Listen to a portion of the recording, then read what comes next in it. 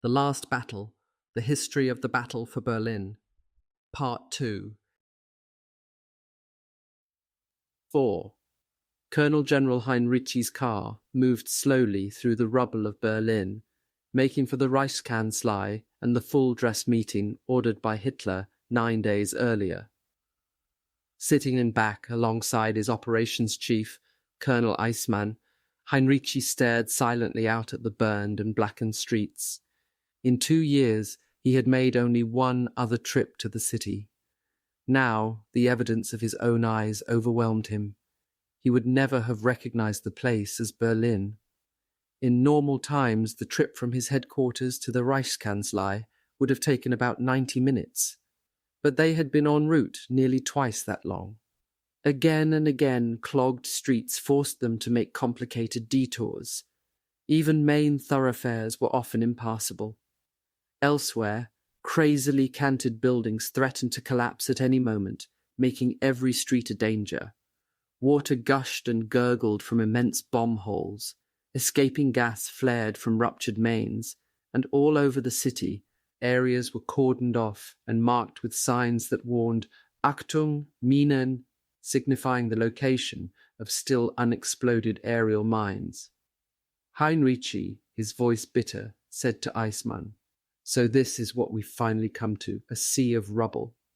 Although buildings on both sides of the Wilhelmstrasse were in ruins, apart from some splinter damage, nothing about the Reichskanzlei appeared to have changed. Even the faultlessly dressed SS sentries just outside the entrance seemed the same. They snapped smartly to attention as Hinrichi, Eismann behind him, entered the building. Despite the delays, the general was on time. The conference with Hitler was scheduled for 3 p.m., and Hinrichi had given it much thought over the past few days. As bluntly and precisely as possible, he intended to tell Hitler and those around him the true facts of the situation confronting the army group Vistula. Hinrichi knew perfectly well the danger of speaking out, but the possible consequences did not seem to bother him. Eismann, on the other hand, was greatly disturbed. "It looked to me," he later said, "as if Hinrichi was planning an all-out attack against Hitler and his advisers, and there were very few men who could do that and survive." In the main hall, an SS officer, immaculate in a white tunic, black breeches, and highly polished cavalry boots, greeted Hinrichi and informed him that the meeting would take place in the Führerbunker. Hinrichi had heard that a vast labyrinth of underground installations existed beneath the chancellery, the adjoining buildings and the enclosed gardens at back, but he had never before been in any of them. Following a guide, he and Eismann walked down to the basement and out into the gardens. Though the facade of the Reichskanzlei was intact, the rear of the building showed severe damage. Once magnificent gardens with a complex of fountains had been here. They were gone now, along with Hitler's tea pavilion and the botanical greenhouses that had stood to one side of it. To Hinrichi, the area resembled a battlefield, with huge craters, lumps of concrete, smashed statuary and uprooted trees. In the soot-stained walls of the chancellery were great black holes where windows used to be. Eismann, looking at the desolation, was reminded of a line from The Singer's Curse by the 19th century German balladeer Uhland. It went, "Only one high column tells of the vanished glory. This one can fall overnight." Hinrichi was more literal-minded. "Just think," he murmured to Eismann. 3 years ago, Hitler had Europe under his command, from the Volga to the Atlantic. Now he's sitting in a hole under the earth. They crossed the garden to an oblong blockhouse guarded by 2 sentries. Their credentials were examined, and then the guards opened a heavy steel door, allowing the officers to pass through. As the door clanged shut behind them, Hinrichi was always to remember, we stepped into an unbelievable underworld. At the bottom of a winding concrete staircase, 2 young SS officers received them in a brilliantly lighted foyer. Courteously, their coats were taken, and then, with equal courtesy, Hinrichi and Eismann were searched. Eismann's briefcase in particular received attention. It had been a briefcase containing explosives that had nearly ended Hitler's life in July 1944. Since then, the Führer's elite guards had allowed no one near him without first subjecting them to a search. Hinrichi, despite the apologies of the SS men, seethed at the indignity. Eismann felt ashamed that a German general should be treated in this manner. The search over, they were shown into a long, narrow corridor, partitioned into two sections, the first of which had been converted into a comfortable lounge. Domed lights protruded from the ceiling, giving the light beige stucco walls a yellowish cast. An oriental carpet on the floor had apparently been brought down from a larger chancellery room, for its edges were folded under at each side. Although the room was comfortable, the furniture, like the carpet, seemed out of keeping. There were various chairs, some plain, some covered in rich upholstery. A narrow oak table was set against one wall, and several large oil paintings, landscapes by the German architect and painter Schinkel, were hung about the room. To the right of the entrance, an open door gave onto a small conference room set up for the meeting. Hinrichi could only make a guess as to the size and depth of the Führer bunker. From what he could see, it appeared relatively spacious, with doors leading to rooms on either side of the corridor lounge and beyond. Because of its low ceiling, narrow metal doors, and the absence of windows, this might have been the passageway in a small liner, except that, by Hinrichi's estimate, they were at least 40 feet below ground. Almost immediately, a tall, elegantly dressed SS officer appeared. He was Hitler's personal aide and bodyguard, Colonel Otto Gunsch. Pleasantly, he inquired about their trip and offered them refreshments.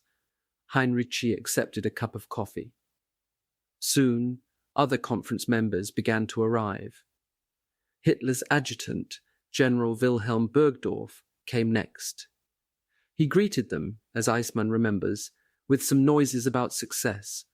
Then Field Marshal Wilhelm Keitel, the OKW Chief of Staff, arrived, followed by Himmler, Admiral Karl Dönitz, and the man reputed to be Hitler's closest confidant, Martin Bormann. In Eismann's words, all greeted us loudly. Seeing them, I was really proud of my commander. With his familiar stiff posture, serious and measured, he was a soldier from head to toe among court-asses. Eismann saw Hinrichi tense as Himmler started across the room toward him. In an undertone, the general growled, "That man is never going to set foot in my headquarters. If he ever announces a visit, tell me quickly so I can leave. He makes me vomit." And indeed, Eismann thought Hinrichi looked pale as Himmler dragged him into conversation.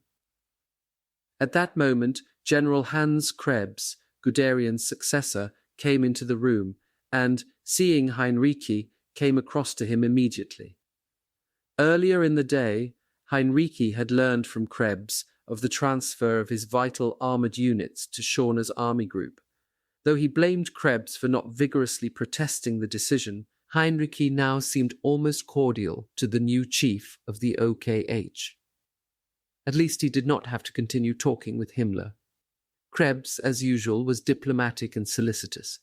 He had no doubt that everything would work out all right at the conference, he assured Hinrichi.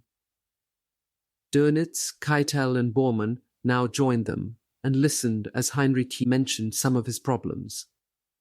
All three promised their support when Hinrichi made his presentation to Hitler. Turning to Eismann, Bormann asked, "What's your opinion about the army group situation, since all this has a direct bearing on Berlin and Germany in general?" Eismann was dumbfounded. With the Russians only 38 miles from the capital and the Allies racing across Germany from the west, the question seemed to border on madness. Bluntly, he replied, "The situation is serious. That's why we're here." Bormann patted him soothingly on the shoulder. "You shouldn't worry so much," he told Eismann. "The Führer is sure to grant you help. You'll get all the forces you need." Eismann stared, Where did Bormann think the forces were to come from? For a moment, he had the uncomfortable feeling that he and Hinrichi were the only sane people in the room. More and more officers and staff were filing into the already crowded corridor. Hitler's operations chief, General Alfred Jodl, aloof and composed, arrived with his deputy. The Luftwaffe's chief of staff, General Karl Köhler, and OKW's staff chief in charge of supplies and reinforcements, Major General Walter Bühler, came in together. Nearly every man seemed to be followed by an aide, an orderly, or a deputy.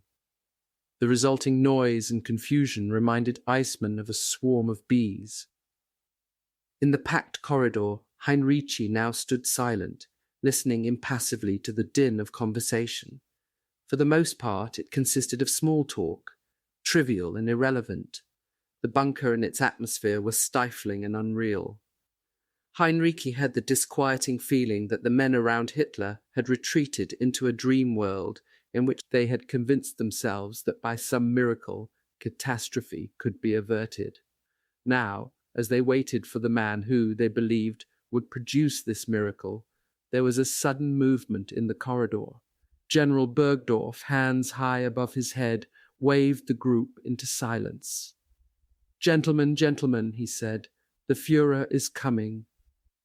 "Gustav, Gustav," radio sputtered out the warning code for Tempelhof as the planes approached the district.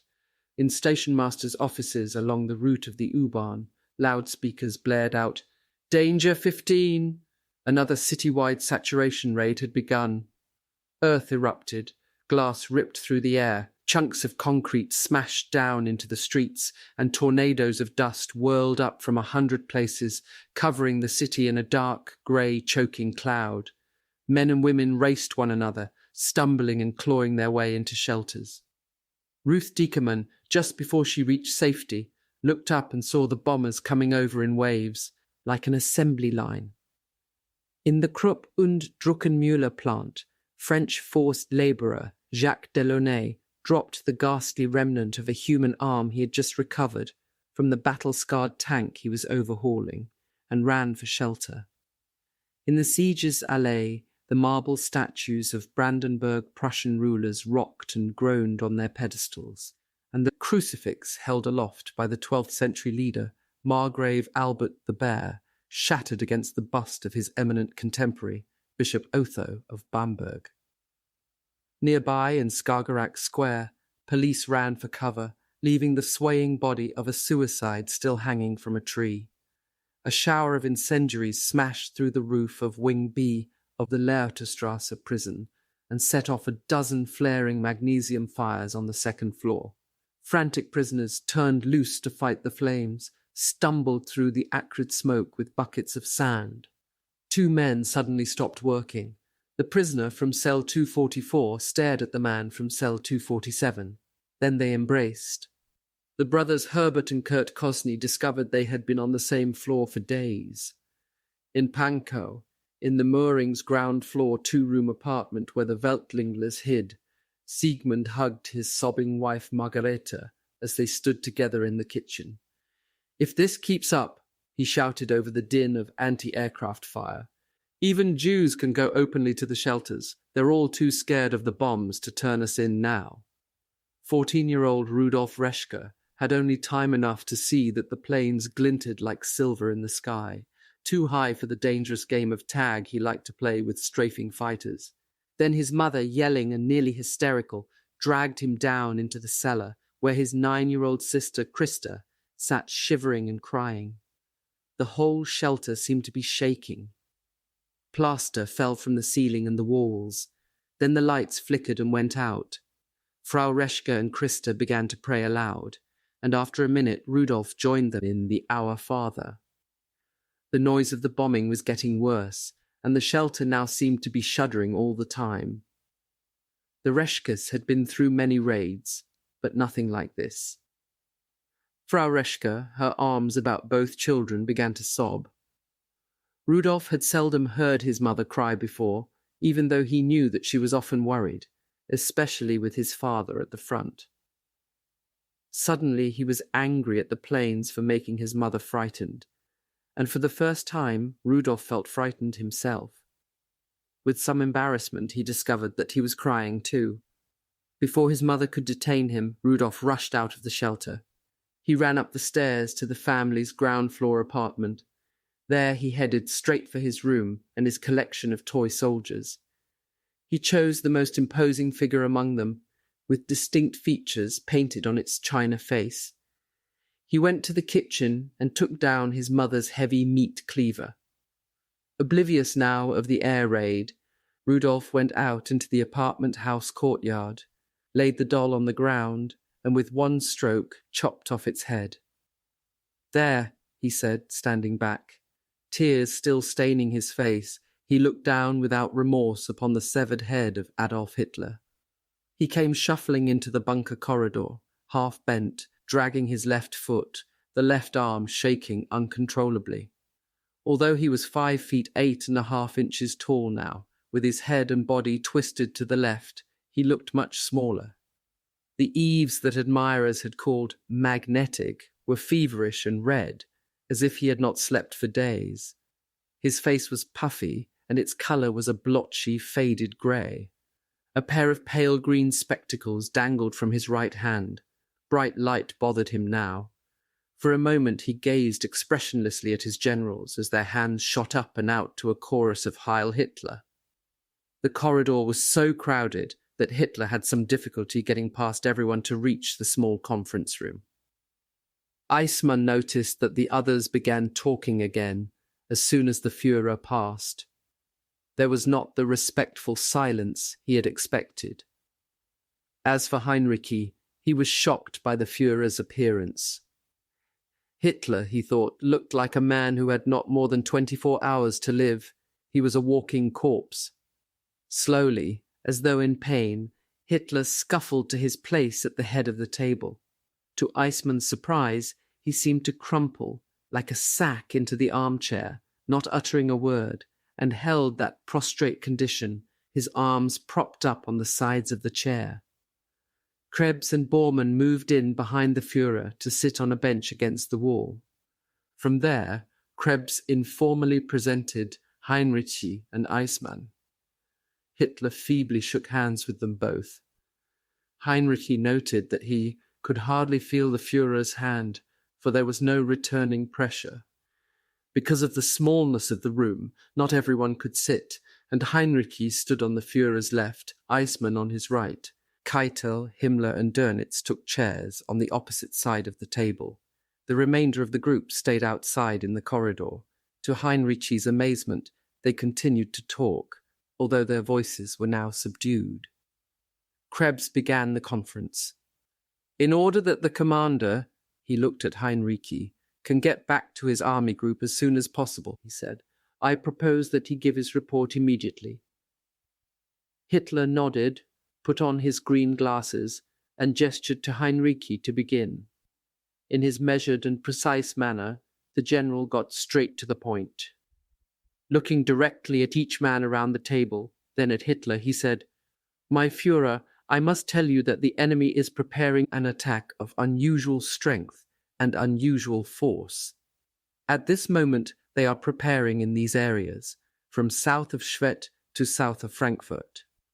On Hitler's own map lying on the table, Hinrichi slowly ran his finger down along the threatened section of the Oder front, a line roughly 75 miles long, touching briefly on the cities where he expected the heaviest blows. At Schwedt, in the Weizen area, around the Kustrin bridgehead, and south of Frankfurt.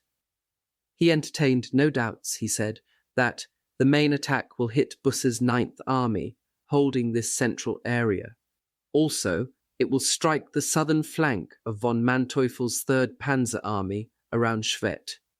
Carefully, Hinrichi described how he had juggled his forces to build up Busse's 9th Army against the expected Russian onslaught. But because of this need to strengthen Busse, von Manteuffel had suffered. Part of the 3rd Panzer Army front was now being held by inferior troops, aged home guardsmen, a few Hungarian units and some divisions of Russian defectors, whose dependability was questionable, under General Andrei Vlasov.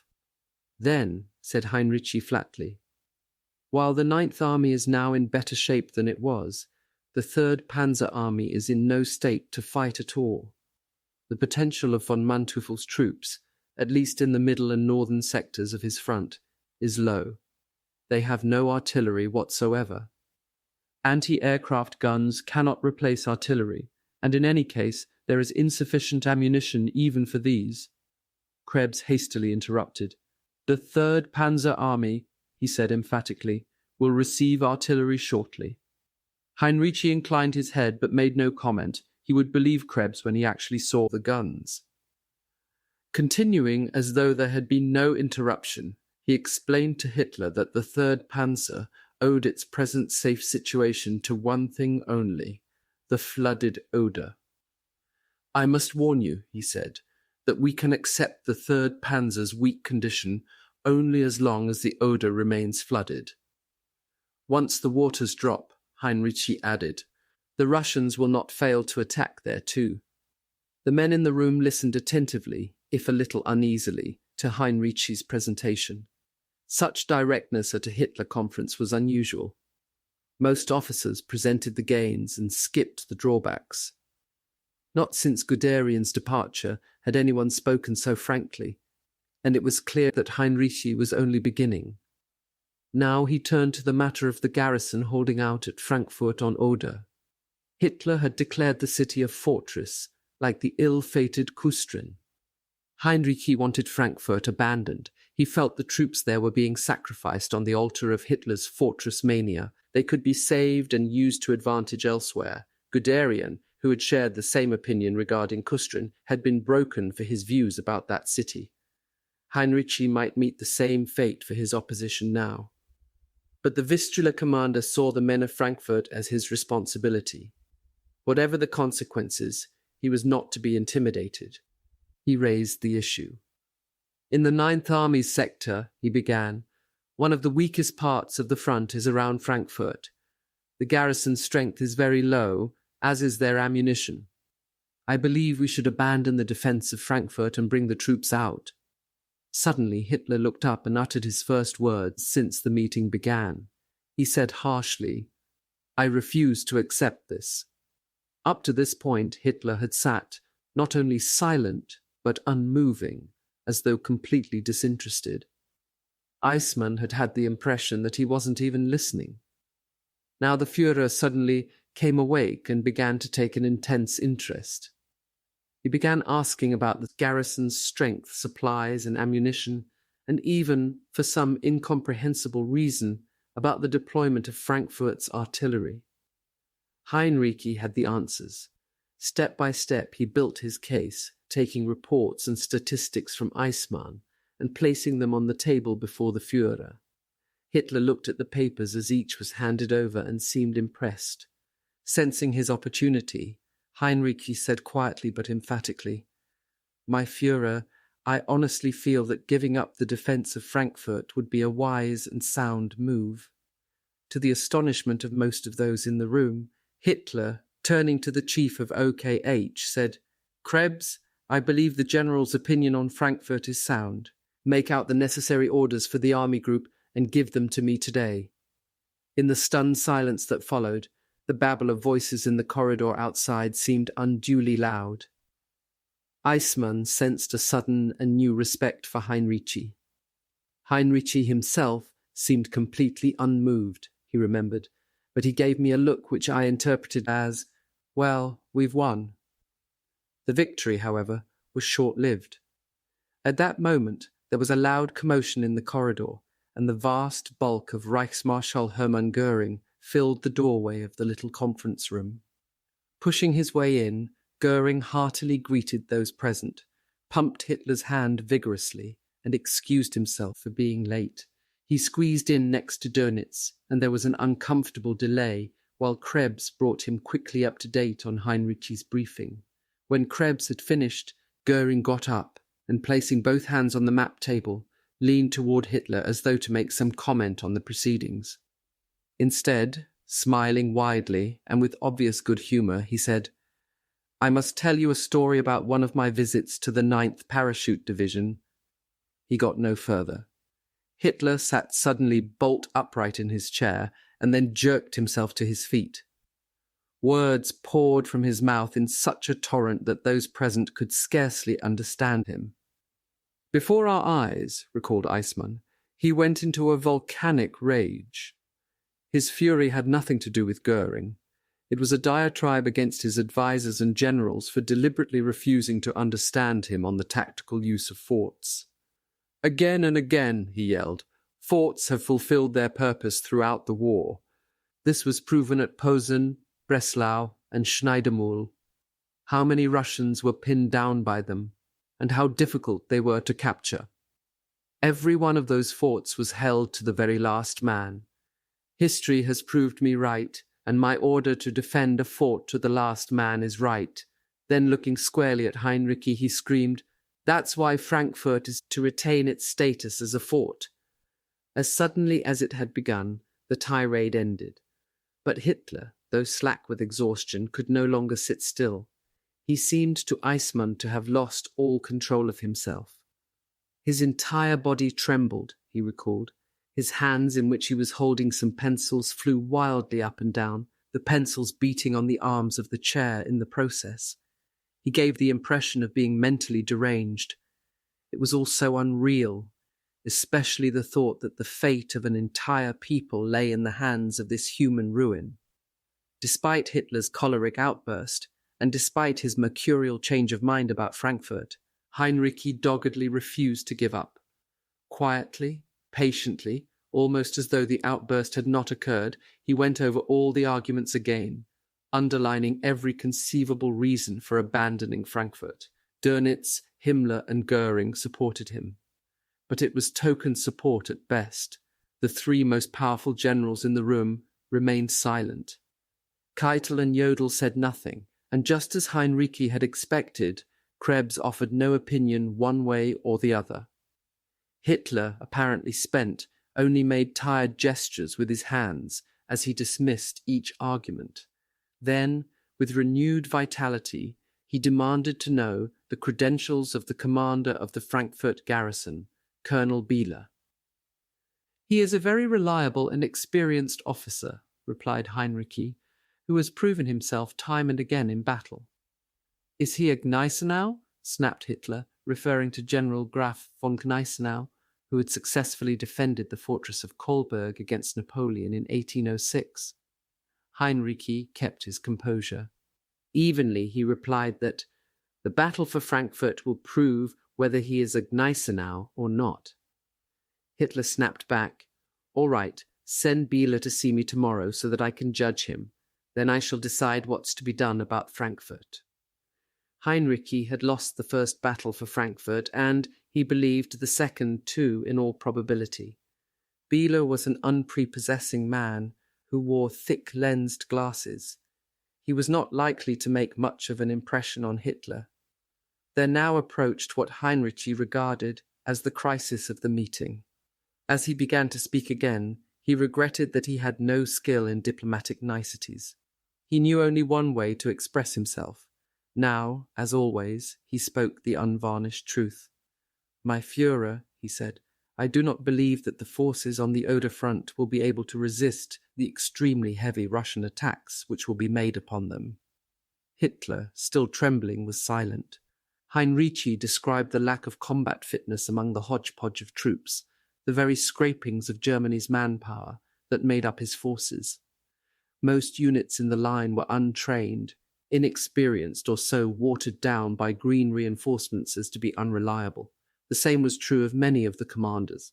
"For example," explained Hinrichi, "the 9th Parachute Division worries me. Its commanders and non-commissioned officers are nearly all former administration officers, both untrained and unaccustomed to lead fighting units." Goring suddenly bristled. "My paratroopers," he said in a loud voice. "You are talking about my paratroopers. They are the best in existence. I won't listen to such degrading remarks. I personally guarantee their fighting capabilities." "Your view, Herr Reichsmarschall," remarked Hinrichi icily, "is somewhat biased.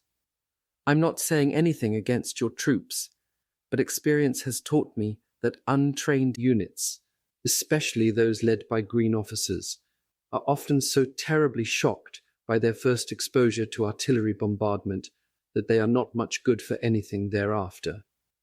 Hitler spoke again, his voice now calm and rational. Everything must be done to train these formations, he declared. There is certainly time to do this before the battle.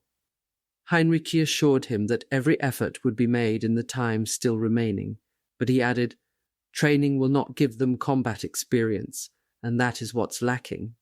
Hitler dismissed this theory. The right commanders will provide the experience, and anyway, the Russians are fighting with substandard troops too. Stalin, claimed Hitler, is nearing the end of his strength, and about all he has left are slave soldiers whose capabilities are extremely limited. Hinrichi found Hitler's misinformation incredible. Emphatically, he disagreed. My Führer, he said, the Russian forces are both capable and enormous. The time to hammer home the truths of the desperate situation had, to Hinrichi's mind, arrived.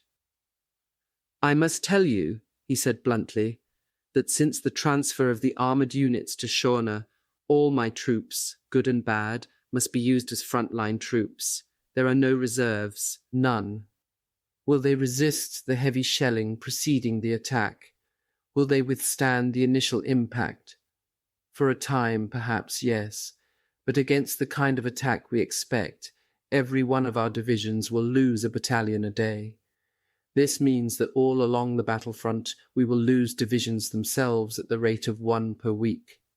We cannot sustain such losses. We have nothing to replace them with. He paused, aware that all eyes were upon him. Then Hinrichi plunged ahead. My Führer, the fact is that, at best, we can hold out for just a few days. He looked around the room. Then, he said, it must all come to an end. There was dead silence. Hinrichi knew that his figures were indisputable. The men gathered there were as familiar with casualty statistics as he. The difference was that they would not have spoken of them. Goring was the first to break the paralyzing silence. My Führer, he announced, I will place immediately at your disposal 100,000 Luftwaffe men. They will report to the Oder front in a few days. Himmler glanced owlishly up at Goring, his arch rival, then at Hitler, as if sampling the Führer's reaction. Then he too made an announcement. My Führer, he said in his high-pitched voice, the SS has the honor to furnish 25,000 fighters for the Oder front.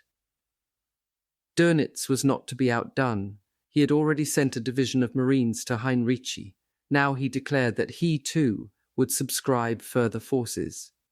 My Führer, he announced, 12,000 sailors will be released immediately from their ships and rush to the Oder. Hinrichi stared at them. They were volunteering untrained, unequipped, unqualified forces from their own private empires, spending lives instead of money in a sort of ghastly auction. They were bidding against one another not to save Germany, but to impress Hitler. And suddenly the auction fever became contagious. A chorus of voices sounded as each man tried to suggest other forces that might be available. Someone asked for the reserve army figures, and Hitler called out, Bühler, Bühler. Outside in the corridor, where the crowd of waiting generals and orderlies had turned from coffee to brandy, the cry was taken up. Bühle, Bühle, where is Buell? There was a further commotion as Major General Walter Buell, staff chief in charge of supplies and reinforcements, pushed through the crowd and entered the conference room. Hinrichi looked at him and then away in disgust. Bueller had been drinking, and he smelled of it.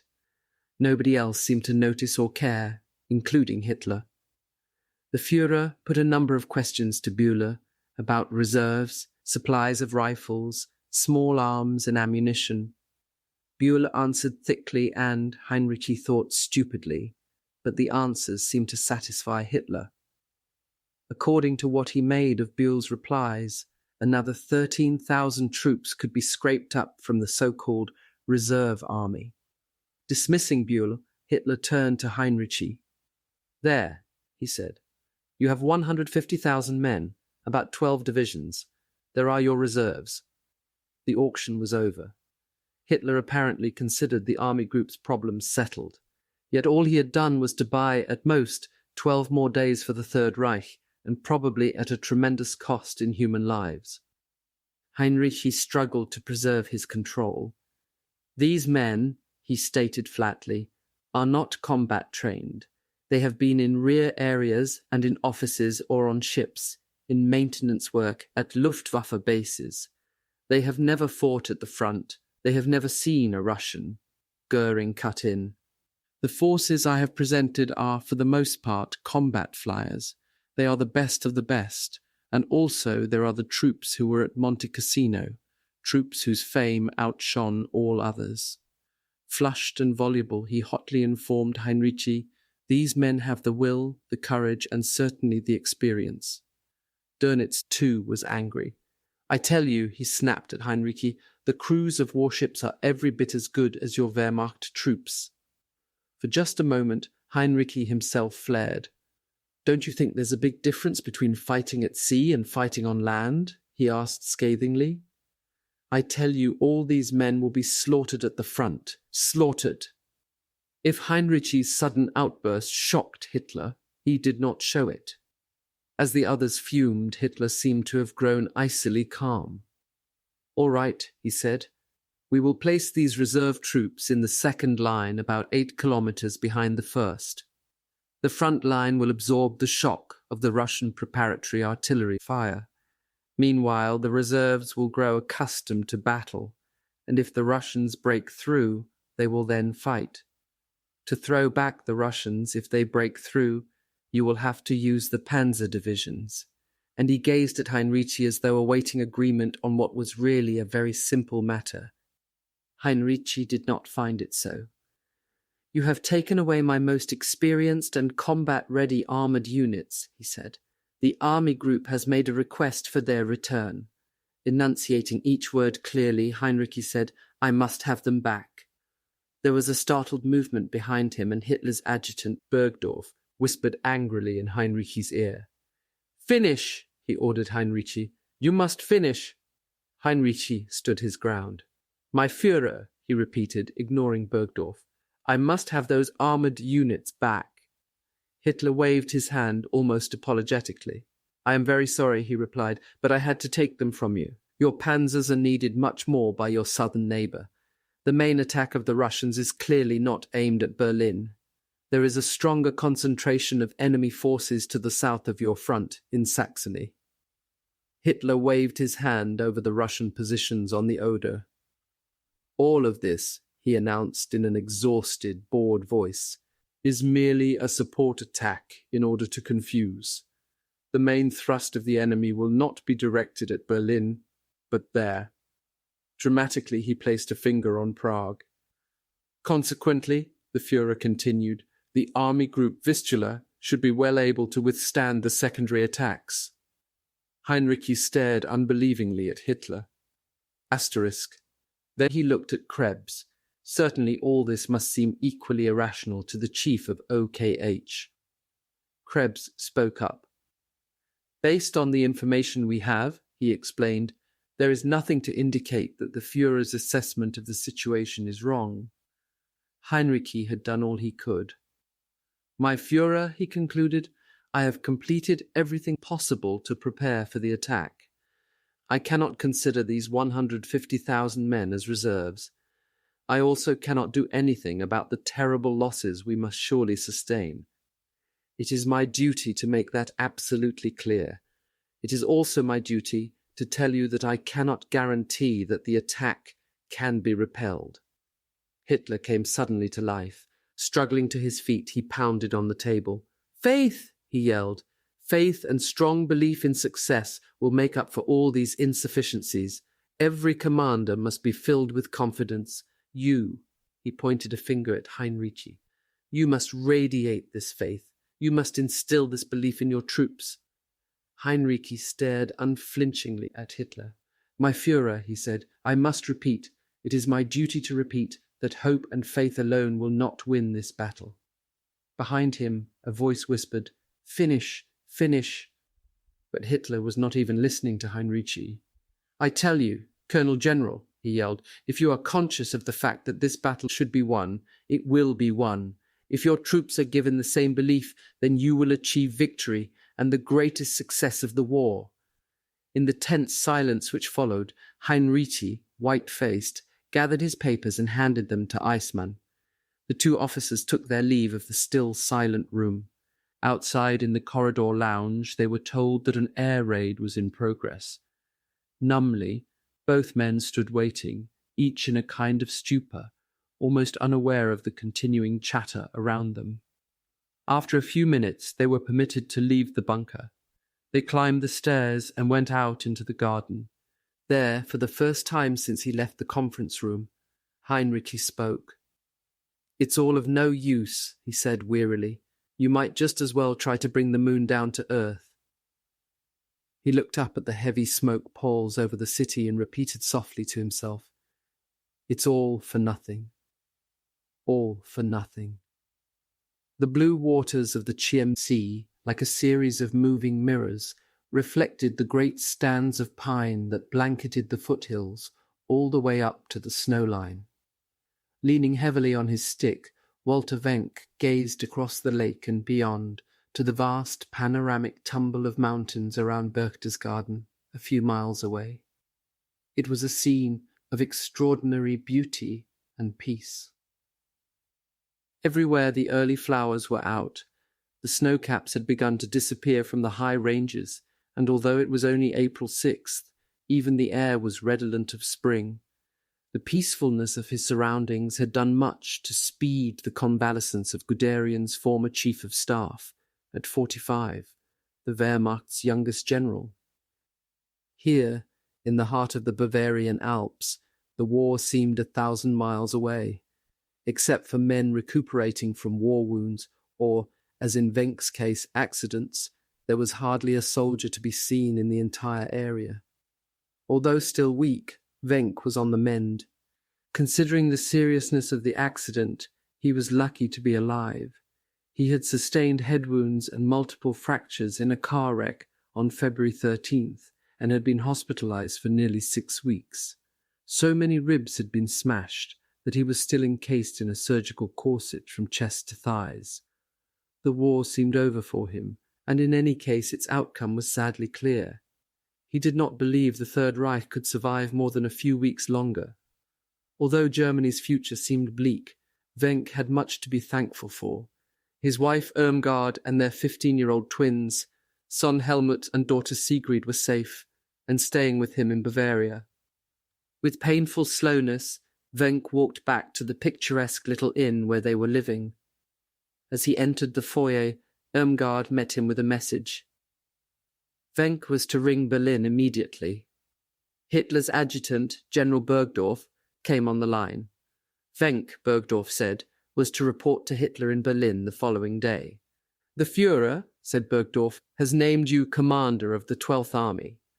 Venk was both surprised and puzzled. "The 12th Army?" he asked. "Which one is that?" "You'll learn all about that when you get here," Bergdorf replied. Venk was still not satisfied. "I've never heard of a 12th Army," he pressed.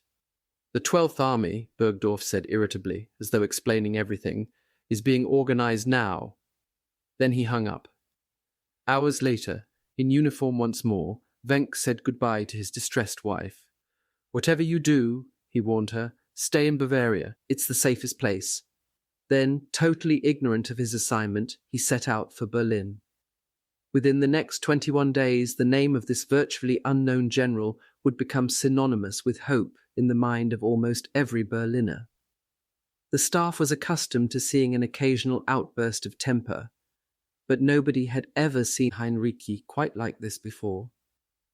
The commander of the army group Vistula was in a towering rage. He had just received a report from Bieler, the officer in charge of the fortress at Frankfurt, on the young colonel's visit to Hitler. As Hinrichi had feared, the bespectacled, thin-faced officer had not measured up to Hitler's idea of a Nordic hero. After a few inconsequential remarks, during which Frankfurt was not even mentioned, Hitler shook hands and dismissed the young officer. As soon as Bieler had left the bunker, Hitler ordered a change in the Frankfurt command. "Get someone else," the Führer told Krebs. "Bieler is certainly no Gneisenau." General Buss, whose Ninth Army included the Frankfurt garrison, had heard from Krebs of the impending change and had promptly informed Hinrichi. Now, as Bieler stood beside Hinrichi's desk, the blazing Giftswerk put in a call to Krebs. His staff watched silently.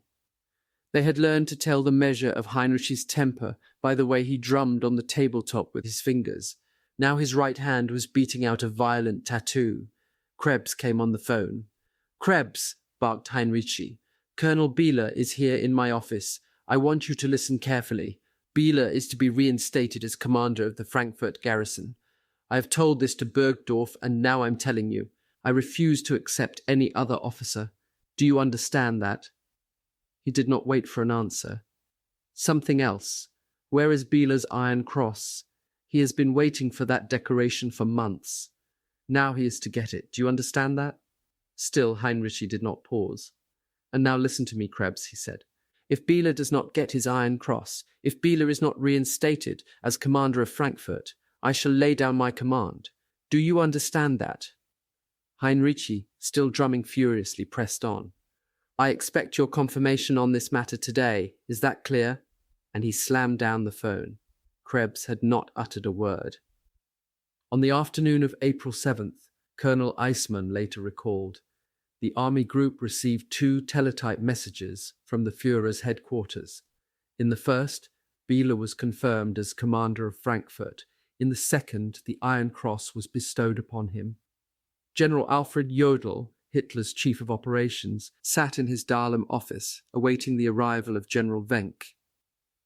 The new 12th Army commander had just left Hitler, and now it was Jodl's job to brief Venk on the situation on the Western Front. On Jodl's desk was a sheaf of reports from Field Marshal Albert Kesselring, Commander-in-Chief West. They painted a picture that was growing darker almost hourly. Everywhere the Anglo-Americans were breaking through.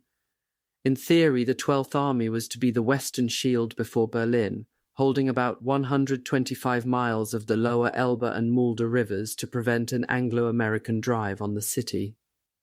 Venk, Hitler had decided, would command an army of 10 divisions, composed of Panzer Training Corps officers, Home Guardsmen, cadet forces, various splinter groups, and the remnants of the shattered 11th Army in the Harz Mountains. Even if such a force could be organized in time, Jodl was skeptical that it could have much, if any, effect, and on the Elbe it might never get into action at all, although he had no intention of telling Venk this. In his office safe, Jodl still held the captured Eclipse Plan, the document detailing the moves the Anglo-Americans would make in the event of a German surrender or collapse, and the attached maps showing the agreed zones each ally would occupy at war's end. Jodl remained convinced that the Americans and British would halt on the Elbe, roughly the dividing line between the Anglo-American and Russian post-hostility zones of occupation. It seemed perfectly clear to him that Eisenhower was going to leave Berlin to the Russians. Naturally, ran the last paragraph of General Eisenhower's latest cable to Churchill, if at any moment eclipse conditions, a German collapse or surrender, should come about anywhere along the front, we would rush forward, and Berlin would be included in our important targets. It was as much of a commitment as the Supreme Commander was willing to make. It did not satisfy the British, and their chiefs of staff continued to press for a clear-cut decision. They messaged Washington urging a meeting to discuss Eisenhower's strategy. Stalin's cable had roused their suspicions. While the Generalissimo had stated that he planned to begin his offensive in the middle of May, said the British chiefs, he had not indicated when he intended to launch his secondary forces in the direction of Berlin. Thus it still seemed to them that Berlin should be captured as soon as possible. Further, they believed it would be appropriate for the combined chiefs of staff to give Eisenhower guidance on the matter. The reply from General Marshall firmly and decisively ended the discussion. Such psychological and political advantages as would result from the possible capture of Berlin ahead of the Russians, he said, should not override the imperative military consideration, which in our opinion is the destruction and dismembering of the German armed forces.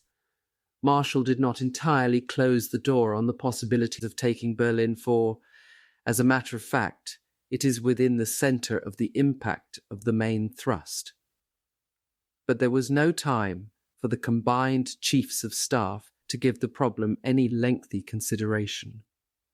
The speed of the Allied advance into Germany was now so fast, he said, that it outstripped the possibility of review of operational matters by this or any other form of committee action. And Marshall ended with an unequivocal endorsement of the Supreme Commander. Only Eisenhower is in a position to know how to fight his battle and to exploit to the full the changing situation. The harassed Eisenhower, for his part, had declared himself willing to change his plans, but only if ordered to do so. On April 7th, he wired Marshall, "At any time that we can seize Berlin at little cost, we should, of course, do so." But because the Russians were so close to the capital, he regarded it as militarily unsound at this stage of the proceedings to make Berlin a major objective. He was the first, said Eisenhower, to admit that war is waged in pursuance of political aims, and if the combined chiefs of staff should decide that the Allied effort to take Berlin outweighs purely military considerations in this theatre, I would cheerfully readjust my plans and thinking so as to carry out such an operation. He stressed his belief, however, that the capture of Berlin should be left as something that we should do if feasible and practicable as we proceed on the general plan of A. dividing the German forces, B. anchoring our left firmly in the Lübeck area, and C. attempting to disrupt any German effort to establish a fortress in the southern mountains. He gave almost the same answer to Montgomery the following day. Monty had picked up the cudgels where Churchill and the British chiefs left off. He asked Eisenhower for 10 extra divisions to attack toward Lübeck and Berlin. Eisenhower turned him down. "As regards Berlin," declared the Supreme Commander, "I am quite ready to admit that it has political and psychological significance, but of far greater importance will be the location of the remaining German forces in relation to Berlin. It is on them that I am going to concentrate my attention. Naturally, if I can get a chance to take Berlin cheaply, I shall do so." At this point, Churchill decided to end the controversy before there was further deterioration of the Allied relationship. He informed President Roosevelt that he considered the affair closed. "To prove my sincerity," he cabled the President, "I will use one of my very few Latin quotations, amantium irae amoris integratio est. Translated, it meant lovers' quarrels are a renewal of love." But while the controversy over SCAF 252 and the Anglo-American objectives had been taking place behind the scenes, the men of the Anglo-American forces had been driving deeper by the hour into Germany. Nobody had told them that Berlin was no longer a major military objective. Contrary to generally accepted belief, the deterioration of Hitler's health was not the result of injuries sustained during the attempted bomb plot on his life in 1944, though it seems to have marked the beginning of a rapid debilitation. After the war, US counterintelligence teams interrogated nearly every doctor who had attended Hitler. The author has read all their reports, and while none of them give a specific cause for Hitler's palsied condition, the general opinion is that, in origin, it was partly psychogenic and partly caused by the manner in which he lived. Hitler hardly ever slept. Night and day had little distinction for him. In addition, there is abundant evidence that he was slowly being poisoned by the indiscriminate use of drugs administered to him in massive injections by his favourite physician, Professor Theodor Morell. These range from prescriptions containing morphia, arsenic and strychnine, to various artificial stimulants and mysterious miracle drugs, which the doctor himself compounded. As Hinrichi put it in an interview with the author, Bühler was waving a large brandy flag in front of him. Hinrichi was later to say, "Hitler's statement killed me completely. I could hardly argue against it, for I did not know what the situation opposite Schoner's group was. I did know that Hitler was completely wrong. All I could think of was, how can anyone delude themselves to this extent? I realized that they were all living in a cloud cuckoo land, Wolkenkuckucksheim." The research for Hitler's conference comes principally from Hinrichi's diaries, supplemented by a long 186-page memoir from Colonel Eismann. Hinrichi kept meticulous notes of everything that happened, including the exact words Hitler used. There are some differences between Hinrichi's account and that of Eismann's, but these variations were resolved by a long series of interviews with Hinrichi over a 3-month period in 1963. 5. The race was on. Never in the history of warfare had so many men moved so fast. The speed of the Anglo-American offensive was contagious, and all along the front the drive was taking on the proportions of a giant contest. As the armies concentrated on gaining the banks of the Elbe to secure the bridgeheads for the last victorious dash that would end the war, every division along the north and centre of the Western Front was determined to reach the river first. Beyond, Berlin, as always, was the final goal. In the British zone, the 7th Armoured Division, the famed Desert Rats, had hardly paused since leaving the Rhine. Once across, Major General Louis Lyon, the 7th's commander, had emphasized that for all ranks your eyes should now be firmly fixed on the river Elbe. Once we get started, I do not propose to stop by day or by night till we get there. Good hunting on the next lap. Now, even against heavy opposition, the Desert Rats were averaging upward of 20 miles a day. Squadron Sergeant Major Charles Hennell thought it right and proper for the 7th to take the capital as a reward for our long and arduous efforts in the war from the Western Desert onwards. Hennell had been with the Desert Rats since El Alamein. Sergeant Major Eric Cole had an even more compelling reason to reach Berlin. A veteran of Dunkirk, he had been driven into the sea by the Germans in 1940. Now Cole was grimly preparing to even the score. He constantly badgered the armoured crews to get their mechanized equipment in tip-top running condition. Cole planned to drive the Germans in front of the 7th Armoured tanks all the way back to Berlin. The men of the British 6th Airborne Division had led their countrymen into Normandy on D-Day. They were determined to lead them on to the end. Sergeant Hugh McWhinney had heard from German prisoners that the moment the British crossed the Elbe, the enemy would open the door and let them through to Berlin. He doubted it. The 6th was used to fighting for every mile. Captain Wilfred Davison of the 13th Parachute Battalion was certain that there would be a race for the city, but like most of the division, he had no doubt that the 6th was in the running to lead the way. But at division headquarters, Captain John L. Shearer was becoming a little anxious. He had heard a rumour that Berlin was being left to the Americans. U.S. airborne divisions had heard the same rumour. The trouble was that it made no mention of paratroopers. At General James Gavin's 82nd Airborne staging area, where shootists had been training for days, it was now all too clear that a fighting drop on Berlin was out. Apparently, an airborne operation would result only if a sudden enemy collapse put the Eclipse plan into action, making it necessary for the troopers to go to Berlin on a policing mission. But this seemed remote.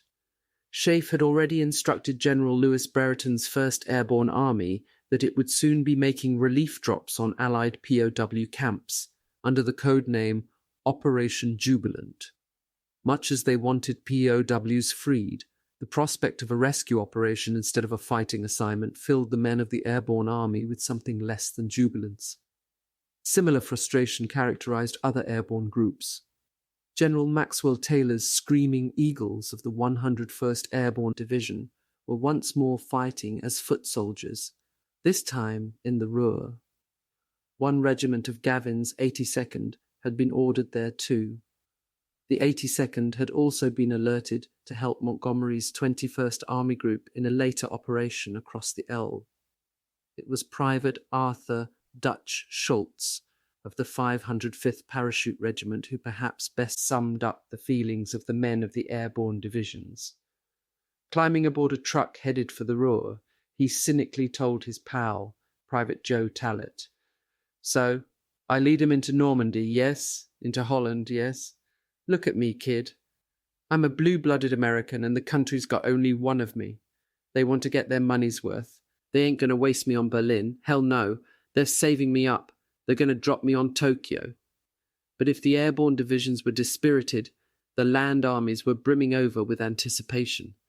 In the center, US forces were going all out and their strength was enormous. With the return of Simpson's massive 9th Army from Montgomery's 21st Army Group, Bradley had become the first general in American history to command 4 field armies.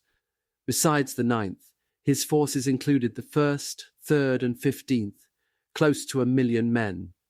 On April 2nd, just 9 days after crossing the Rhine, his troops had finished springing the trap encircling the Ruhr. Caught in the 4,000 square mile pocket was Field Marshal Walter Model's Army Group B, numbering no fewer than 325,000 men. With Model contained, the Western Front was wide open, and Bradley swept boldly on, leaving part of the 9th and 1st Armies to mop up the pocket. Now his forces were in full cry.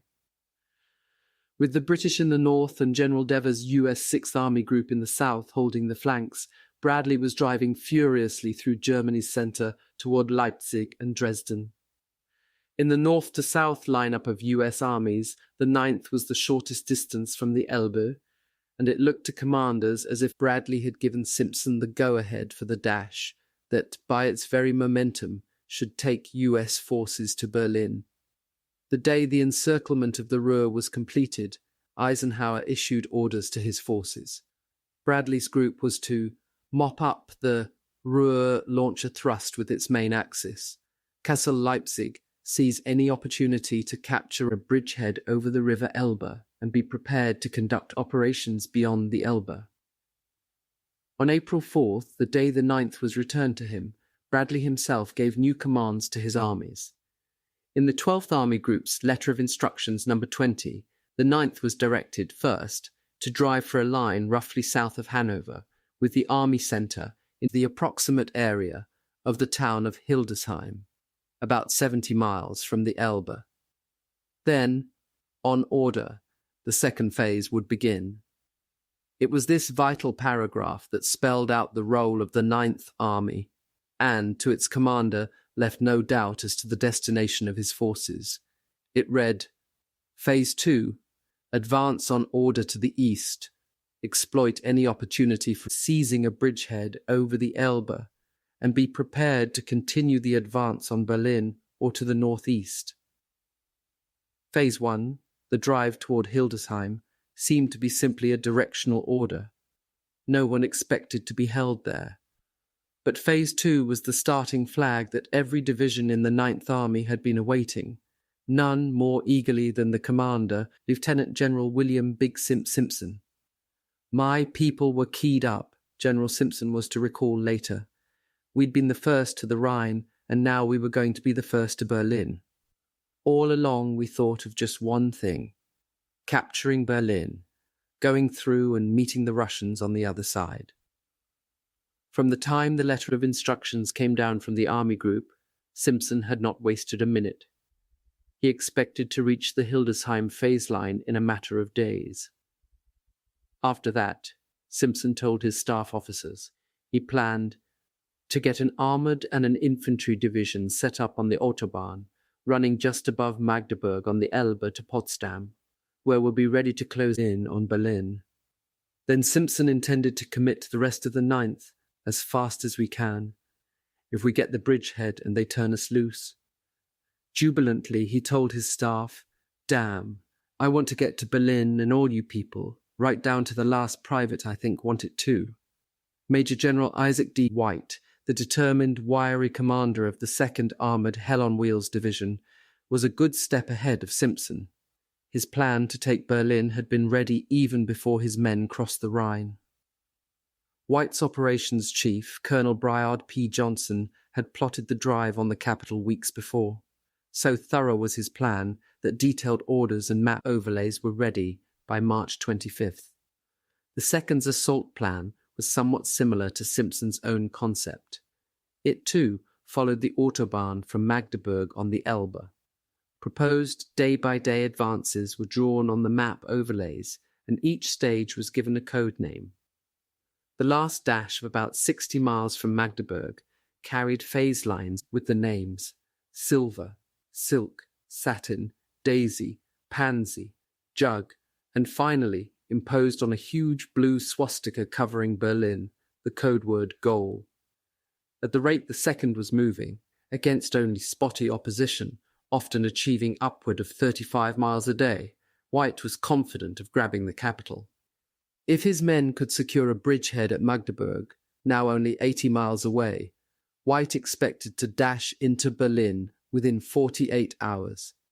Now, along the 9th Army's 50-odd miles of front, White's 2nd Armoured was spearheading the drive. The division was one of the largest formations on the Western Front.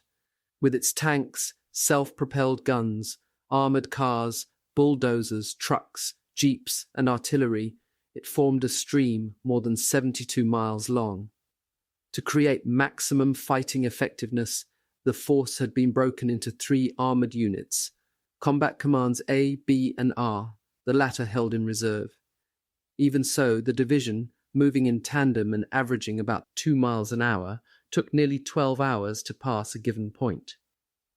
This ponderous armoured force was running ahead of every other unit of the 9th Army, with one notable exception. On its right flank, tenaciously pacing the 2nd mile for mile and fighting all the way, was a wildly assorted collection of vehicles crammed with troops. From the air, it bore no resemblance to either an armoured or an infantry division. In fact, but for a number of US Army trucks interspersed among its columns, it might easily have been mistaken for a German convoy. Major General Robert C. Macon's highly individualistic 83rd Infantry Division, the Ragtag Circus, was going hell for leather toward the Elbe in its captured booty. Every enemy unit or town that surrendered or was captured subscribed its quota of rolling stock for the division, usually at gunpoint. Every newly acquired vehicle got a quick coat of olive green paint and a US star slapped on its side. Then it joined the 83rd. The men of the Ragtag Circus had even managed to liberate a German airplane and, harder, had found someone to fly it, and it was spreading consternation all over the front. First Sergeant William G. Presnell of the 30th Infantry Division, who had fought all the way from Omaha Beach, knew the silhouette of every Luftwaffe fighter. So when he saw what was obviously a German plane heading in his direction, he yelled, "ME-109," and dived for cover. Puzzled when there was no burst of machine gun fire, he raised his head and stared as the fighter sped away. The plane was painted a blotchy olive green. On the undersides of the wings were the words 83rd Infantry Division. If their compatriots were confused by the 83rd's vehicles, the Germans were even more so. As the division rushed pell-mell towards the Elbe, Major Haley Kohler heard the insistent blowing of a car horn. "This Mercedes came up behind us," he recalled, and then began passing everything on the road. Captain John J. Devaney saw it too. The car weaved in and out of our column, going in our direction, he remembered. As it passed, Devaney was astounded to see that it was a chauffeur-driven German staff car with a full load of officers. A burst of machine gun fire stopped the vehicle, and the bewildered Germans were taken prisoner in the middle of what they had supposed to be one of their own columns. The Mercedes, in top condition, received the usual hurried paint job, and was immediately put to use. This map shows the US Ninth Army's plan for the advance to Berlin. General Macon was determined that the 83rd would be the first infantry division to cross the Elbe and advance to Berlin. The rivalry between the 83rd and the 2nd Armoured was now so intense that when leading units of the two divisions reached the Weser River at the same time on April 5th, there was considerable argument, as Macon put it, as to who was to cross the river first. Eventually, a compromise was reached. The divisions crossed together by sandwiching their units. Back at 83rd headquarters, rumour had it that General White was furious with the ragtag circus. "No damned infantry division," the 2nd's commander was quoted as saying, "is going to beat my outfit to the Elbe." The 2nd was running into other competition too. The 5th Armoured Victory Division was rolling almost as fast as White's columns, and its men had plans of their own for taking the capital. The only big question at the time was who was going to get Berlin first, remembers Colonel Gilbert Farrand, the 5th's Chief of Staff. "We planned to cross the Elbe at Tangamunda, Sandow, Arneberg and Verben. We heard that the Russians were ready to go, so we made every possible preparation." The division was on the move so continuously that, as Farrand remembers it, no one slept more than 4 or 5 hours a night, and often no one slept at all. Because of the steadiness of the advance, Farrand's own half-track was now the division's headquarters. The 5th's progress was greatly helped by the spottiness of the opposition. The advance was really nothing more, Farrand recalls, than cracking rearguard actions. But these could be deadly, as Farrand discovered when a shell ploughed through his half-track. Among the infantry divisions, the 84th, 30th and 102nd had their eyes on Berlin too. Everywhere in the 9th, tired and dirty men, eating on the move, were hoping to be in on the kill. The very momentum of the drive was exhilarating. Still, despite the absence of a general pattern of German defence, there was fighting, and at times it was heavy. In some areas, diehards put up fierce resistance before surrendering. Lieutenant Colonel Roland Kolb of the 84th Rail Splitters Division noticed that the worst fighting came from scattered SS units that hid in the woods and harassed the advancing troops. The armoured columns usually bypassed these fanatic remnants and left them to the infantry to mop up.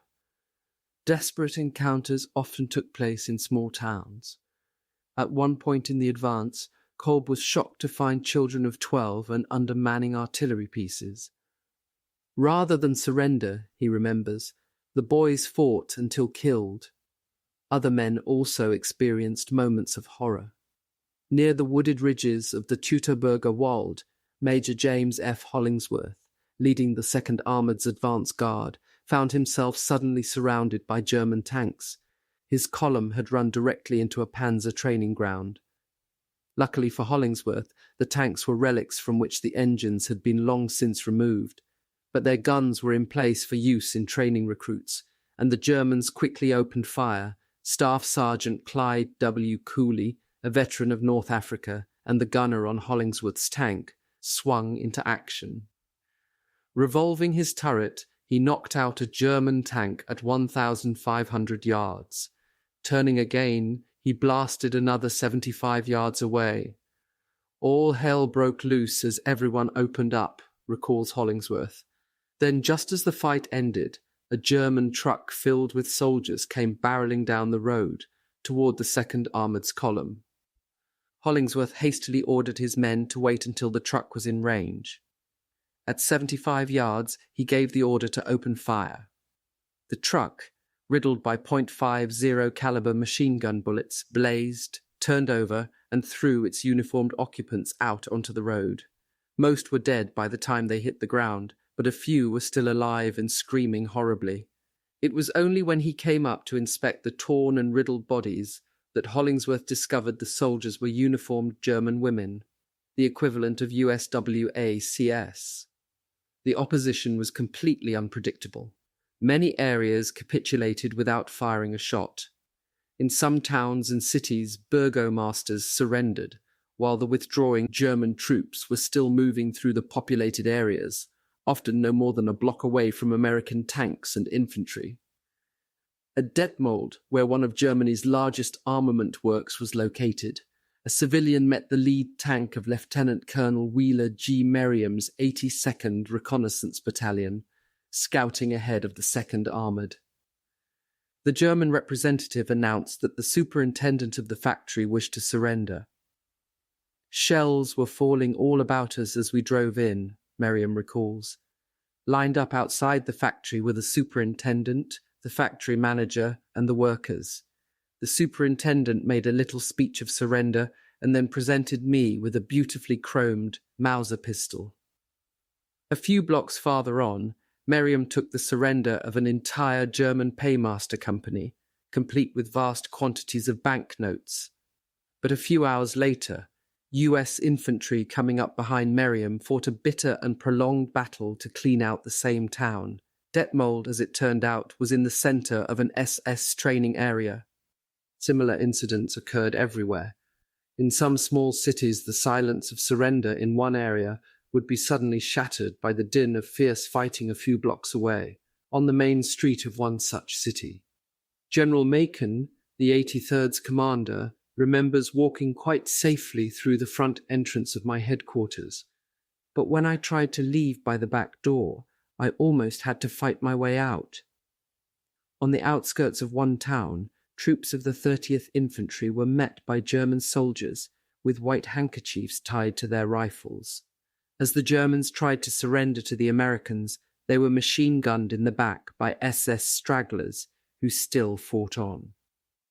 Some men developed new techniques for securing surrenders.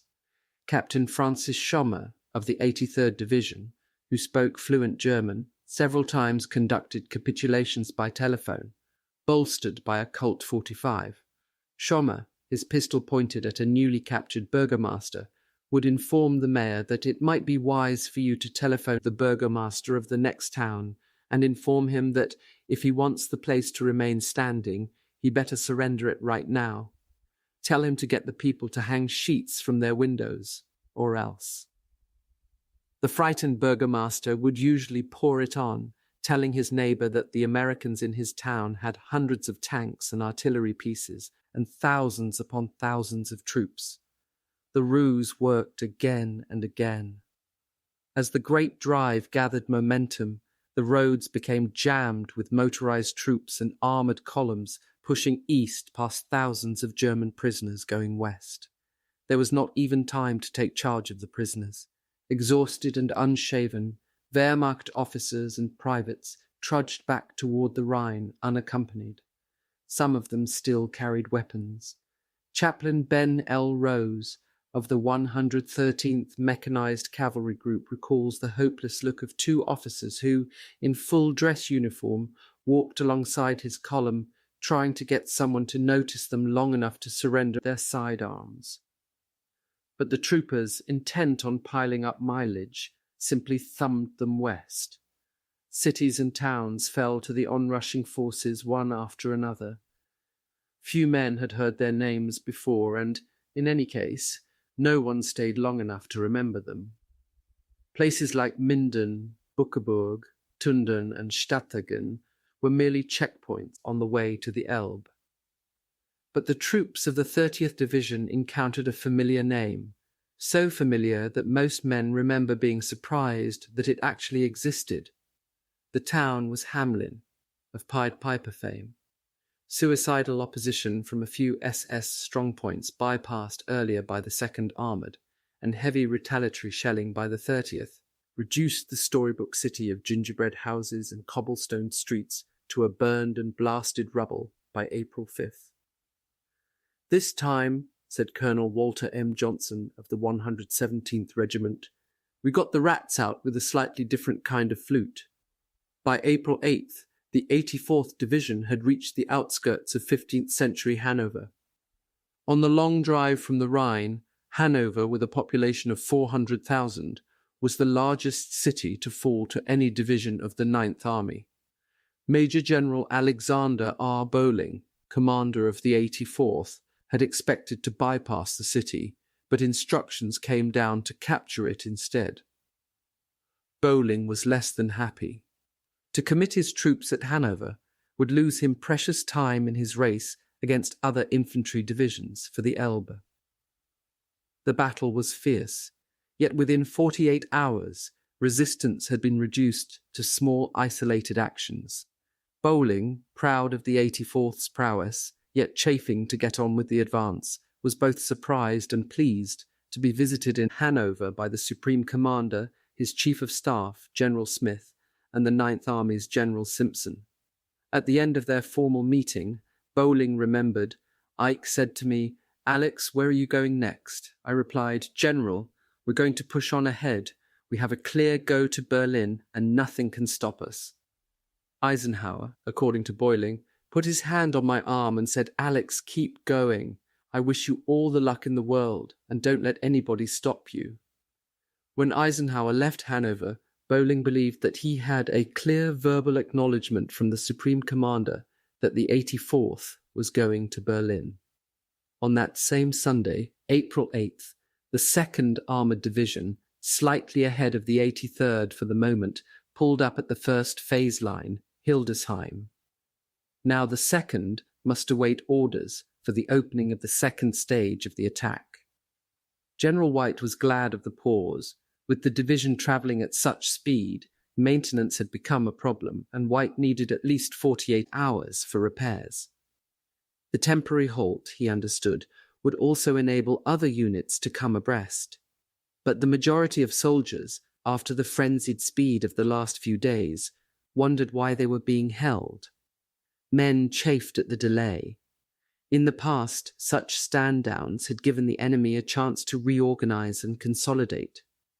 With the end so close, no one wanted to push his luck. First, Sergeant George Petkoff, a Normandy veteran, was worried about the fight for Berlin because I was beginning to think my number was up. Chaplain Rose remembers that one tanker was so superstitious about the future that he climbed out of his tank, looked at the words "Fearless Joe" painted on the front, and painstakingly proceeded to scratch out the word "fearless." From now on, he announced, "It's just plain Joe." If the men were anxious and fearful of delay, their commanders, including General White's immediate superiors at 19th Corps headquarters, were even more concerned. Major General Raymond S. McLean, the Corps commander, hoped nothing would upset his plans. Despite the speed, he was not worried about supplies. The strength of his corps, totaling well over 120,000 men, was now greater than the Union armies at Gettysburg, and he had 1,000 armoured vehicles. With all this power, McLean, as he later expressed it, had absolutely no doubt that 6 days after crossing the Elbe, the entire 19th Corps would be in Berlin. McLean had heard from Simpson's headquarters that the pause was only temporary, and that the reason for the delay was both tactical and political. As it turned out, his information was right on both counts. Ahead lay the future frontier of the Soviet zone of occupation, and the halt gave Schaeff time to consider the situation. No geographic stop line had yet been decided upon for either the Anglo-American or the Russian forces. Thus, the danger of head-on collision still existed. In the absence of any concentrated German opposition, higher headquarters had no intention of stopping the attack. Yet one serious consideration had to be taken into account. Once the Soviet occupation line was crossed, every mile captured would, sooner or later, have to be handed back to the Russians. At the closest point of advance, Berlin was now only 125 miles away, and all along the Ninth Army front, men waited to go, oblivious of the delicate problem that faced the High Command. They had all sorts of reasons for being eager. PFC Carroll Stewart was looking forward to his first glimpse of the German capital because he had heard that of all the cities in Europe, Berlin could not be matched for its scenic views. RAF Warrant Officer James Dixie Deans stamped to attention before the desk and smartly saluted the German colonel. Hermann Ostmann, commandant of Stalag 357, the Allied prisoner of war camp near Fallingbostel, north of Hanover, returned the salute with equal briskness. It was just one of a series of military formalities that prisoner of war Deans and Captain Ostman played out whenever they met. Each, as always, was a model of correctness. Between the two men there existed a grudging and wary respect. Deans regarded the commandant, a middle-aged World War I officer whose palsied arm disqualified him from more active service, as a fair-minded warden doing a job he disliked. For his part, Ostman knew that the 29-year-old Deans, elected by the prisoners as their spokesman, was an obstinate, determined bargainer who could, and often did, make Ostman's life miserable. The colonel was always aware that the real control of Stalag 357 lay in the slender Dean's firm handling of the prisoners and in their unswerving loyalty to him. Deans was a legend. A navigator who had been shot down over Berlin in 1940, he had been in POW camps ever since. In each, he had learned something more about how to obtain maximum privileges for himself and his fellow inmates. He had also learned much about dealing with prison commandants. According to Deans, the procedure was basic. You simply give the blighters hell all the time. Now, Deans stared down at the aging colonel, waiting to learn the reason for his latest summons to the commandant's office. "I have here some orders," said Ostman, holding up some forms, "and I'm afraid that we must move you and your men." Deans was immediately on guard. "Where to, Colonel?" he asked. "Northeast of here," said Ostman. "Exactly where I do not know, but I'll get instructions along the way." Then he added, "Of course you understand we are doing this for your own protection." He paused and smiled weakly. "Your armies are getting a little close." Deans had been aware of that for days. Recreational activities in the camp had resulted in the production of two highly functional and secret radios. One lay hidden in an old-fashioned, constantly used gramophone. The other, a tiny battery-operated receiver, made the rounds of Stalag 357, broadcasting the latest news from its owner's mess kit. From these precious sources, Deans knew that Eisenhower's armies were over the Rhine and fighting in the Ruhr. The extent of the Anglo-American advance was still unknown to the prisoners, but the troops must be near if the Germans were moving the camp. "How will the transfer be made, Colonel?" Deans asked, knowing full well that the Germans almost always moved POWs one way only, on foot.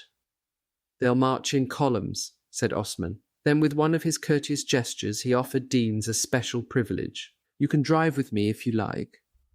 With equal courtesy, Deans declined. "How about the sick?" he asked. "There are many men here who can hardly walk. They'll be left behind with whatever help we can give them, and some of your men can stay with them too." Now Deans wanted to know how soon the prisoners were leaving.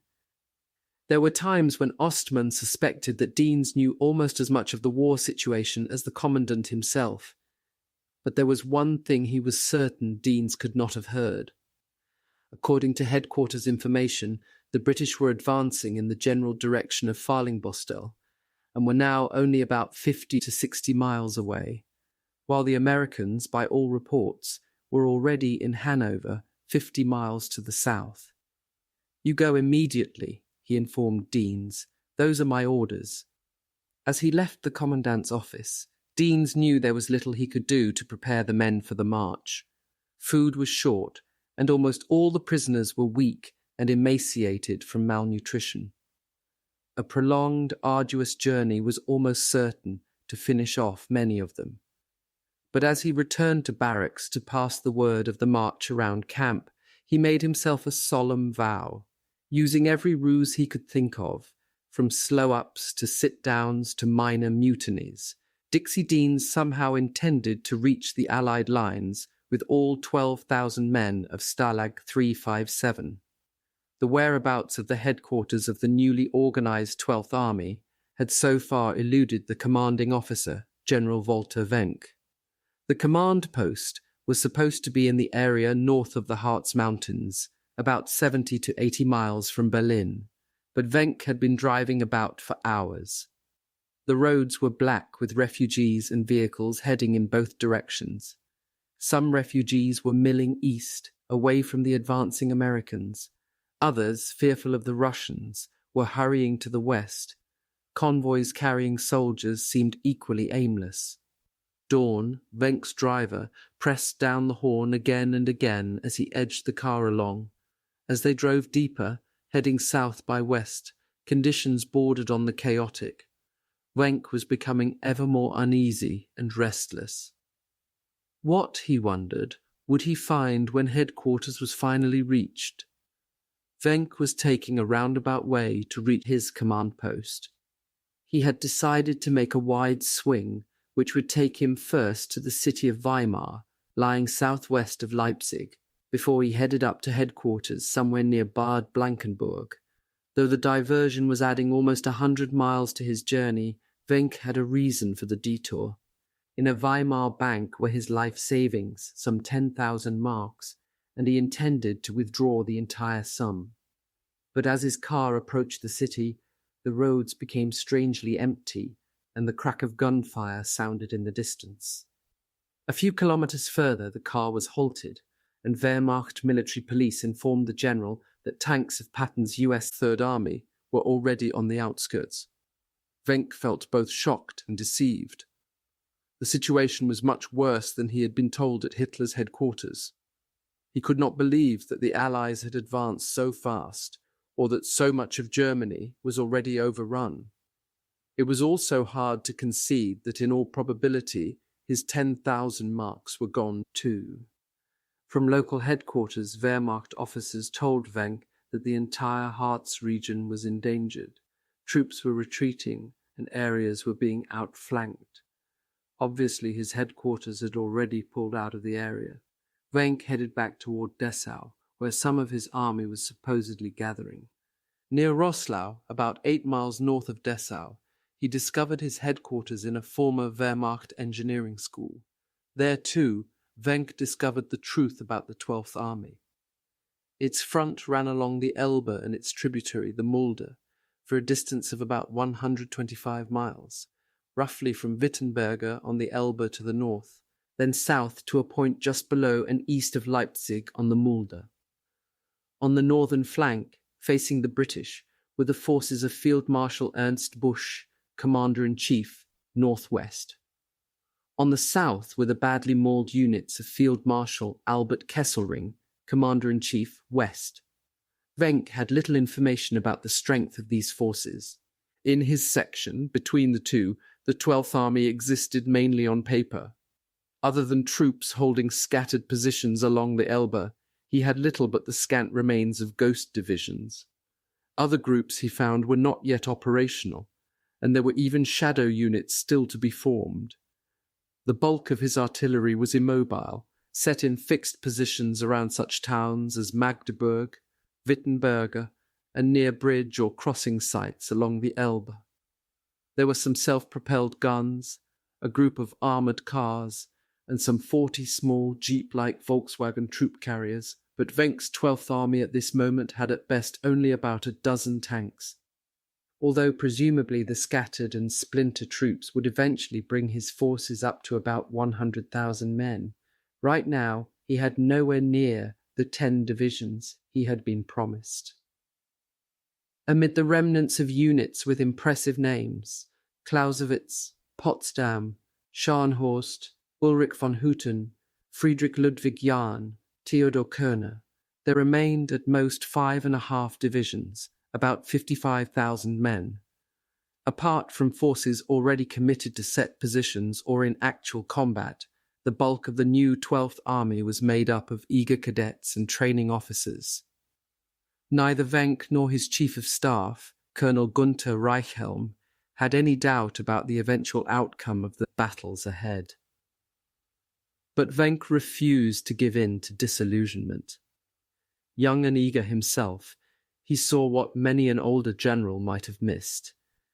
What the 12th lacked in strength it might well make up by the fierceness and dedication of young officers and cadets. Venk thought he saw a way to use his green but enthusiastic forces as mobile shock troops rushing them from area to area as needed, at least until his other forces were regrouped and in position. Venk believed in this fashion his energetic youngsters might buy Germany precious time. Almost his first move as commander was to order his strongest and best equipped formations into central positions for use on either the Elbe or Mulde rivers.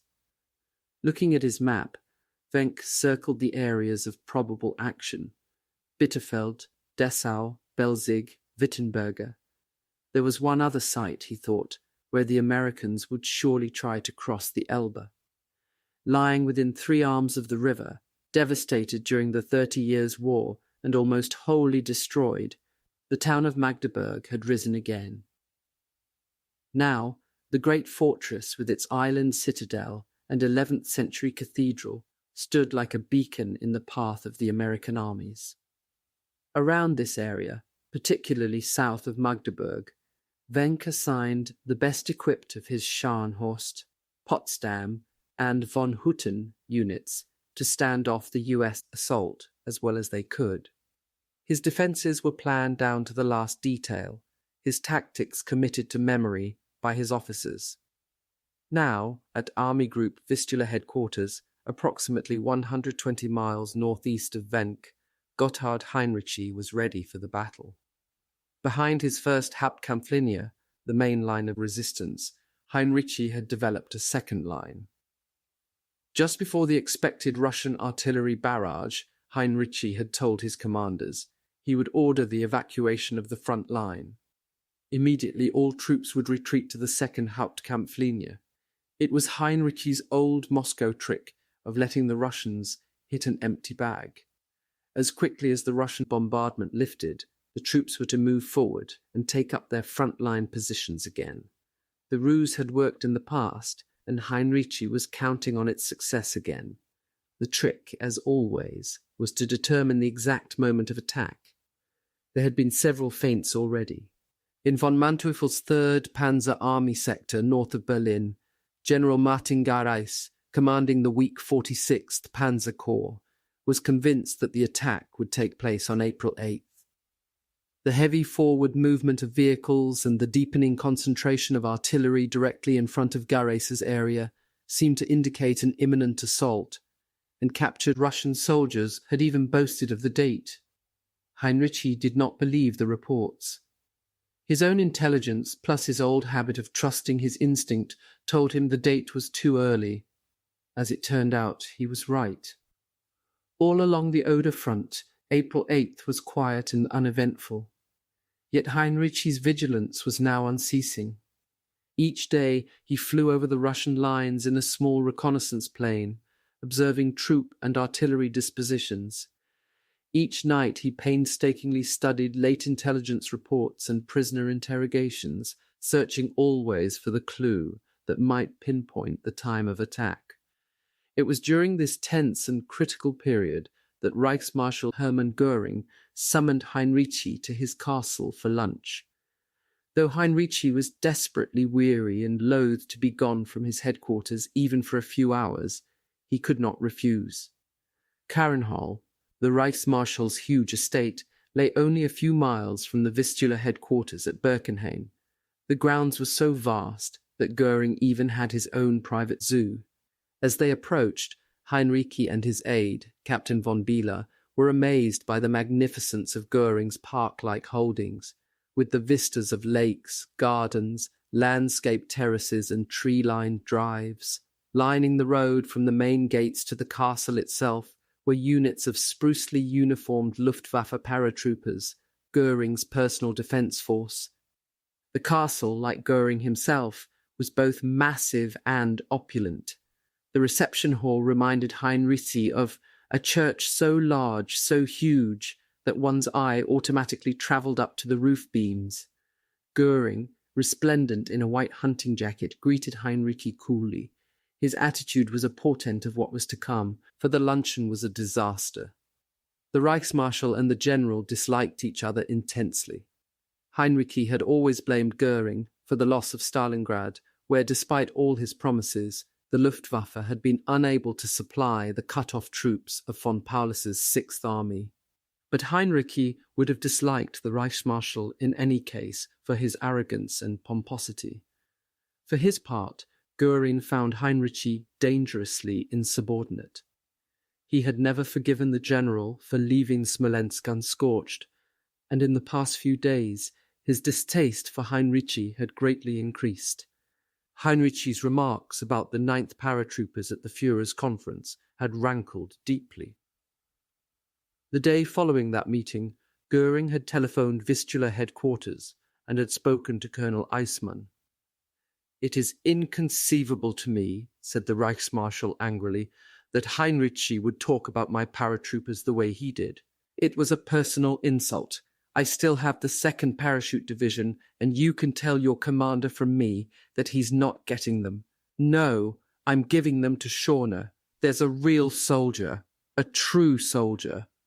Now, at the luncheon, Goring turned his attack directly on Hinrichi.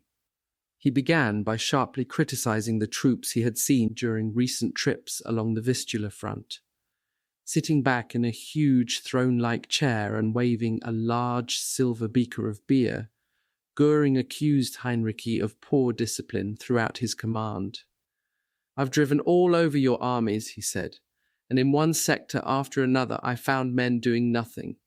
I saw some in foxholes playing cards. I found men from the labor organization who didn't even have spades to do their jobs. In some places, I found men without field kitchens. In other sections, almost nothing has been done to build defenses. Everywhere I found your people loafing, doing nothing." Taking a great swallow of beer, Goring said menacingly, "I intend to bring all this to the attention of the Führer." Hinrichi saw no point in arguing. All he wanted to do was get away. Keeping his temper in check, Hinrichi somehow got through the meal. But, as Goring saw his 2 visitors to the door, Hinrichi paused, looking slowly around the magnificent grounds and the impressive castle with its turrets and wings. "I can only hope," he said, "that my loafers can save this beautiful place of yours from the battles that lie ahead." Goring stared icily for a moment, then turned on his heel and walked back inside. Goring would not have Carinhall much longer, Hinrichi thought as he drove away. He was beginning to reach a conclusion about the timing of the Russian attack, based on intelligence reports, aerial observations, the steadily dropping floodwaters of the Oder, and that intuition which had never yet betrayed him. Hinrichi believed the attack would begin within the week, somewhere around the 15th or 16th of April. Pulling back the covering sheet on the table, Marshal Georgy Zhukov exposed the huge relief map of Berlin.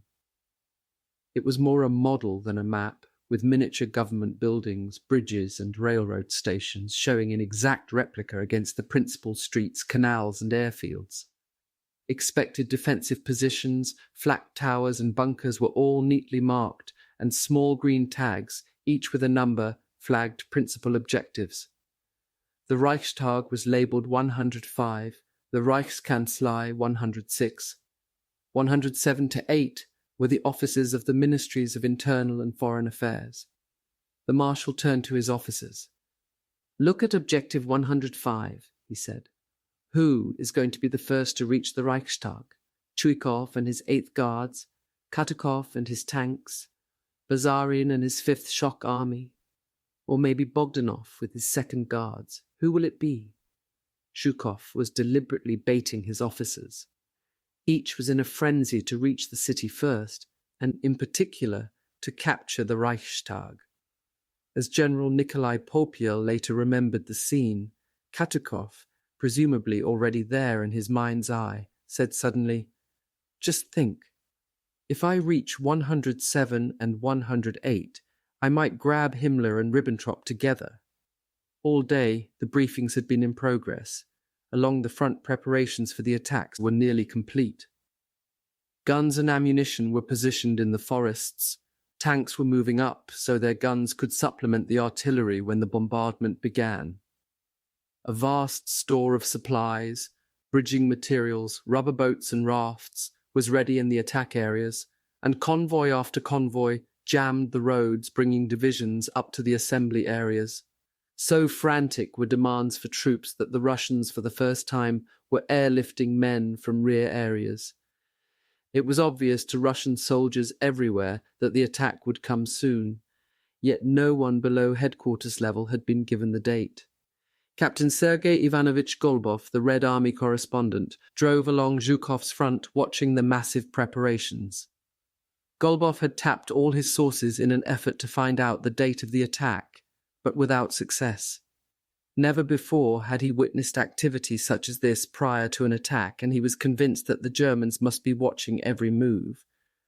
But, he commented long afterward, no one seemed to give a damn what the Germans saw. One aspect of the preparations puzzled Golubov. For days now, anti-aircraft searchlights of all sizes and shapes had been arriving at the front. The crews were women. Moreover, these units were being held such as this prior to an attack, and he was convinced that the Germans must be watching every move. But, he commented long afterward, no one seemed to give a damn what the Germans saw. One aspect of the preparations puzzled Golubov. For days now, anti-aircraft searchlights of all sizes and shapes had been arriving at the front. The crews were women. Moreover, these units were being held well back from the front and carefully hidden beneath camouflage netting. Golubov had never seen so many searchlights before. He wondered what they could possibly have to do with the attack. At the Berlin Reichspostzentralamt, the Postal Services Administration building in Tempelhof, Reich Postal Minister Wilhelm ohne Sorge leaned over the brilliantly coloured sheets of stamps on his desk. They were the first run, and ohne Sorge was inordinately pleased by them. The artist had done a fine job, and the Führer was certain to be gratified by the results. With delight, he examined two of the stamps more closely. One showed an SS soldier with a Schmeisser machine pistol at his shoulder. The other depicted a uniformed Nazi party leader, a torch upraised in his right hand. Ohne Sorge thought the special commemorative issues did justice to the occasion. They would be on sale on Hitler's birthday, April 20th. Stamps, courtesy of Colonel Hans Reffior. A special date was also uppermost in Erich Bayer's mind. The Wilmersdorf accountant had been worrying for weeks about what he would do on Tuesday, April 10th, tomorrow. The payment had to be made by then, otherwise all sorts of trouble and red tape could result. Bayer had the money, that was not his problem. But did it matter now? Would the army that captured Berlin, American or Russian, insist on payment? And what if neither got the city? Bayer considered the matter from all sides. Then he went to his bank and withdrew 1,400 marks.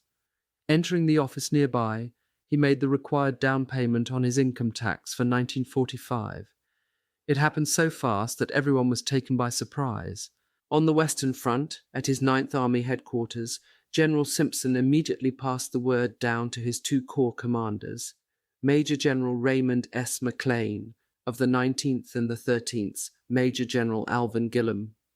Official orders would follow, Simpson said, but the word was go. Phase 2 was on. It was official. The divisions were to jump off for the Elbe and beyond. At the 2nd Armoured Division headquarters, General White got the news and promptly sent for Colonel Paul A. Disney, commanding the 67th Armoured Regiment, the 2nd's lead unit. Upon arrival, Disney remembered, "I barely had time to say hello when White said, 'Take off for the east.'" For just a moment, Disney was taken aback. The stand-down had lasted a bare 24 hours. Still confused, he asked, "What's the objective?" White answered with just one word, "Berlin." Simpson had every reason to believe he had been given the go-ahead. In the same 12th Army Group order, the US 1st and 3rd Armies were instructed in the second phase to seize bridgeheads on the Elbe and be prepared to drive east. In the case of Patton's 3rd, the expression used was east or southeast, but only in 9th Army's order were the words "on Berlin" included. The persistent Venk tried to lay claim to his money after the war, but by then Weimar was in the Soviet zone and under the administration of Ulbricht's East German government. Curiously, the bank continued to send Venk monthly statements up to July 4, 1947. He acknowledged the statements repeatedly, asking that the money be transferred to his own bank in West Germany.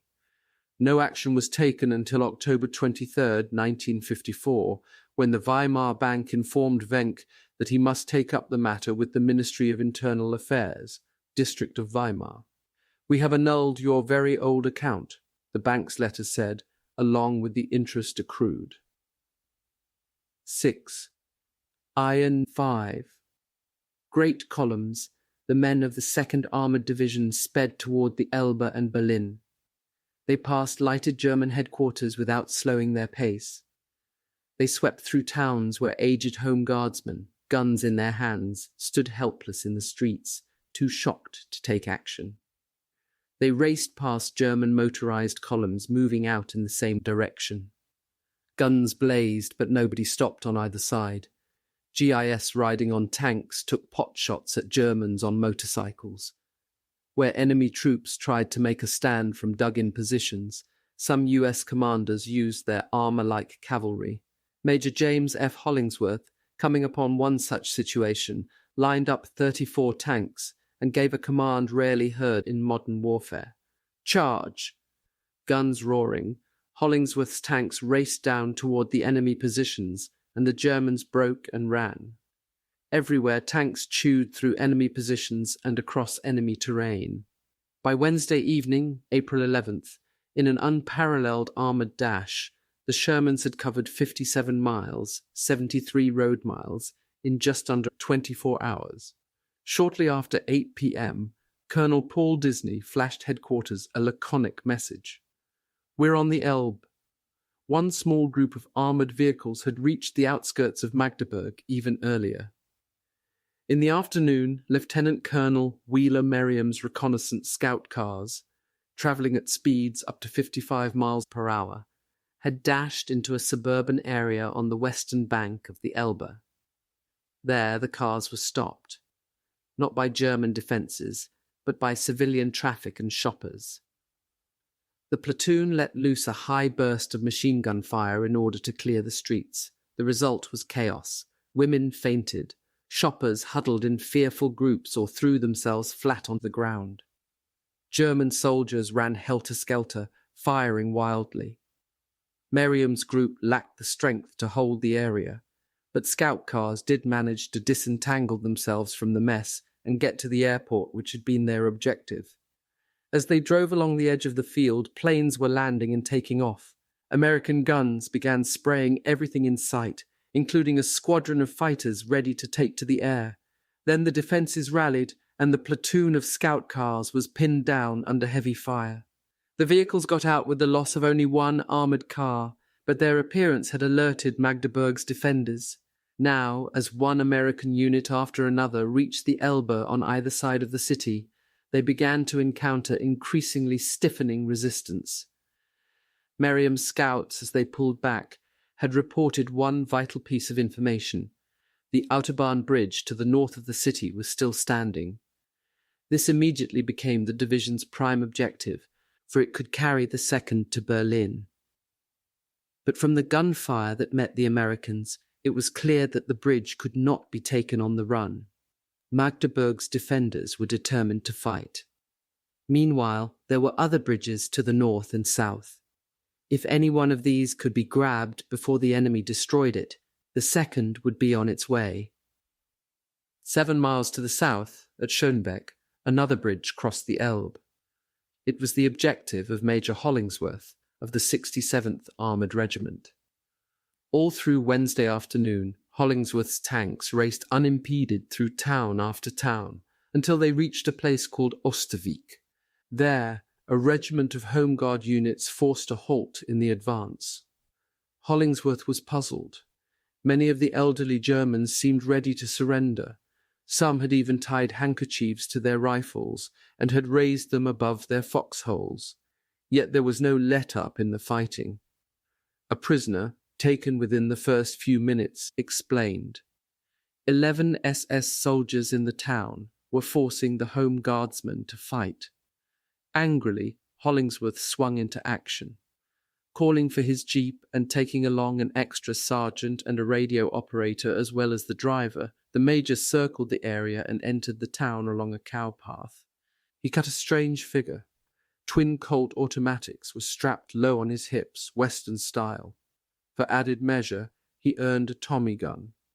Hollingsworth was a deadly shot who had personally killed over 150 Germans. Grabbing a passing civilian, he demanded to know where the SS troops were quartered. The terrified man immediately pointed to a large house and barn nearby, surrounded by a high fence. Noting a doorway in the fence, Hollingsworth and his men leapt from the car and, from a running start, smashed the door with their shoulders, ripping it off its hinges.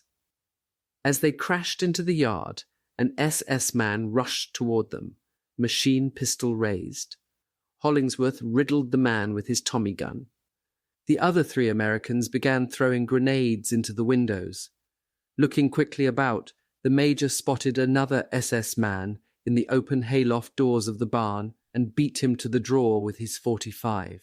Inside the buildings they found the bodies of 6 grenade victims. The 3 other SS men surrendered. Hollingsworth rushed back to his column. He had been held up for 45 precious minutes. 3 hours later, Hollingsworth's tanks breasted the high ground overlooking the towns of Schonebeck and Bad Salzungen. Beyond, glittering in the early evening light, lay the Elbe, at this point almost 500 feet wide. As he surveyed the area through binoculars, Hollingsworth saw that the highway bridge was still standing, and with good reason. German armoured vehicles were using it to flee east across the river. How, Hollingsworth wondered, with enemy armour all around, could he grab the bridge before it was blown? As he watched, a plan began to form. Calling 2 of his company commanders, Captain James W. Starr and Captain Jack A. Knight, Hollingsworth outlined his idea. "They are moving along this north to south road, running into Bad Salzungen," he said. "Then they swing east at the road junction, head into Schonebeck and cross the bridge. Our only hope is to charge into Bad Salzungen and grab the junction. Now here's what we'll do. When we get to the junction, your company Star will peel off and block the road, holding the Germans coming up from the south. He'll join onto the rear of the German column that has already swung east into Schonebeck and follow it across the bridge. Knight, you come up behind. We've got to get that bridge, and by God, we're going to do it." Hollingsworth knew that the plan would work only if they could move fast enough. The light was fading. With luck, the German tanks would never know they had company behind them as they crossed the bridge. Within moments, Hollingsworth's tanks were on their way. Hatches buttoned up, they charged into Bad Salzungen. Before the Germans were aware of what was happening, Starr's vehicles had blocked the road from the south and were engaging the line of panzers. The German tanks leading the column had already made the turn, heading for the bridge. Apparently hearing the sound of firing behind, they began to speed up. At that moment, Hollingsworth's tanks filled the gap in their column and followed along at the same speed. But then they were spotted. Artillery mounted on flat cars in the nearby railway yard opened fire on the rear of the US column. As Hollingsworth's Shermans turned into Schonebeck, a German Mark V tank, its turret revolving, drew a bead on the lead American. Staff Sergeant Cooley, Hollingsworth's gunner, opened fire and blew up the Mark V. Slewing sideways, the Panzer smashed into a wall and began burning furiously. There was barely room for Hollingsworth's tank to get by, but weaving ponderously, it edged through, followed by the rest of the column. Firing at the rear of each enemy vehicle and squeezing by the burning panzers, the American tanks charged through the town. By the time they reached its centre, as Hollingsworth remembered, everyone was firing at everyone else. It was the damnedest mess. Germans were hanging out of windows, either shooting at us with their Panzerfauster or just dangling in death. Hollingsworth's tank had not been hit, and he was now only 3 or 4 blocks from the bridge. But the last stretch was the worst. As the remaining tanks pressed on, enemy fire seemed to come from everywhere. Buildings were blazing, and although by now it was 11 p.m., the scene was so brightly lit that it might still have been day. Ahead lay the approach to the bridge. The tanks rushed forward.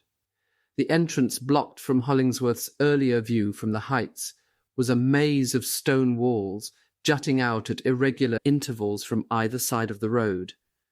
The vehicles had to slow and make sharp left and right maneuvers before reaching the centre span. Jumping from his tank, Hollingsworth reconnoitred to see if he could both lead the way and direct his gunner's fire via the telephone hooked to the back of the tank. At that instant, an anti-tank shell exploded 15 yards ahead of Hollingsworth. Cobblestone fragments flew through the air, and suddenly the Major found his face was a mass of blood. A .45 in one hand and the tank telephone in the other, he doggedly moved toward the bridge. His tank collided with a jeep, and Hollingsworth called for infantrymen. Leading them onto the approach, he began working his way through the roadblocks, exchanging steady fire with the Germans who were fiercely defending the way. A bullet struck him in the left knee, but he kept the lead, urging the infantry on. At last, staggering and half-blinded by his own blood, Hollingsworth was stopped. A rain of fire was coming from the German positions, and Hollingsworth was forced to order a withdrawal. He had come to within 40 feet of the bridge. When Colonel Disney, his commanding officer, arrived on the scene, he found the Major unable to walk and bleeding all over the place. I ordered him back to the rear. Hollingsworth had missed taking the bridge by minutes. Had he succeeded, he believed he could have reached Berlin within 11 hours. At dawn on April 12th, as infantry and engineers tried once again to seize the Schonebeck bridge, the Germans blew it up in their faces. High above the Ninth Army front, Lieutenant Duane Francis put the unarmed spotting plane, the Piper Cub Miss Me, into a wide turn. Riding behind Francis was his artillery observer, Lieutenant William S. Martin. The two men had scouted for the 5th Armoured all the way from the Rhine, locating strongpoints and radioing the positions to the oncoming tanks.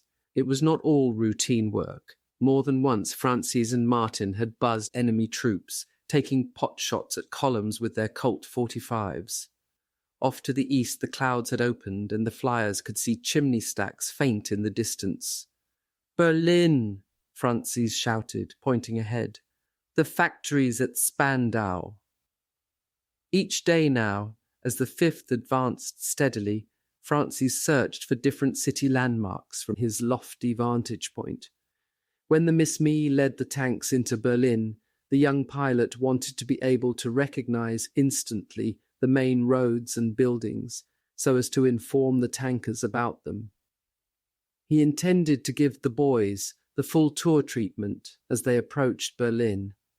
Francis was almost ready to head back to a pasture near the lead columns when he suddenly pushed the stick forward. He had spotted a motorcyclist with a sidecar speeding out of a road close by, some of the 5th's tanks. As he began a dive to check out the vehicle, he glanced to his right and stiffened in amazement. Flying only a few hundred feet above the trees and almost indistinguishable was a Fiesler-Storch, a German artillery spotting plane. As the Miss Me drew closer, the white crosses on fuselage and wings showed prominently against the Storch's grey-black body. Like the Cub, this was a fabric-covered, high-wing monoplane, but it was larger than Miss Me and, as Francis knew, at least a good 30 miles an hour faster. The American, however, had the advantage of altitude. Even as Francis yelled, "Let's get him," he heard Martin urging the same thing. By radio, Martin reported that they had spotted a German plane and announced calmly, "We are about to give combat." On the ground, astounded 5th Armoured tankers, hearing Martin's call, craned their necks skyward, searching out the impending dogfight. Martin got the side doors open as Francis dived. Swinging the Cub into a tight circle over the German plane, both men blasted away with their .45s. Francis hoped the fire would force the German over the waiting tanks, where machine gunners could easily bring it down. But the pilot of the enemy plane, though obviously confused by the unexpected attack, was not that obliging. Violently side-slipping, the Storch began circling wildly. Above it, Francis and Martin, like frontier stagecoach guards, were leaning out of their own plane, emptying their automatics as fast as they could pull the triggers. To Francis' amazement, there was no answering fire from the German. Even as the Americans reloaded, the Storch pilot, instead of putting distance between them, kept on circling. Later, Francis could only surmise that the pilot was still trying to figure out what was happening to him. Now, dropping to within 20 feet of the enemy plane, the two Americans put bullet after bullet into the German's windshield. They were so close that Francis saw the pilot staring at us, his eyeballs as big as eggs. Then suddenly the German maneuvered wildly and spun in. Martin, who had been giving a rapid running account of the fight on the radio, yelled, "We got him! We got him!" His voice was so blurred with excitement that Lieutenant Colonel Israel Washburn, sitting in his half-track, thought Martin said, "We got hit."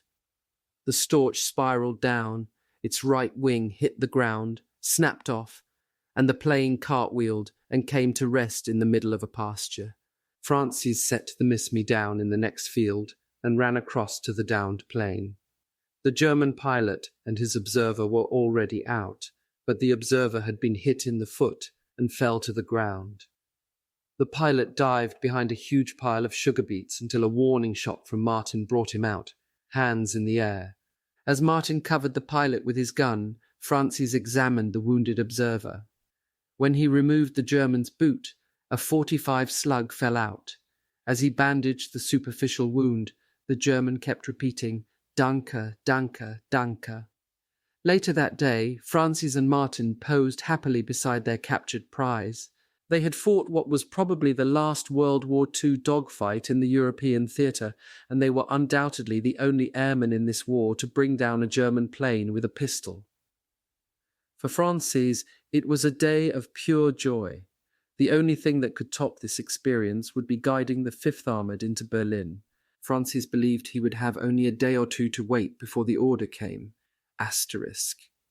As the platoon of tanks led by Lieutenant Robert E. Nicodemus approached Tangamunda at noon, they were met by an ominous silence. The objective of this unit of the 5th Armoured Division was the bridge in the picturesque little city, which was some 40 miles northeast of Magdeberg.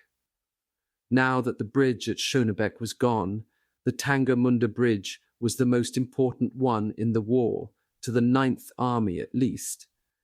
Nicodemus's tank rolled down the main street of Tangamunda and into the square. The streets here, as elsewhere in the city, were deserted. Then, as the tanks pulled up in the square, air raid sirens began to wail, and, Nicodemus said later, everything happened at once. All hell broke loose. From windows, doorways, and rooftops that had seemed empty moments earlier, Germans opened fire with bazooka-like anti-tank guns. The Americans answered back. At one moment, Sergeant Charles Householder stood in the turret of his tank, blasting away with his Tommy gun fire until the tank was hit and he had to jump out. Sergeant Leonard Haymaker's tank, just behind Householder's, was also hit. It burst into flames. Haymaker leapt to safety, but his crewmen were pinned inside by enemy fire. Crouching low and revolving in a slow circle, Haymaker fired short bursts from his Tommy gun, covering his men as they escaped. At the height of the battle, an American soldier jumped on the back of Nicodemus's tank and, shouting above the din, identified himself as an escaped prisoner of war. About 500 prisoners were being held in the town, he said, in 2 separate compounds. Nicodemus found himself in a dilemma.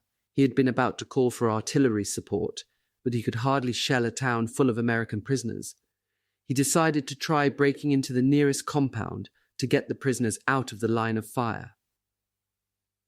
Led by the POW, Nicodemus made his way through buildings and backyards and over fences, to an enclosure down by the river. The instant the American prisoners in the compound saw the approaching officer, they jumped their guards. The skirmish was brief. As soon as the guards had been disarmed, Nicodemus led the prisoners out. As the group approached the last enemy-held street and saw American tanks beyond, one GI turned to Nicodemus and exulted, "I'm a free man now. They can't kill me." He walked into the middle of the street and a German sniper shot him through the head. While Nicodemus had been freeing the prisoners, desperate house-to-house fighting had been taking place throughout the city. At last, when the bridge was almost in sight, representatives of the German garrison met the US advance guard and announced their wish to surrender. As the negotiations got underway, there was a tremendous explosion. A huge cloud of dust billowed up and rubble stormed down on the city. German engineers had blown the bridge. The Victory Division, closest American unit to the capital, had been stopped a tantalizing 53 miles from Berlin. Anxiety began to spread through the 9th Army Command. Up to mid-afternoon of April 12th, there had been every reason for confidence. The 5th Armoured had travelled a phenomenal 200 miles in just 13 days. The 2nd had advanced the same distance in just 1 day more. Altogether, Simpson's army had raced nearly 226 miles since leaving the Rhine. 9th Army divisions were charging up to the Elbe all along the front. But no bridges had yet been seized, no bridgeheads established on the river's eastern bank. Many men had hoped for a repetition of the famous capture of the Rhine Bridge at Remagen, which in early March had changed Anglo-American strategy overnight. But there had been no such luck. Now, at 2nd Armoured Headquarters, a decision was reached. The river must be forced. Troops would make an amphibious assault on the Elbe's eastern bank to secure a bridgehead. Then a pontoon bridge would be built across the river. At his headquarters, Brigadier General Sidney R. Hines, commander of the 2nd's Combat Command B, laid his plans. The operation would take place south of Magdeberg, at a small town called Westerhusen. At best, the plan was a gamble. Enemy artillery fire might destroy the bridge before its completion, or worse, prevent bridging operations altogether. But the longer Hines waited, the more concentrated the enemy's defences might become, and with each hour of delay, the chance of beating the Russians into Berlin grew slimmer. At 8 p.m. on April 12th, 2 battalions of armoured infantry were quietly ferried across to the eastern bank in the amphibious vehicles known as DUKWs. The crossing was unopposed. By midnight, the 2 battalions were over, and by first light, a third had joined them. On the eastern bank, troops quickly deployed, digging defensive positions in a tight semicircle about the selected pontoon site. Jubilantly, General White put in a telephone call to the 9th Army commander, General Simpson. "We're across." The Germans learned of the crossing almost as soon as Simpson. At Magdeburg, the combat commander, a veteran of Normandy, immediately got word to General Venk at 12th Army headquarters. The Magdeburg officer, an expert artilleryman, had long ago learned not to underestimate the enemy.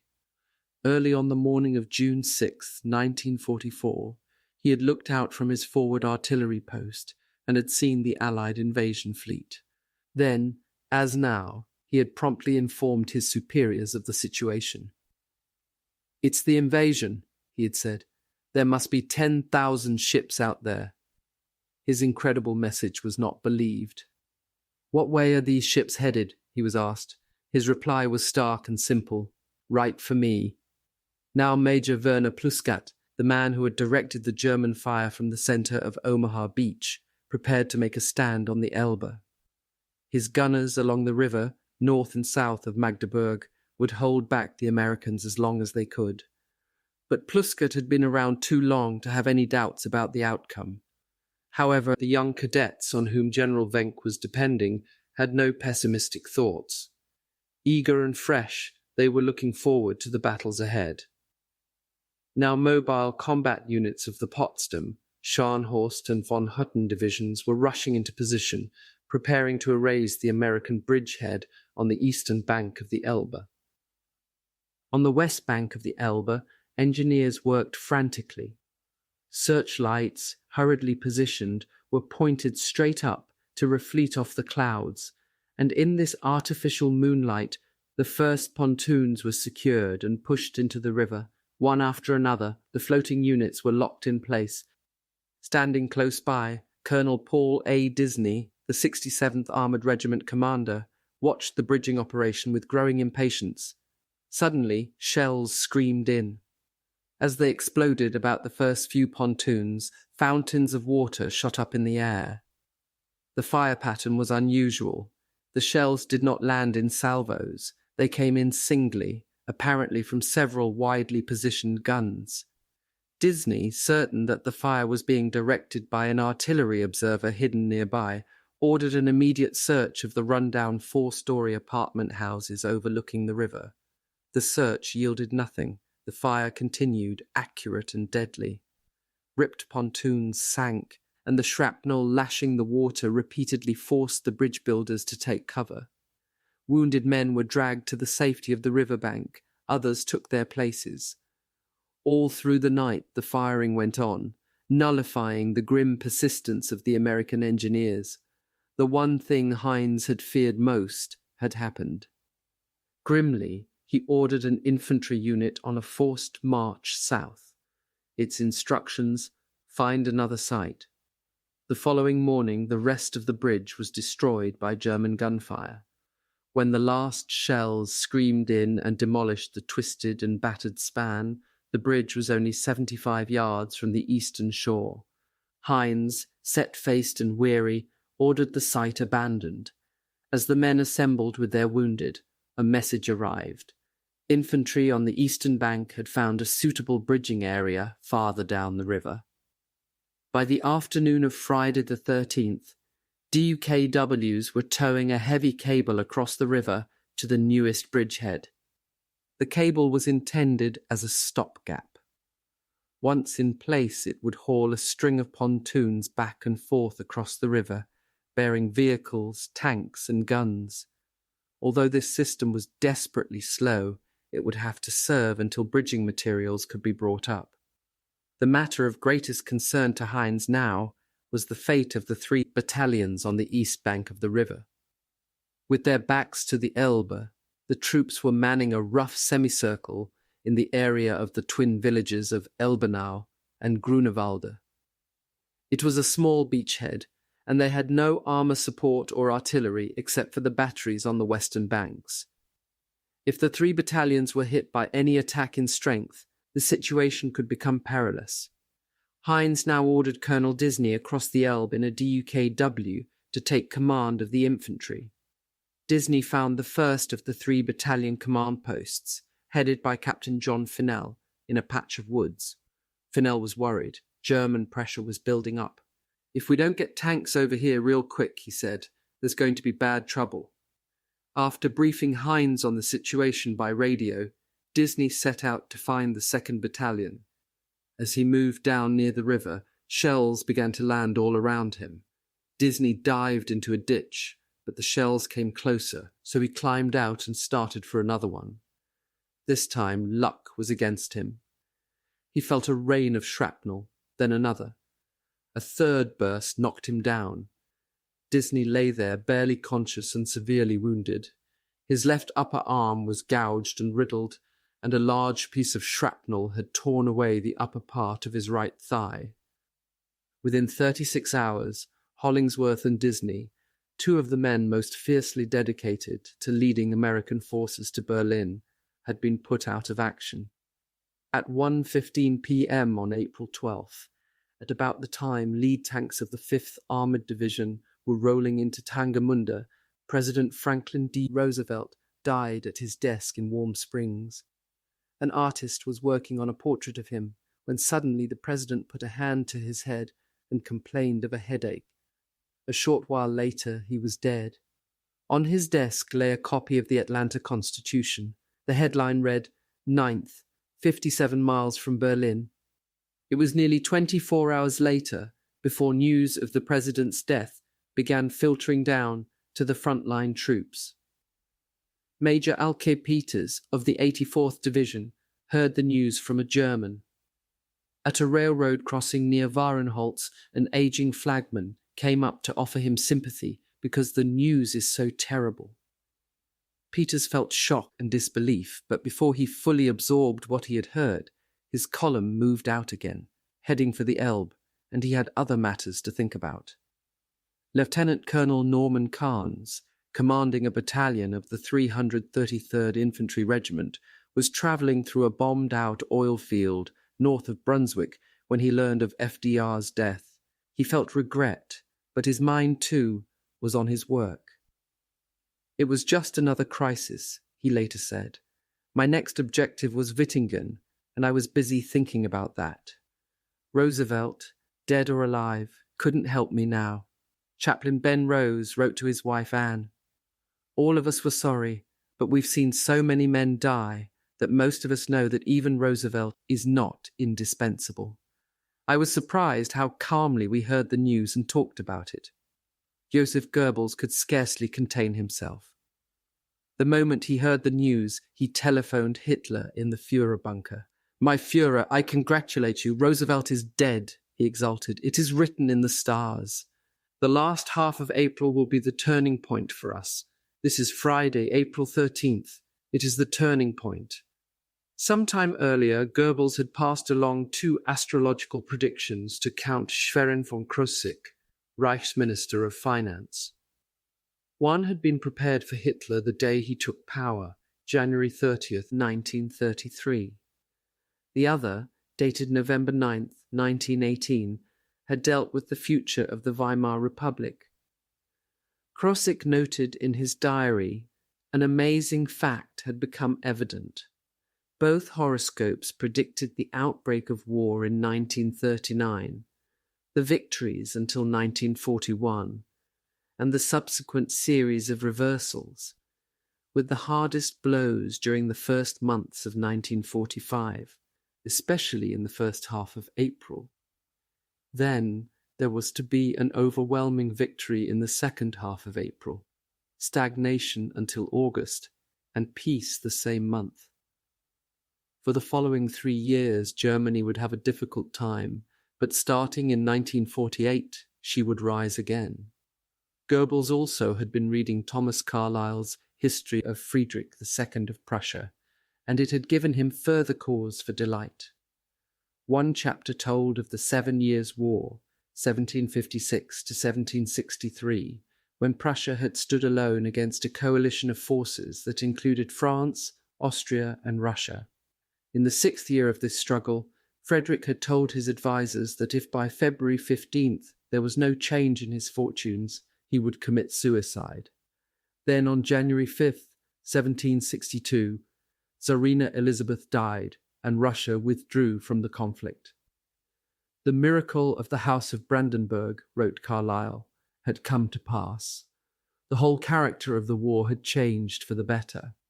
Now, in the 6th year of World War II, Roosevelt was dead. The parallel was inescapable. The propaganda minister was in ecstasy. At the Ministry of Propaganda, he ordered champagne for everyone. Get across, and keep moving. Colonel Edwin Buckshot Crable of the 83rd Division stalked up and down the riverbank, pushing men into assault boats and, here and there, helping slow starters with the toe of his boot. Don't waste this opportunity, he yelled at another boatload. You're on your way to Berlin.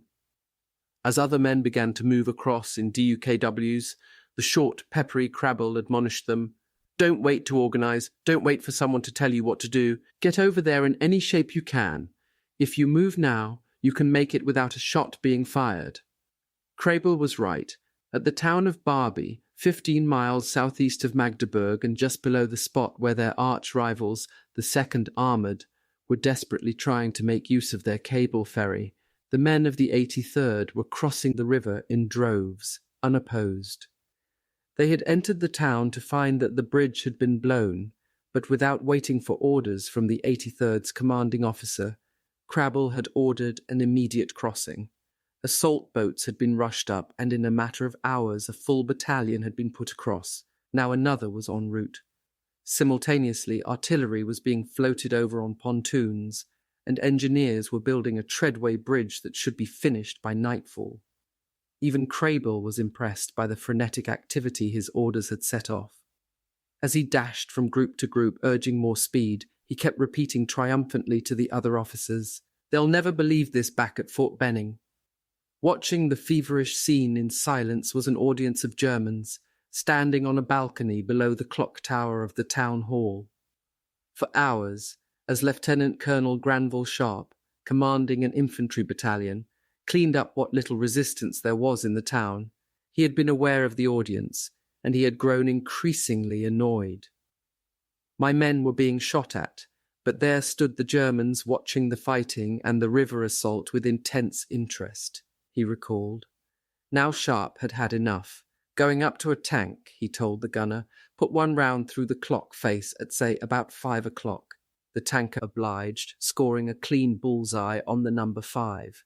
The gallery suddenly dispersed. In any case, the show was over. The 83rd was across.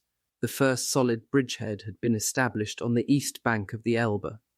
By the evening of the 13th, engineers had finished their task and, thorough to the end, had put up a sign on the approach to the bridge, in honour of the new president, and, with the division's customary high morale and keen appreciation for the value of advertising, it read, "Truman Bridge, Gateway to Berlin, courtesy of the 83rd Infantry Division."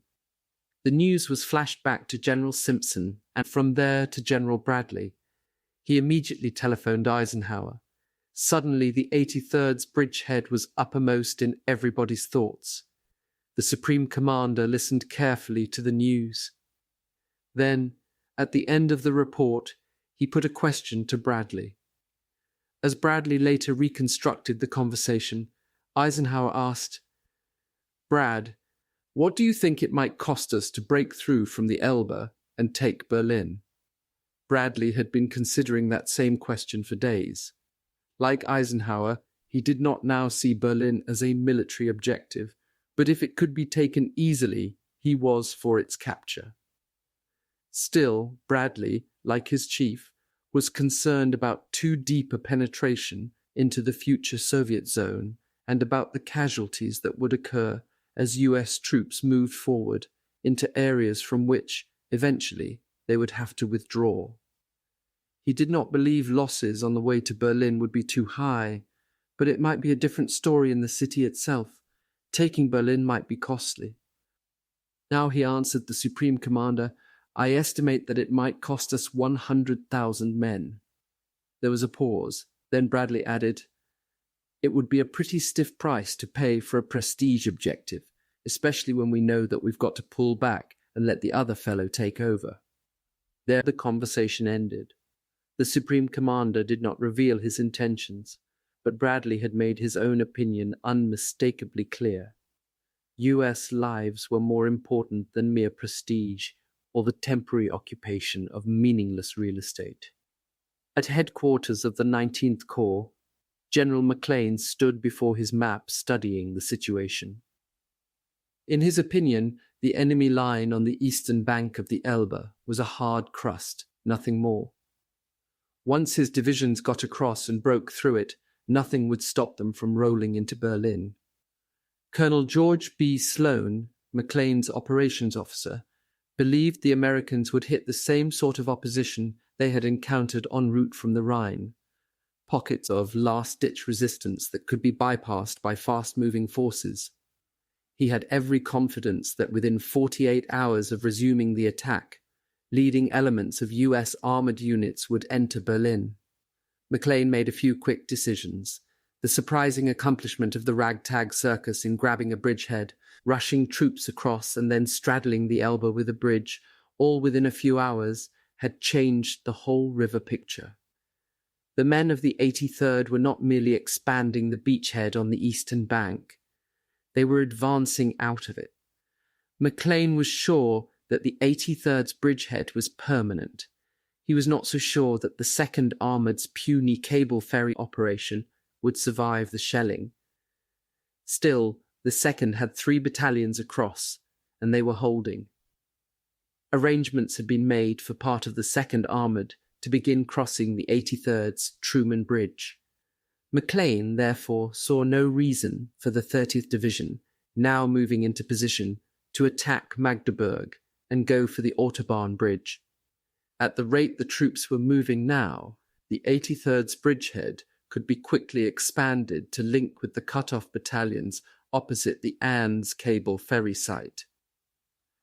From this vastly enlarged bridgehead, the drive could continue. McLean decided to bypass Magdeburg entirely. The Truman Bridge, as the 83rd had anticipated, would be the gateway to Berlin.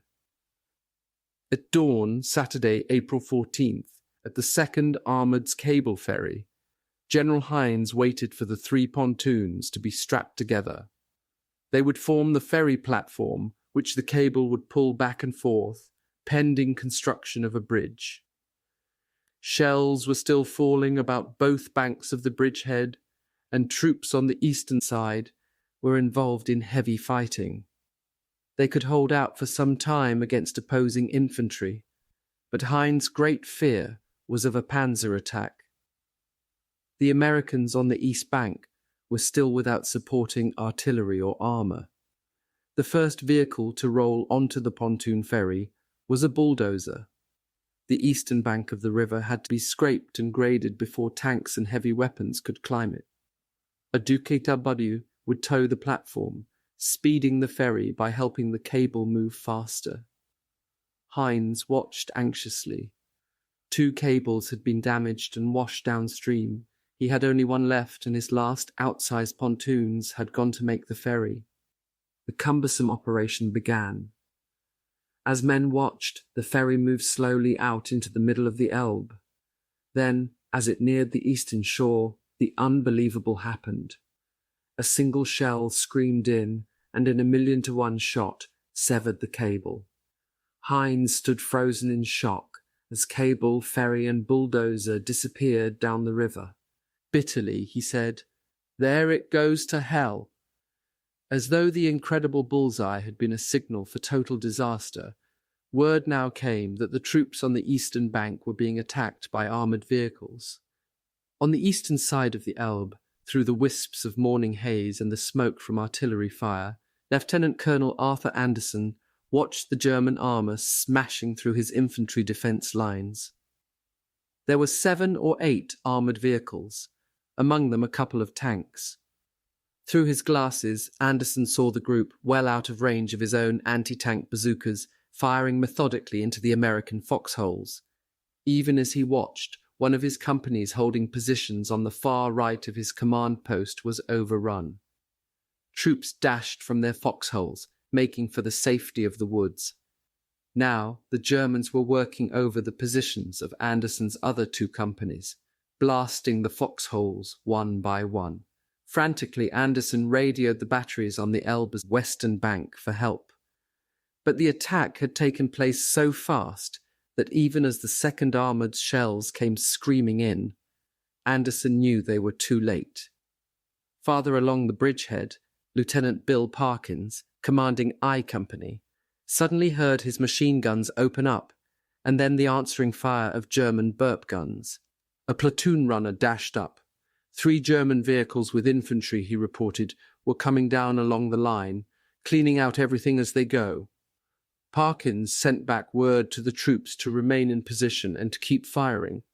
Then he dashed out of his command post to find out for himself what was happening. "I saw 3 Mark V tanks about 100 yards away, approaching from the east," he later reported, "and each one appeared to have a platoon of infantry with it.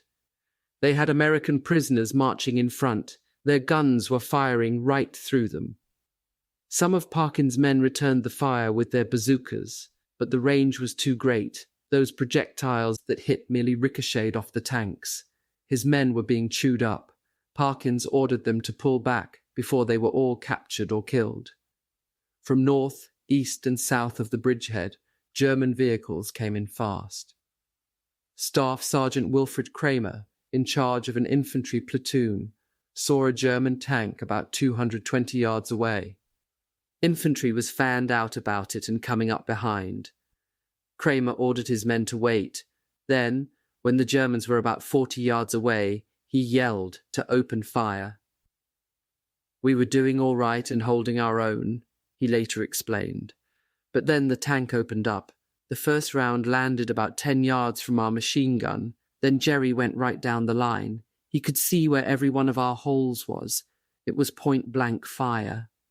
Kramer held out for as long as he dared. Then he, too, ordered his men back. The fighting was so fierce around Grunewalde that Lieutenant Colonel Carlton E. Stewart, commanding a battalion, got a call for artillery from one of his companies and was told to throw it right on our positions as our men are in the cellars of the houses. Everyone was asking for airstrikes to knock out the tanks, but only a few planes showed up during the entire dawn-to-noon battle. In the dash to the Elbe, fighter strips had been left so far behind that the planes had to carry extra gasoline wing tanks to keep up with the ground advance, and that meant they couldn't carry bombs. By noon, General Heinz had ordered all infantry on the east bank to withdraw back across the Elbe. Although casualties were at first thought to be high, men kept trickling in for days. Total cast bank casualties were ultimately set at 304. One battalion lost 7 officers and 146 enlisted men killed, wounded, or missing. The fight ended the last hope of getting a second armoured bridge or bridgehead across the Elbe. Now General White, the second's commander, had no choice but to use the 83rd's bridge at Barbie. The Germans had halted successfully, and with lightning speed, the great momentum that the second armoured had built up. The erasing of the bridgehead had been so sudden, and the lighting so fierce, that American commanders did not even know what units had attacked them. In fact, they were scarcely units at all. As General Venk had foreseen, his fledgling cadets and training officers had served him well. Ambitious and eager for glory, they had pushed themselves and their meagre equipment to the limit, buying the time Venk needed. In throwing back the 2nd Armoured Division, these mobile shock troops had accomplished something no other German unit had managed in 30 months of combat. Had the division been able to secure either a bridge or a bridgehead across the Elbe, the 2nd might have roared right on to Berlin without ever waiting for orders.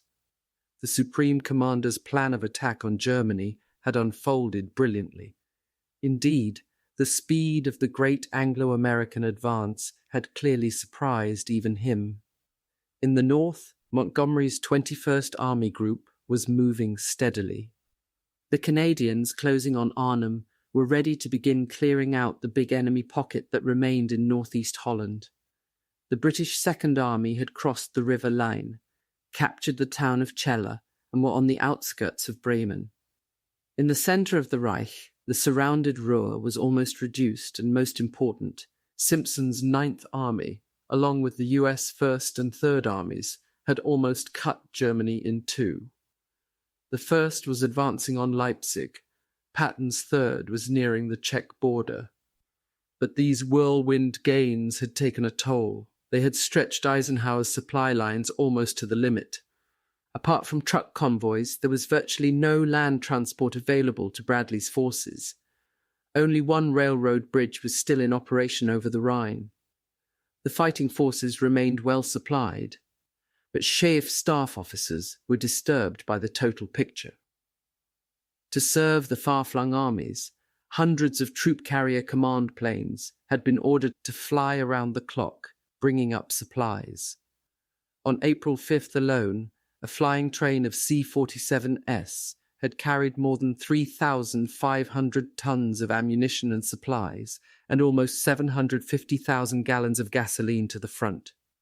In addition, as the Allies pushed deeper and deeper into Germany, they had to supply increasing thousands of non-combatants. Hundreds of thousands of German prisoners of war had to be fed. Forced labourers from a score of countries and liberated British and American POWs had to be given shelter, food, and medical services. Hospitals, ambulance convoys, and medical supplies were only now moving up, and although these medical facilities were vast, an unforeseen demand was suddenly thrust upon them. In recent days, what would prove to be the greatest hidden horror of the Third Reich had begun to be uncovered. All along the front in this tremendous week of advance, men had recoiled in shock and revulsion as they encountered Hitler's concentration camps, their hundreds of thousands of inmates, and the evidence of their millions of dead. Battle-hardened soldiers could scarcely believe what they were seeing, as scores of camps and prisons fell into their hands.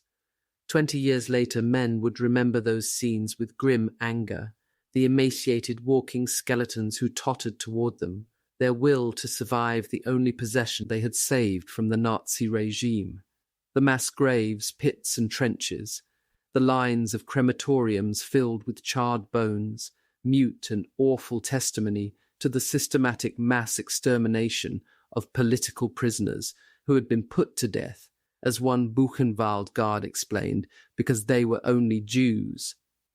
Troops found gas chambers, set up like shower rooms except that cyanide gas instead of water sprayed from the nozzles. In the Buchenwald commandant's home there were lampshades made from human skin. The commandant's wife, Ilse Koch, had book covers and gloves made from the flesh of inmates. 2 human heads, shrunken and stuffed, were displayed on small wooden stands. There were warehouses full of shoes, clothing, artificial limbs, dentures and eyeglasses, sorted and numbered with detached and methodical efficiency. Gold had been removed from the dentures and forwarded to the Reich Finance Ministry. How many had been exterminated? In the first shock of discovery, no one could even estimate. But it was clear as reports came in from all along the front that the total would be astronomical. As to who the victims were, that was only too obvious. They were, by the Third Reich's definition, the non-Aryans, the culture-tainting inferiors, peoples of a dozen nations and of a dozen faiths, but predominantly Jews. Among them were Poles, Frenchmen, Czechs, Dutchmen, Norwegians, Russians, Germans. In history's most diabolical mass murder, they had been slain in a variety of unnatural ways. Some were used as guinea pigs in laboratory experiments. Thousands were shot, poisoned, hanged, or gassed. Others were simply allowed to starve to death. In the camp at Ohrdruf, overrun by the U.S. Third Army on April 12th, General George S. Patton, one of the U.S. Army's most hard-bitten officers, walked through the death houses, then turned away, his face wet with tears, and was uncontrollably ill. The next day, Patton ordered the population of a nearby village, whose inhabitants claimed ignorance of the situation within the camp, to view it for themselves. Those who hung back were escorted at rifle point.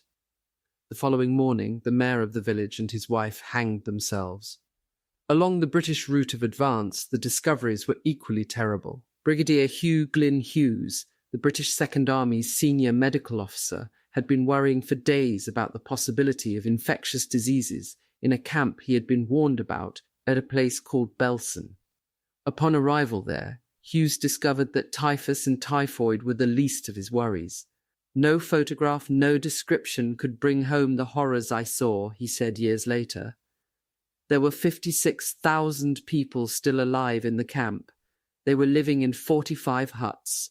There were anywhere from 600 to 1,000 people living in accommodations which could take barely 100.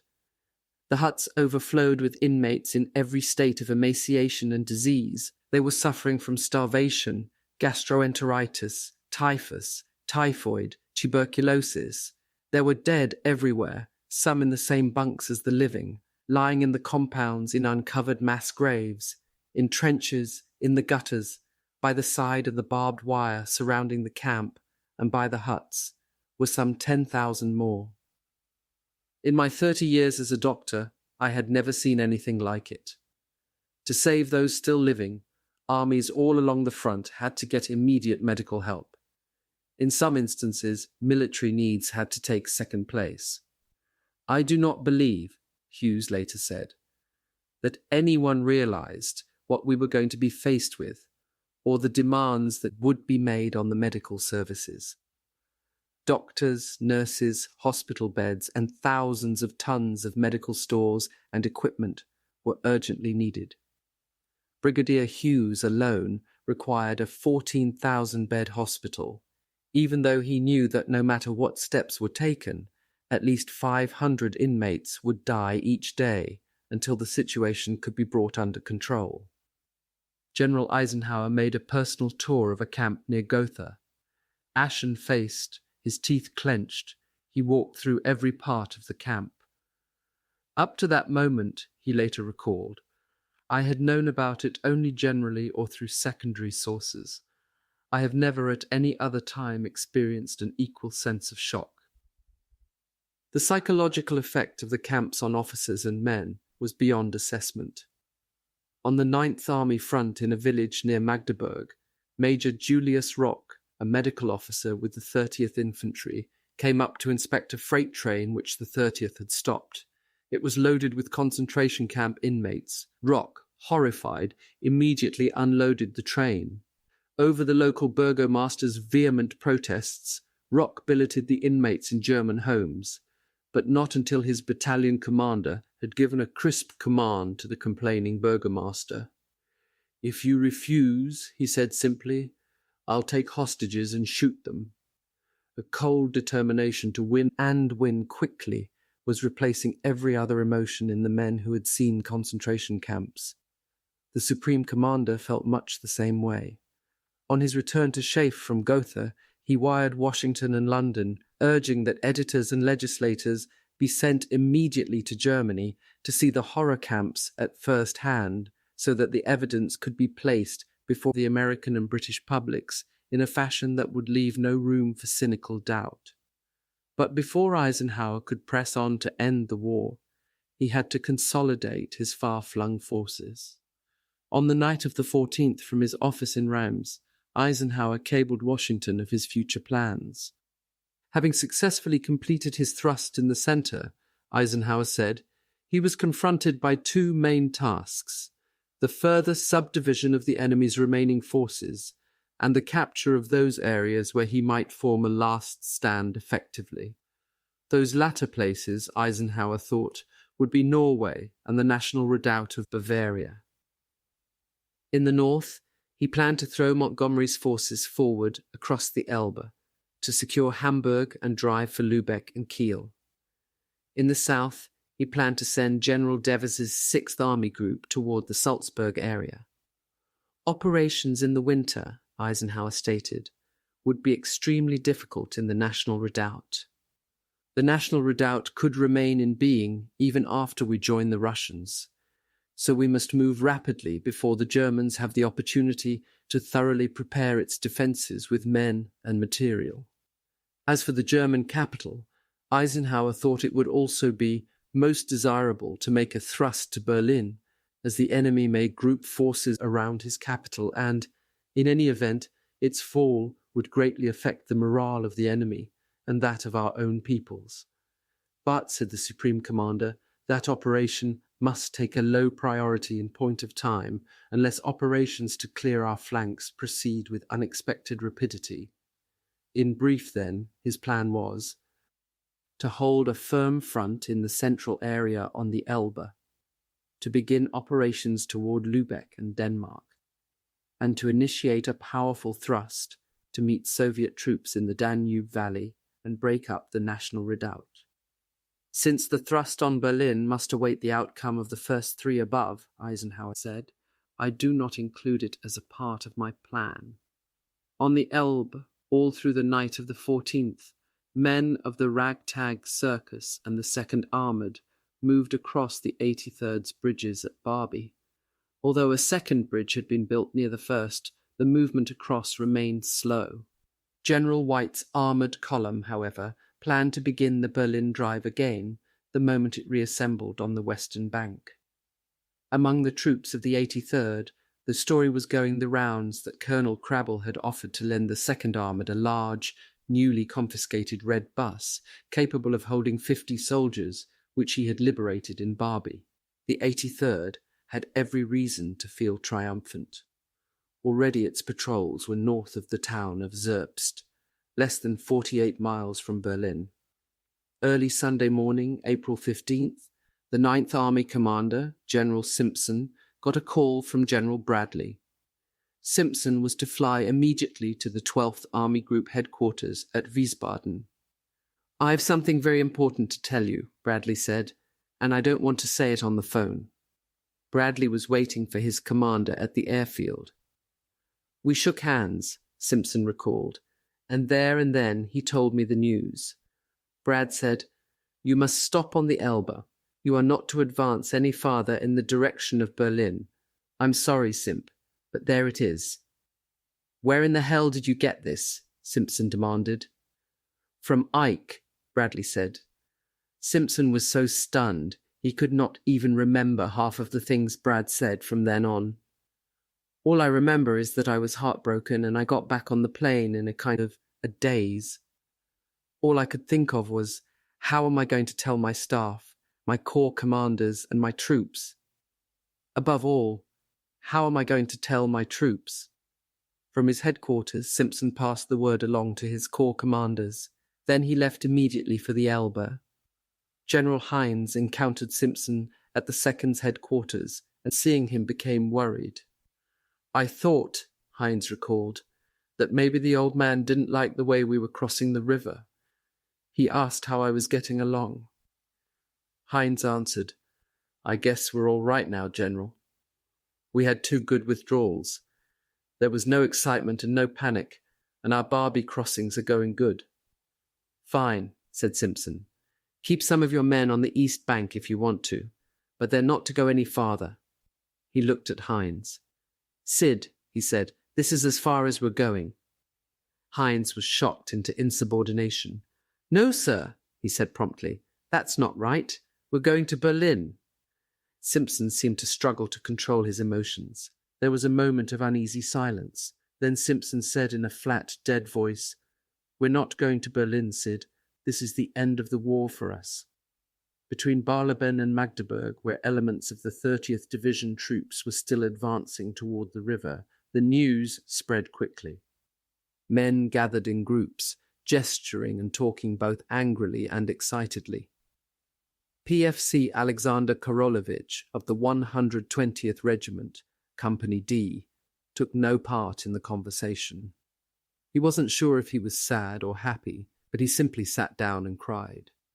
Hinrichi recognized all the signs. At one part of the front, the Russians had laid down a short artillery barrage. In another section, they had launched a small attack.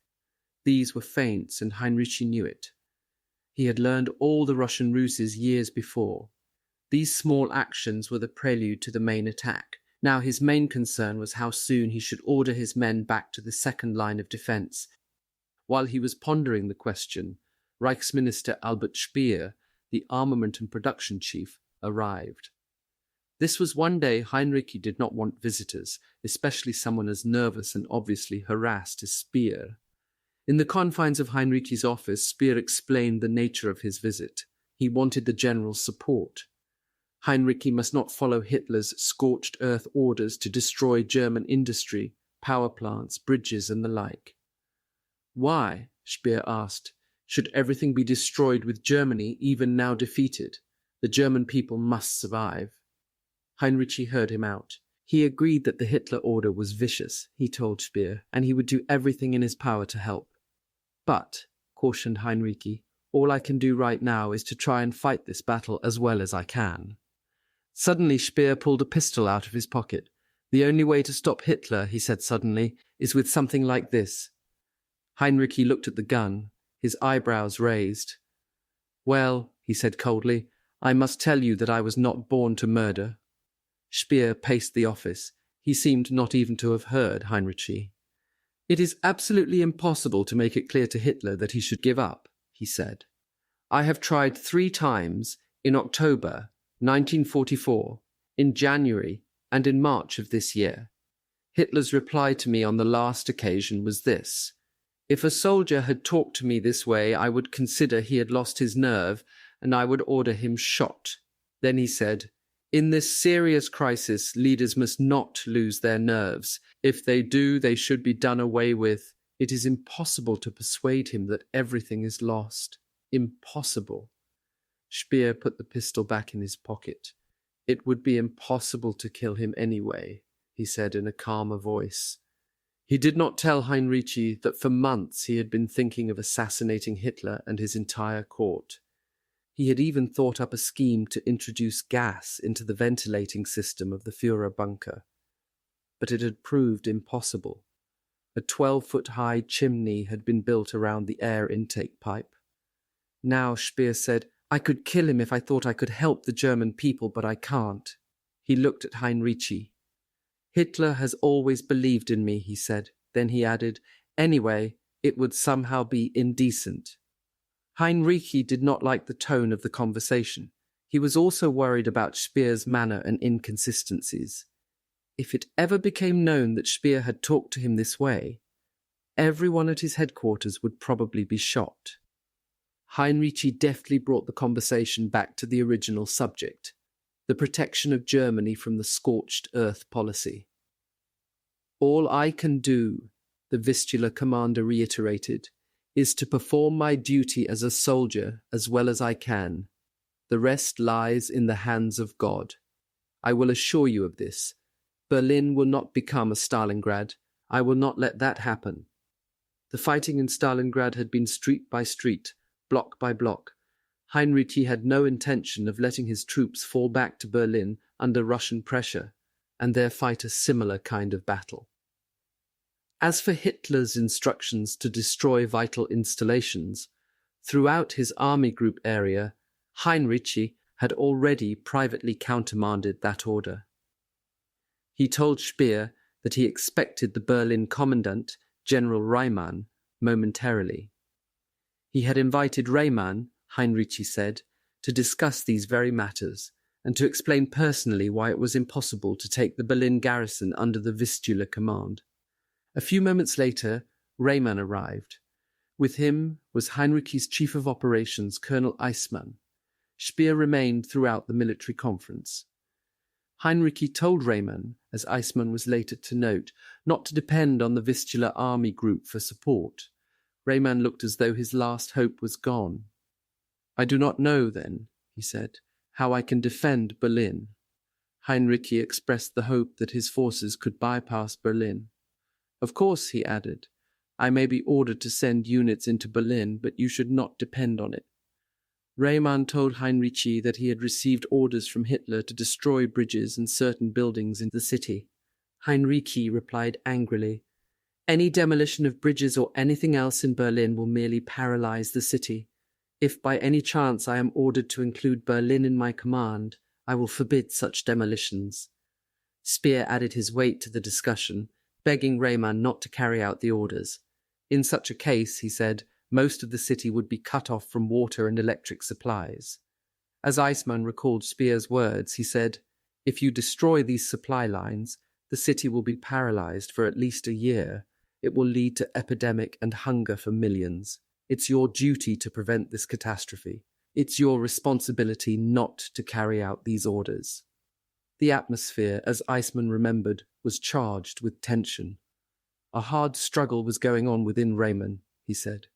Finally, he answered in a hoarse voice that he had done his duty as an officer in an honourable manner. His son had fallen at the front. His home and possessions were gone. All he had left was his honour. He reminded us of what had happened to the officer who failed to blow up the Remagen Bridge. He had been executed like a common criminal. The same, Reymann thought, would happen to him if he did not carry out his orders. Both Hinrichi and Speer tried to dissuade him, but they could not change his mind. At last Reymann took his leave. Shortly thereafter, Speer drove away too.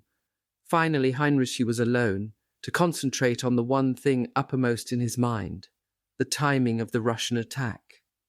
The latest batch of intelligence reports had arrived at the headquarters, and they seemed to point to an immediate assault. General Reinhard Gehlen, OKH Chief of Intelligence, had even included the most recent prisoner interrogations. One report told of a Red Army soldier from the 49th Rifle Division who stated that the major offensive operation will begin in about 5 to 10 days. There was talk, the prisoner had said, among Soviet soldiers that Russia will not allow the US and England to claim the conquest of Berlin. A second report was similar and contained even more speculation. A prisoner of the 79th Corps taken earlier in the day near Kustrin said that when the attack began, its main purpose would be to get to Berlin ahead of the Americans. According to the soldier, brushes were expected with the Americans, who would be covered by mistake with artillery fire so that they will feel the force of Russian artillery. In Moscow on this same day, Sunday, April 15th, Ambassador Averell Harriman met with Stalin to discuss the war in the Far East. Prior to the meeting, General Dean of the U.S. military mission had drawn Harriman's attention to German radio reports, which stated that the Russians were expected to attack Berlin at any moment. Harriman, as the conference with Stalin ended, casually brought up the matter. Was it true, he asked, that the Red Army was about to renew its offensive on Berlin? The Marshal's answer, as General Dean was to cable Washington that evening, was, Stalin said there was indeed going to be an offensive, and that he did not know if it would be successful. However, the main blow of this attack would be aimed toward Dresden, not Berlin, as he had already told Eisenhower. The Führer's court. Hitler with his personal pilot Bauer. Between them is the famous portrait of Frederick the Great, which hung in the Führer bunker and which Hitler gave to Bauer as a parting gift. Hitler and Eva Braun in happier days. Hitler with Erich Kempka, his chauffeur.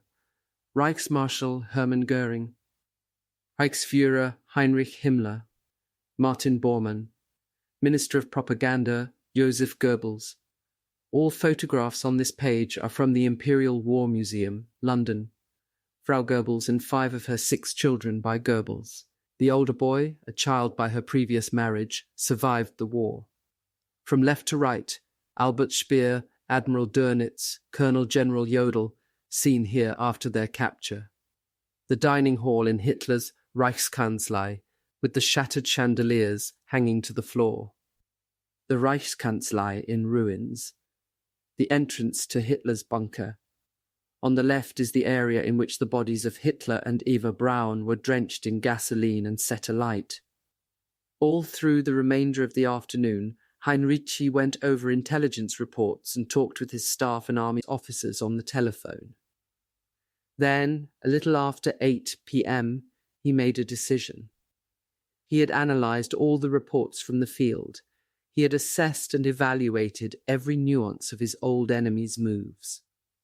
Now, as he walked the length of his office, hands clasped behind his back, his head bowed in concentration, he paused.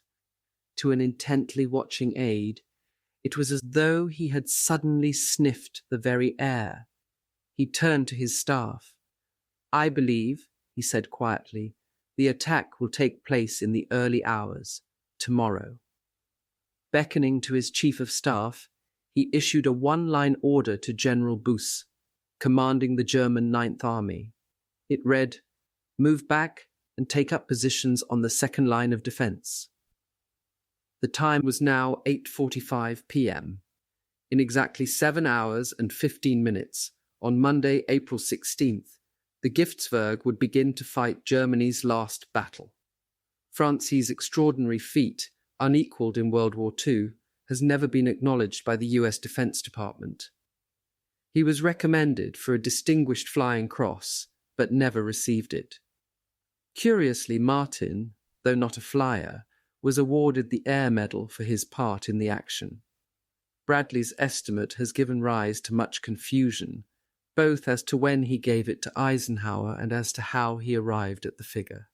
The incident was first revealed by Bradley himself in his memoir, A Soldier's Story. No date was given. Thus, as Bradley has told the author, he is partly responsible for the uncertainty that resulted. One version that has seen print depicts Bradley as telling Eisenhower at Schaeff as early as January 1945 that the Berlin casualty figure would reach 100,000. Bradley himself says, I gave the estimate to Ike on the phone immediately after we got the Elbe bridgehead. Certainly I did not expect to suffer 100,000 casualties driving from there to Berlin. but I was convinced that the Germans would fight hard for their capital. It was in Berlin, as I saw it, that we would have suffered the greatest losses. Part 5. The Battle. 1. Along the first Belarusian front, in the deep darkness of the forests, there was complete silence. Beneath the pines and camouflage netting, the guns were lined up for mile after mile and stepped back caliber by caliber. The mortars were in front. Behind them were tanks, their long rifles elevated. Next came self-propelled guns, and following these, batteries of light and heavy artillery. Along the rear were 400 Katushkas, multi-barreled rocket launchers, capable of firing 16 projectiles simultaneously, and massed in the Kustrin bridgehead on the Oder's western bank were the searchlights. Everywhere now in these last few minutes before the attack, the men of Marshal Georgy Zhukov's armies waited for 0 hour, 4 a.m. Captain Sergei Golubov's mouth was dry. With each passing moment it seemed to him that the stillness was becoming more intense.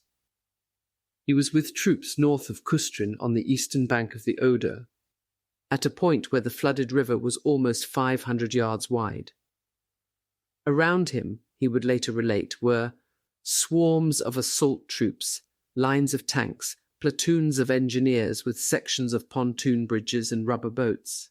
Everywhere the bank of the river was jammed with men and equipment, and yet there was complete silence.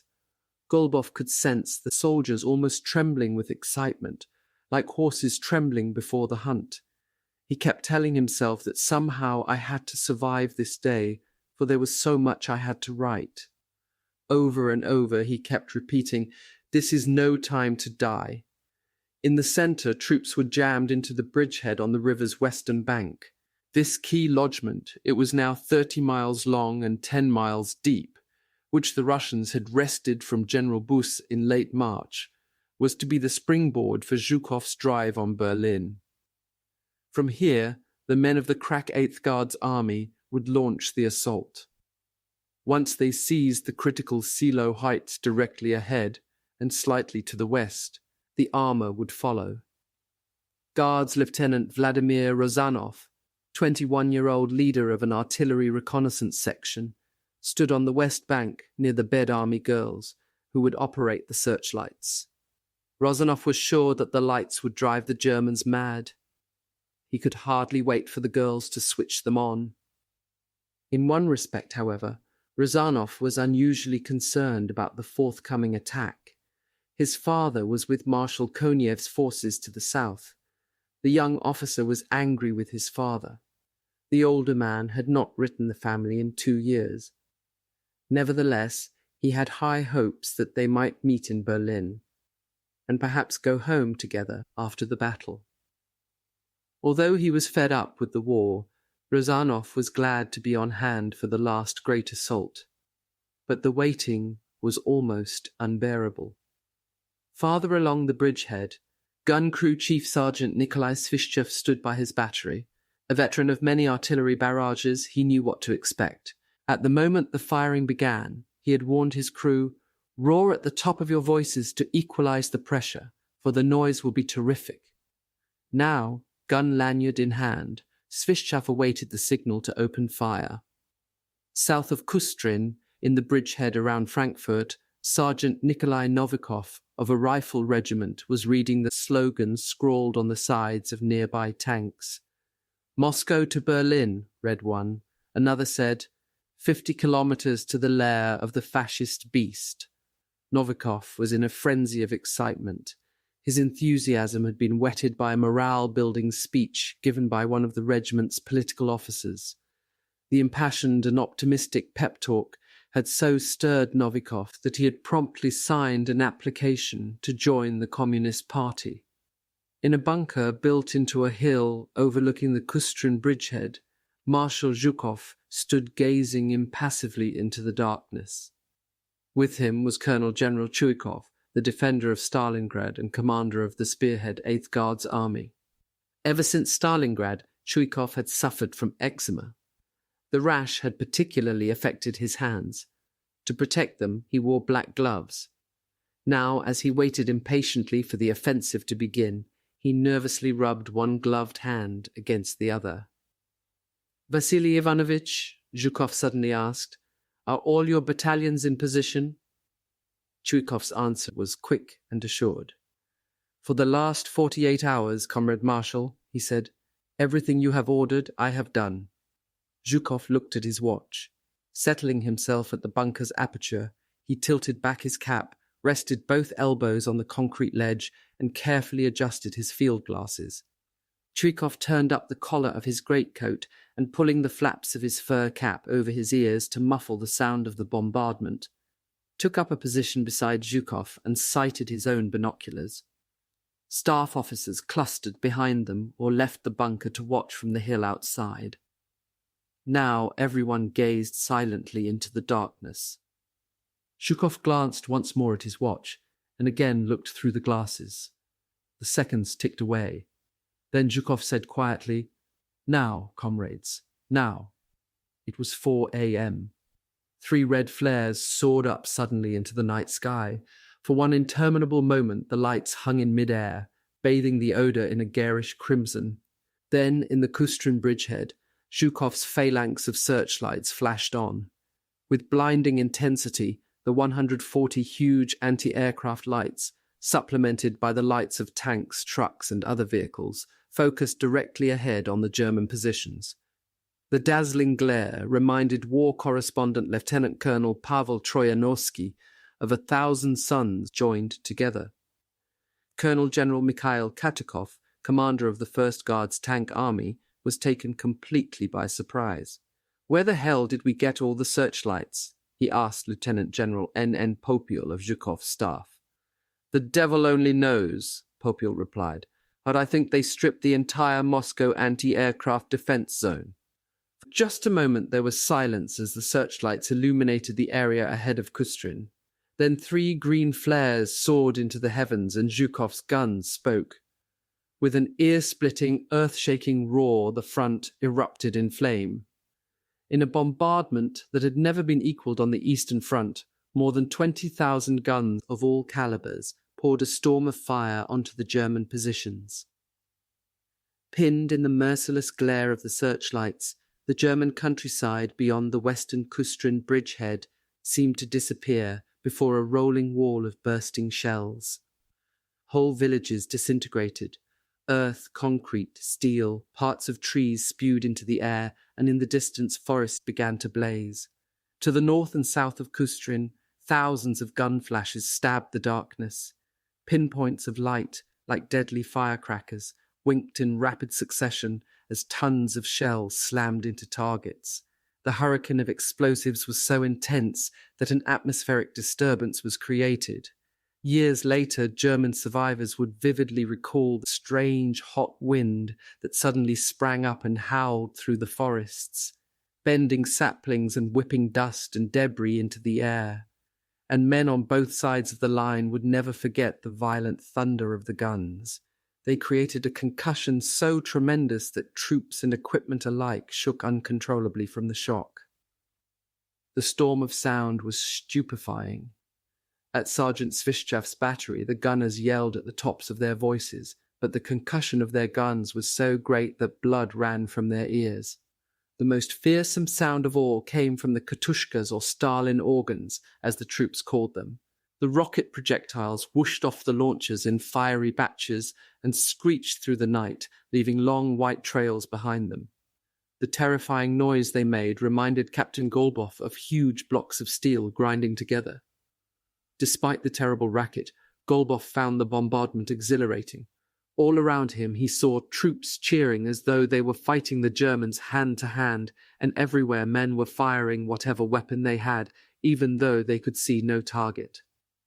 As he watched the guns belching flames, he remembered some words his grandmother had once uttered about the end of the world, when the earth would burn and the bad ones would be devoured by fire. Amid the tumult of the bombardment, Zhukov's troops began to move out. Chuikov's well-disciplined 8th Guards led the way from the Kustrin bridgehead on the Oder's western banks. As they surged forward, the artillery barrage remained always in front of them, carpeting the area ahead. North and south of Kustrin, where assault crossings had to be made across the flooded river, engineers were in the water, laying pontoons and fitting together prefabricated sections of wooden bridges. All around them, waves of shock troops were crossing the Oder without waiting for the bridges, tossing and bobbing in a variety of assault boats. In the ranks were troops who had stood at Leningrad, Smolensk, Stalingrad, and before Moscow, men who had fought their way across half a continent to reach the Oder. There were soldiers who had seen their villages and towns obliterated by German guns, their crops burned, their families slain by German soldiers.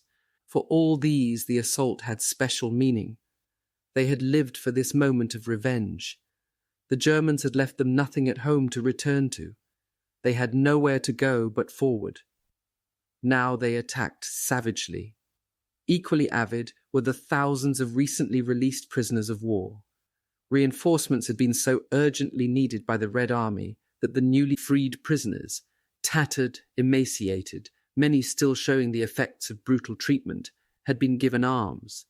Now they too rushed forward, seeking a terrible vengeance. Cheering and yelling like wild tribesmen, the Russian troops advanced on the Oder's eastern hanks. Caught up in a kind of frenzy, they found it impossible to wait for boats or bridges. Golbov watched in amazement as soldiers dived in, fully equipped, and began swimming the river. Others floated across clutching empty gasoline cans, planks, blocks of wood, tree trunks, anything that would float. It was a fantastic spectacle. It reminded Golbov of a huge army of ants floating across the water on leaves and twigs. The Oder was swarming with boatloads of men, rafts full of supplies, log floats supporting guns. Everywhere were the bobbing heads of men as they floated or swam across. At one point, Golbov saw his friend, the regimental doctor, a huge man named Nikolaev, running down the riverbank, dragging behind him a ridiculously small boat. Golbov knew that Nikolaev was supposed to stay behind the lines at the field hospital, but there he was in this tiny boat rowing like hell. It seemed to Golbov that no power on earth could stop this onslaught. Abruptly the bombardment ended, leaving a stunning silence. The cannonade had lasted a full 35 minutes. In Zhukov's command bunker, staff officers suddenly became aware that the phones were ringing. How long the sound had been going on, no one could say. All were suffering from some degree of deafness. Officers began taking the calls. Chuikov's commanders were making their first reports. "So far, everything is going as planned," Chuikov told Zhukov. A few moments later, he had even better news. "The first objectives have been taken," he announced proudly. Zhukov, a tense figure since the opening of the attack, became suddenly expansive. As General Popil recalled, Zhukov seized Chuikov by the hand and said, "Excellent, excellent, very good indeed." But pleased as he was, Zhukov had too much experience to underestimate his enemy. The stocky marshal would feel better when the vital Silo Heights near Kustrin was seized. Then he felt success would be assured. Still, that should not take long.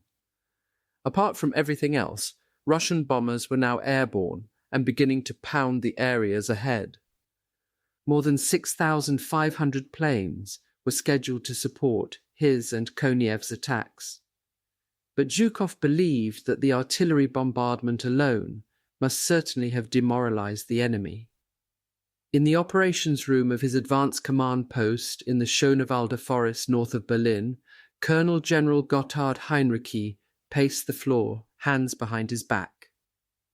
Around him, telephones shrilled and staff officers took reports, carefully transcribing the information onto the war map lying on a table in the center of the room.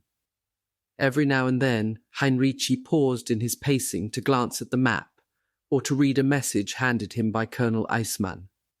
He was not surprised by the way the Russian offensive was being carried out, although most of his officers were awestruck by the massiveness of the bombardment.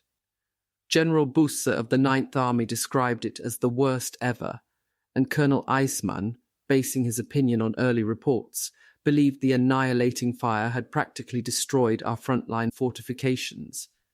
Under darkness on the night of the 15th, The majority of the Vistula troops had swung back to the second line of positions, as Hinrichi had ordered.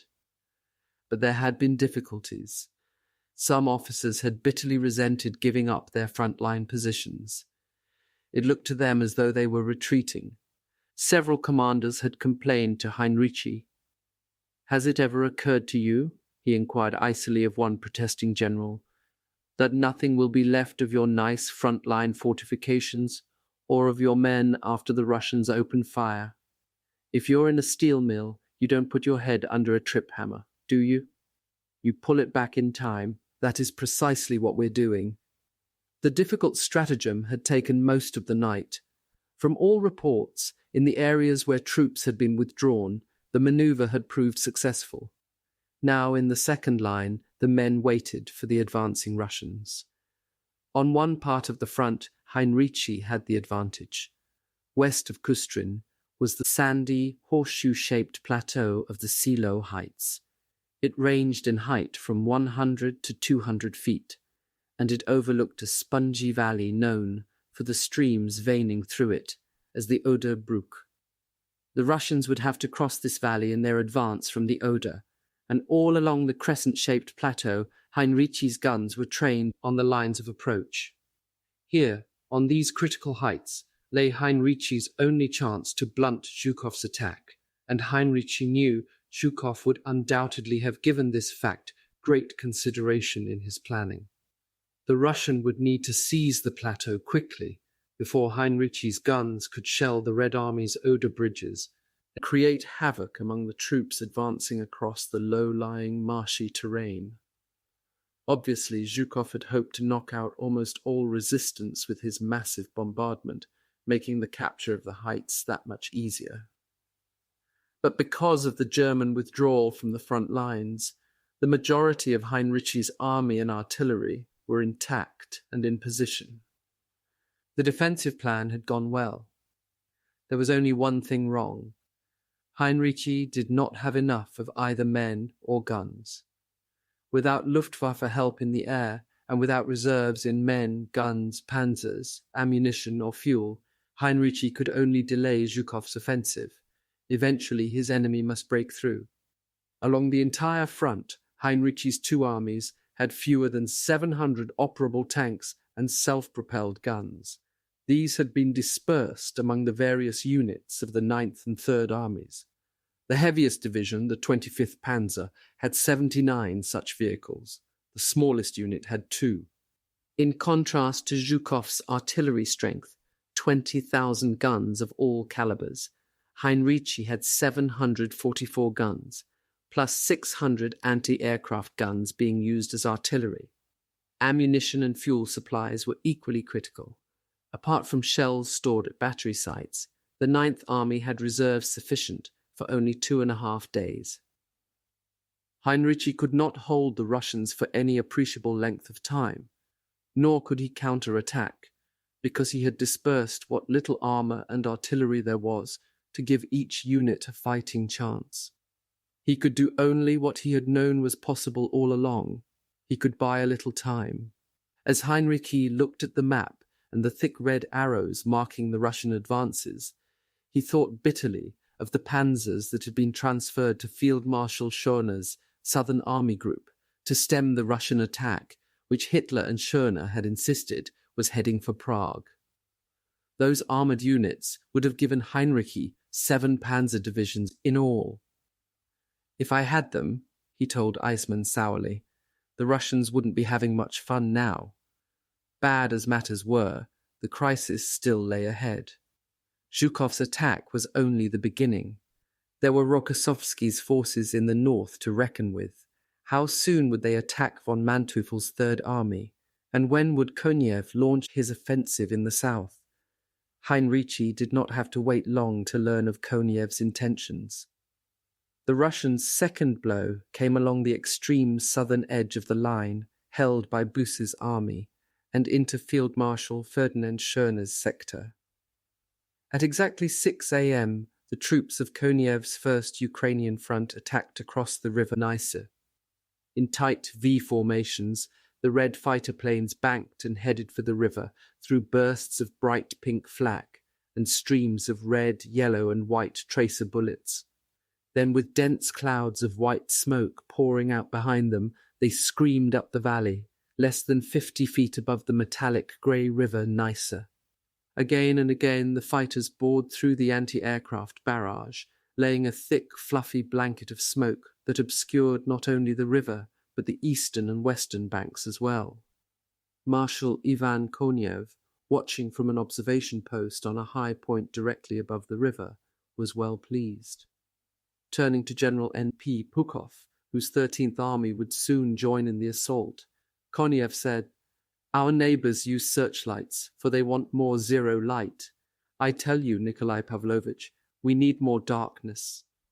Although Konev was attacking on a front of about 50 miles, he had ordered the smoke screen laid over a distance almost 4 times as long to confuse the Germans. Now, watching through artillery glasses mounted on a tripod, Konev noted that the smoke was holding.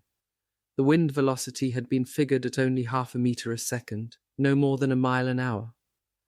With satisfaction, he announced that the screen was the right thickness and density and exactly the correct height. Then, as the planes continued to lay smoke, Konev's massed artillery opened up with a tremendous roar. His bombardment was as merciless as Zhukov's had been, but Konev was using his artillery strength more selectively.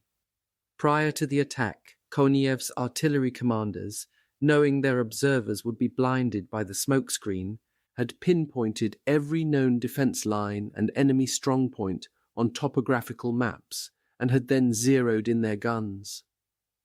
Besides hitting these pre-selected targets, the first Ukrainian guns were deliberately blasting out avenues running west from the Neisse for the assault troops and tanks that would follow. Rolling barrages like fiery scythes methodically chopped paths several hundred yards wide through the German positions. As they did, forests began blazing as they had in Zhukov's area, and seas of flame stretched away from the river for miles ahead. Konev was leaving nothing to chance. He was driven not only by his ambition to reach Berlin before Zhukov, but by another, even more important reason: the unexpected speed of the Western Allies, who were now only 40 miles from the city. Konev thought one or both of 2 things might happen. Eisenhower's forces might try to reach the capital before the Red Army, and the Germans probably would attempt to make a separate peace with the Western Allies. As Konev was later to put it, "We did not want to believe that our allies would enter into any sort of separate agreement with the Germans."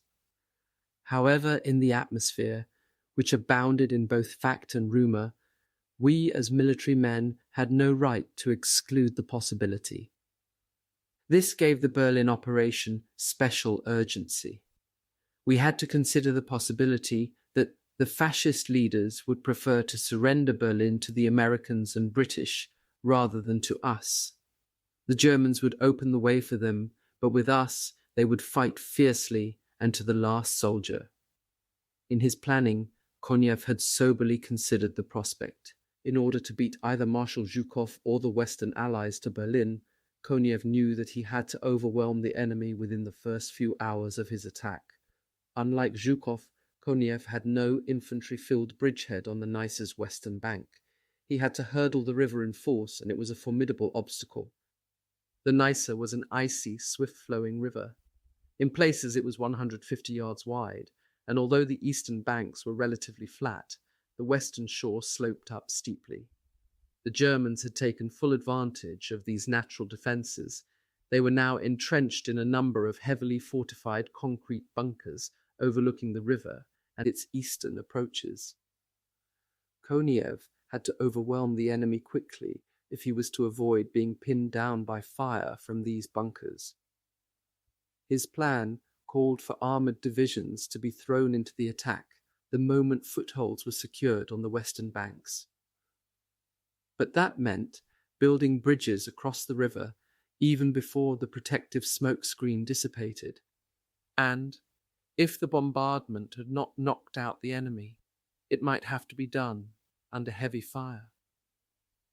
He intended to make his main crossing in the area of Buchholz and Treibel, but there would also be others. Konev, convinced that he must achieve the complete and rapid smothering of the enemy, had ordered an enormous river assault, with crossings at more than 150 places. At each site, his engineers had vowed to have bridges or ferries available in 1 to 3 hours. At 6:55 a.m., the second stage of Konev's plan unfolded. All along the eastern bank, first-wave troops emerged from the forests under cover of the continuing artillery fire and, in a miscellaneous collection of boats, headed across the Neisse. Immediately behind them came a second wave of men, and behind them a third. In the Buchholz-Trebel area, shock troops of Puchow's 13th Army swarmed across the choppy waters, dragging sections of pontoon bridges. Leading the way was the 6th Guards Rifle Division, commanded by Major General Georgy Ivanov, a tough 44-year-old Cossack. Ivanov had put everything that would float into the water. Besides pontoons, he used empty aviation fuel tanks and large German fertilizer bins, which he had ordered welded to make them airtight. These were manhandled into position as bridging supports. In the water were hundreds of engineers. As fast as prefabricated wooden bridge sections were pushed off the eastern bank, the engineers bolted them together. Scores of men stood neck-deep in the icy Neisse, holding heavy bridging beams above their heads, while others drove wooden supports into the riverbed. Special teams of engineers hauled cables across the Neisse in boats equipped with hand-operated winches. On the western bank, they set up ferry heads and then manually wound in the cables, pulling floats with guns and tanks across the river. At some places, engineers got guns across without the ferry floats. They simply dragged them along the riverbed on the end of the cables. The operations were moving steadily forward, despite enemy fire nearly everywhere along the line. To protect the crossings, Ivanov used shore batteries which fired directly above the heads of his troops and into the German defences on the western bank. He supported these batteries with a hail of fire from no less than 200 machine guns, just to keep their heads down. At 7:15 a.m. Konev got good news. The first bridgehead had been seized on the western bank. 1 hour later, he learned that tanks and self-propelled guns had been ferried across and were already engaging the enemy.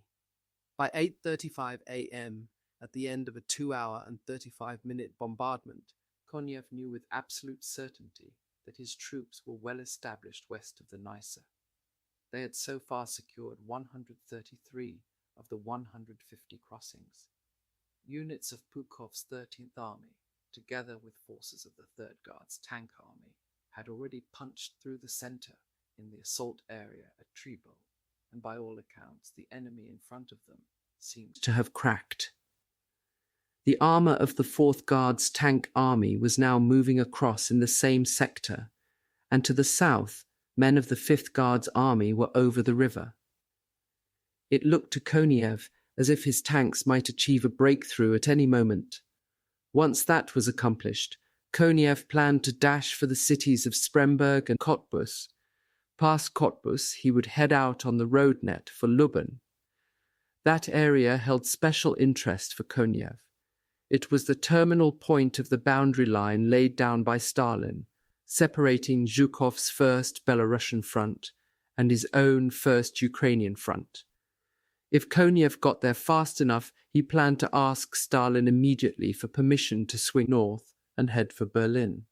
Confident of the go-ahead, Konev had already sent written orders to Colonel General Pavel Simonovich Rybalko of the 3rd Guards Tank Army to be prepared to break into Berlin from the south with a tank corps reinforced with a rifle division from the 3rd Guards Army.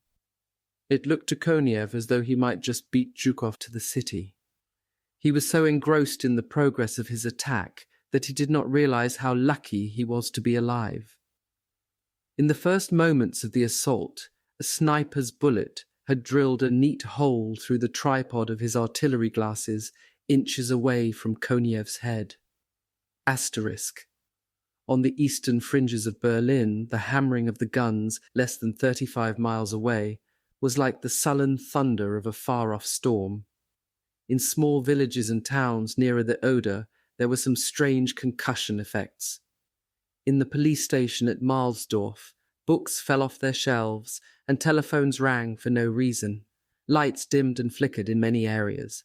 In Dahlwitz Hoppegarten, an air raid siren suddenly went berserk and no one could switch it off. Pictures fell from walls, windows and mirrors shattered. A cross hurtled down from the steeple of a church in Müncheberg, and everywhere dogs began to howl. In the eastern districts of Berlin, the muffled sound echoed and re-echoed in the skeletal, fire-blackened ruins. The fragrant smell of burning pines wafted across the fringes of Köpenick. Along the edges of Weissensee and Lichtenberg, a sudden wind caused curtains to whip and flap with ghostly abandon. And in Erkner, some inhabitants of air raid shelters were jolted out of sleep, not by noise, but by a sickening vibration of the earth. Many Berliners knew the sound for what it was. In the Moorings Pankow apartment, where the Veltlingers were hiding, Siegmund, who had been a World War I artilleryman, instantly recognized the far-off sound as that of a massive artillery bombardment. He woke his wife Margareta to tell her about it. At least one Berliner claimed to have actually seen Zhukov's rolling barrage. Shortly after 4 a.m., 16-year-old Horst Rommling climbed a 7-story tower on the western edge of Weissensee and stared eastward through field glasses. Horst quickly informed the neighbors he had seen the flash and glare of Russian guns, but few believed him. He was considered a wild, fanciful boy, at best. The sound did not penetrate the central districts, although here and there some Berliners claimed they heard something unusual. Most thought it was probably anti-aircraft fire, or the detonation of unexploded bombs dropped during the night's 2-hour and 25-minute air raid, or perhaps the sudden collapse of a bomb-blasted building. One small group of civilians learned almost immediately that the Russian offensive had started. They were the operators in the main post office telephone building on Winterfeldstrasse in Schonebeck. Within minutes of the opening barrage, long-distance and trunk-line sections of the exchange were jammed with calls. Nervous Nazi Party officials in areas near the Oder and Neisse called administrative heads in Berlin. Fire brigade chiefs asked whether they should try to put out the forest fires or move their equipment out of the areas. Police chiefs phoned their superiors, and everybody tried to get through to relatives. As operators were to recall years later, nearly all those completing calls began their conversations with 2 words. It's begun. Switchboard supervisor Elizabeth Milbrand, a devout Catholic, took out her beads and silently said the rosary. By 8 a.m. on April 16th, most of Berlin had heard on the radio that heavy Russian attacks continue on the Oder front. The news announcements were guarded, but the average Berliner needed no elaboration. By word of mouth, or from relatives outside the city, people learned that the moment they had dreaded had finally arrived. Curiously, at this time the man in the street knew more than Hitler. In the Führer bunker, the leader was still sleeping. He had retired a little before 3 a.m., and General Burgdorf, his adjutant, had given strict instructions that the Führer was not to be awakened. The strange, subterranean world of the bunker had an almost cheerful look this morning. There were vases of bright tulips in the little anteroom, the corridor lounge and the small conference room. Earlier one of the Reichskanzlei gardeners had cut them from the few flower beds that still remained in the bomb-pitted gardens. It had seemed a good idea to Burgdorf because Eva Braun loved tulips. The Reich's unwed First Lady had arrived the night before. With her, she had brought some presents for the Führer from old friends in Munich. One was a book sent by Baroness Baidur von Schirach, wife of the former Reich youth leader. The novel's hero bore every misfortune without losing hope. Optimism, he was made to say, is a mania for maintaining that all is well when things are going badly. The Baroness had thought the book a most appropriate choice. It was Voltaire's Candide. At first, Zhukov did not believe the news. Standing in the Kustrin command post surrounded by his staff, he stared incredulously at Zhukov and then spluttered in rage. "What the hell do you mean your troops are pinned down?" he yelled at the 8th Guards army commander, and this time there was no friendly use of the general's given names. Zhukov had seen Zhukov angry before, and he remained perfectly calm. "Comrade Marshal," he said, "whether we are pinned down temporarily or not, the offensive will most certainly succeed. But resistance has stiffened for the moment and is holding us up." Heavy artillery fire from the silo heights had hit the troops and supporting tank units as they advanced, Zhukov explained. Also, the terrain through which they were moving was proving extremely difficult for armor. In the marshes and irrigation canals of the Oder, Bruch, self-propelled guns and tanks were thrashing and churning helplessly. A number of mired tanks had been hit, one after another, and had gone up in flames. Up to now, said Zhukov, his 8th Guards had advanced only 1,500 yards. Zhukov, according to General Popiel, gave vent to his fury with a stream of extremely forceful expressions. What had happened to the supposedly irresistible offensive? There were a variety of opinions, as General Popiel quickly discovered when he checked Zhukov's senior officers. General Mikhail Shalin, a corps commander of the 1st Guards Army, told Popiel he was certain the Germans had been pulled out of the front lines before the attack and placed in a second defensive line along the Silo heights. Therefore, said Shalin, the majority of our shells fell in open country. General Vasily Kuznetsov, commander of the 3rd Shock Army, was bitterly critical of the first Belarusian plan. As usual, he told Popiel, we stuck to the book, and by now the Germans know our methods. They pulled back their troops a good 8 kilometers. Our artillery fire hit everything but the enemy.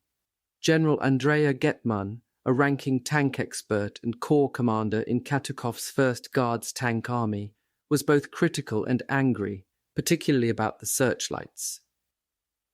They didn't blind the main forces of the enemy, he said, but I'll tell you what they did do. They absolutely spotlighted our tanks and infantry for the German gunners. Zhukov had never expected the attack to be easy, but although he had anticipated heavy casualties, he had deemed it virtually impossible for the Germans to halt his advance.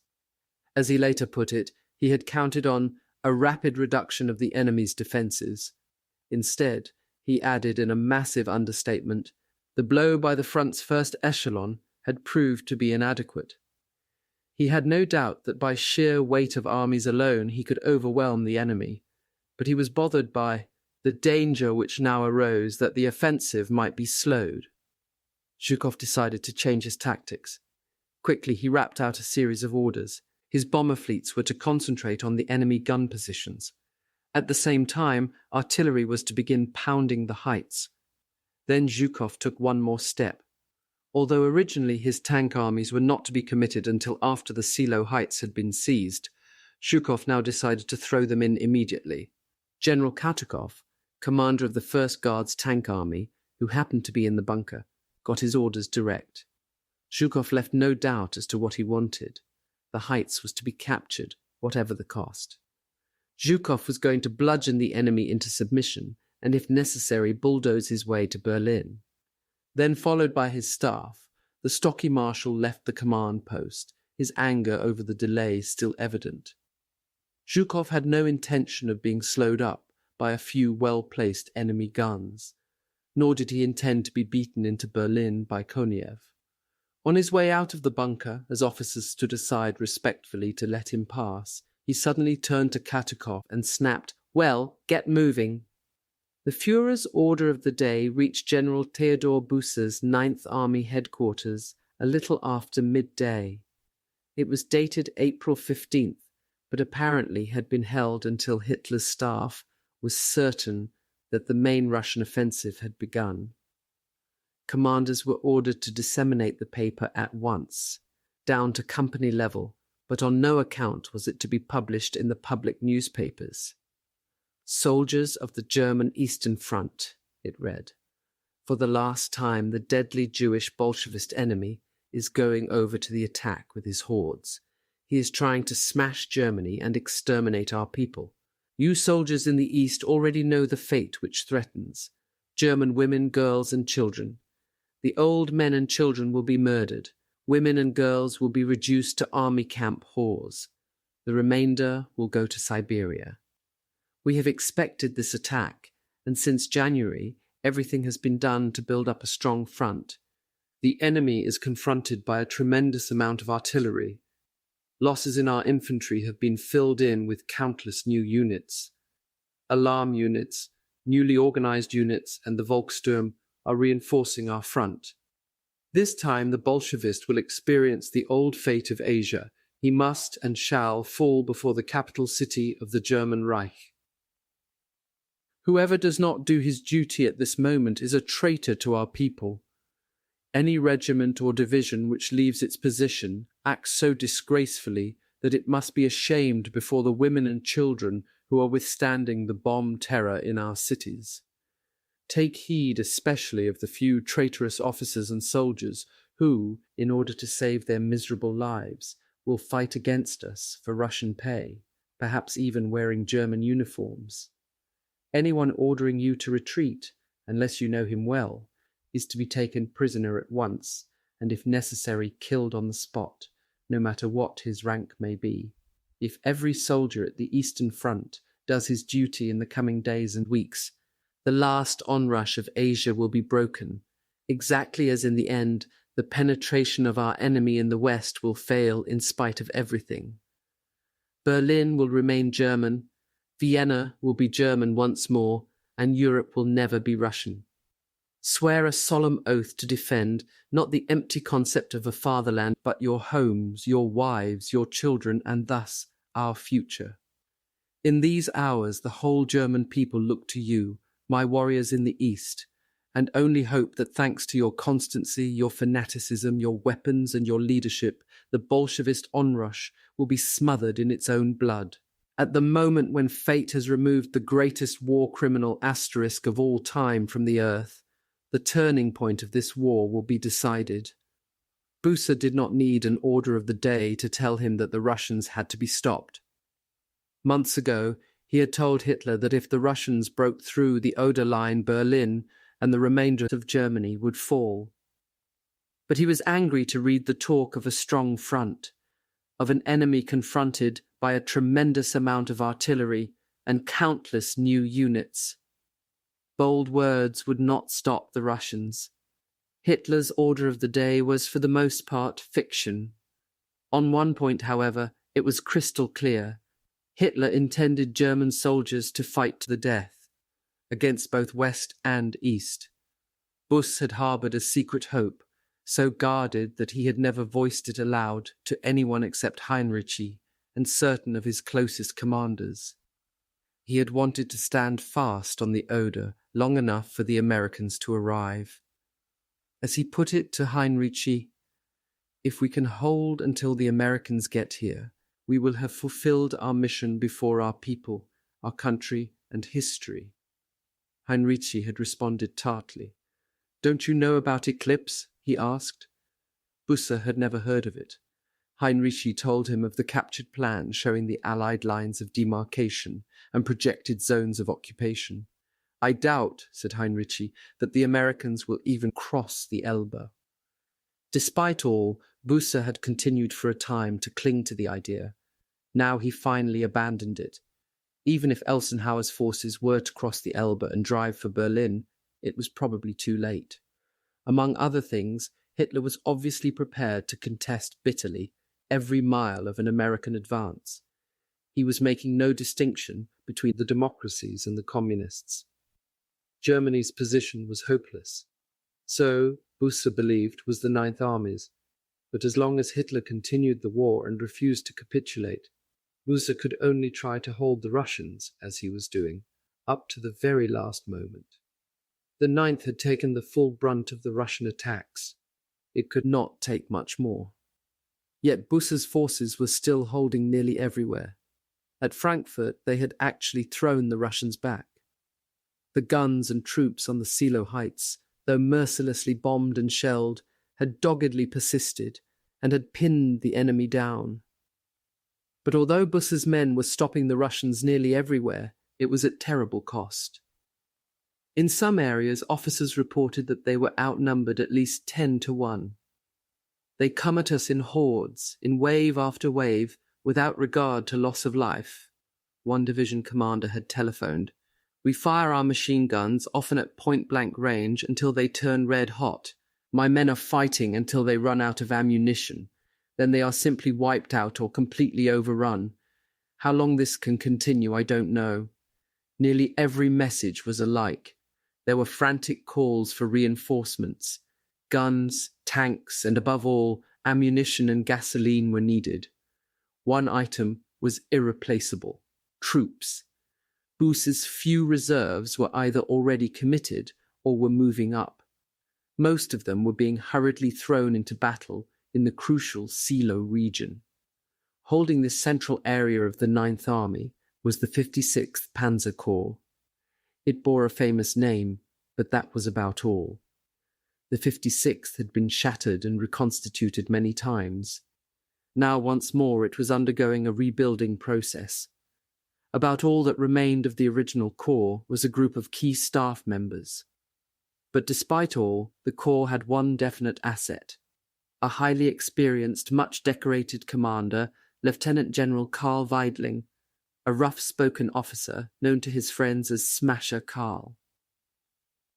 Buss had placed the miscellaneous units in the vital Silo region under Weidling's command.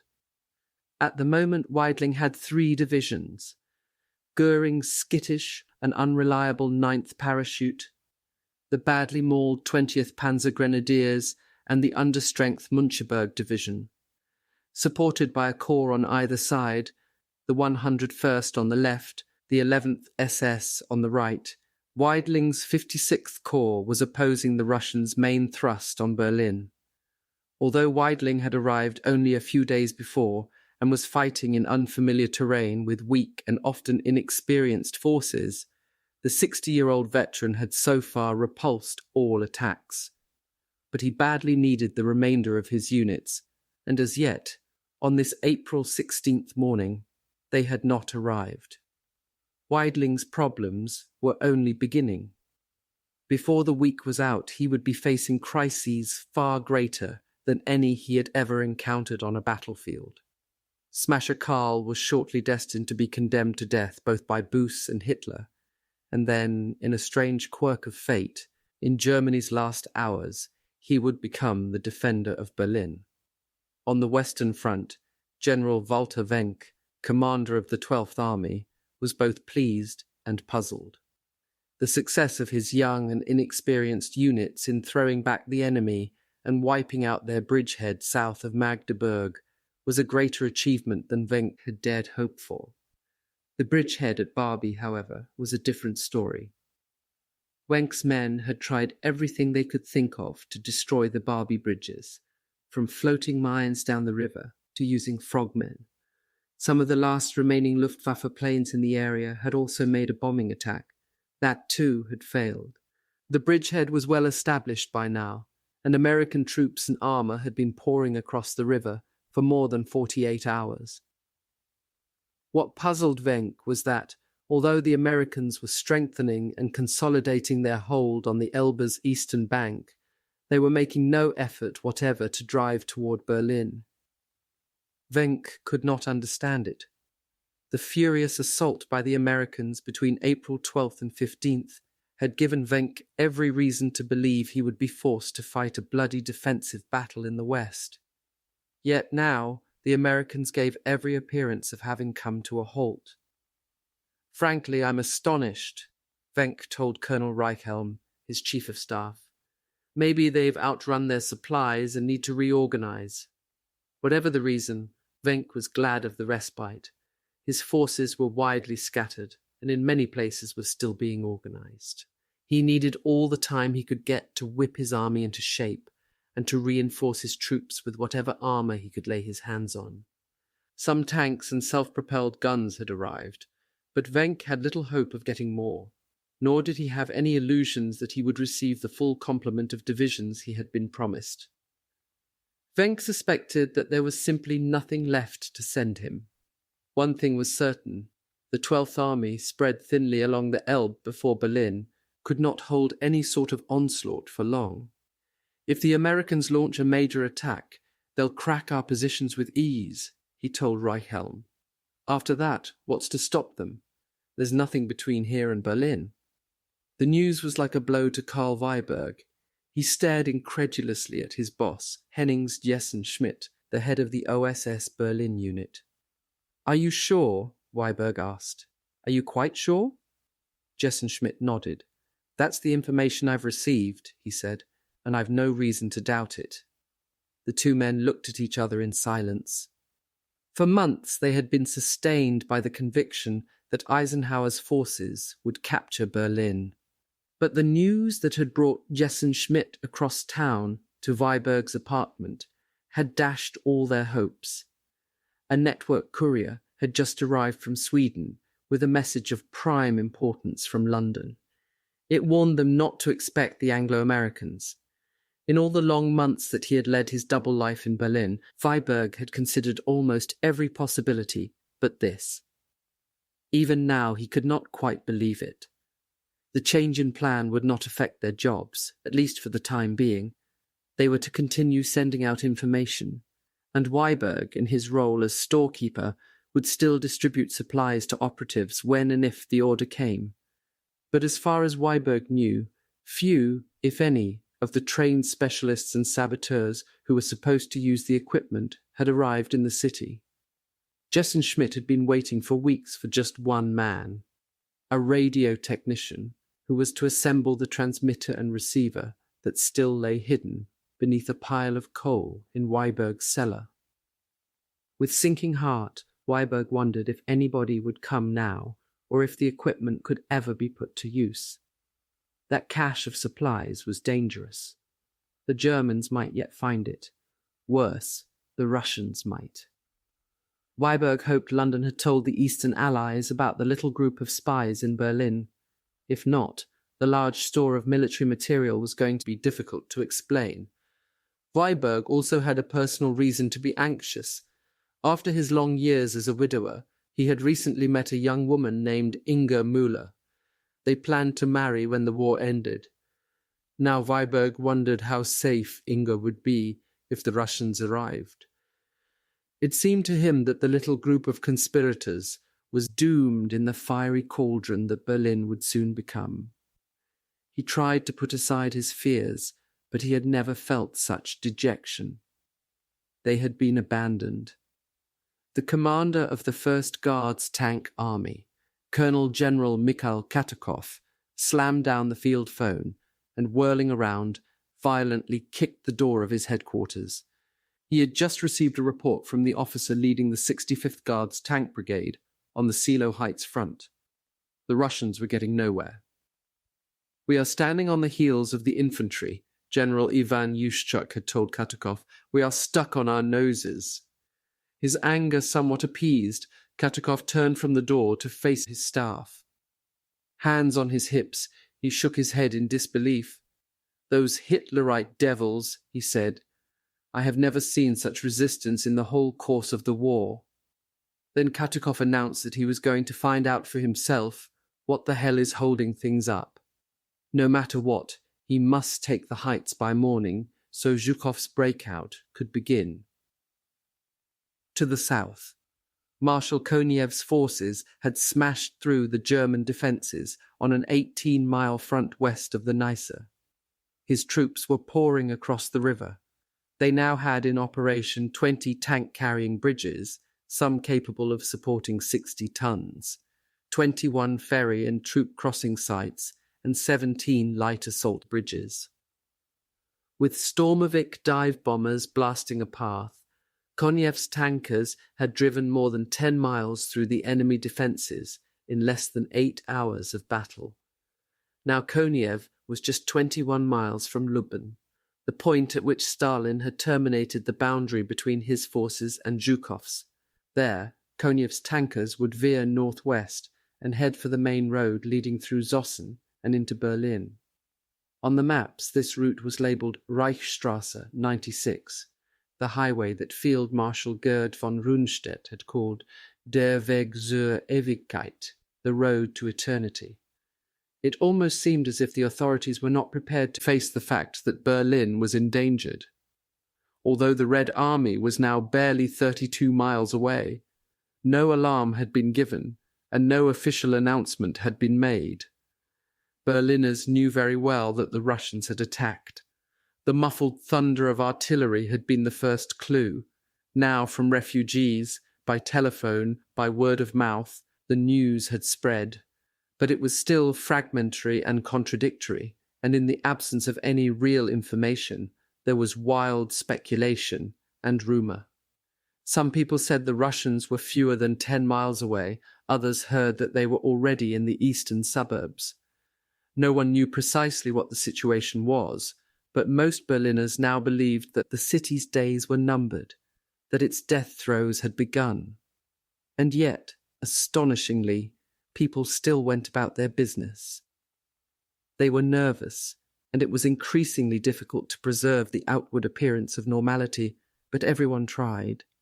At every stop, milkman Richard Pogonovska was besieged with questions. His customers seemed to expect him to know more than anyone else. The usually cheerful Pogonovska could not provide any answers. He was as fearful as those he served. On the Kreuznacher Strasse, the portrait of Adolf Hitler still hung in the living room of the Nazi postal official, but even that no longer seemed reassuring to Pogonovska. He was happy to see his young friend, 13-year-old Dodo Marquardt, waiting patiently for him on a corner in Friedenau. She often rode with him for a block or two, and she helped immeasurably to keep up his morale. Now, sitting next to his dog Poldy, Dodo chattered happily. But Pogonovska found it difficult to listen to her this morning. Some newly painted slogans had appeared on the half-demolished walls in the area, and he eyed them without enthusiasm. "Berlin will remain German," one announced. Others read, "Victory or slavery," "Vienna will be German again," and "Who believes in Hitler believes in victory." At Dodo's usual stop, Pogonovska lifted her down from the wagon. With a little smile, she said, "Until tomorrow, Mr. Milkman." Pogonovska replied, "Until tomorrow, Dodo." As he climbed back on the wagon, Richard Pogonovska wondered just how many tomorrows there were left. Pastor Arthur Lechscheit, presiding over a burial service in the cemetery near his wrecked church, did not think the suffering that lay ahead could be any worse than it was right now. It seemed an eternity since his beautiful Melanchthon church had been destroyed. During the past few weeks, so many had been killed in the raids that his parish clerk no longer registered the deaths. Lechscheit stood at the edge of a mass grave in which lay the bodies of 40 victims killed during the night's air raids. Only a few persons were present as he said the funeral service. As he finished, most of them moved away, but one young girl remained behind. She told Lechscheit that her brother was one of the dead. Then tearfully she said, "He belonged to the SS. He was not a member of the church." She hesitated. "Will you pray for him?" she asked. Lechscheit nodded. Much as he disagreed with the Nazis and the SS, in death, he told her, he could deny no man the words of God. Bowing his head, he said, "Lord, do not hide your face from me. My days have gone like a shadow. My life is like nothing before you. My time lies in your hands." On a wall nearby, during the night, somebody had scrawled the words, "Germany is victorious." Mother Superior Kunigundes longed for the end of it all. Even though Haus Dahlem, the convent and maternity home run by the Mission Sisters of the Sacred Heart in Wilmersdorf, was almost a little island in its religious seclusion, the short, round, energetic Mother Superior was not without outside sources of information. The Dahlem Press Club, in the villa of Foreign Minister Joachim von Ribbentrop, directly across from the convent, had closed down the night before. From newspaper friends who had come to say goodbye, she had heard that the end was near and that the battle for the city would take place within a few days. The resolute Mother Superior hoped the fighting would not be prolonged. What with an Allied plane crashing in her orchard and the roof of her convent being blown off a few days before, the danger was coming much too close. It was long past time for this foolish and terrible war to end. In the meantime, she had more than 200 people to care for, 107 newborn babies, of whom 91 were illegitimate, 32 mothers and 60 nuns and lay sisters. As though the sisters did not have enough to do, Mother Superior had piled even more work upon them. With the janitor's help, some of the nuns had painted huge white circles surmounted by bright red crosses on the sides of the building and on the new tar paper roof which covered the entire second floor. The third floor had disappeared with the roof. Realist that she was, Mother Superior had set her student nurses to converting the dining hall and recreation rooms into first aid stations. The nurses' dining hall had become the chapel, illuminated by candles night and day.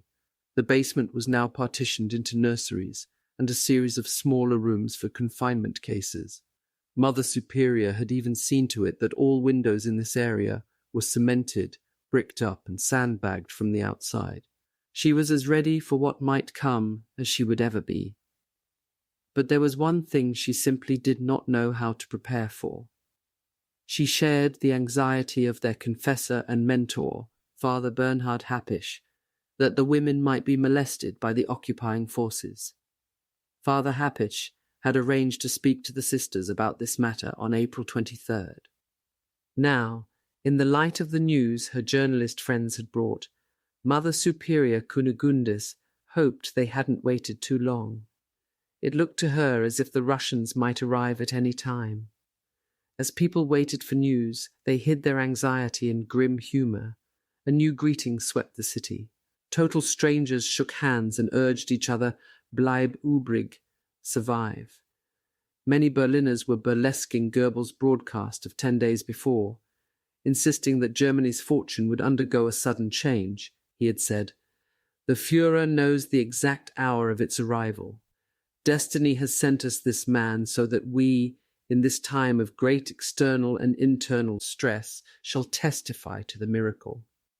Now those words were being repeated everywhere, usually in a derisive imitation of the propaganda minister's spellbinding style. One other saying was going the rounds. "We've got nothing at all to worry about," people solemnly assured one another. "Grofas will save us." Grofas had long been the Berliners' nickname for Hitler. It was the abbreviation of Größter Feldherr aller Zeiten, the greatest general of all time. Even with the city almost under the Russian guns, the vast majority of Berlin's industrial concerns were still producing. Shells and ammunition were being rushed to the front as fast as factories in Spandau could make them. Electrical equipment was being turned out at the Siemens plant in Siemensstadt.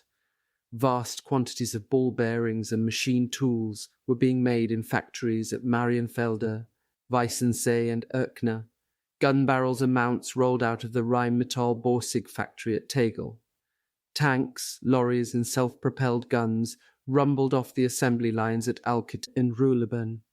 And as fast as tanks were repaired at the Krupp and Druckenmüller plant in Tempelhof, workers delivered them directly to the armies. So great was the urgency that the management had even asked foreign workers to volunteer as emergency drivers.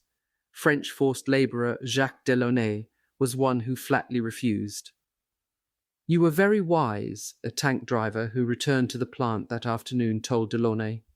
"Do you know where we took those tanks? Right up to the front lines."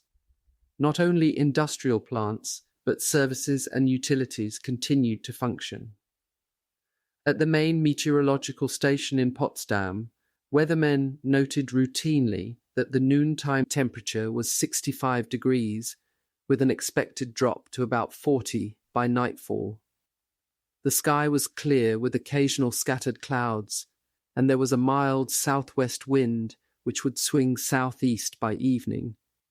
A change was predicted for the 17th, overcast skies with the possibility of thundershowers. Partly because of the fine weather, streets were crowded. Housewives, not knowing what the future might hold, shopped for unrationed commodities wherever they could. Every shop seemed to have its own long queue. In Köpenick, Robert and Hannah Schulze spent 3 hours in a line for bread. Who knew when they would be able to buy more? Like thousands of other Berliners, the Schulzes had tried to find some way to forget their worries. On this day, braving the now capricious transportation system, they changed buses and trams 6 times to get to their Charlottenburg destination, a movie theatre. It was their 3rd such venture in a week. In various districts they had seen pictures called Ein Mann wie Maximilian, a man like Maximilian, Engel mit dem Seitenspiel, Angel with a lyre, and Die Grosse Nummer, the big number. Die Grosse Nummer was a circus picture, and Robert thought it the best of the week's film fare by far. French POW Raymond Legatier saw that there was so much confusion at the military headquarters on Bendlerstrasse that his presence would not be missed, and he calmly took the afternoon off. These days, the guards did not seem to care anyway. Legatier had managed to wrangle a ticket for a movie theatre near the Potsdamer Platz that was reserved for German soldiers. Now he relaxed in the darkness as the picture, specially reissued by Gerbles' propaganda ministry, came on. It was a historical full-colour epic called Kolberg, and it dealt with Graf von Gneisenau's heroic defence of the Pomeranian city during the Napoleonic Wars. During the movie, Legatier was as fascinated by the behaviour of the soldiers around him as he was by the picture. They were enthralled, cheering, clapping, exclaiming to one another. They were almost transported by this saga of one of Germany's legendary military figures. It occurred to Legatier that before too long some of these soldiers might get a chance to become heroes themselves. The signal came without warning. In his office in the Philharmonic, the complex of buildings that housed the concert halls and practice studios of the Berlin Philharmonic, Dr. Gerhard von Westermann, the orchestra's manager, received a message from Reichsminister Albert Speer. The Philharmonic would play its last concert that evening. Von Westermann had always known that the news would come like this, suddenly and within just a few hours of a concert. Speer's instructions were that all the musicians who would leave were to do so immediately after the performance. They were to end their journey in the Kulmbach-Bayreuth region, about 240 miles southwest of Berlin, the same area to which Speer had earlier sent most of the Philharmonic's prized instruments. According to the Reichsminister, the Americans would overrun the Bayreuth area in a matter of hours. There was just one trouble. Speer's original design had been to spirit away the entire Philharmonic. This plan had collapsed. To begin with, fearing that the plan might reach Goebbels' ear, von Westermann had sounded out only certain trusted members of the orchestra. To his amazement, the great majority, because of family, sentimental or other ties with the city, were reluctant to leave. When the plan was put to a vote, it was turned down. Gerhard Taschner, the young violin virtuoso and concertmaster, was asked to inform Speer. The Reichsminister had taken the news philosophically, but the offer was left open. Speer's own car and driver would be waiting on the final night to take those who wanted to go. Taschner, his wife and 2 children, along with the daughter of fellow musician Georg de Bertz, were definitely leaving. But they were the only ones. Even von Westermann, in view of the vote, felt that he must stay. But if there were any wavering Philharmonic members, they would have to be told that this was their last chance. There was still a possibility that those who were in on the secret might change their minds and decide to leave. So, with the evening's performance barely 3 hours away, von Westermann revised the program. It was too late even to schedule a rehearsal, and the musicians who knew nothing of the evacuation plan would be startled by the change. But for the knowing and unknowing alike, the music Speer had picked as the signal marking the last concert would have a dark and moving significance. The scores that von Westermann now ordered, placed on the musicians' stands, bore the label Die Gotterdammerung, Wagner's climactic and tragic music of the death of the gods. By now it was fast becoming clear to all Berliners that Fortress Berlin was a myth. Even the least knowledgeable could see how ill-prepared the city was to withstand an attack. The main roads and highways were still open. There were few guns or armoured vehicles in evidence, and apart from aged home guardsmen, some in uniform, others with only armbands sewn on the sleeves of their jackets, there were virtually no troops to be seen. To be sure, there were roadblocks and crude defence barriers everywhere. In side streets, courtyards, around government buildings and in parks, large stockpiles of fortification materials had been collected. There were occasional rolls of barbed wire, masses of steel anti-tank obstacles, and old trucks and disused tram cars filled with stones. These were to be used to block main thoroughfares when the city came under attack. But would barricades such as these stop the Bushians?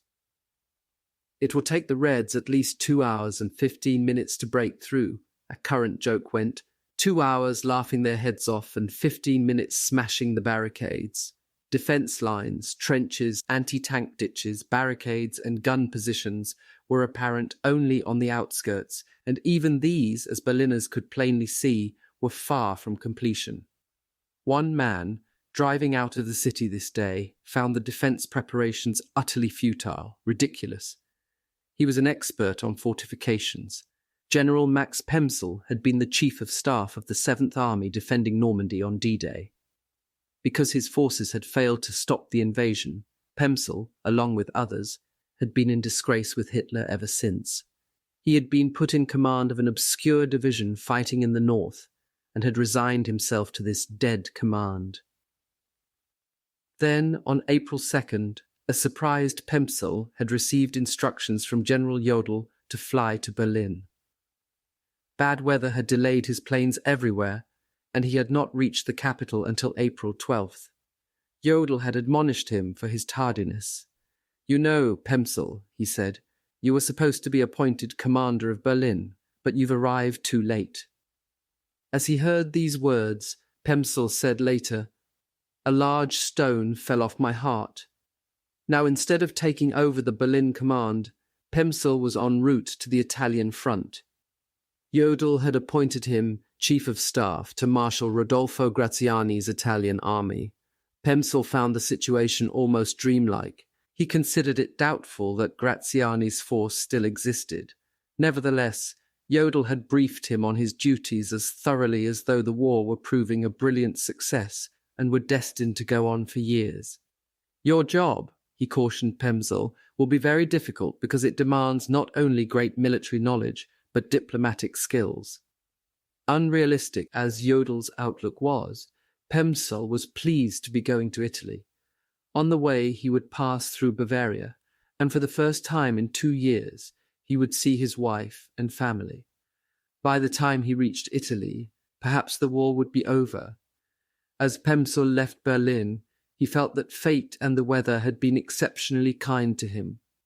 It was clear that the city could not be defended. Passing a hodgepodge of tree trunks, steel spikes, and cone-shaped concrete blocks that would be used as anti-tank obstacles, he shook his head in disbelief. Still farther along, the car sped by elderly home guardsmen slowly digging trenches.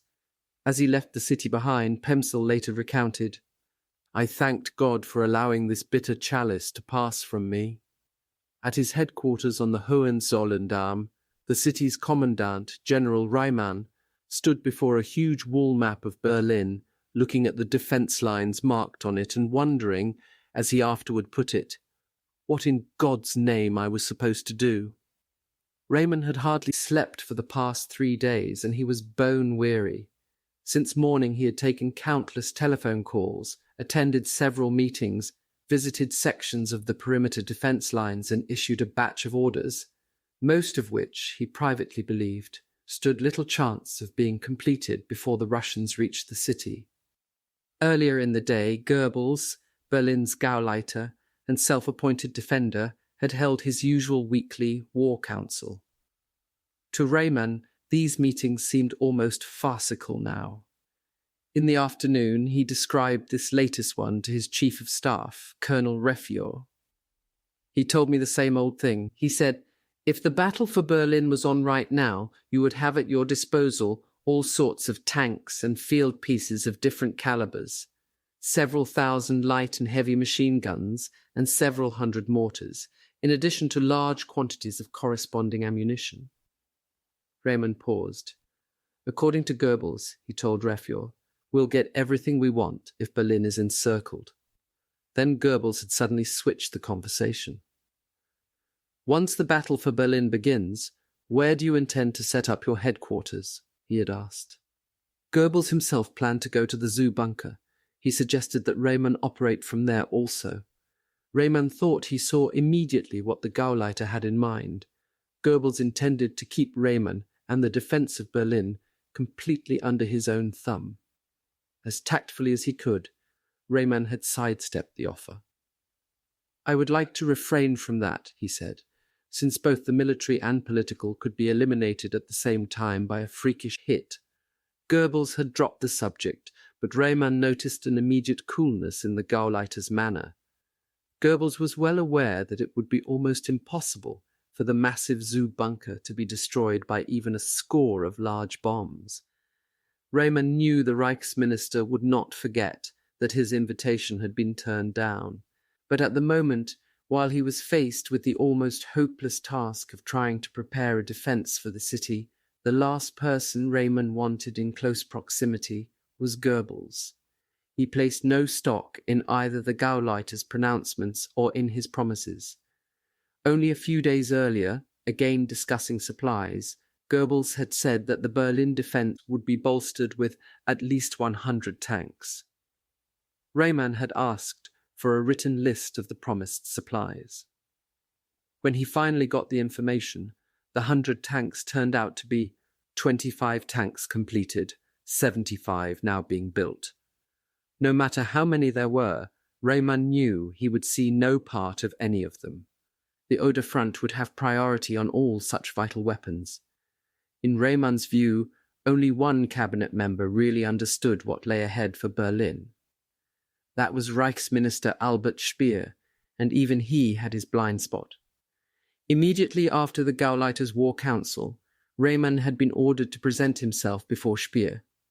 At the former French embassy on the Pariser Platz, where Hitler's wartime production chief now had his offices, the usually urbane Speer was furious. Pointing to the great highway running across a map of the city, Speer demanded to know what Raymond was up to on the east-west axis. Raymond looked at him in amazement. "I'm building a landing strip between the Brandenburg Gate and the Victory Column," he answered. "Why?" "Why?" exploded Speer. "Why? You are chopping down my lampposts. That's why. And you cannot do it." Raymond had thought Speer knew all about the plan. In the battles for Breslau and Königsberg, the Russians had grabbed the airports on the outskirts of both cities almost immediately. To circumvent a similar situation in Berlin should one occur, it had been decided to build a landing strip almost in the very center of the government district, along the east-west axis where it passed through the Tiergarten. For this reason, Raymond said later, in agreement with the Luftwaffe, the strip between the Brandenburg Gate and the Victory Column was chosen. It meant that the ornamental bronze lampposts would have to be removed, and the trees, for a depth of 30 meters, about 100 feet, on either side, would have to come down. When I mentioned this plan to Hitler, he said that the lampposts could go, but the trees had to remain. I did my utmost to persuade him to change his mind, but Hitler would not hear of the trees being cut. Even though I explained that if the trees were not taken out, only small planes would be able to take off and land, he still would not change his mind. What his reasons were I do not know, but the removal of a few trees would hardly have ruined the city's beauty at this late date. And now Speer was objecting to the removal of the lampposts. Raymond explained the situation to Speer, pointing out in conclusion that he had the Führer's permission to remove the posts. But that made no impression on the Reichsminister. "You cannot take down those lampposts," he insisted. "I object to that." Then Speer added, "You do not seem to realize that I am responsible for the reconstruction of Berlin." In vain, Raymond tried to persuade Speer to change his mind. "It is vital that we keep an airstrip open, especially in this location," he argued. The Reichsminister would hear no more. As Raymond remembered it, the conversation ended with Speer expressing his intention of taking up the whole matter with the Führer. Meanwhile, his lamp-posts remained, and the work on the strip was to stop, even though the Russians were advancing steadily toward us. Just before the meeting ended, Speer brought up the matter of Berlin's bridges. Again he argued with Raymond, as he had at Hinrichi's headquarters the day before, that to destroy the bridges was futile, that water, power, and gas mains were carried over many of them, and that the severing of these lifelines would paralyze large parts of the city and make my task of reconstruction that much more difficult. Raymond knew that Speer's influence with Hitler was great. He had already received a direct order from the Reichskanzlei to strike off his list several of those bridges slated for destruction. Now Speer was insisting that they all be saved. Raymond turned as stubborn as Speer. Unless counter-orders were received from Hitler, Raymond intended to carry out his instructions and blow up the remaining bridges. He did not like the idea any more than Speer, but he had no intention of risking his own life and career to save them. From Speer's office, Raymond made a quick visit to one of the defense sectors on Berlin's outskirts. Each of these inspections only served to deepen Raymond's conviction that Berlin's defences were an illusion. In the strutting, triumphant years, the Nazis had never considered the possibility that one day a last stand would be made in the capital. They had built fortifications everywhere else, the Gustav Line in Italy, the Atlantic Wall along the European coast, the Siegfried Line at Germany's western borders. But not even a trench had been built around Berlin.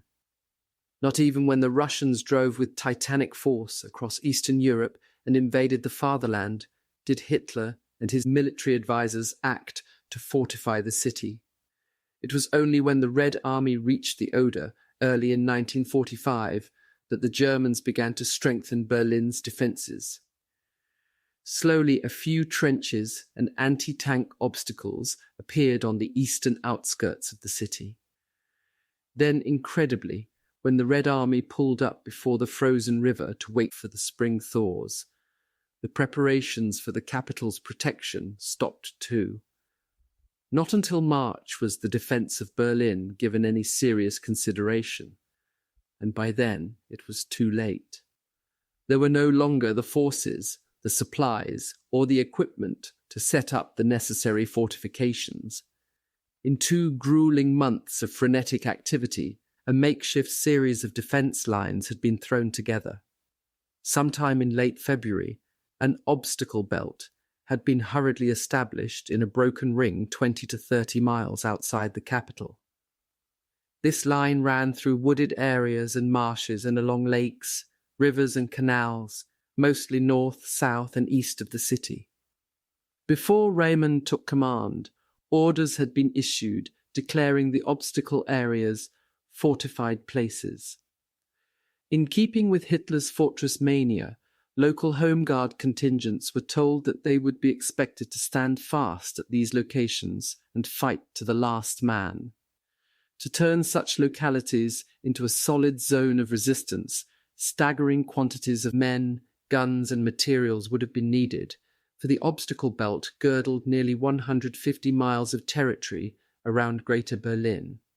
As Raymond soon discovered, except where the obstacle zone came under direct army supervision, the so-called fortified places were often nothing more than a few trenches covering main roads, some scattered gun positions, or a few concrete reinforced structures hurriedly converted into blockhouses with bricked-up windows and slits for machine guns.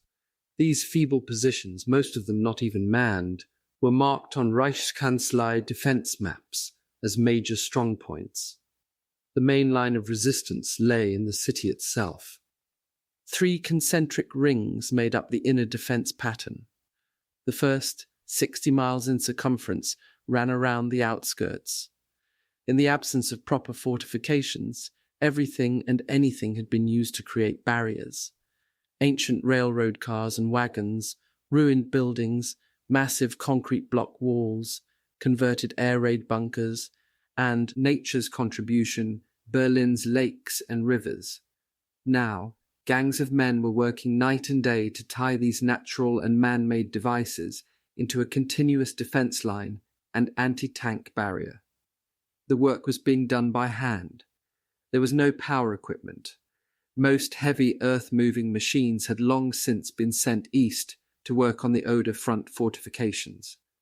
The use of the few remaining machines was restricted because of the shortage of fuel. Every available gallon had gone to the panzer divisions. There were supposed to be 100,000 labourers working on the fortification rings.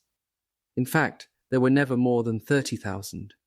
There was even a shortage of hand tools. Appeals through the newspapers for picks and shovels had brought little results. As Colonel Reffior put it, Berlin gardeners apparently consider the digging of their potato plots more important than the digging of tank traps. To Rayman, it was all futile anyhow. The perimeter ring would never be finished in time. It was a hopeless job, hopelessly far from completion. The second or middle ring could be a formidable obstacle if manned by veteran troops amply supplied with weapons. It had a circumference of about 25 miles, and its barriers had long been in place.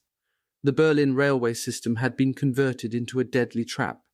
In some places there were deep track cuttings and sidings, some of them 100 to 200 yards wide, which made perfect anti-tank ditches. From fortified houses overlooking the tracks, gunners could pick off tanks caught in the gullies. Along other stretches, the line followed the elevated railway, S-Bahn, giving defenders the advantage of high, rampart-like embankments. If even these defences gave way, there still remained the third or inner ring in the city's centre. Called the Citadel, this last-ditch area lay within the arms of the Landwehr Canal and the Spree River in the Mitte district. Nearly all the major buildings of the government crowded this last island of defence. In great structures linked together by barricades and concrete block walls, the last defenders would hold out in Goring's immense air ministry, Reichsluftfahrtministerium, in the huge Bendler Block military headquarters, and in the empty, echoing hulks of the Reichskanzlei and the Reichstag. Radiating out from the citadel through all 3 of the defence rings were 8 pie-shaped sectors, each with its own commander. Beginning with the Weissensee district on the east, the sectors were labelled clockwise from A through H. The inner ring itself was Z. Supporting the rings, 6 formidable bomb-proof flak towers were spotted about the city, at Humboldthain, Friedrichshain, and in the grounds of the Berlin Zoo. But many vital links were missing in Festung Berlin. The most crucial one was manpower. Even under ideal conditions, Rayman believed 200,000 fully trained and combat-seasoned soldiers would have been needed to defend the city. Instead, what he had to hold Berlin's 321 square miles, an area almost equal to that of New York City, was a miscellaneous collection of troops ranging from 15-year-old Hitler youths to men in their 70s. He had policemen, engineering units, and flak battery crews, but his only infantry consisted of 60,000 untrained home guardsmen. These tired old men of the Volkssturm, now digging trenches or moving slowly into positions along the approaches to Berlin, would have to assume the largest burden of the city's defence. The Volkssturm occupied a kind of netherworld among the military. Although they were expected to fight alongside the Wehrmacht in times of emergency, they were not considered part of the army. They, like the Hitler Youth, were the responsibility of the local party officials. Rayman would not even assume command of their forces until after the battle began. Even the Volkssturm equipment was the responsibility of the party, The Home Guardsmen had no vehicles, field kitchens, or communications of their own. In all, 1/3 of Raymond's men were unarmed. The remainder might as well have been. Their weapons, he was to relate, came from every country that Germany had fought with or against. Besides our own issues, there were Italian, Russian, French, Czechoslovakian, Belgian, Dutch, Norwegian, and English guns. There were no less than 15 different types of rifles and 10 kinds of machine guns. Finding ammunition for this hodgepodge of arms was almost hopeless. Battalions equipped with Italian rifles were luckier than most. There was a maximum of 20 bullets apiece for them. Belgian guns, it was discovered, would accept a certain type of Czech bullet, but Belgian ammunition was useless in Czech rifles. There were few Greek arms, but for some reason there were vast quantities of Greek munitions. So desperate was the shortage that a way was found to remachine Greek bullets so that they could be fired in Italian rifles. But such frantic improvisations hardly alleviated the overall problem. On this opening day of the Russian attack, the average ammunition supply of each Home Guardsman was about 5 rounds per rifle. Now, as Raymond toured positions along the eastern outskirts, he felt certain that the Russians would simply roll over the German positions. Too many defense necessities were missing. There were almost no mines available, so the belts of minefields that were essential to a defensive position hardly existed. One of the most ancient and effective of all defense items, barbed wire, had become almost impossible to obtain. Raymond's artillery consisted of some mobile flak guns, a few tanks dug in up to the turrets so that their guns covered avenues of an approach, and the massive flak tower guns. Powerful as they were, these high-angled batteries had limited usefulness. Because of their fixed positions, they could not be deflected toward the ground to stave off close-range infantry and tank attacks.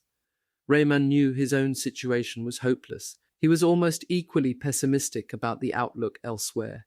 He did not believe that the Oder front would hold, nor did he expect help from troops falling back on the city.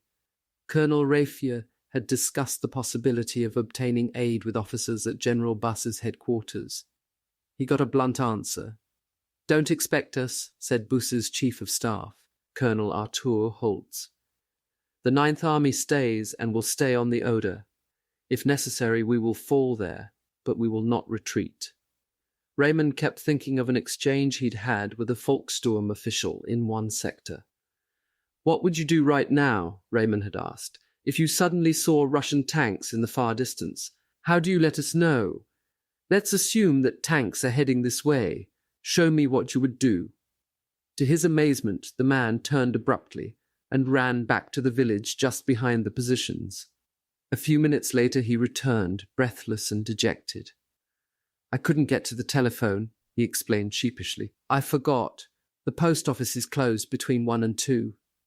As he headed back into the city, Raymond stared unseeing out the car window. He felt that an awful doom was gathering, and that in its blackness Berlin might disappear forever. The line was cracking slowly but surely under the massive enemy pressure. Hinrichi had been at the front all day, going from headquarters to headquarters, visiting field positions, talking to commanders. He marveled that Buss's soldiers had done so well against such terrible odds. First, the Ninth Army had stood off 3 days of heavy preliminary attacks. Now, for more than 24 hours, they had been taking the full force of the main Russian offensive. Buss's troops had fought back ferociously. In the Silo area alone, they had knocked out more than 150 tanks and had shot down 132 planes. But they were weakening. As he drove in darkness back to his headquarters, Hinrichi found himself slowed by crowds of refugees. He had seen them everywhere this day, some carrying bundles, some pulling handcarts filled with their last possessions, some in farm wagons drawn by horses or oxen. In many places their numbers were posing almost as great a problem to Hinrichi's troops as the Russians. At his command post, Anxious staff officers gathered to hear the general's first-hand impression of the situation. Gravely, Hinrichi summed up what he had seen. "They cannot last much longer," he said. "The men are so exhausted that their tongues are hanging out. Still," he continued, "we are holding. It is something Schorner couldn't do. That great soldier has not been able to hold Koniev even for one day." A short time later, the OKH chief, General Hans Krebs, rang up. "Well, we all have good reason to feel satisfied," he told Hinrichi smoothly. Hinrichi conceded the point. "Considering the size of the attack, we have not lost much ground," he said. Krebs would have preferred a more optimistic response, and he said as much, but Hinrichi did not make it. "I have learned," he told Krebs dryly, "never to praise the day until the twilight comes." In the darkness, Private Willi Feldheim grasped his bulky Panzerfaust more firmly. He did not know for certain where he was, but he had heard that this line of foxholes covering the 3 roads in the Klosterdorf area was about 18 miles from the front. A little while ago, waiting for the Russian tanks to come up the road, Willi had felt a sense of great adventure. He had thought about what it would be like when he saw the first tank and could finally fire the anti-tank gun for the first time. The 3 companies holding the crossroads had been told to let the tanks get as close as possible before firing. Willi's instructor had said that a 60-yard range was about right. He wondered how soon they would come. Crouched in the damp foxhole, Willi thought about the days when he was a bugler. He remembered in particular one brilliant, sunshiny day in 1943 when Hitler spoke in Olympic Stadium and Willi had been among the massed buglers who had sounded the fanfare at the Führer's entrance. He would never forget the leader's words to the assembled Hitler youth. "You are the guarantee of the future." And the crowds had yelled, "Führer Befehl! Führer Befehl!" It had been the most memorable day of Willi's life. On that afternoon, he had known beyond doubt that the Reich had the best army, the best weapons, the best generals, and above all, the greatest leader in the world. The dream was gone in the sudden flash that illuminated the night sky. Willi peered out toward the front, and now he heard again the low rumbling of the guns he had momentarily forgotten, and he felt the cold. His stomach began to ache and he wanted to cry. 15-year-old Willi Feldheim was badly scared, and all the noble aims and the stirring words could not help him now. The drum beat was almost imperceptible. Softly the tubas answered. The muffled drum roll came again. Low and ominously the tubas replied. Then the massed basses came alive, and the awesome grandeur of Die Gotterdammerung rolled out from the Berlin Philharmonic. The mood in the darkness of Beethoven Hall seemed as tragic as the music. The only illumination came from the lights on the orchestra's music stands.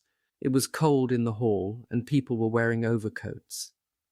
Dr. von Westermann sat in a box with his wife and brother.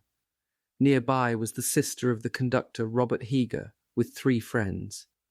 And in his usual seat in the orchestra section was Reichsminister Albert Speer.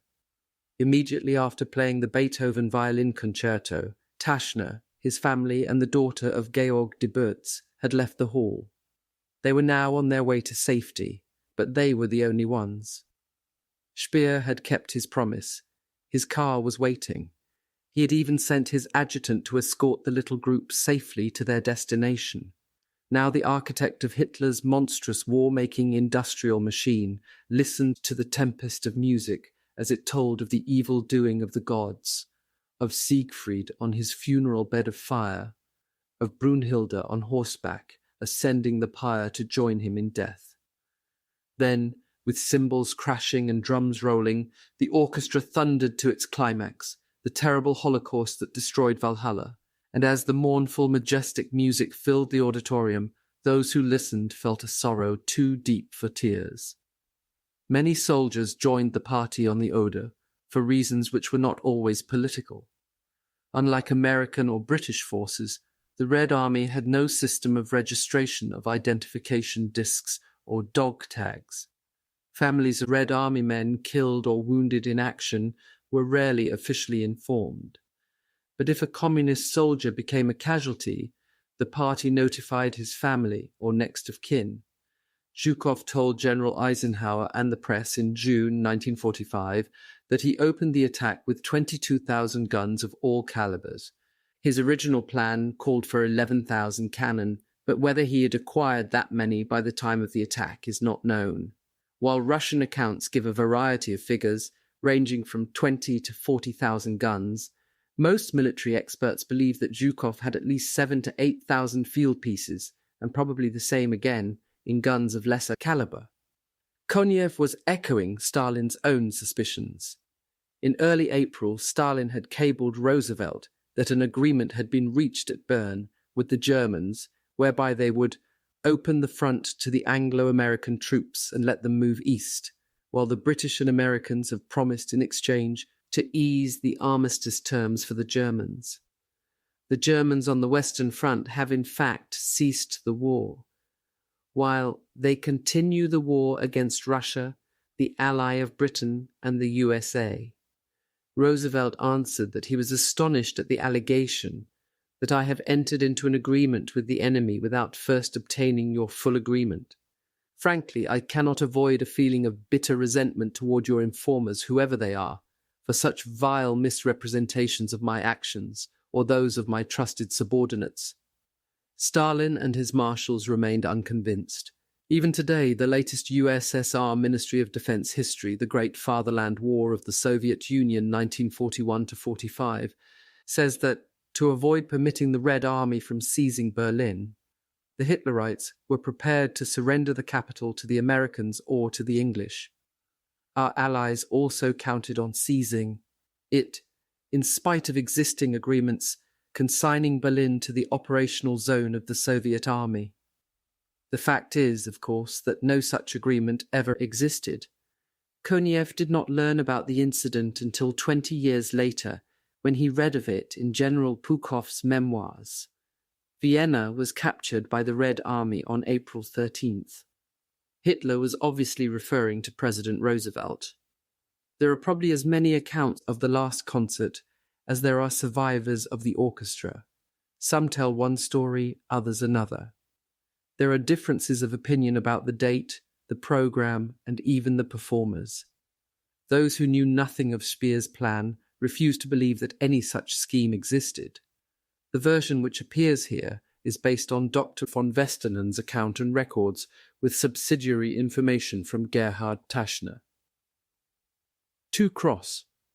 Almost nothing of the once mighty Third Reich remained. Crushed from both sides, on the map it resembled an hourglass. The North Sea and the Baltic formed the top, and Bavaria, parts of Czechoslovakia, Austria and northern Italy, which Germany now occupied, made up the lower half. Across the narrow neck between these areas, only about 90 miles separated the Americans and the Russians. Fighting was still heavy in the north and to a lesser degree in the south.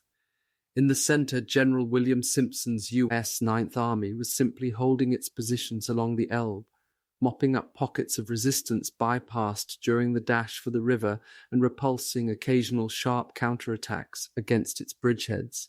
There was one sore spot for the Ninth, Magdeberg. Again and again its commander had refused to surrender. Now Simpson had had enough. He called in bombers and levelled more than 1/3 of the city. Then he sent in his troops. On the afternoon of the 17th, as units of the 30th Infantry and 2nd Armoured Divisions began the attack, General Bradley joined Simpson at his headquarters. The phone rang. Simpson picked it up, listened for a moment, and then, putting his hand over the receiver, said to Bradley, "It looks as if we may get the bridge in Magdeburg after all. What'll we do then, Brad?" Bradley knew only too well what Simpson wanted him to say, that the Autobahn bridge was the most direct and fastest route to Berlin. But he shook his head. "Hell's bells," he replied. "We don't want any more bridgeheads on the Elbe. If you get it, you'll have to throw a battalion across it, I guess. But let's hope the other fellows blow it up before you're stuck with it." Bradley's instructions from Schaeff were clear. He could offer Simpson no hope of moving forward. The orders read, "Take the necessary action to avoid offensive action in force, including the formation of new bridgeheads east of the Elbe-Mulde line." Simpson's forces were to remain as a threat to Berlin, but that was all. Minutes later, a second call settled the issue. As he put down the phone, Simpson told Bradley, "No need to worry any longer. The Krauts just blew it up." The blowing of the bridge brought to an end the dream of Big Simp Simpson, who had wanted to take his mighty Ninth Army into Berlin, the city which the Supreme Commander had once described as clearly the main prize. In the hamlets north of Boisenberg on the Elbe, the householders were startled by a distant wailing. The strange sound grew louder, and soon an astonishing apparition came in sight. Down the road tramped two Scottish bagpipers, their pipes skirling. Behind them came Warrant Officer Dixie Dean's POWs, 12,000 strong, marching in columns under a light German guard. The prisoners' uniforms were in tatters. Their few belongings were bundled and slung on their backs. They were emaciated, cold and hungry, but their heads were high. The determined Deans had seen to that.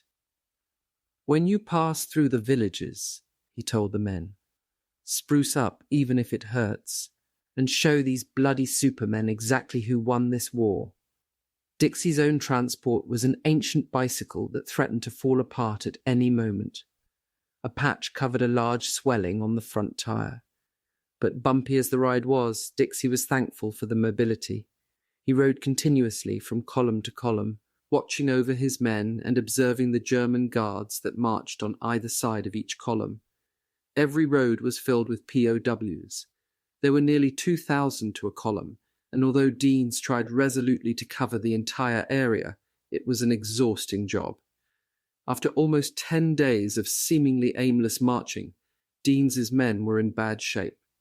There were a few German supply trucks in the procession, but for the most part the men were living off the countryside.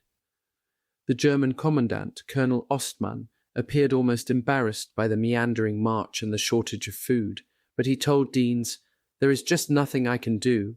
Dixie believed him. "I don't think he has a clue from one day to the next where the devil we're going," Deans told fellow RAF Warrant Officer Ronald Mogg.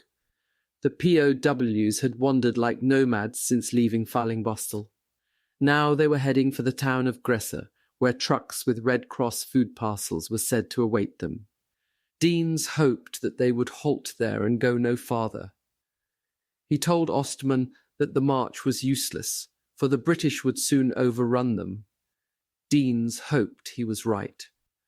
From what the men were able to pick up on the precious secret radios they had carried out of the camp, the Allied news was good.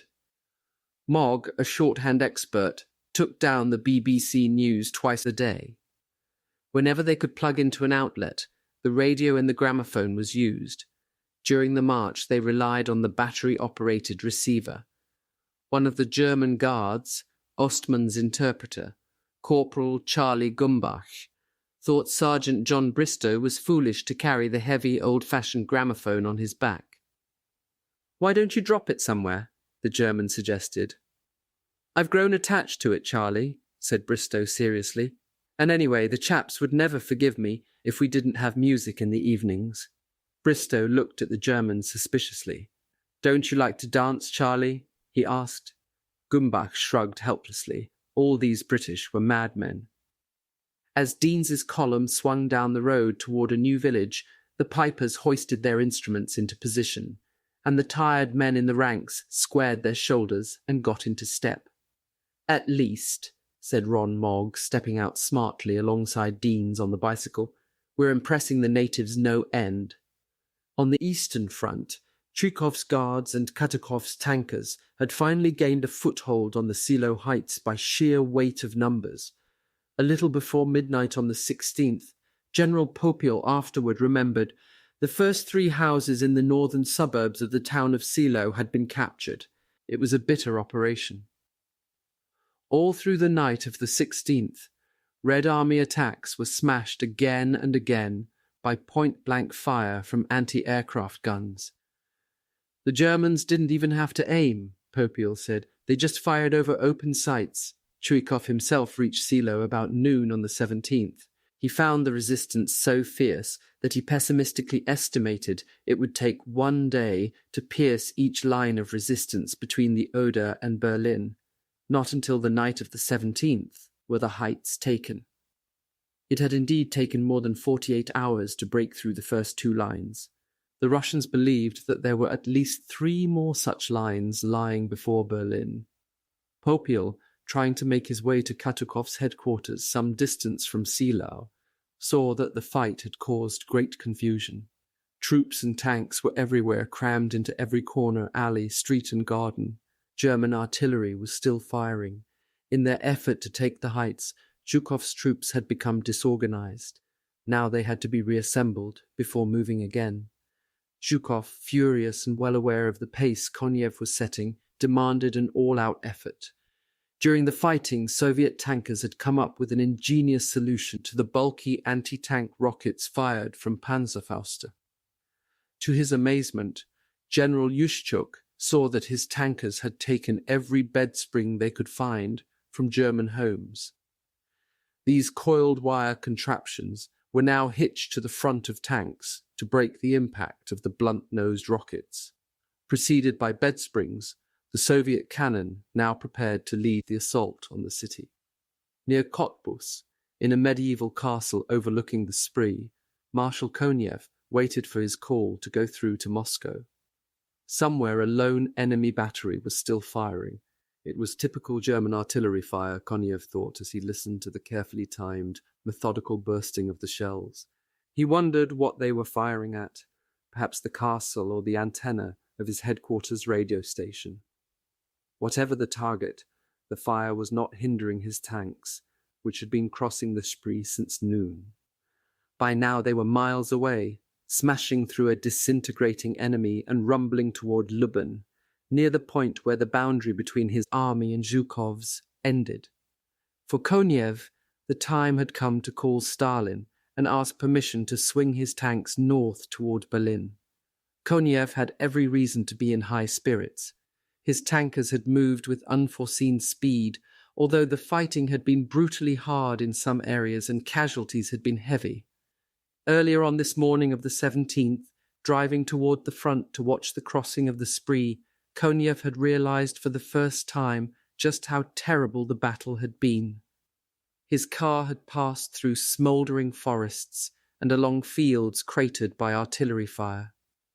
There were, he recalled, huge quantities of decommissioned and burned-out tanks, equipment mired in streams and swamps, heaps of twisted metal, and there were dead everywhere, all that remained of the forces that had met and battled and passed through this land.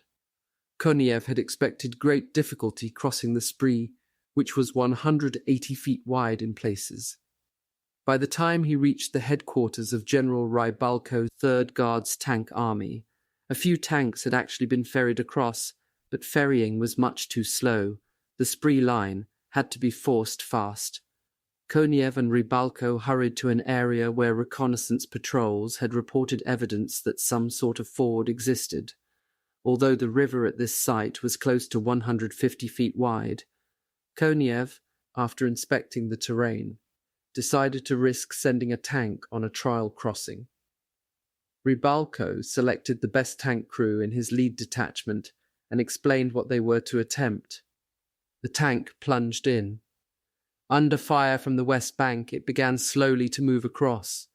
The water rose up over its treads, but it got no deeper. At this one point, the river was only 3.5 feet deep. One behind another, Rybalko's tanks lumbered through the water. The German line on the Spree was cracked. Konev's forces moved across the river in strength and charged ahead at full speed. Now, in the Cottbus castle, the marshal's call to Moscow came through. An aide handed Konev the radio telephone. As he spoke, he reverted to the military formality that Stalin always demanded. "This is the commander of the 1st Ukrainian Front," he said. Stalin replied, "Comrade Stalin, go ahead." "This is my tactical situation," Konev reported. My armoured forces are now 23 kilometres, about 14 miles, northwest of Finsterwalde, and my infantry are on the banks of the Spree. He paused. I suggest that my armoured formations move immediately in a northerly direction. He carefully avoided mentioning Berlin. Zhukov, Stalin said, is having a difficult time. He is still breaking through the defences on the Silo Heights.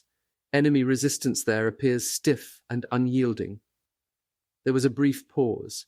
Then Stalin said, Why not pass Zhukov's armour through the gap created on your front and let him go for Berlin from there? Is that possible? Comrade Stalin, Konev said quickly, it would take much time and cause great confusion. There is no necessity for transferring armour from the First Belarusian Front. Operations in my section are going favourably. He took the plunge. I have adequate forces, and we are in a perfect position to turn our tank armies toward Berlin. Konev explained that he could send his forces toward the city by way of Zossen, 25 miles south of Berlin. What scale map are you using? Stalin asked suddenly. 1 to 200,000, Konev answered. There was a pause while Stalin referred to his own map. Then he said, Are you aware that Zossen is the headquarters of the German General Staff? Konev said he was. There was another pause. Finally, Stalin said, Very well, I agree. Turn your tank armies toward Berlin.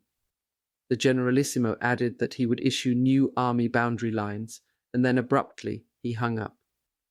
Konev put down his own phone, immensely satisfied. Zhukov learned of Konev's drive on Berlin from Stalin himself, and for the general it apparently was not a pleasant conversation. What was said no one knew, but the headquarters staff could see its effect on the commander. As Lieutenant Colonel Pavel Troyanovsky, senior correspondent for the military paper Red Star, was later to recall the incident. The attack had stalled, and Stalin reprimanded Zhukov. It was a serious situation, and a reprimand from Stalin was often couched in not very mild language.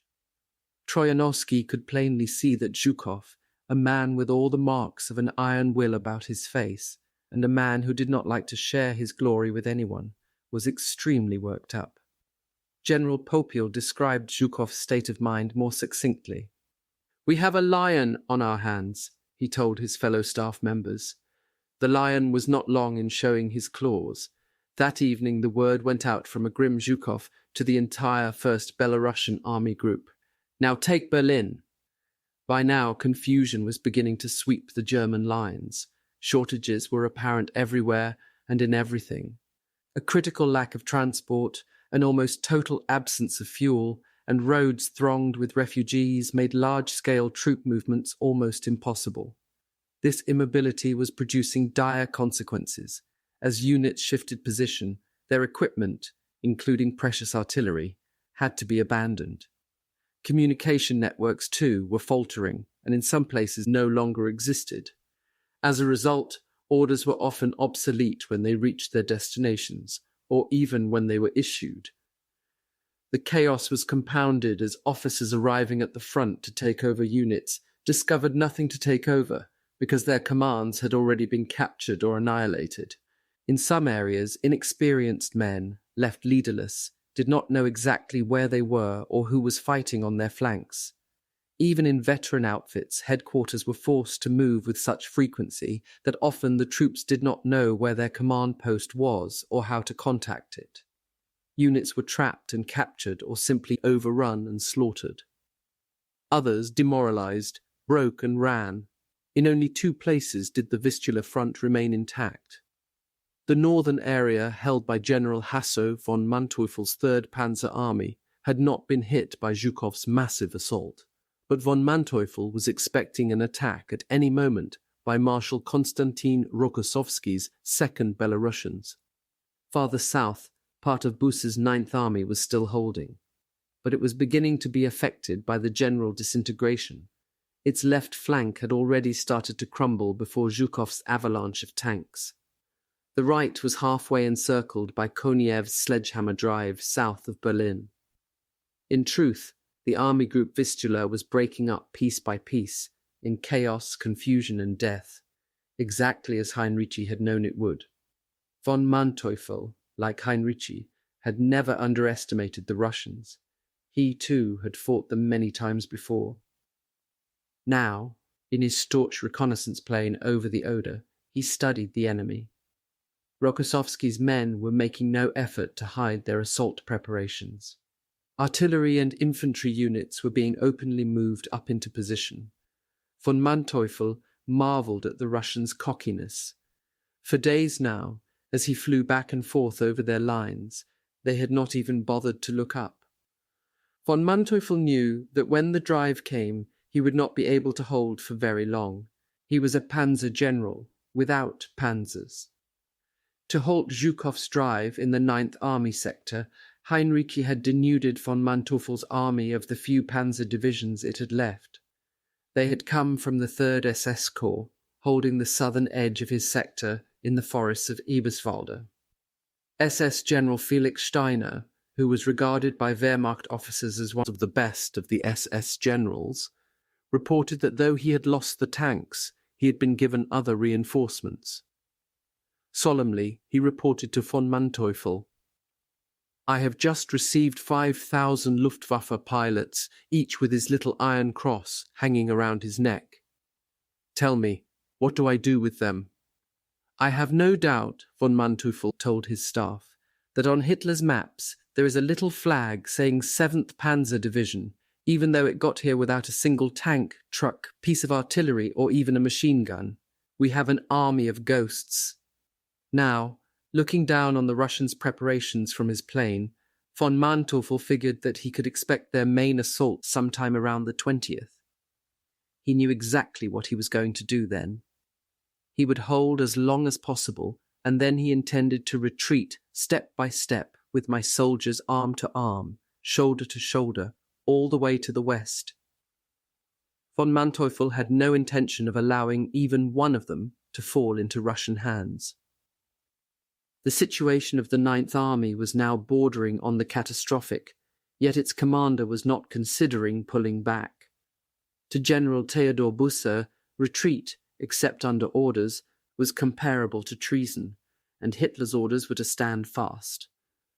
Zhukov's tanks, storming on after their breakthrough on Silo Heights, had ripped a gash in the army's northern flank, and now the 1st Belarusians were charging at breakneck speed toward Berlin. The near absence of communications made it impossible for Busse to assess the extent of the breakthrough.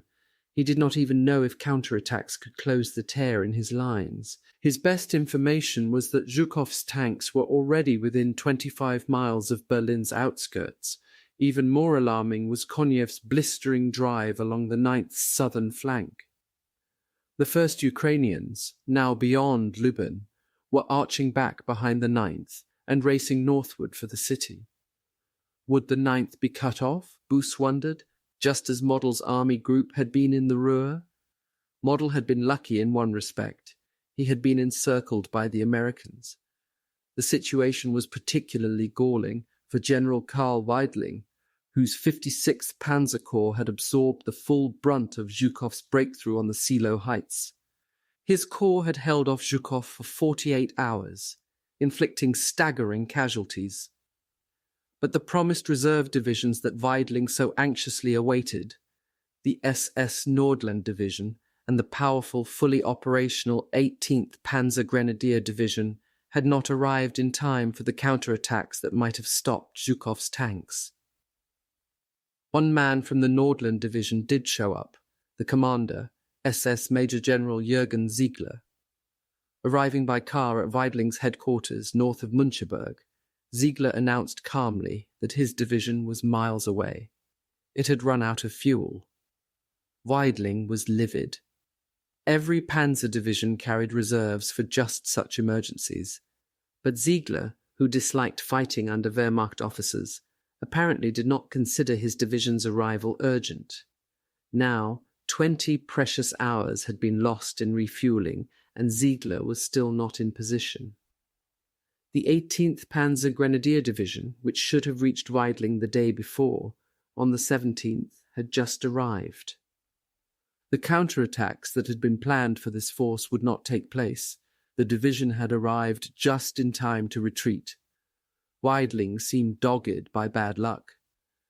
When Zhukov's massive columns of tanks surged out from the plateau, among the German units hit hardest had been the one force that Hinrichi had worried about most, Goring's 9th Parachute Division. Already demoralized by their initial exposure to the battle on the heights, Goring's paratroopers panicked and broke as the Russian tanks, guns blazing, smashed into their lines. Colonel Hans Oskar Wohlemann, Weidling's new artillery commander, who had arrived on the opening day of the Russian offensive across the Oder, witnessed the rout that followed. Everywhere, he said, were soldiers running away like madmen. Even when he drew his pistol, the frantic paratroopers did not halt. Wohlemann found the division's commander utterly alone and completely disheartened by the flight of his men, trying to hold back whatever there was left to hold back. Eventually, the headlong flight was stopped, but Goring's much-vaunted paratroopers remained, in Wohlemann's words, a threat to the course of the whole battle. As for Hinrichi, when he heard the news, he rang Goring at Carenhall. "I have something to tell you," he said acidly. "Those casino troops of yours, those famous paratroopers, well, they have run away." Although Weidling tried desperately to stem the Russian armoured assaults, the 56th Corps front could not hold. Weidling's Chief of Staff, Lieutenant Colonel Theodor von Duffing, saw that the Russians were beginning to force us back by applying terrific pressure in a kind of horseshoe-like manoeuvre, hitting us from both sides and encircling us again and again. The Corps was also subjected to merciless air attack. Von Duffing had to take cover 30 times within 4 hours. The Soviet pincer tactics had forced Weidling to evacuate 2 headquarters since noon. As a result, he had lost communications with Buss's headquarters. At nightfall, Weidling found himself in a candle-lit cellar at Wald-Sieversdorf, northwest of Müncheberg. There he received a visitor, Foreign Minister Joachim von Ribbentrop, looking shaky and apprehensive. He kept looking at us expectantly, Wohlemann was to remember, with anxious, sad eyes. When he heard the truth about the 56th Corps situation, it seemed to have a crushing effect upon him. Hesitantly, the foreign minister asked a few questions in a hoarse, quiet voice, and shortly thereafter he took his leave. Wohlemann and other members of the headquarters staff had half expected von Ribbentrop to tell us that negotiations had begun from our side with the English and the Americans. It would have given us hope at this last hour. He left no such word. On the heels of the foreign minister arrived the one-armed 32-year-old leader of the Hitler Youth, Arthur Axmann. He brought news he was sure would please Weidling.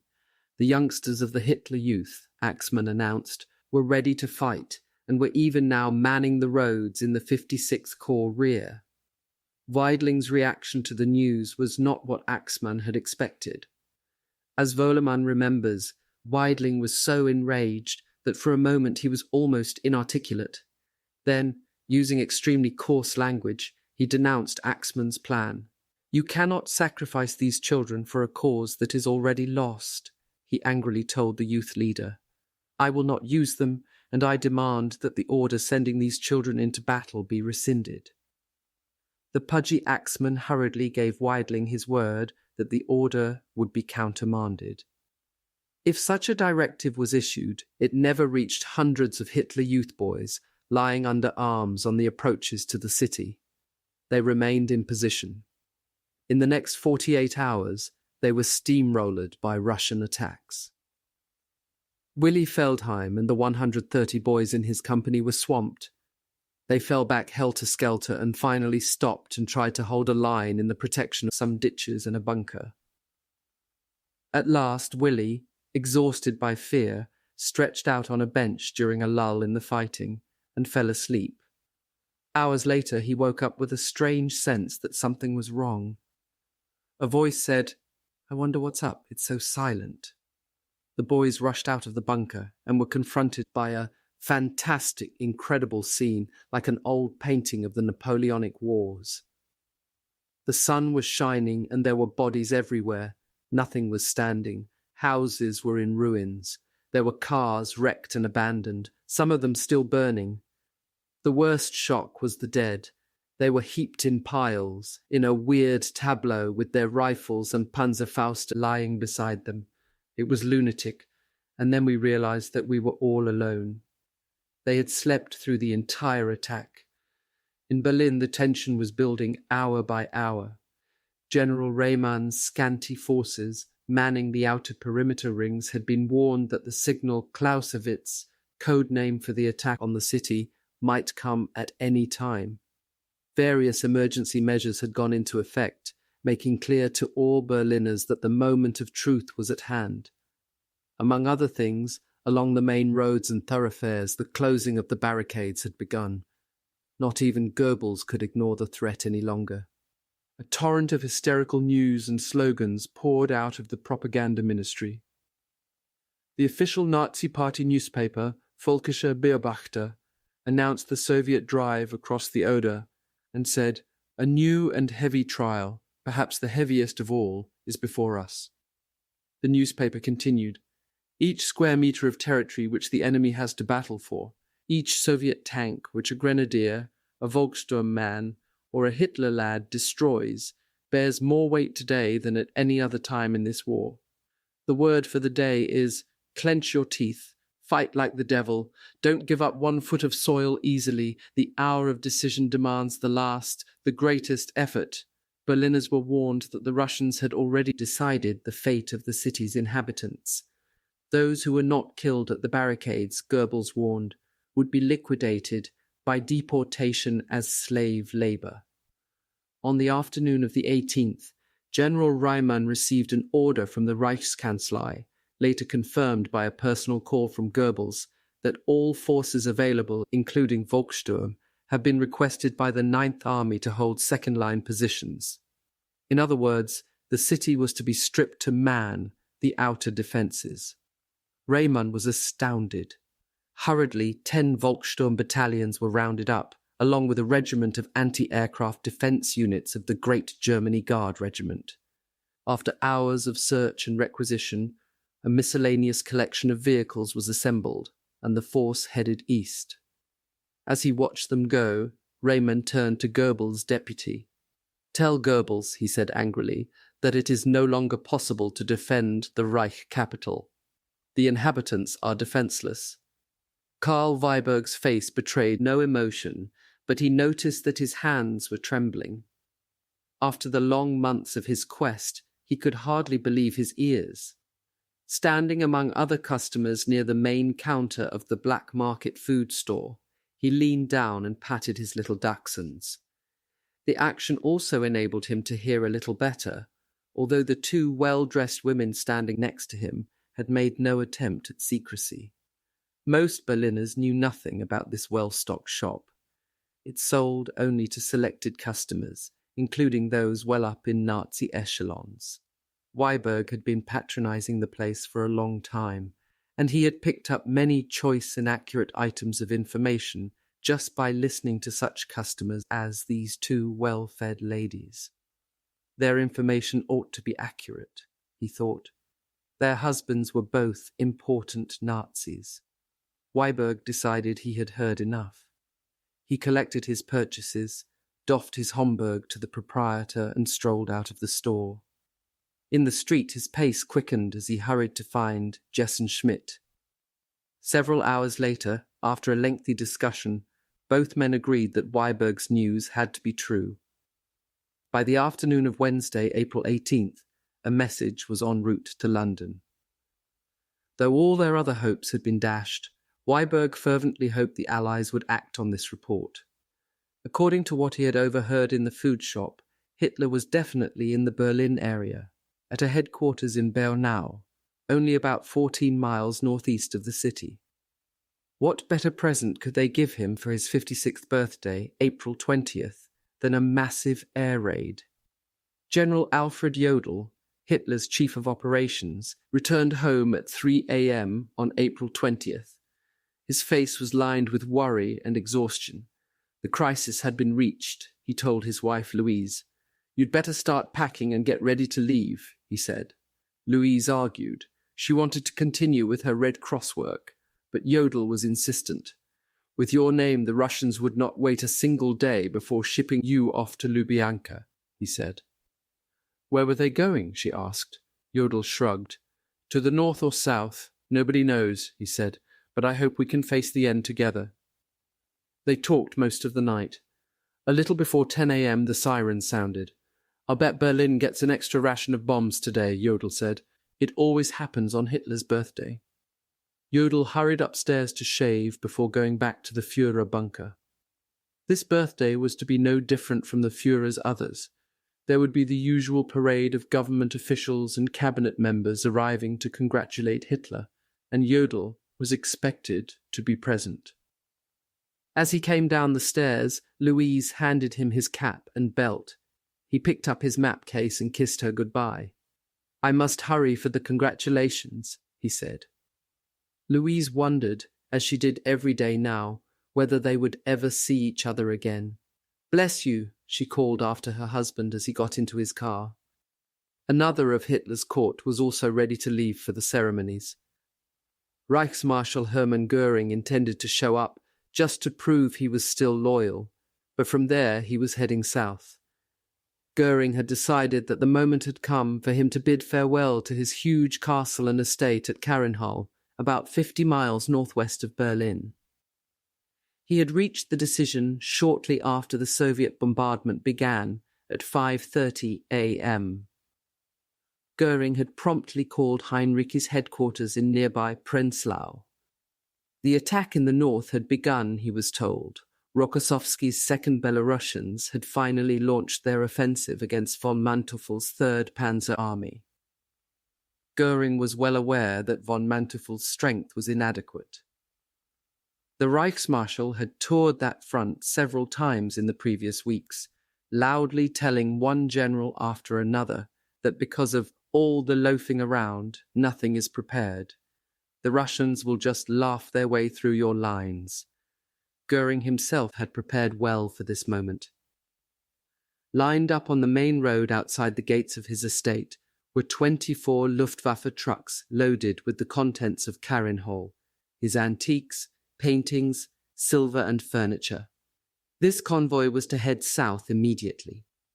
Most of the Luftwaffe headquarters people in Berlin, along with their equipment, were to leave in other convoys later in the day.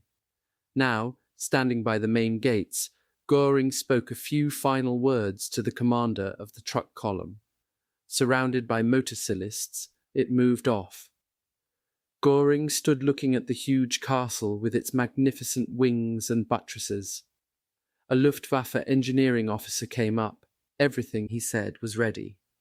As a few of his men and some of the local villagers watched, Goring walked across the road, bent over a detonator, and pushed down the plunger. With a tremendous roar, Karenhall blew up. Without waiting for the dust to settle, Goring walked back to his car. Turning to one of his engineering officers, he said calmly, "Well, that's what you have to do sometimes when you're a crown prince." Slamming the car door, he set out for Berlin and the Führer's birthday celebration. Hitler rose at 11 a.m., and from noon on he received the tributes of his inner clique, among them Joseph Gerbles, Martin Bormann, Joachim von Ribbentrop, Albert Speer, and his military leaders Karl Dönitz, Wilhelm Keitel, Alfred Jodl, Hans Krebs, and Heinrich Himmler. After them came Berlin area Gauleiters, staff members and secretaries. Then, as the guns rumbled in the distance, Hitler, followed by his entourage, emerged from the bunker. There, in the bombed wilderness of the Reichskanzlei gardens, he inspected men from 2 units, the SS Frundsberg Division, a recently arrived unit from the Courland Army, and a proud little group from Axmann's Hitler Youth. Everyone, Axmann said long afterward, was shocked at the Führer's appearance. He walked with a stoop, his hands trembled, but it was surprising how much willpower and determination still radiated from this man. Hitler shook hands with the boys and decorated some whom Axmann introduced as having recently distinguished themselves at the front. Then Hitler walked down the line of SS men. He shook hands with each one and confidently predicted that the enemy would be defeated before the approaches to Berlin. Looking on was Heinrich Himmler, the head of the SS. Since April 6th, he had been meeting secretly from time to time with Count Volker Bernadotte, head of the Swedish Red Cross.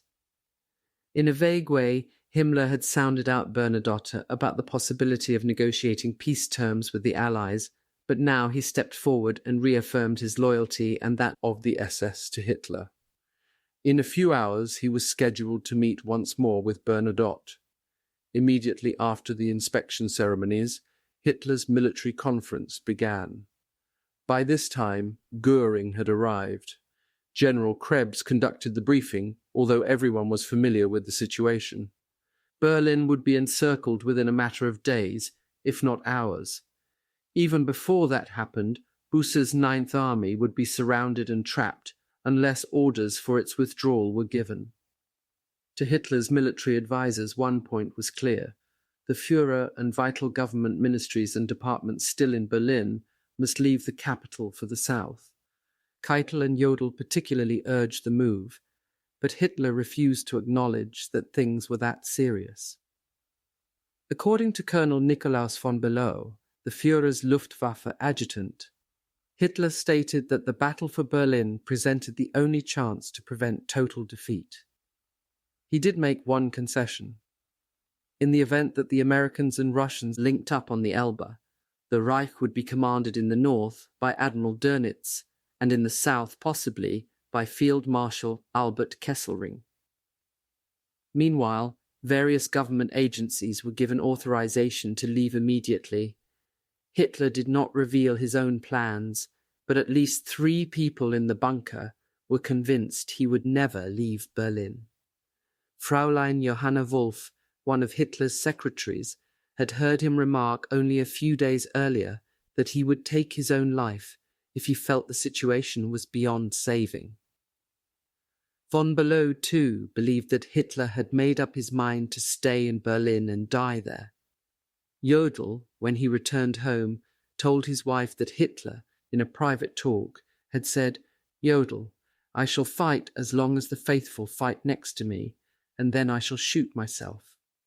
Most of the government had already left Berlin, but the remaining Reich administrative agencies almost seemed to have been preparing for this moment for days, like runners awaiting a starter's pistol. The real exodus now began. It was to continue until the city was finally surrounded. The Luftwaffe's chief of staff, General Karl Koller, noted in his diary that Goring had departed. "Naturally," Koller wrote, "he leaves me here to let all Hitler's anger pass over me." Bureaucrats big and small made their getaway. Philippe Humbert, a young French forced labourer who worked as a draftsman in the offices of Dr. Karl Dustmann, one of the top labour organisation architects, was dumbfounded when his boss suddenly gave him a present of 1,000 marks, about $250, and then left town. Margaret Schwartz, in the garden of her apartment house in Charlottenburg, glanced down the street and saw a large chauffeur-driven blue car pull up outside a nearby house. Her neighbour, Otto Soliman, joined her, and together they watched as an orderly in a neat white jacket along with a naval officer with lots of gold on his uniform left the house. Quickly the car was packed with baggage. Then the men jumped in and drove off at top speed. Soliman said to Margareta, "The rats are leaving the sinking ship. That was Admiral Raeder." In all, the Berlin Commandant's office issued over 2,000 permits to leave the capital. There was something almost comic about the reasons with which state and party functionaries backed up their requests to leave the city, the Chief of Staff, Colonel Hans Riefior, later recalled. Even though Gerbles had ordered that no man capable of carrying arms is to leave Berlin, we put no difficulties in the way of these home fighters who wanted passes. Why should we hold up these contemptible characters? They all believed that flight would save their precious lives. The majority of the population remained behind. Flight for them was beyond their means anyway, because of the transport shortage. In the dental offices at 213 Kurfürstendamm, blonde Katha Häusermann got a phone call from her employer. The Nazis' top dentist, Professor Hugo J. Blaschke, was leaving immediately. A few days earlier, Blaschke had instructed Katha to pack all dental records, x-rays, molds, and other equipment in boxes so they could be collected and sent south. Blaschke said that he expected the Chancellery group to leave any day, and we are going with them. Katha had told him she was staying in Berlin. Blaschke was furious. "Do you realize what it's going to be like when the Russians get here?" he asked. "First you'll be raped, then you'll be strung up. Have you any idea what the Russians are like?" But Katha just could not believe it was going to be that bad. Later she was to recall, "I didn't understand the seriousness of the situation. Maybe it was foolishness, but I was so busy that I didn't realize how desperate everything had become." Now Blaschke was insistent. "Pack up and get out," he urged. "The Chancellery group and their families are leaving." But Katha was adamant. She intended to stay in the city. "Well," Blaschke said, "remember what I told you." Then he hung up. Suddenly Katha remembered something Blaschke had asked her to do some days before. If he left the city and she remained, she was to warn a certain friend of his, using a code sentence because, said Blaschke, the phones might be tapped, that the top Nazis were fleeing. If the entire entourage had gone, she was to say, "The bridge was removed last night." If only some had departed, the sentence was to be, "Only a tooth was extracted last night." She had no idea who Blaschke's friend was, except that his name was Professor Galwitz, or Grawitz, and I think he mentioned that he was a senior dentist for the SS. Blaschke had given her only a telephone number. Now, under the impression that the entire Chancellery group had left, she called the number. When a man spoke, Katha said, "The bridge was removed last night." A few hours later that evening, Professor Ernst Grawitz, head of the German Red Cross and friend of Heinrich Himmler, sat down to dinner with his family.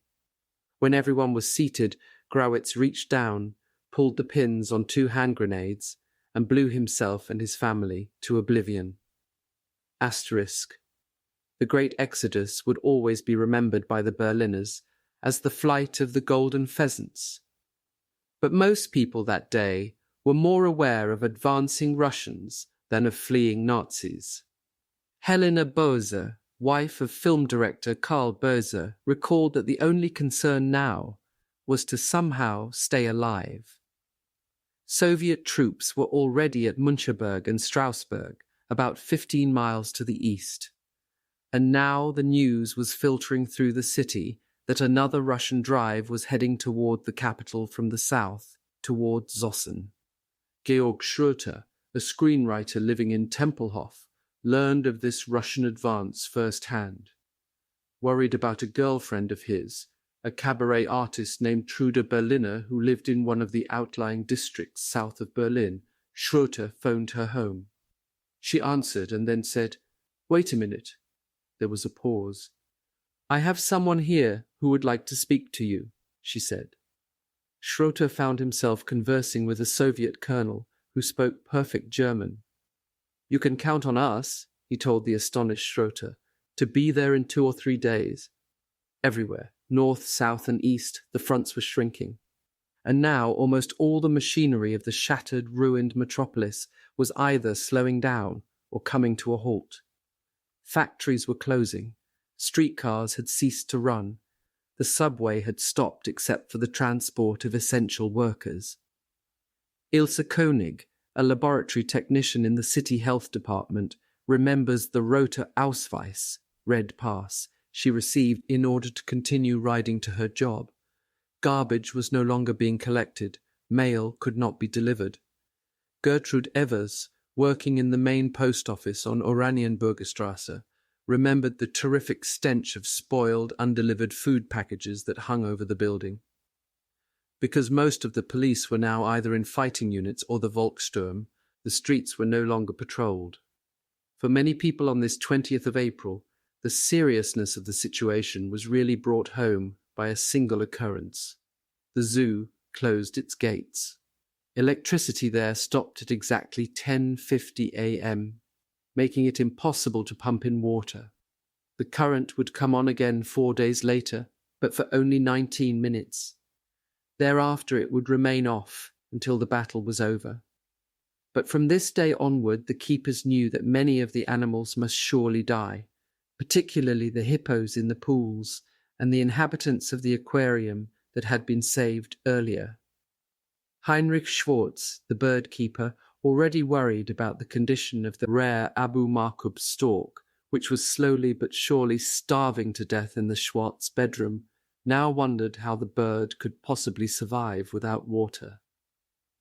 He would carry pails of water until he collapsed, the 63-year-old Schwartz decided, and not only for Abu, but for Rosa, the big hippo, and her 2-year-old baby, Kanauchka. Zoo director Lutz Heck was in a quandary. He knew that eventually the dangerous animals must be destroyed, in particular the zoo's prize baboon, but he kept putting off the moment. Distraught and in need of a moment's peace, Heck did something he had never before done in his life. He went fishing in the Landwehr Canal along with one of the keepers. There, while thinking things out, the men caught 2 pike. That day, Fritz Kraft, the municipal subway director, met with Berlin's mayor, Julius Lippert. The mayor gave Kraft and the assembled subway managers some realistic instructions. If the Western Allies get here first, Lippert told the group, hand over the subway installations intact. If the Russians get here before them, he paused, shrugged and said, destroy as much as possible. Small automatic telephone exchanges got similar instructions. Mechanics at the Buchow exchange were told to destroy the installations rather than let the Russians capture them. But maintenance man Herbert Magda suddenly realized that nobody had been given any instructions about how to do it. To the best of Magda's knowledge, not a single exchange was destroyed. Nearly all of them continued to work throughout the battle. Factories also were ordered leveled, in keeping with Hitler's scorched earth policy. Professor Georg Henneberg, head of the Sharing Chemical Department in Charlottenburg, remembers the plant director calling in all the chemists and reading an order he had just received. As the enemy got closer, the edict said, water, gas, electrical and boiler installations were to be destroyed. Henneberg's boss finished reading the order, paused a moment, then said, now, gentlemen, you know what you are not supposed to do. He bid them all goodbye and closed down the plant, intact. As Henneberg remembers, we all bid farewell to one another until life after death. For years, Berliners would remember that April 20th for still another reason. Whether in celebration of the Führer's birthday or in anticipation of the climax to come, no one knew. But that day, the government gave the hungry populace extra allocations of food called crisis rations. As Jürgen Erich Klotz, a 25-year-old one-armed veteran, remembered the extra food allocation, it consisted of 1 pound of bacon or sausage, 1/2 pound of rice or oatmeal, 250 dried lentils, peas or beans, 1 can of vegetables, 2 pounds of sugar, about 1 ounce of coffee, a small package of a coffee substitute, and some fats. Although there were almost 5 hours of air raids on Berlin this day, housewives braved the bombs to pick up the extra rations. They were to last 8 days, and, as Anne Liesbayer said to her husband, with these rations we shall now ascend into heaven. The same thought apparently occurred to Berliners everywhere. The extra food came to be known as Himmelfahrtsrationen, Ascension Day rations. At Gresse, north of the Elbe, the Red Cross packages had arrived for Warrant Officer Dixie Deans's 12,000 POWs. Deans had made all the arrangements. He had even persuaded the commandant, Colonel Ostman, to let RAF men go to the International Red Cross Center in Lübeck and drive trucks back to get delivery faster. Now columns of men covered the roads all around the town where the distribution of parcels was taking place. 2 parcels to a man, Deans had announced. The effect on the morale of the men, Flight Sergeant Calton Younger remembered, was electric. The arrival of the parcels was a plain miracle, and we promptly invested Deans with the qualities of a saint. Deans cycled from column to column on his frail bicycle with the distorted tire, seeing that every man got his quota and warning the half-starved POWs who had been subsisting for the most part on raw vegetables, not to eat too much, but to save as much as you can, because we don't know what Jerry still has up his sleeve for us. Nevertheless, most men, Dean saw, were eating as though it was their last meal. Flight Sergeant Geoffrey Wilson wolfed his way through the parcel. Corned beef, biscuits, chocolate, and above all, 120 cigarettes. He was eating like mad and smoking like mad because I intended to die full and not hungry. The British planes found them as they sat there eating, 9 RAF Typhoon fighters. They circled overhead, and then in what Wilson was to remember as a kind of a dreamlike, fascinating way, they peeled off and dived. Someone said, "My God, they're coming for us." Men scattered wildly in all directions. Some tried to put out coloured identifying cloth strips which they were carrying for just such an emergency.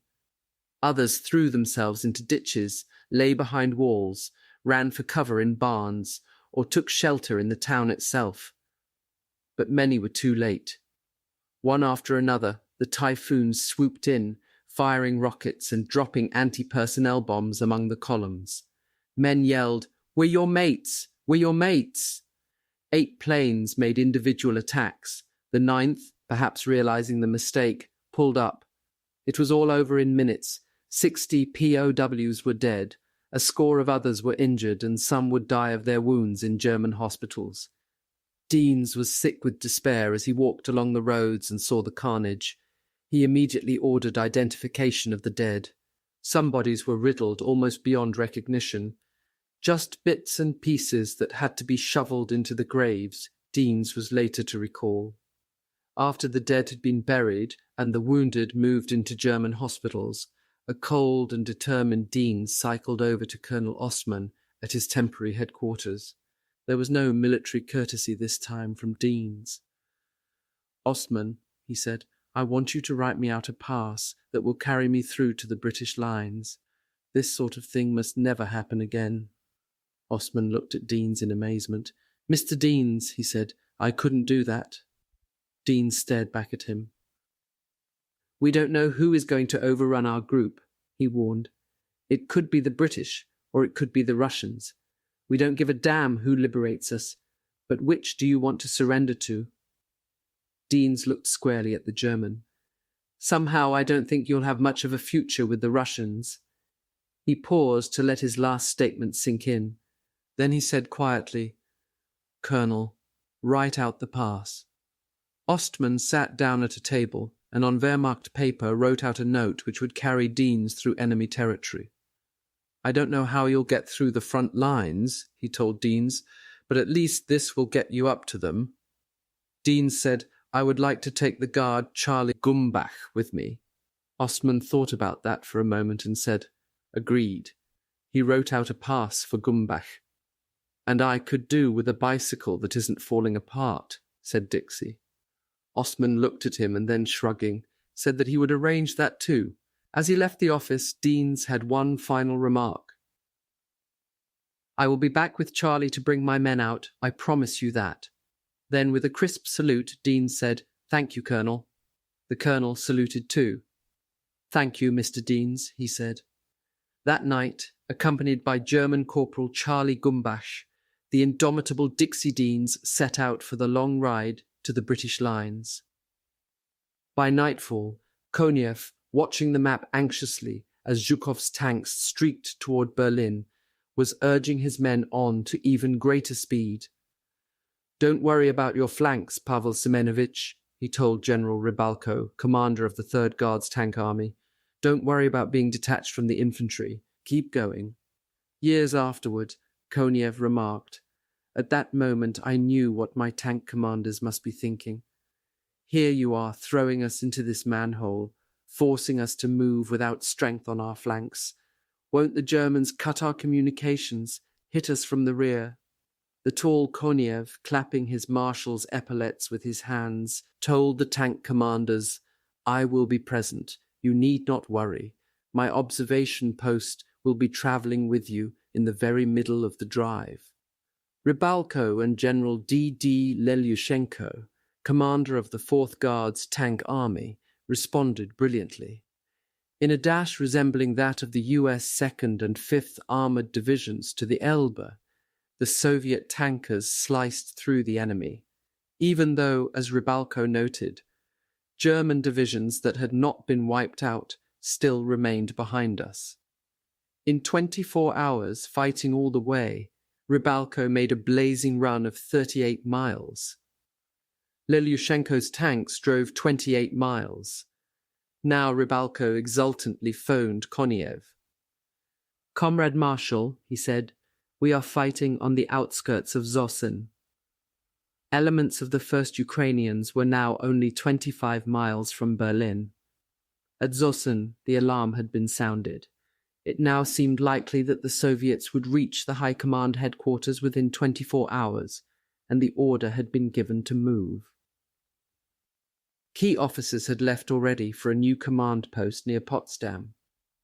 The remainder of the headquarters personnel, along with the office typewriters, decoding machines, safes, and crates of documents, were loaded into buses and trucks. As the packing and loading went on, people walked about anxiously, eager to get going.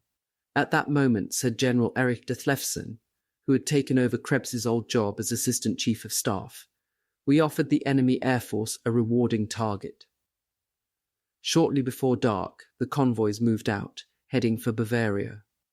Dethlefsen, driving toward Berlin to attend the Führer's night conference, was happy to see a flight of Luftwaffe planes heading over him going south. Later at the briefing, he heard a Luftwaffe officer tell Hitler about a successful attack upon Soviet tanks pushing towards Zossen to defend the area from attack. The bombers of the Luftwaffe had been more than successful. The Soviet tanks had been the buses and trucks of the OKH command column heading south. The Germans had shot up their own convoy. At midnight on April 20th, Hinrichi grimly surveyed his maps and tried to analyze the situation.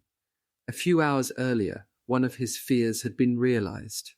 He now commanded not only the army group Vistula, but Berlin as well. Almost immediately upon receiving the order, he had called Reymann and told him that no bridges were to be destroyed in the city. Reymann had complained that the city was defenseless anyway, now that the best part of his Volkssturm had been pulled out to man defense lines. Hinrichi knew all about it. In fact, he now told Reymann to send along the remainder of the Home Guard. "Reymann," said Hinrichi wearily, "don't you understand what I'm trying to do? I'm trying to make sure that fighting takes place outside the city and not in it. Under the present circumstances, Hinrichi knew, Berlin could not be defended. He had no intention of allowing his armies to fall back into the city. Tanks would not be able to maneuver there. Because of the buildings, artillery could not be used. They would have no field of fire. Furthermore, if any attempt was made to fight in the city, there would be an enormous loss of civilian life." At all costs, Hinrichi hoped to avoid the horror of block-to-block, street-to-street fighting. His main concern at the moment was Buss's army. He was sure that if it was not pulled back quickly, it would be encircled. Before leaving for the front early in the morning, Lai had given a message to his chief of staff, for Krebs. "I cannot accept responsibility or direct this situation if Buss's army is not withdrawn immediately, and have him tell that to the Führer." Then he had driven all over the front. Signs of disintegration were everywhere. He saw roads covered with the vehicles of refugees, often with military transport among them. For the first time, he ran into troops who were obviously retreating. On the way to Eberswalde, he noted, "I didn't find one soldier who didn't claim to have orders to get munitions, fuel, or something else from the rear." He was appalled and swung into action.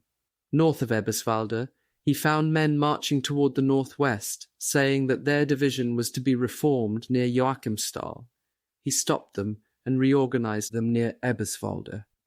At canal crossing points in the same area, he found parts of the 4th SS Police Division being unloaded. They were young, newly organized, but only partially armed. They had been told they would get weapons in Eberswalde.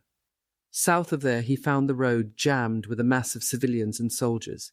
Hinrichi got out of his car and ordered the non-commissioned officers to turn their men around. "Go back to the front," he said. In the town of Schönholz, he saw younger officers inactive and just looking around. They had to be energetically ordered to build a line to catch scattered troops. The forests between there and Trump were filled with groups of soldiers either resting or retreating. No one claimed to have any orders or assignments. In another area, he discovered a tank reconnaissance section resting next to its parked vehicles. He ordered the unit to move on Biesenthal at once and recapture this very important crossroads. There was so much confusion around Eberswalde, Hinrichi later recalled, that no one could tell me if a front existed at all. But by midnight, he had restored order in the region and had issued fresh commands. It was clear that his forces were undermanned, underarmed, and often without competent leadership, and Hinrichi knew that the front could not hold for long. Von Manteuffel's 3rd Panzer Army in the north had achieved some defensive success against Rokossovski, but it was only a question of time before von Manteuffel would be forced to retreat also. At 12:30 a.m. he called Krebs. He told him that the situation was becoming almost impossible to control. In particular, he talked about the 56th Panzer Corps, which, in spite of all counterattacks against the Soviets, is being pushed farther and farther back. The situation there, he said, was tense to the point of bursting. Twice during the day he had talked personally to Krebs about the Ninth Army's rapidly worsening situation.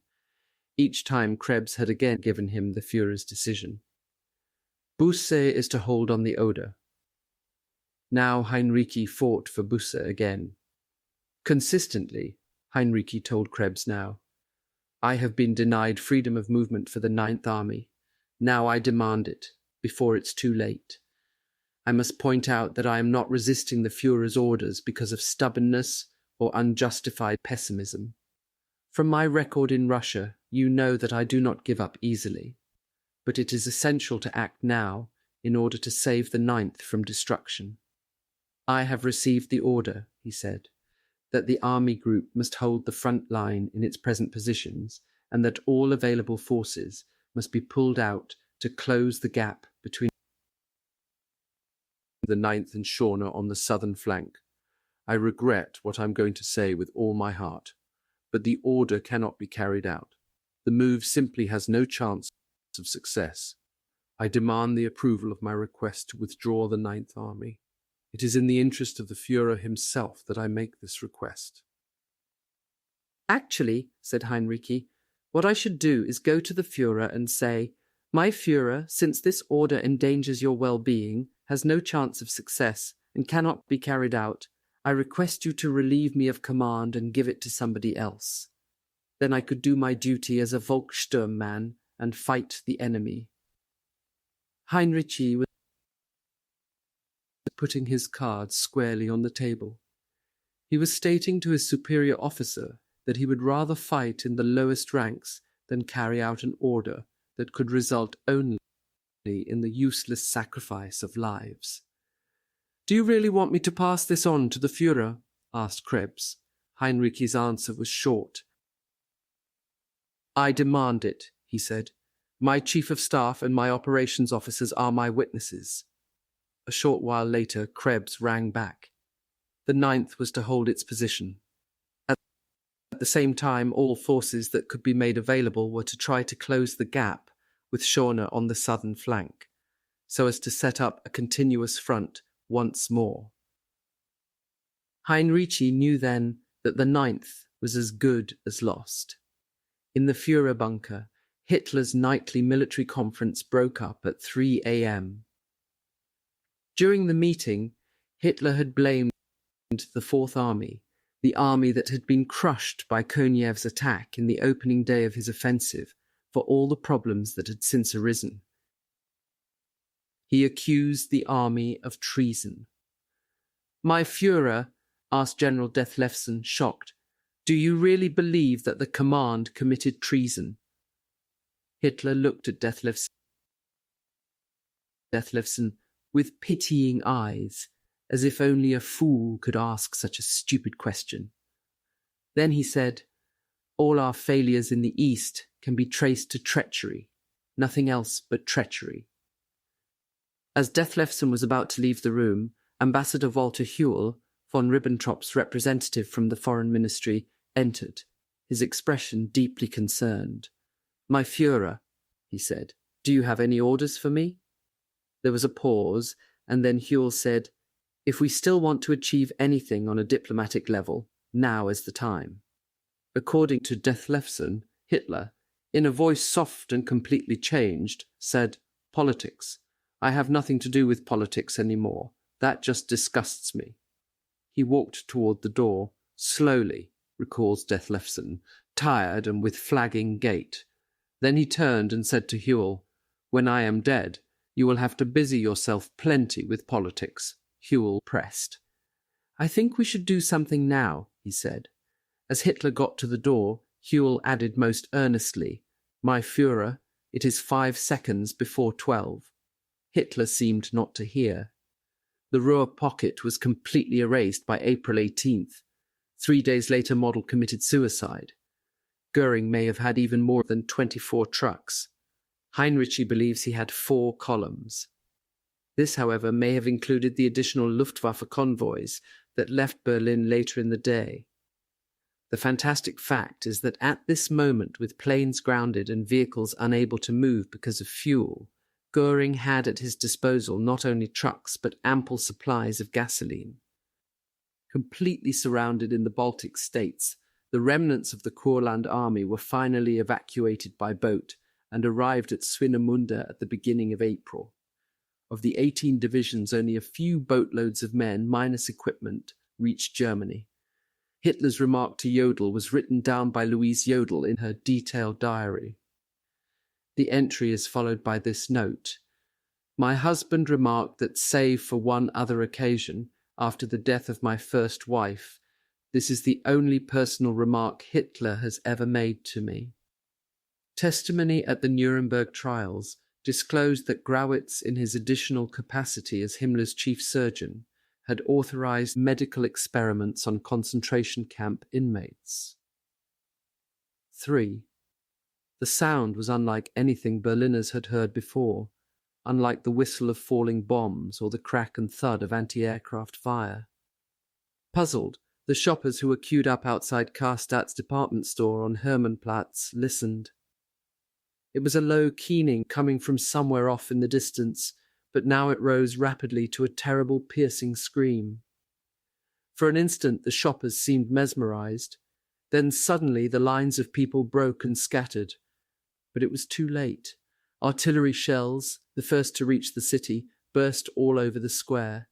Bits of bodies splashed against the boarded-up storefront. Men and women lay in the streets, screaming and writhing in agony. It was exactly 11:30 a.m. Saturday, April 21st. Berlin had become the front line. Shells now began to strike everywhere. Tongues of flame leaped from rooftops all over the center of the city. Bomb-weakened buildings collapsed. Automobiles were upended and set afire.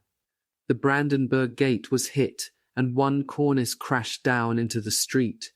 Shells ploughed the Unter den Linden from one end to the other. The royal palace, already wrecked, burst into flames again. So did the Reichstag. The girders that had once supported the building's cupola collapsed, and hunks of metal showered down. People ran wildly along the Kurfürstendamm, dropping briefcases and packages, bobbing frantically from doorway to doorway. At the Tiergarten end of the street, a stable of riding horses received a direct hit. The screams of the animals mingled with the cries and shouts of men and women. An instant later, the horses stampeded out of the inferno and dashed down the Kurfürstendamm, their manes and tails blazing. Barrage after barrage pounded the city, systematically and methodically.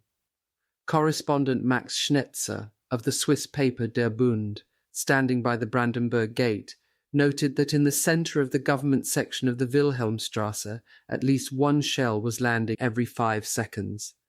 Then there would be a pause of half a minute or a minute, and once again the shells would start to fall.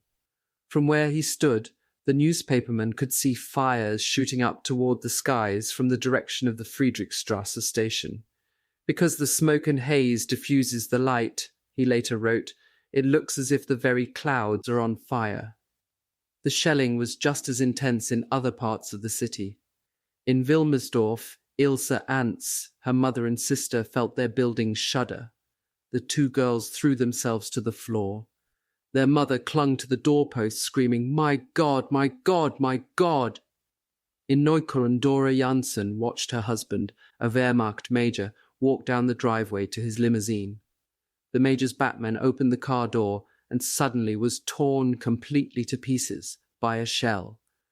When the dust cleared, she saw her husband still standing by the car, his head high but his face distorted with pain.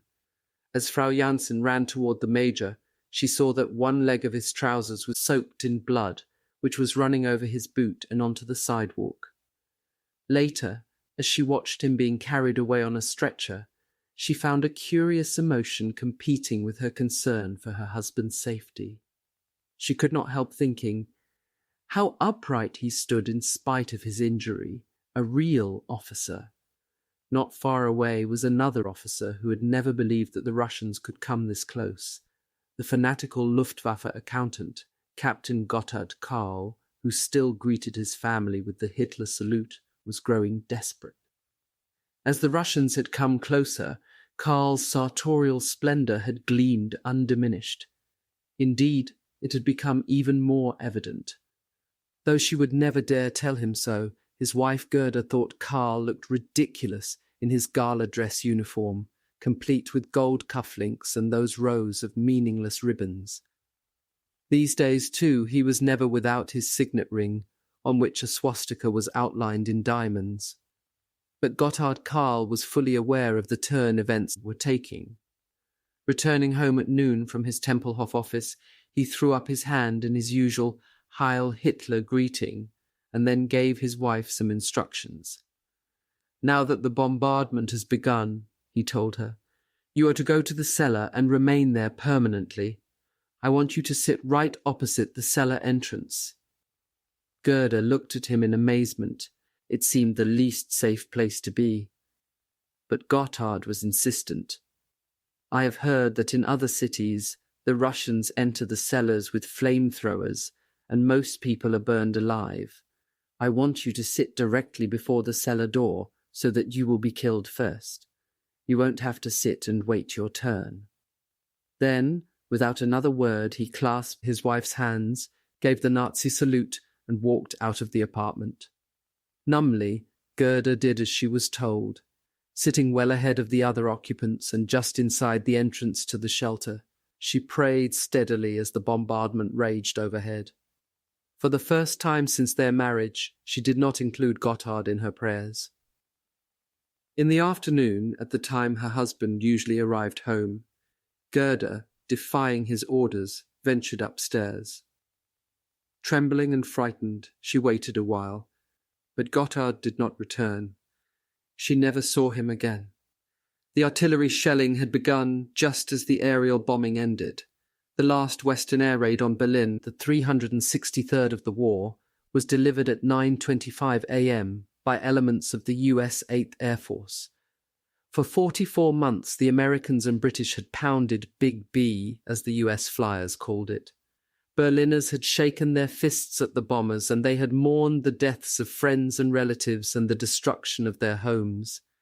Yet their anger, like the bombs themselves, had been impersonal, directed at men they would never see. The shelling was different. It came from an enemy who stood outside their doors, who would soon be facing them. There was another difference too. Berliners had learned to live with the bombing and to anticipate the almost clock-like regularity of the raids. Most people could tell by the very whistle of a falling bomb approximately where it would land. Many had grown so accustomed to the raids that often they did not even bother to seek shelter. Artillery fire was somehow more dangerous. Shells landed suddenly and unexpectedly. The razor-sharp, scythe-like shrapnel ripped and cut in every direction, often striking yards away from the initial explosion. Journalist Hans Wüller-Wahlberg, making his way across Potsdamer Platz as it was raked by shell bursts, saw dead and dying everywhere. It seemed to him that some people had been killed by the blast of air pressure which had torn out their lungs. As he dodged the bursts, the thought struck him that Berliners, formerly bound together against their common enemy, the bombers, now had no time to bother about the dead and the wounded. Everyone was too busy trying to save his own skin. The merciless shelling had no pattern. It was aimless and incessant. Each day it seemed to increase in intensity. Mortars and the grinding howl of rocket-firing katushkas soon added to the din. Most people now spent much of their time in cellars, air raid shelters, flak tower bunkers and subway stations. They lost all sense of time. The days blurred amid the fear, confusion and death that was all about them.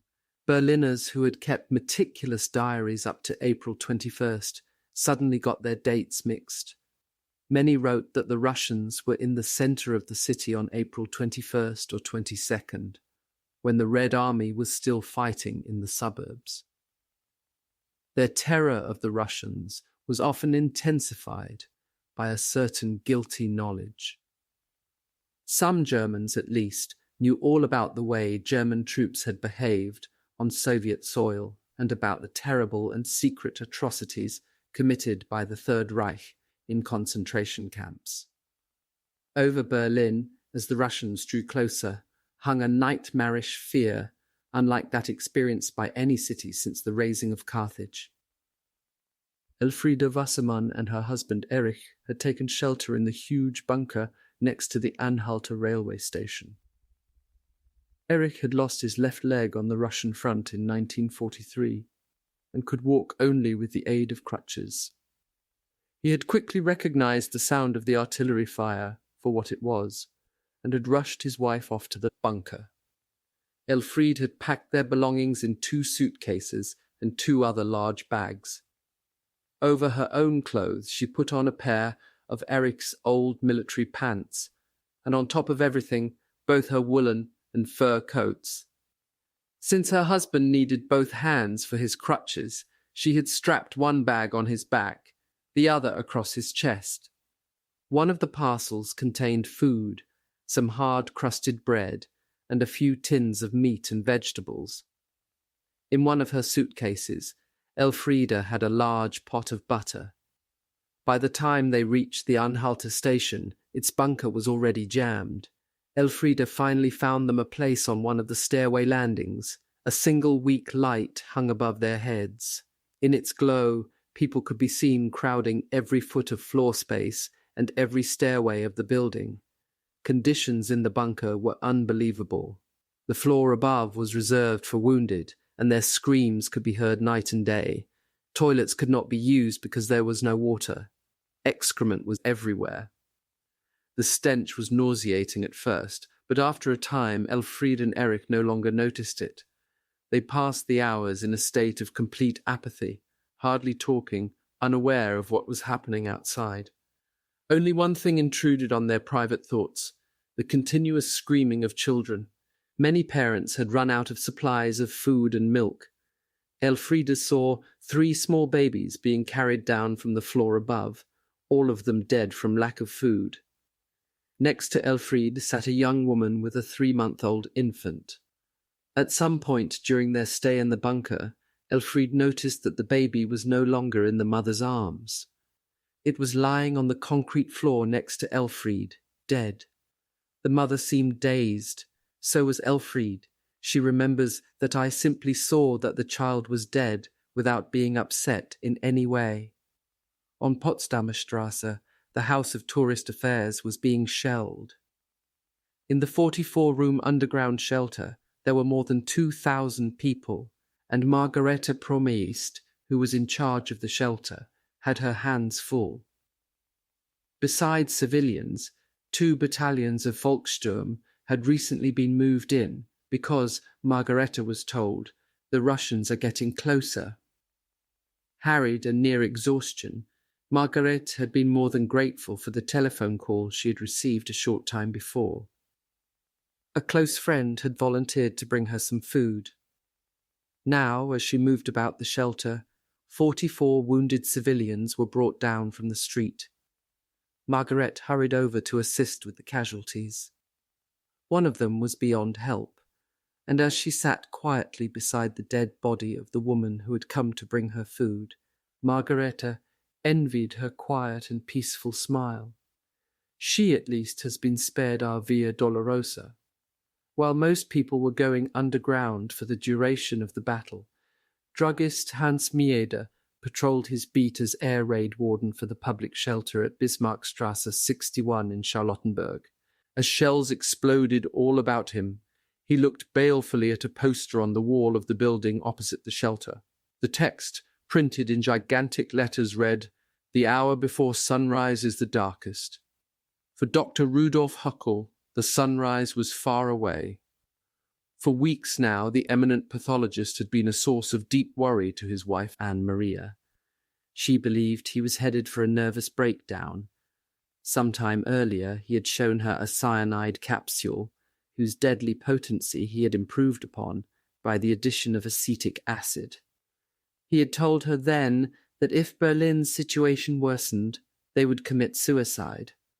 Since then, Frau Huckel had seen how the intensity of the war, its senselessness, and my husband's rage against Hitler had all gotten the best of him. Now the limit of Dr. Huckel's endurance had been reached. After hours of listening to the screaming of shells, the doctor suddenly got up, ran to the open window, and yelled out at the top of his voice, "Der Kerl muss umgebracht werden.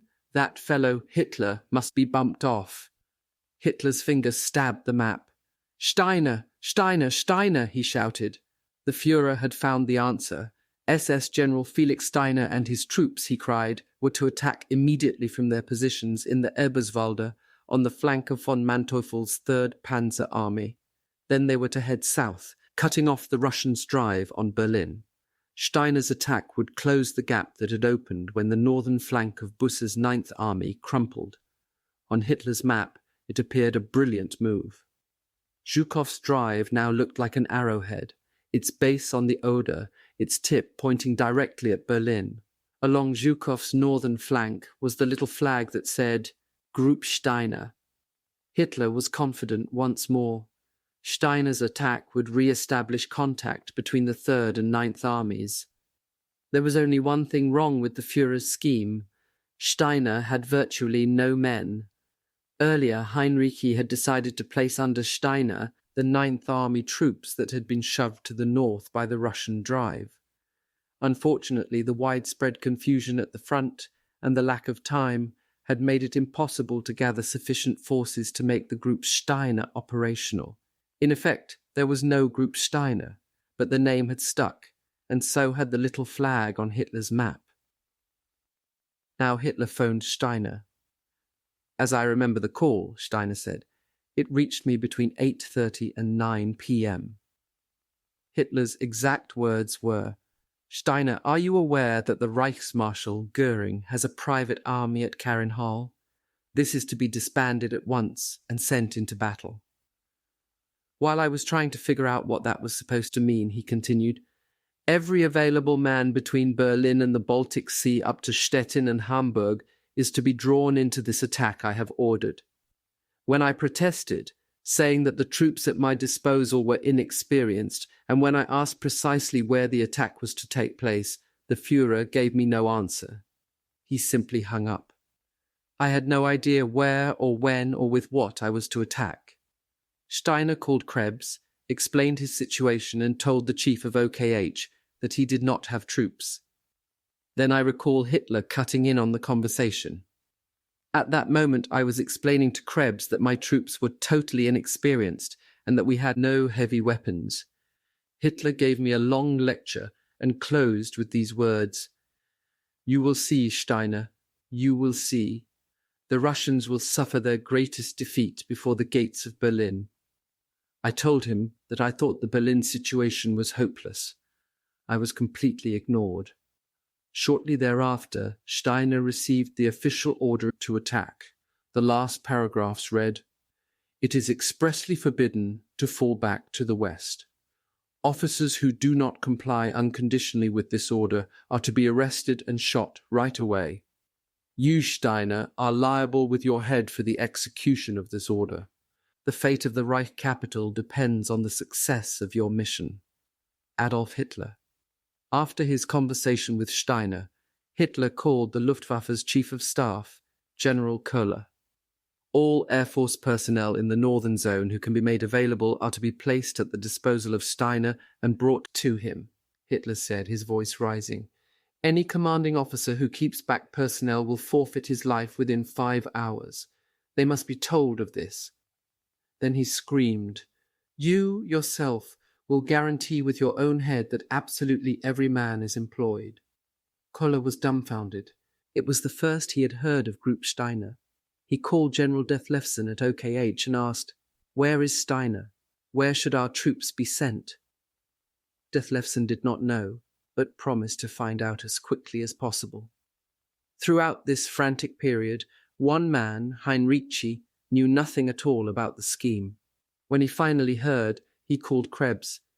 "Steiner does not have the strength to make such an attack," Hinrichi said angrily. "I reject the order. I insist on the withdrawal of the Ninth Army. Otherwise, Krebs, the only troop unit still in position to defend Hitler and Berlin, will be lost. Now I tell you, if this final request is not approved, then I must demand to be released from my post." Could he, Hinrichi suggested, have an appointment with Hitler to discuss the situation? Krebs flatly vetoed the idea. "It's just not possible," he said. "The Führer is overworked." For the record, Hinrichi noted the outcome of the conversation in his personal war diary. "My appeal to the highest officials to bear in mind the responsibilities they bore to the troops was rejected with the words, 'That responsibility is borne by the Führer.'" The life of Army Group Vistula was drawing to a close. Hinrichi knew that it could last only a few days longer. His career, too, seemed to be running out. The general was well aware that his unbending obstinacy over how to fight his losing battle was considered the worst kind of defeatism by Krebs. Now, without warning, during the night of April 21st, Hinrichi received word that General Eberhard Kinzel, Vistula's chief of staff, was to be replaced.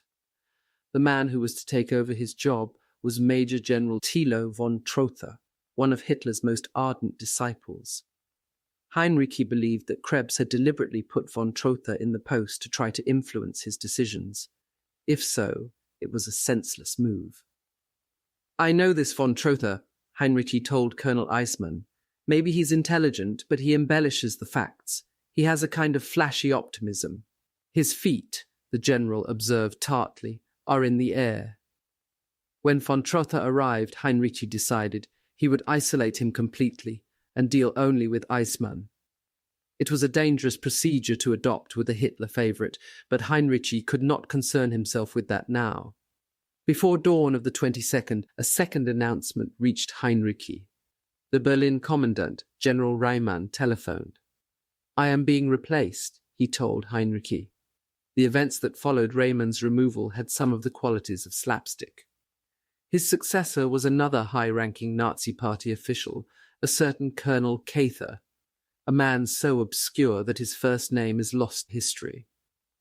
Cather was immediately promoted to Major General, jumping the interim rank of Brigadier General. He spent the rest of that day delightedly phoning his friends the news. By nightfall, Cather was a colonel again, having been removed from the post. Hitler himself had decided to take command temporarily. Meanwhile, the man whose future was to be most closely bound to the city's last days was getting himself into serious trouble. General Karl Weidling was completely out of communication with any headquarters, including that of his immediate superior, General Buss. Weidling's 56th Panzer Corps had been so battered and so often encircled by General Kutakov's 1st Guards tank army that he had lost all contact with his colleagues. Rumours were flying that Weidling had deliberately retreated, and Weidling was not on hand to refute them. Hitler had heard these stories. So had Busse. After waiting almost 24 hours for news, both men issued orders for Weidling's immediate arrest and execution. When the smoke cleared on the outskirts of Bernau, Captain Sergei Golubov saw the first prisoners coming out of their defences. The fighting here had been murderous. It had taken Chuikov's troops almost half a day to advance 5 miles in this sector, 14 miles northeast of Berlin. Now parts of the town were in flames, but tanks were pushing through, heading southwest for the Berlin districts of Pankow and Weissensee. Golubov sat on his newly confiscated motorcycle watching the prisoners. They were a sorry-looking lot, he thought, grey-faced, dusty, bodies sagging with fatigue. Golubov looked about him and was struck by the disparity between the works of man and those of nature. Fruit trees were beginning to bloom. The blossoms looked like white snowballs, and in the suburbs every little garden had flowers.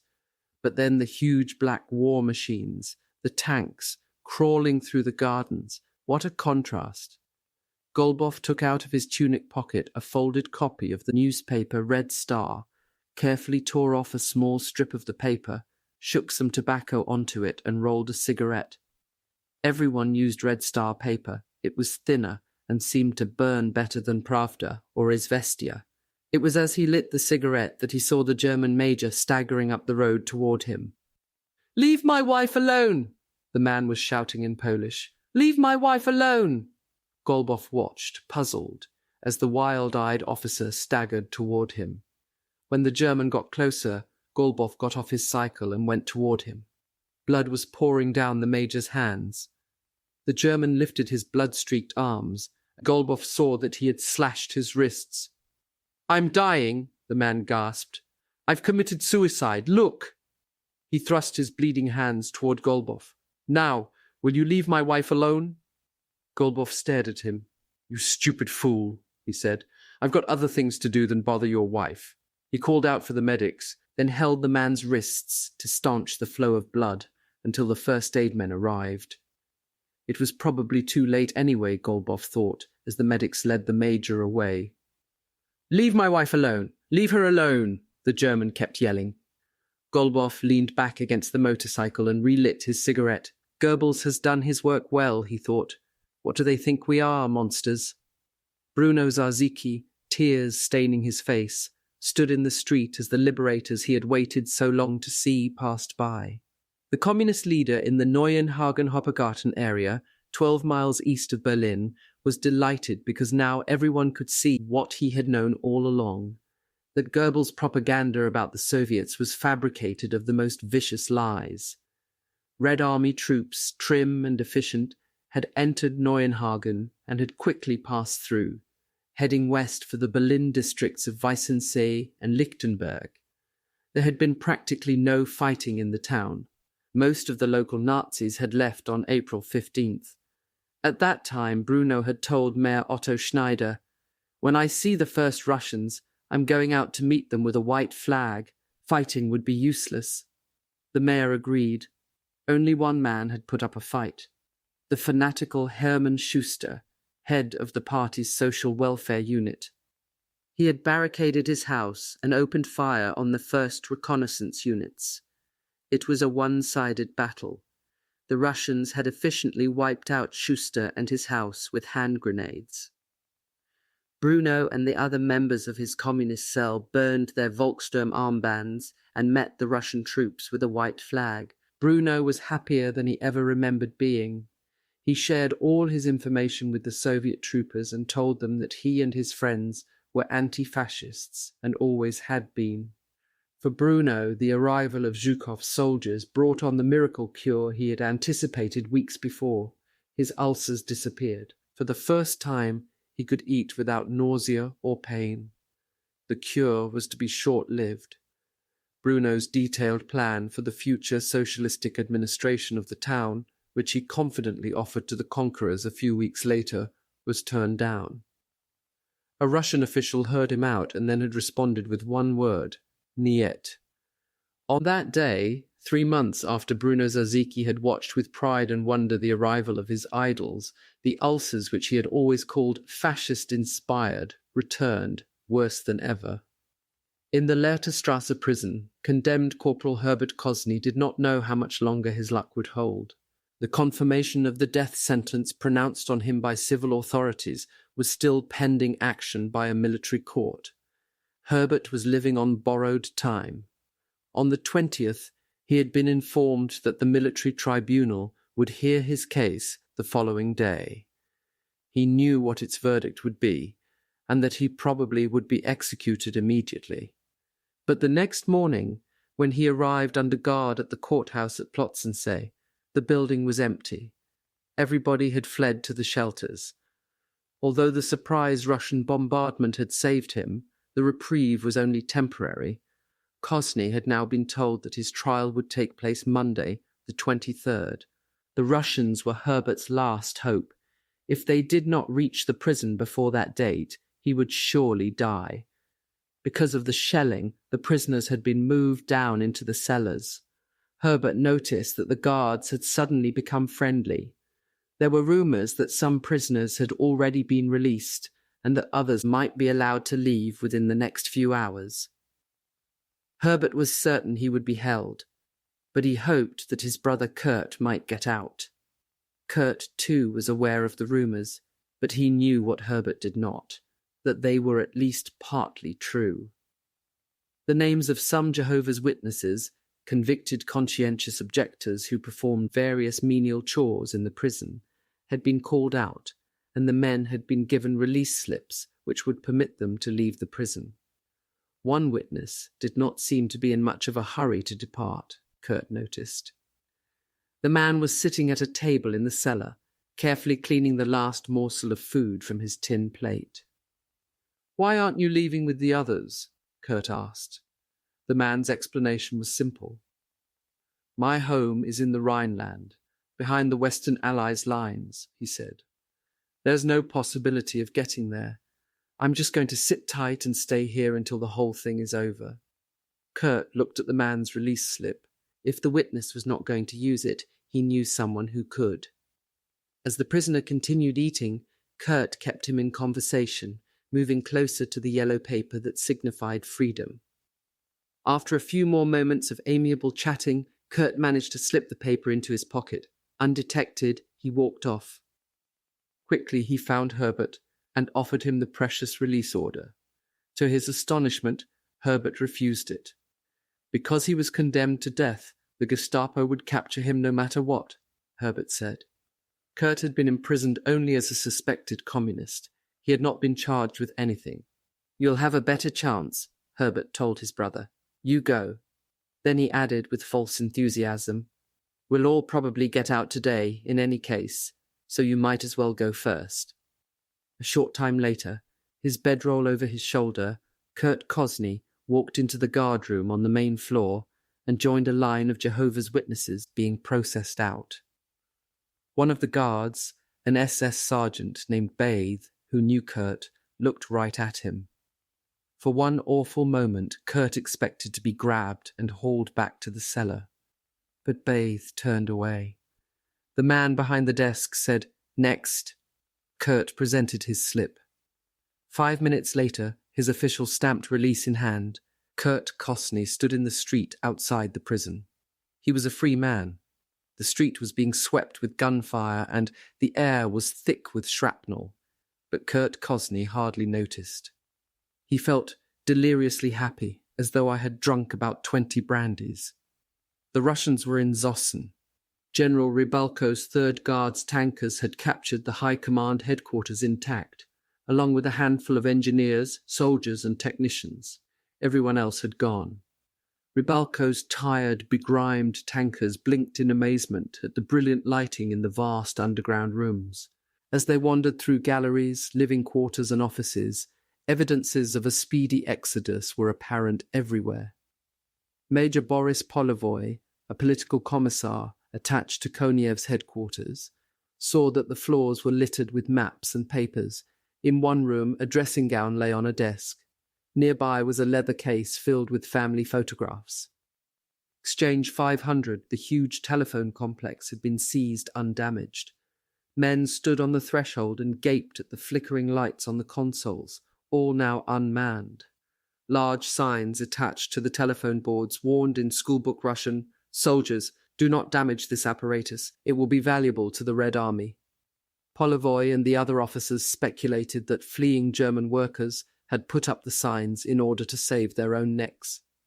Among the men captured in the command center had been Hans Beltow, the chief engineer of the complex electrical systems, and now he showed the Russians around Exchange 500. One operator, Beltow explained through Russian women interpreters, had stayed until just before the headquarters was overrun.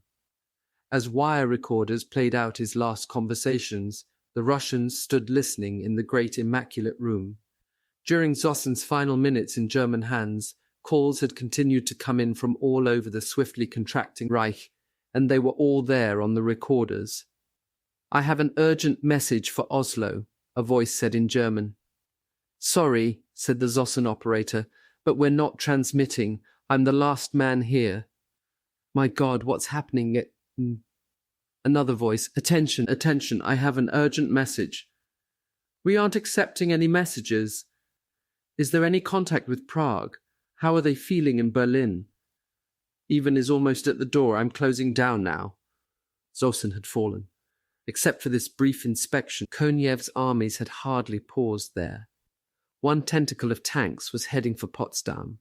Another had already crossed the Neuter Canal and reached Lichtenrad, south of the Berlin district of Tempelhof. Other tankers pushed on to Teltow and were now crashing through the defences south of the Teltow Canal. Beyond lay the districts of Zehlendorf and Steglitz. By nightfall of April 22nd, Koniev's armies had cracked Berlin's southern defences and had beaten Zhukov into Berlin by more than a full day. In the Führerbunker, the customary military conference began at 3 p.m. In the 12-year history of the Third Reich, there had never been a day like this. The usual outpourings of optimism were missing. The Oder front had all but crumpled. The Ninth Army was virtually encircled. Its strongest unit, the 56th Panzer Corps, was lost for the moment and could not be found. Steiner had been unable to attack. Berlin was almost encircled. Commanders were being replaced almost hourly. The Reich was in its death agonies, and the man who had brought it all about now gave up. Hitler's announcement climaxed a wild, uncontrolled torrent of abuse in which he denounced his generals, his advisers, his armies, and the people of Germany, whom he had led to disaster. The end had come, Hitler sputtered. Everything was falling apart. He was no longer able to continue. He had decided to remain in Berlin. He intended to take over the defense of the city personally, and at the last moment he meant to shoot himself. General Krebs and the Luftwaffe representative, General Eckhard Christian, were horror-stricken. To both, Hitler seemed to have suffered a complete breakdown. Jodl alone remained calm, for Hitler had told the operations chief all of this 48 hours before. Everyone present tried to persuade the almost deranged Führer that all was not lost. He must remain in charge of the Reich, they said, and he must leave Berlin, for it was impossible to control matters from the capital any longer. The man who had held their world together now brutally rejected them. He was remaining in Berlin, Hitler said. The others could go where they pleased. Everyone was thunderstruck. To emphasize that he meant what he said, Hitler stated that he intended to make a public announcement of his presence in Berlin. There and then, he dictated a statement to be broadcast immediately. The others managed to persuade him not to release it right away. The announcement would not be made until the next day. Meanwhile, the officers and aides in the bunker called on their colleagues outside the city to bring additional pressure on the Führer. Himmler, Dönitz, and even Goring telephoned, pleading, like their comrades, for a change of mind. Hitler would not be dissuaded. Jodl was called away to the phone. While he was gone, Keitel, trying to reason with Hitler, asked to speak to him privately. The conference room was cleared. According to Keitel's account, he told Hitler that he saw two courses of action still open: to make an offer of capitulation before Berlin became a battlefield, or to arrange for Hitler to fly to Berchtesgaden and from there instantly begin negotiations. Hitler, according to Keitel, did not let me get beyond these words. He interrupted and said, "I have made this decision already. I shall not leave Berlin. I shall defend the city to the end. Either I win this battle for the Reich's capital, or I shall fall as a symbol of the Reich." Keitel thought this decision was madness. "I must insist," he told Hitler, "that you leave for Berchtesgaden this very night." Hitler refused to hear any more. He called back Jodl and, in a private conference with the two officers, gave us his order that we were to fly to Berchtesgaden and from there take over the reins together with Goring, who was Hitler's deputy. "In 7 years," Keitel protested, "I have never refused to carry out an order from you. But this one I shall not carry out. You can't leave the Wehrmacht in the lurch." Hitler replied, "I am staying here, that is certain." Then Jodl suggested that Venk's army could drive toward Berlin from its positions on the Elbe. Keitel declared that he would immediately travel to the Western Front, see General Venk, relieve him of all previous commands, and order him to march toward Berlin and link up with the Ninth Army. At last, Hitler had heard a suggestion he could approve. It seemed to Keitel that the proposal brought a certain relief to Hitler in this absolutely dreadful situation. Soon after, Keitel left for Venk's headquarters. Some officers who were not at the conference, such as the Luftwaffe's Chief of Staff, General Karl Köhler, were so astonished by the news of the Führer's collapse that they refused to believe the reports of their own representatives on the scene. Köhler rushed to Jodl's latest headquarters at Krampnitz, 5 miles northeast of Potsdam, and got a verbatim report. "What you've heard is correct," Jodl told Köhler. He also told the Luftwaffe Chief of Staff that Hitler had given up and intended to commit suicide at the last minute. Hitler said that he could not take part in the fighting for physical reasons, and that he would not do so because of the danger of falling into the enemy's hands, perhaps when he was only wounded. "We all tried to dissuade him. Hitler," Jodl went on, "said he was no longer able to continue and that now it was up to the Reichsmarschall. In answer to a remark that troops would not fight for Goring, the Führer said, 'What do you mean fight? There's not much fighting to be done, and when it comes to negotiating, the Reichsmarschall can do that better than I.'" Jodl added that Hitler said the troops are no longer fighting, the tank barricades in Berlin are open and are no longer being defended. In the Führer bunker, it was clear by now that Hitler had meant every word he had said. He spent hours selecting documents and papers, which were then taken out into the courtyard and burned. Then he sent for Gerbles, Frau Gerbles, and their children. They were to stay with him in the bunker until the end. Dr. Werner Naumann, Gerbles' assistant, had known for some time that Gerbles felt that the only decent course of conduct in the event of collapse was to fall in battle or commit suicide. Magda Gerbles, the Reichsminister's wife, felt the same way. When he heard of the Gerbles' impending move to the Chancellery, Naumann knew that they would all die there together. Gerbles' contempt for the traitorous and unworthy was almost equal to Hitler's. The day before the Führer's outburst, he called his propaganda staff together and said, "The German people have failed. In the east they are running away. In the west they are receiving the enemy with white flags. The German people themselves chose their destiny. I forced no one to be my co-worker. Why did you work with me? Now your little throats are going to be cut. But believe me, when we take our leave, earth will tremble." By Hitler's standards, it almost seemed that the only loyal Germans were those who now planned suicide and buried themselves in their own tombs. On this very evening, gangs of SS men were searching houses looking for deserters. Punishment was swift. On nearby Alexanderplatz, 16-year-old Eva Knoblauch, a refugee recently arrived in Berlin, saw the body of a young Wehrmacht private hanging from a lamppost. There was a large white card tied to the dead man's legs. It read, "Traitor, I deserted my people." All through this decisive day, Hinrichi had waited for the news that he felt must come, that Hitler had given permission for the Ninth Army to withdraw.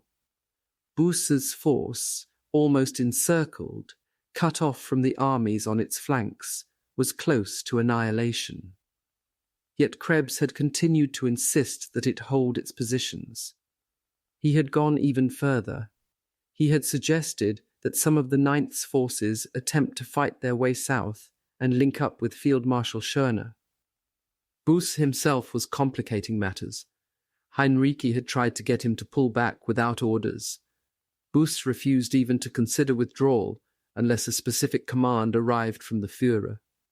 At 11 a.m. on April 22nd, Hinrichi warned Krebs that the Ninth would be split into several parts by nightfall. Krebs confidently predicted that Field Marshal Schörner would right the situation by driving north to link up with Buss. Hinrichi knew better.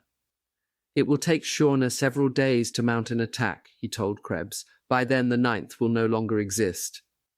Hour by hour, the situation grew more desperate, and Hinrichi repeatedly urged Krebs to do something. "You nail my forces down," he stormed, "while you tell me that I must do all I can to avoid the shame of the Führer being encircled in Berlin. Against my will, in spite of my request to be relieved of my duties, I am being prevented from pulling out the only forces that can be used for the protection of the Führer and Berlin." The Führer's headquarters was not only making difficulties over Busse, now it was demanding that von Manteuffel's Third Army throw Rokossovsky's forces back across the Oder, an order so impossible to carry out that Hinrichi could only gasp when he received it. At 12:10 p.m., Hinrichi warned Krebs, "It is my conviction that this is the last moment to withdraw the Ninth Army." 2 hours later he called again, but Krebs had already left for the Führer's conference. To General Dethlefsen, Hinrichi said, "We must have a decision." At 2:50 Krebs called Hinrichi. The Führer had agreed that some of the Ninth Army's forces could be moved back along the outer northern wing, giving up Frankfurt. Hinrichi snorted. It was a half measure that would do little to improve the situation. He did not point out to Krebs that the city had been held steadily by Colonel Bieler, the man Hitler had decided was no Gneisenau. Now Bieler would find it difficult to disengage. In any event, the approval had come too late. The Ninth was encircled.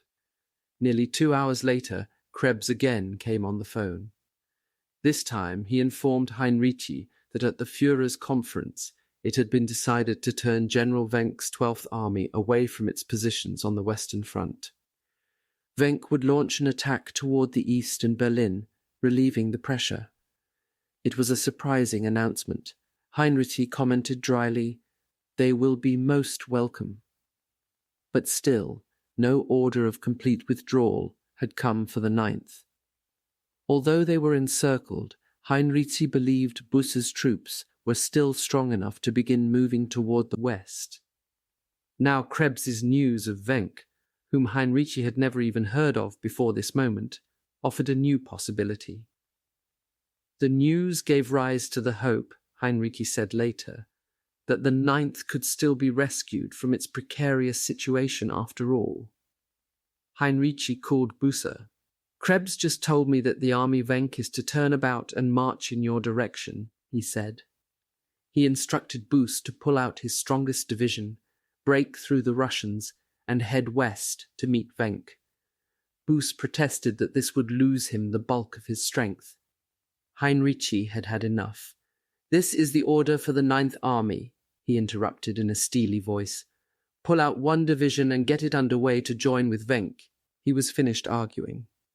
All around the rim of the city a red glow tinged the night sky. Fires pockmarked nearly every district, and the shelling was ceaseless.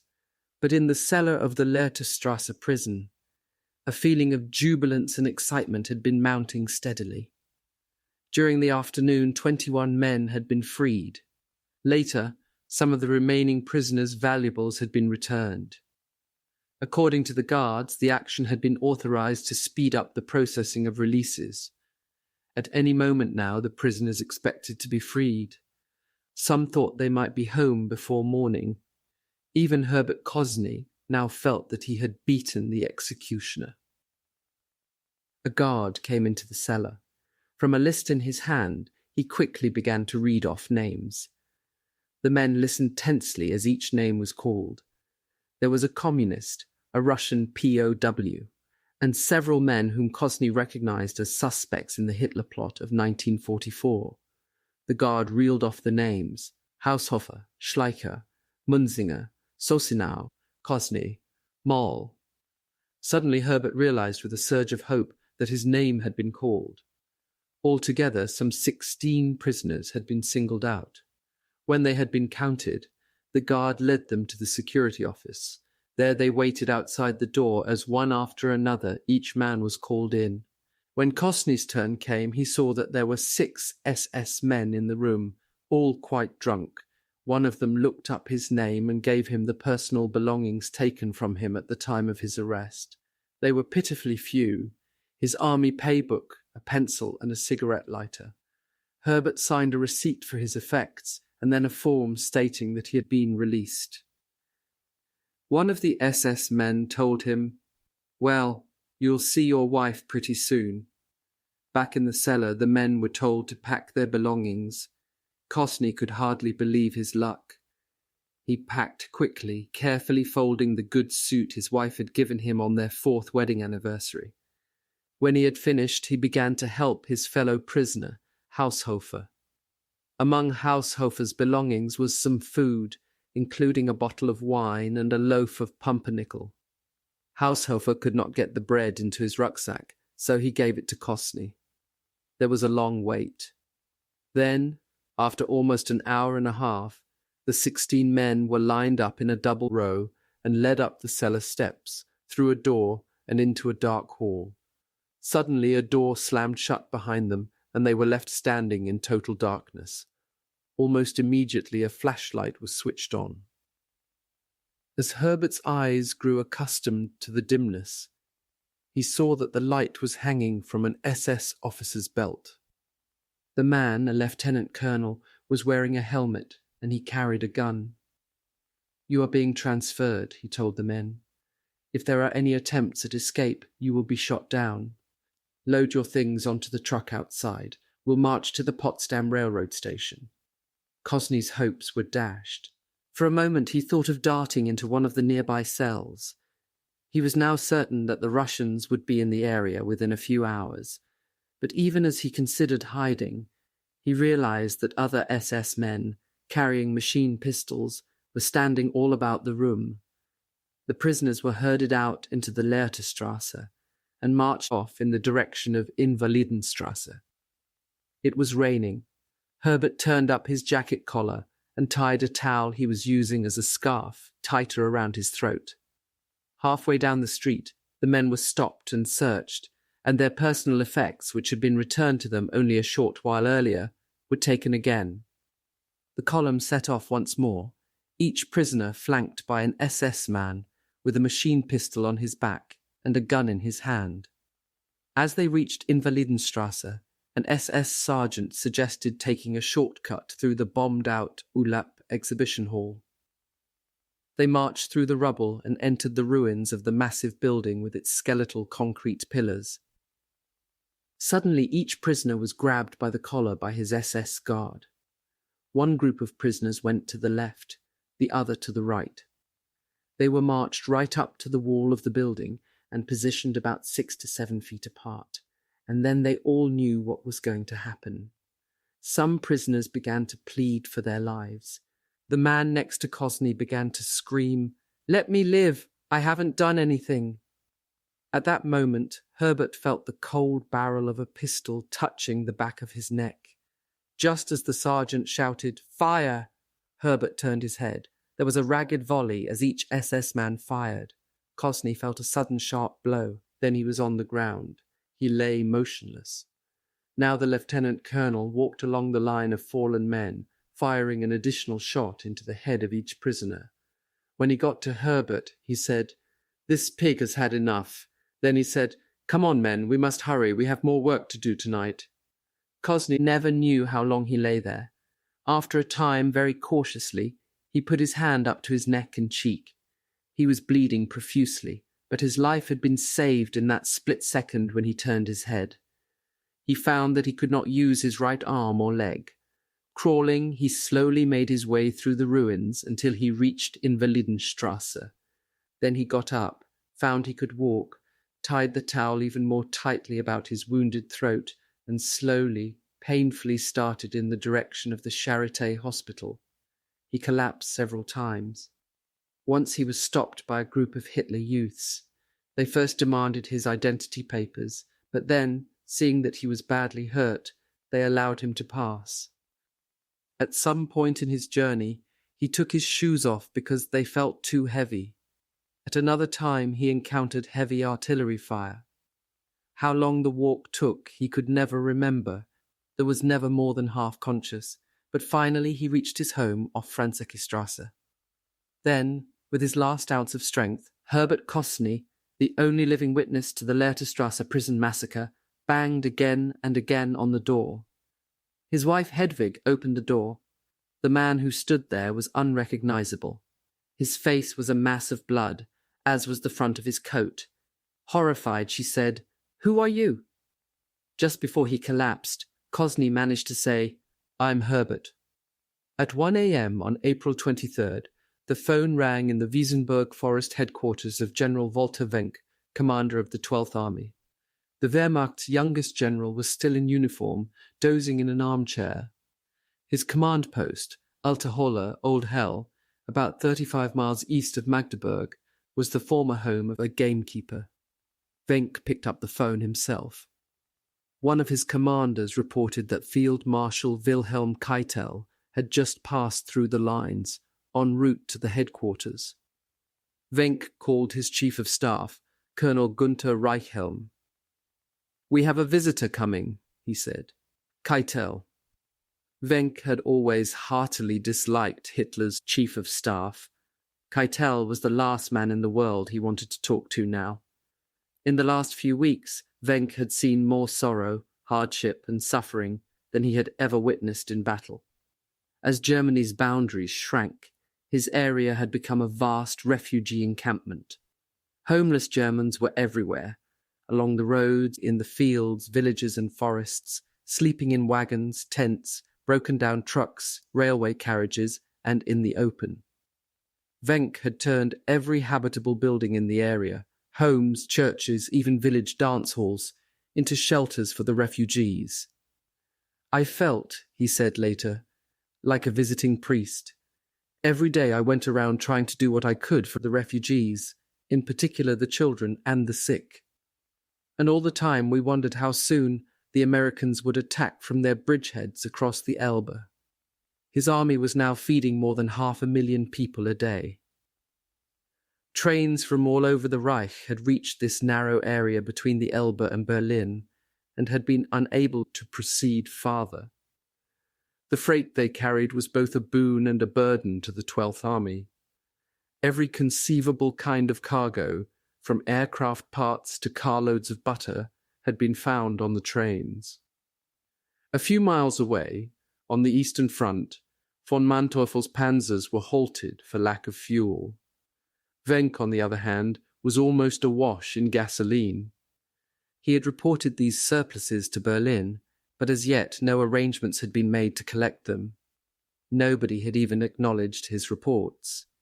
Now, as he waited for Keitel, Venk reflected with some concern that if the OKW Chief of Staff learned of his social work among the refugees, he would hardly approve. Under Keitel's code of soldierly ethics, such actions were simply inconceivable. Venk heard a car drive up, and one of his staff said, "Now watch Keitel play the hero." In the full trappings of a field marshal, even to baton, Keitel entered the little house followed by his adjutant and aide. The arrogance and pomp of Keitel and his group, strutting as though they had just taken Paris, seemed disgraceful to Venk, when every road told its tale of misery and Germany lay defeated. Formally, Keitel saluted, touching his cap with his field marshal's baton. Venk saw immediately that for all his punctilious behavior, his visitor was anxious and excited. Keitel's adjutant produced maps and spread them out. Without preamble, Keitel leaned over, tapped Berlin, and said, "We must save the Führer." Then, as though he felt he had been too abrupt, Keitel dropped that subject and asked for a briefing on the 12th Army's situation. Venk did not mention the refugees or the Army's part in caring for them. Instead, he spoke in general terms of the Elbe area. Even when coffee and sandwiches were served, Keitel did not relax. Venk did little to put his visitor at ease. The truth was, he later explained, that we felt terribly superior. What could Keitel tell us that we did not already know, that the end had come? Keitel suddenly stood up and began pacing the room. "Hitler," he said gravely, "has broken down completely. Worse, he has given up. Because of this situation, you must turn your troops around and drive toward Berlin, together with the 9th Army of Busse." Venk listened quietly as Keitel described the situation. "The battle for Berlin has begun," he said. "No less than the fate of Germany and Hitler are at stake." He looked solemnly at Venk.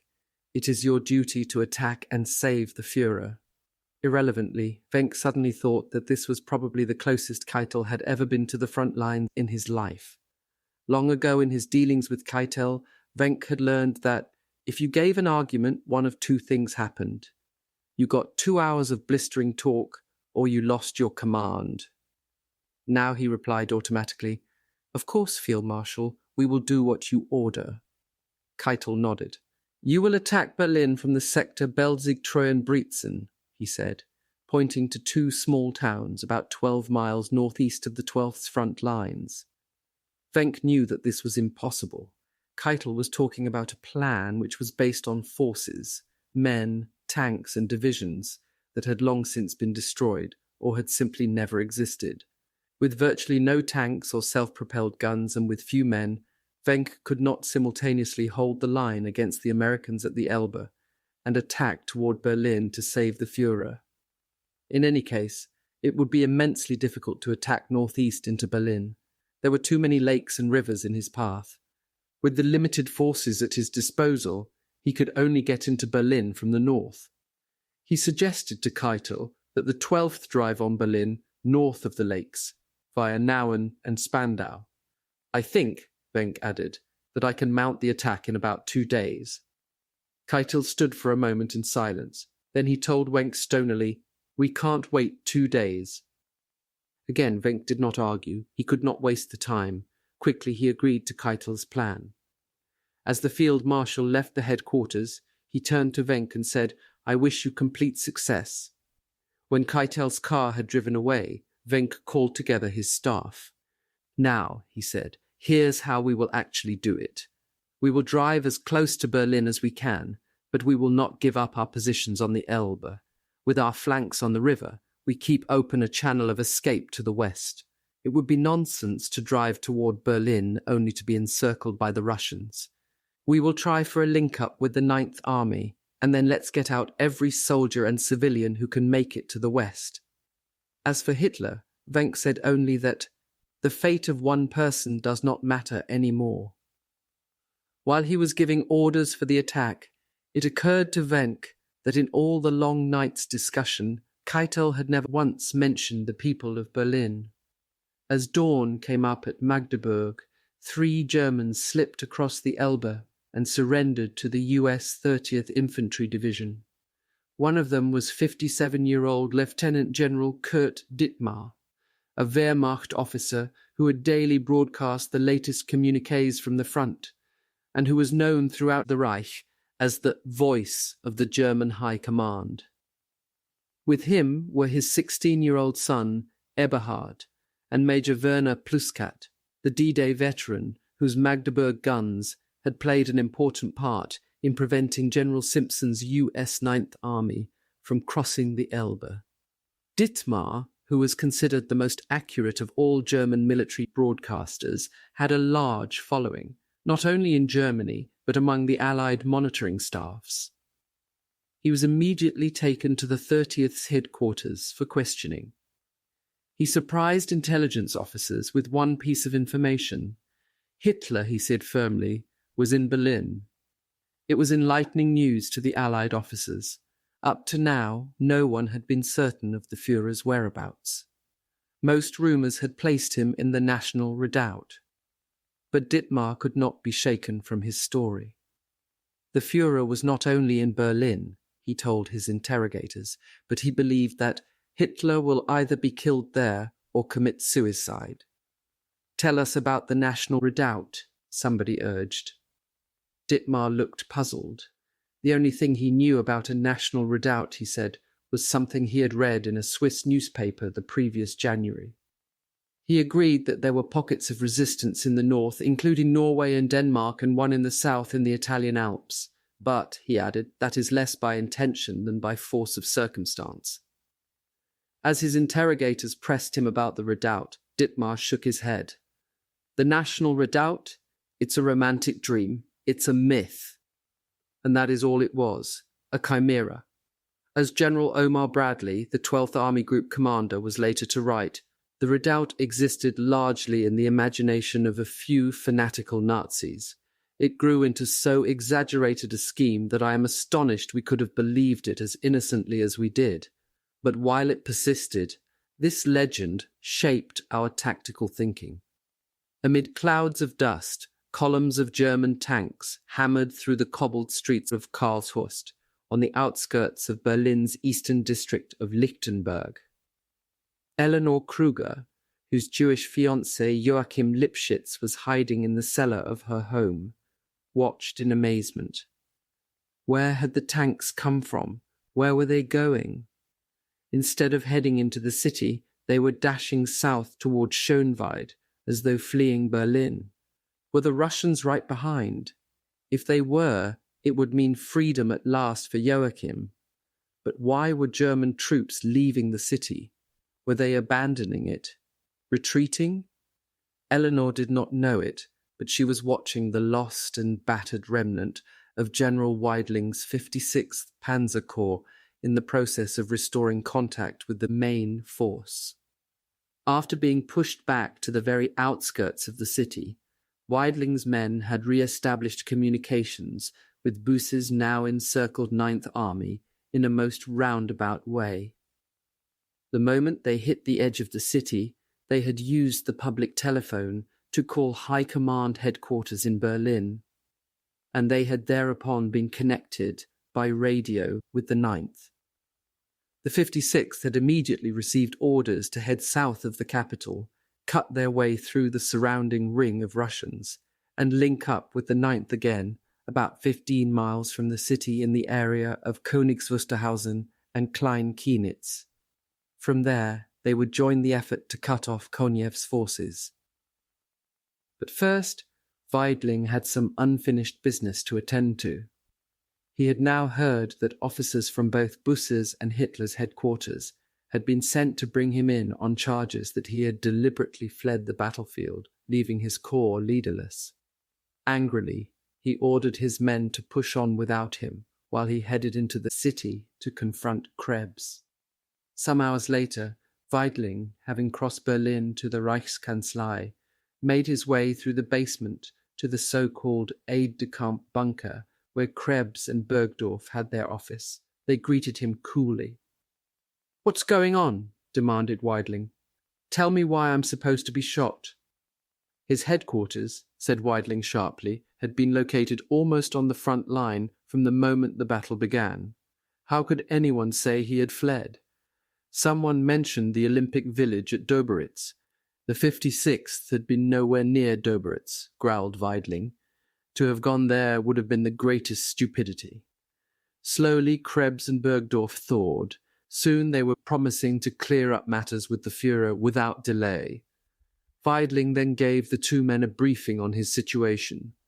He told them that his corps was about to attack south of Berlin, and then, in passing, I casually added that before leaving, I had received a report that Russian tank spearheads had been seen near Rudow. Rudow lay just beyond the edge of the southeastern district of Neukölln. Krebs immediately saw danger. In that case, he said, the 9th's order for the 56th Corps had to be changed. Weidling's corps would have to stay in Berlin. Then both Krebs and Bergdorf hurried off to see Hitler. Shortly thereafter, Weidling was told that Hitler wanted to see him. The walk to the Führer bunker was a long one, through what Weidling later called an underground city. From Krebs's office, he proceeded first along a subterranean tunnel, then through a kitchen and dining room, and finally down a staircase and into the Führer's personal quarters. Krebs and Bergdorf introduced him. Behind a table loaded with maps, Weidling wrote, sat the Führer of the Reich. When I entered, he turned his head. I saw a puffy face with feverish eyes. When he tried to stand up, I noticed to my horror that his hands and legs were constantly trembling. He succeeded with great effort in getting up. With a distorted smile, he shook hands with me and asked in a hardly audible voice whether we hadn't met before. Once before, said Weidling. The Führer had given him a decoration a year earlier. Hitler said, I do remember the name, but cannot remember the face. When Hitler sat down, Weidling noticed that even in a sitting position, his left leg kept moving, the knee swinging like a pendulum, only faster. Weidling told Hitler what the 56th situation was. Then Hitler confirmed Krebs' instructions that the corps was to stay in Berlin. The Führer thereupon launched into his plan for the defense of Berlin. He proposed to pull in the armies of Venk from the west, Buss from the southeast, and Group Steiner from the north, and thus, somehow, cut off the Russians. It was, wrote Weidling, with ever-growing astonishment that I listened to the big talk of the Führer. Only one thing was clear to Weidling. Short of a miracle, the days until final defeat were numbered. That evening the 56th Corps, suffering heavy losses, managed to disengage from the Russians in the south, then pivot and enter Berlin. 24 hours later, to Weidling's horror, he was named commandant of the city. The order from Stalin was numbered 11,074. It was addressed to both Zhukov and Konev, and it divided up the city between them. As of this day, April 23rd, the order said, the boundary line between the First Belarusian Front and First Ukrainian Front would be Luben, thence to Teupitz, Mittenwalde, Mariendorf, Anhalter station of Berlin. Although he could not complain publicly, Konev was crushed. Zhukov had been given the prize. The boundary line, which ran straight through Berlin, placed Konev's forces roughly 150 yards west of the Reichstag, which the Russians had always considered the city's prize plum, the place where the Soviet flag was to be planted. Now the city began to die. In most places, water and gas services had stopped. Newspapers began to close down. The last was the Nazis' own Völkischer Beobachter, which shut up on the 26th. It was replaced by a Goebbels-inspired 4-page paper called Der Panzerbar, the Armoured Bear, described as the combat paper for the defenders of Greater Berlin, which lasted 6 days. All transportation within the city was grinding to a halt as streets became impassable, gasoline scarce, and vehicles crippled. Distribution services broke down. There were almost no deliveries of any kind. Refrigeration plants no longer functioned. On April 22nd, the city's 100-year-old telegraph office closed down for the first time in its history. The last message it received was from Tokyo. It read, "Good luck to you all." On the same day, the last plane left Tempelhof Airport, bound for Stockholm with 9 passengers aboard, and Berlin's 1,400 fire companies were ordered to the west. And now, with all the police serving in either the army or the Home Guard, the city slowly started to go out of control. People began to plunder.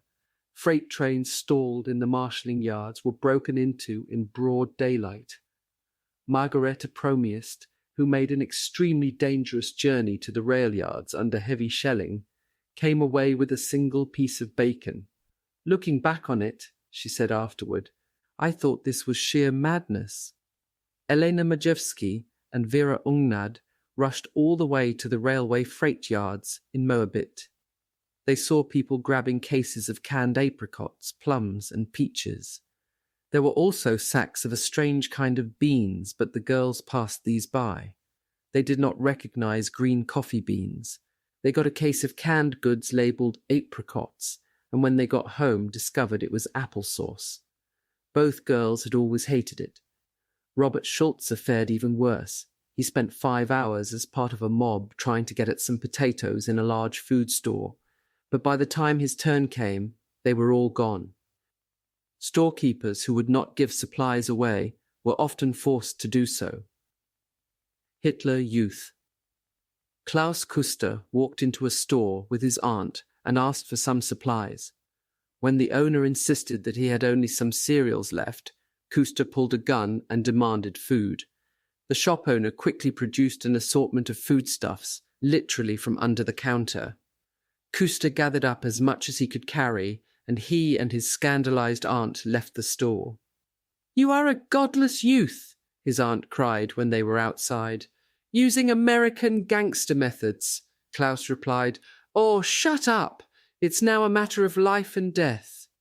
Elfriede Maigata heard a rumor that the giant Karstadt department store on the Hermannplatz was being looted.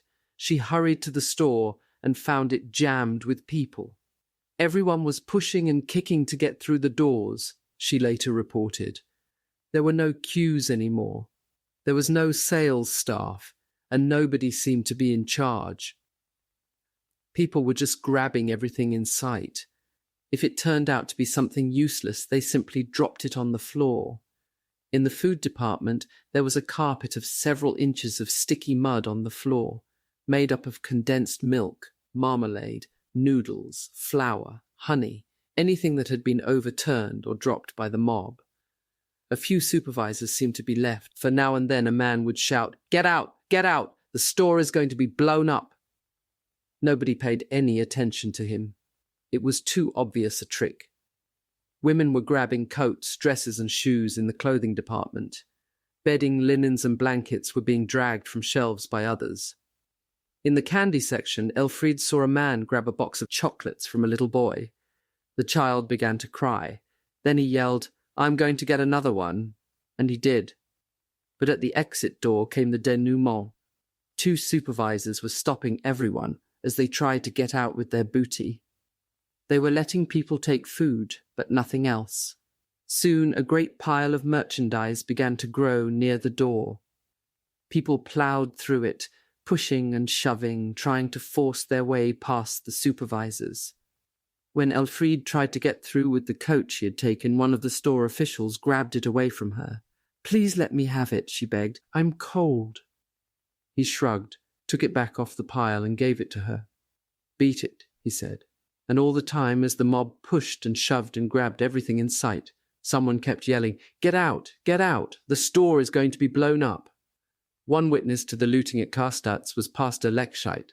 His presence on the scene had come about in a surprising way. One of his parishioners had given birth to a stillborn baby, and the infant had been cremated. The mother, deeply distressed, wanted the urn containing the ashes properly buried, and Lechscheit had agreed to be present, even though it meant walking several miles under constant shelling to the cemetery in Neukölln, where the woman wanted her child buried. As they tramped along, the woman carrying the little urn in her shopping bag, they passed by Karstadt's and saw the mobs looting. His parishioner stared. Suddenly she said, "Wait!" Lechscheit stood in amazement as she left my side and disappeared into the store, urn, market bag and all. Moments later she returned, triumphantly swinging a pair of sturdy boots.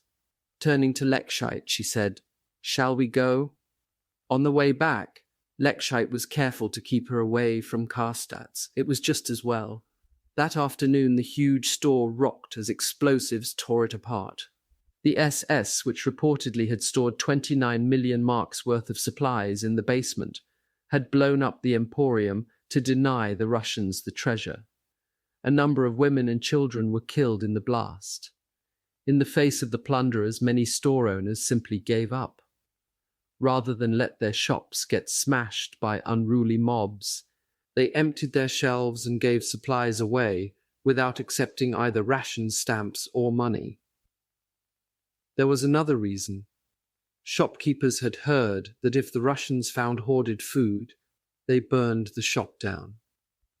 In Neukölln a week before, film projectionist Günther Rosetz had tried to buy some marmalade at Tengelmann's grocery store and had been refused. Now Rosetz saw that Tengelmann's was selling tubs of marmalade, oats, sugar and flour, all at 10 marks a pound. In panic, the store was giving goods away just to move everything out of the shop. In the Caspary wine shop on the corner of Hindenburgstrasse, Alexander Kelm could hardly believe his eyes. Bottles of wine were given away to all comers. The Hitler Youth, Klaus Kuster, making another foray through his neighborhood, got 200 free cigarettes at one place, 2 bottles of brandy at another. The owner of the liquor shop in his area said, "Here, you might as well drink it up. Hard times are coming." Even for looters there was virtually no meat to be had. At first a few butchers had supplies which they doled out to special customers, but soon that too was gone. Now, all over Berlin, people started carving up horses, which lay dead in the streets from the shelling.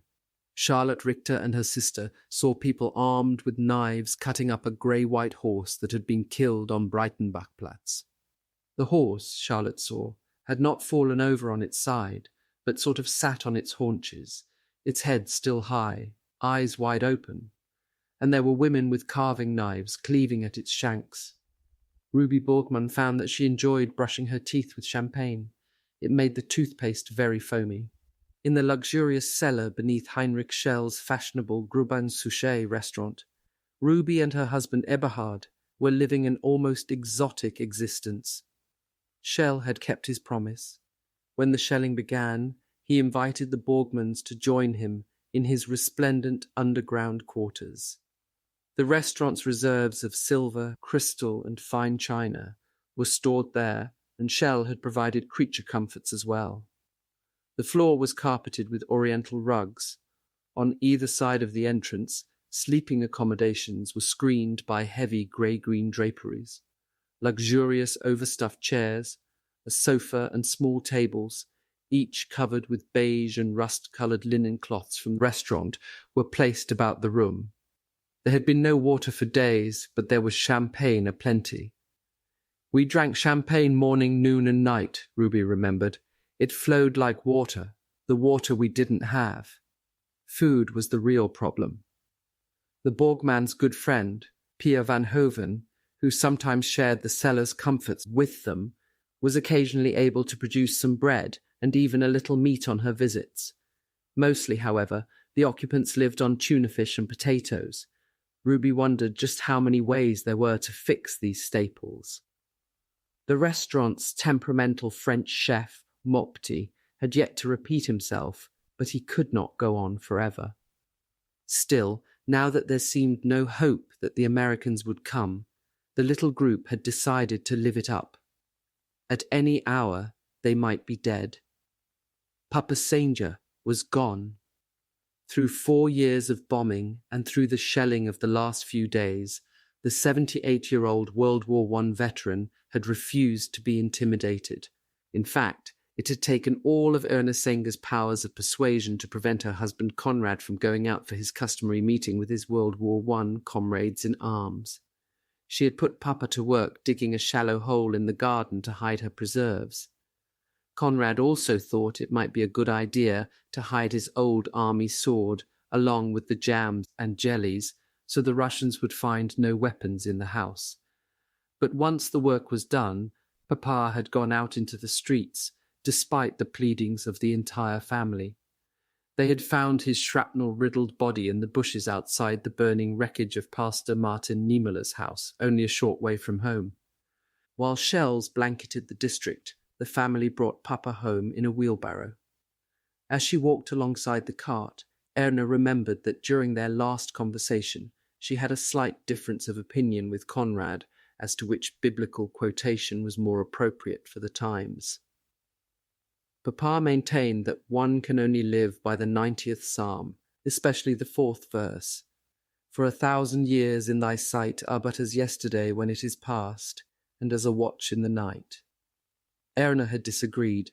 Personally, she told him, I think that psalm is much too pessimistic. I prefer the 46th. God is our refuge and strength, a very present help in trouble.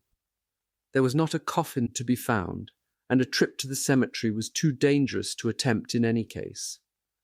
Still, they could not keep the body in the warm house. They left it on the porch. Erna found 2 small pieces of wood and nailed them together for a cross. Gently, she placed the crucifix between her husband's hands. As she looked down at Papa, she wished she could tell him that he had been right, for the 91st Psalm continued. We are consumed by thine anger, and by thy wrath are we troubled. Father Bernhard Happig looked down at the notes for his sermon. The chapel of Haus Dahlem was softly lit by candles, but outside the sky to the east of Wilmersdorf was almost blood-red, and the shelling which had awakened the sisters at 3 that morning was still going on nearly 12 hours later. Somewhere nearby, glass shattered, and a tremendous concussion shook the building. Father Happich heard loud shouts from the street and then the heavy, thudding sound of the Czech anti-aircraft gun just across the road from the maternity home and orphanage. The nuns sitting before him did not stir. As he gazed out at them, he saw that, in keeping with an order from Mother Superior Cunegundes, the women had removed the heavy silver crosses they normally wore. Instead, small, inconspicuous metal crucifixes, so-called death crosses, were attached to their habits. The silver ones had been hidden, along with all rings and watches. Father Happisch had made some preparations of his own. In the Dahlem villa, where the priest lived, a large box had been packed. In it, Father Happich had placed some medical instruments, the contents of the medicine chests, plus drugs, bandages, and white sheets contributed by neighbours. Before becoming a priest, Father Happich had received a medical degree, and now he was working again at both vocations. Each day now he cared for casualties of the shellings, attended to accident victims, and treated hysteria and shock. His white medical coat was beginning to see as much wear as his clerical robes. He looked once more at his little flock of nuns, nurses, and lay sisters, said a silent prayer that God would give him the right words, and began. Within the near future we expect Soviet occupation, he said. Very bad rumors have been spread about the Russians. In part they have proven to be true. But one should not generalize. If one of you present here should experience something bad, remember the story of little St. Agnes. She was 12 when she was ordered to worship false gods. She raised her hands to Christ and made the sign of the cross, and for this her clothes were ripped off, and she was tortured before a pagan crowd. Yet this did not daunt her, though the heathens were moved to tears. Her public exposure brought flattery from some and even offers of marriage, but she answered, Christ is my spouse. So the sentence of death was passed. For a moment she stood in prayer, and then she was beheaded, and the angels bore her swiftly to paradise. Father Hapish paused. You must remember, he said, like St. Agnes, if your body is touched and you do not want it, then your eternal reward in heaven will be doubled, for you will have worn the crown of the martyr. Therefore do not feel guilty. He stopped and then said emphatically, You are not guilty. As he walked back down the aisle, the voices of his congregation sang a recessional. I need thy presence every passing hour. What but thy grace can foil the tempter's power? They were the words of the ancient hymn, Abide with me. At the main switchboard in the long-distance exchange on Winterfeldstrasse in Schonebeck, the lights were going out one by one as outlying communities were cut off by the Russian attack. Yet, in the exchange itself, people were as busy as ever. Rather than go down to the basement shelter, Supervisor Elizabeth Milbrand and Operator Charlotte Burmester had brought steamer chairs with mattresses and pillows into their office.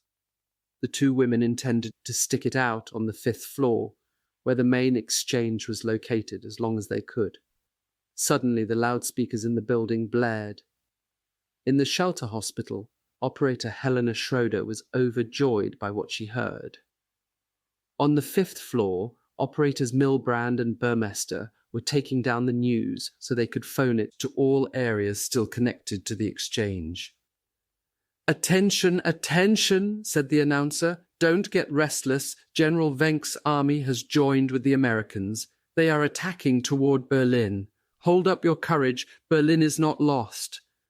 They cracked the outer ring of the city's defences and gouged their way into the second ring. They crouched behind the T-34 tanks and self-propelled guns and fought up the streets, the roads, the avenues, and through the parklands. Leading the way were the battle-toughened assault troops of Koniev's and Zhukov's guards, and with them the leather-capped soldiers of 4 great tank armies. Behind came line upon line of infantry. They were a strange soldiery. They came from every republic of the Soviet Union, and apart from the crisp guards regiments, they varied as much in physical appearance as in battle dress. There were so many different languages and dialects among them that officers often could not communicate with elements of their own troops. In the ranks were Russians and Belarusians, Ukrainians and Karelians, Georgians and Kazakhs, Armenians and Azerbaijanis, Bashkirs, Mordvinians, Tartars, Irkutsks, Uzbeks, Mongols and Cossacks. Some men wore dark brown uniforms, some wore khaki or grey-green. Others were dressed in dark pants with high-necked blouses. The blouses ranged in colour from black to beige. Their headwear was equally varied, leather hoods with bobbing ear flaps, fur hats, battered, sweat-stained khaki caps. All of them seemed to carry automatic weapons. They came on horseback, on foot, on motorcycles, in horse-drawn carts, and captured vehicles of every sort, and they threw themselves on Berlin. In the Schoneberg telephone exchange, the voice coming over the loudspeaker commanded, Everyone pay attention. Discard your party badges, your party books, and please take off your uniforms. Throw the stuff into the big sand pile in the yard, or go to the engine room where it will be burned. Milkman Richard Poganovska stopped his milk cart and gaped as 5 Russian tanks, surrounded by infantry, rumbled up the street. Poganovska turned his wagon around and drove back to the Domine Dahlem dairy. There he joined his family in the cellar. For a time they waited. Suddenly the shelter door was kicked open and Red Army soldiers entered. They looked around silently. Then they left. A short while later some soldiers returned and Poganovska and the other employees of the dairy were ordered to the administration building. As he waited, he noticed that all the horses were gone, but the cows were still there. A Soviet officer, speaking perfect German, ordered the men back to work. They were to care for the animals and milk the cows, he said. Poganovska could hardly believe it. He had expected a great deal worse. It was the same in all the outer districts where people were seeing their first Russian troops. The forward elements of the Soviet army, hard-bitten but scrupulously correct in behaviour, were not at all what the terrified citizens had expected. At 7 p.m., Pia van Hoven was sitting in the cellarway of her apartment house in Schonebeck, peeling a few potatoes. Nearby, several other women from the house chatted together, their backs to the open shelter door. Suddenly, Pia looked up and stared open-mouthed into the muzzles of submachine guns held by 2 Russian soldiers. Quietly, I raised my arms, knife in one hand, potato in the other, she remembers. The other women looked at her, turned and put their hands up too. To Pia's surprise, one of the soldiers asked in German, "Soldiers here? Volkssturm? Any guns?" The women shook their heads. "Good Germans," said the soldier approvingly. They walked in and took the women's watches, and then they disappeared. As the night wore on, Pia saw more and more Russians. They were fighting troops and many spoke German, she remembered, but they seemed to be interested only in moving up and getting on with the battle. Pia and the women in her apartment house decided that all Gerbles' talk about the rapacious Red Army was just another pack of lies. If all the Russians behave like this, Pia told her friends, then we have nothing to worry about. Marianne Bombach felt the same way. She came out of her Wilmersdorf cellar one morning and saw a Russian field kitchen set up just outside her back door. The soldiers, fighting units bivouacked in Schwarzengrund Park, were sharing food and candy with the neighborhood children. Their manners particularly impressed Marianne. They had upended some square garbage cans and were using them as tables. Each was covered with a doily, apparently taken from villas nearby. There they sat in the middle of the field on somebody's straight-back chairs, eating off the garbage cans. Except for their fraternization with the children, the Russians seemed to be ignoring the civilians. They remained for just a few hours and then moved on. Dora Jansen and the widow of her husband's Batman were shocked and frightened. After the fatal shelling of the Aid and the wounding of Major Jansen, Dora had invited the widow to stay with her. The 2 defenseless women, their nerves raw from grief and fear, were in the cellar of the Janssens' building when Dora saw a huge shadow appear on the wall. In the shadow's hands was a gun.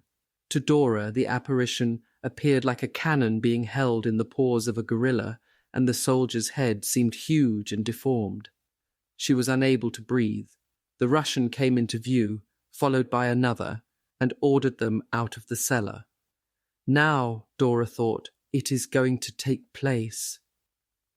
The 2 women were led outdoors, where the Russians handed them brooms and pointed to the debris and broken glass that littered the walk. The women were dumbfounded. Their surprise and relief was so obvious that the Russians broke into laughter. Other people had more harrowing encounters with the newly arrived frontline troops. Elisabeth Eberhard was almost shot. A social worker employed by Catholic Bishop Konrad von Preissing, Elisabeth had been hiding Jews for years. She was visiting a friend when she met her first 2 Russians, a young blonde officer accompanied by a woman interpreter. Both entered the house heavily armed. The woman carried a submachine gun. The phone rang just as the Russians came in. As Elizabeth's friend picked it up, the elegant officer grabbed it from her. "You are both traitors," the interpreter told them. "You have contact with the enemy." The women were rushed out of the house and into the garden and were backed against the wall. The officer announced that he intended to shoot them. Elizabeth, knees shaking, shouted at him, "We have been waiting for you. We have always been against Hitler. My husband has been in prison as a political offender for 12 years. The Red Army woman interpreted. Slowly the officer lowered his gun. He seemed greatly embarrassed. Then he came toward Elizabeth, took her right hand and kissed it. Elizabeth was equal to the Russian's poise. In as casual a voice as she could muster, she politely inquired, "Will you both join us in a glass of wine?" The discipline and orderliness of the first troops amazed almost everyone. Druggist Hans Mieder noticed that Soviet soldiers seemed to avoid firing into houses unless they were sure German defenders were hiding there. Helena Boerse, who had lived in dread of the Russians' arrival, came face to face with a Red Army trooper on her cellar steps. He was young, handsome, and wearing an immaculately clean uniform. He just looked at her when she came out of the cellar, and then, gesturing to indicate goodwill, gave her a stick with a white handkerchief tied to it as a sign of capitulation. In the same Wilmersdorf area, Ilse Antz, who had always believed that the Berliners were going to be thrown like fodder to the Russians, was asleep in the basement of her apartment house when the first Russian entered. She awakened and stared at him in terror, but the young dark-haired trooper just smiled at her and said in broken German, "Why afraid? Everything all right now? Go to sleep." For one group of Berliners, the arrival of the Soviet troops produced no terror at all. The Jews had long ago come to terms with fear. Leo Sternfeld, the former Tempelhof businessman forced to work as a garbage collector for the Gestapo, had sweated out every mile of the Russian advance. A half-Jew, he had lived all through the war in anguished suspense, never knowing when he and his family would be sent to a concentration camp. For most of the war, his name had made Sternfeld and his family unwelcome in air raid shelters. But when the shelling began, Leo noticed a remarkable change in his neighbours. The residents of the house, he recalled, almost dragged us into the shelter. Sternfeld was overjoyed when he saw the first troops in the Tempelhof district. They were orderly and peaceful, and to Leo they were liberators. The Russian battalion commander asked if they might have a room in Leo's house to hold a celebration. "You can have anything I've got," Leo told him. He had already lost half his house when the nearby post office had blown up some days before, but there were 3 rooms left. "You can have the one with the ceiling," Leo assured the Russian. In return, he, his family, and some friends were invited to the party.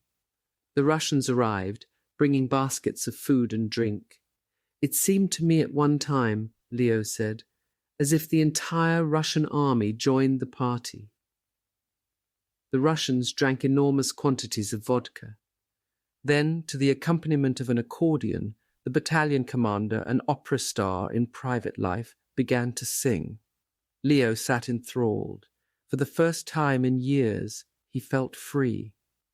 Joachim Lipschitz came out of hiding in the Kruger's cellar in Karlshorst to meet the Red Army troopers. Speaking in the slow, halting Russian he had taught himself in his months underground, he tried to explain who he was and to express his gratitude for liberation. To his amazement, the Russians howled with laughter. Slapping him boisterously on the back, they said that they too were happy, but they added, choking again with laughter, that he spoke terrible Russian. Joachim didn't mind. For him and for Eleanor Kruger, the long wait was over. They would be the first couple married when the battle ended. As soon as they received their marriage certificate, it would represent, as Eleanor was to put it, our own personal victory over the Nazis. We had won, and nothing could hurt us any more. Everywhere, as areas were overrun, the Jews came out of hiding. Some, however, were still so fearful that they remained in their secret places long after the danger from the Nazis was past. 20-year-old Hans Rosenthal was to stay in his 6-by-5-foot cubicle in Lichtenberg until May, a total of 28 months in hiding. In some areas, Jews were freed and then faced with the prospect of having to go underground again, when the Russians were thrown back in temporary but violent and widely scattered counterattacks. The Weltlingers in Pankow had one of the strangest experiences of all. They were liberated early. The Russian officer who entered their hiding place in the Moorings apartment would always be remembered by Siegmund as the personification of Michael the Archangel. When he saw them, the officer called out in poor German, "Ruski, no barbarian, we good to you." At one time he had been a student in Berlin. Then suddenly there was a tense moment. The officer and his men searched the entire apartment house and found 6 revolvers. To the assembled occupants, the Russian announced that he had found them hidden with discarded uniforms. Everyone was ordered out of the house and lined up against a wall. Siegmund stepped forward and said, "I'm a Jew." The young officer smiled, shook his head, made a motion as though cutting his throat and said, "No more Jews alive." Over and over Siegmund repeated that he was a Jew. He looked at the others lined up against the wall. A few weeks earlier, many of these people would have turned him in had they known his whereabouts. Yet Siegmund now said in a clear, loud voice, "These are good people. All of them have sheltered us in this house. I ask you not to harm them. These weapons were thrown away by the Volkssturm." His statement saved the lives of all the tenants. Germans and Russians began hugging each other.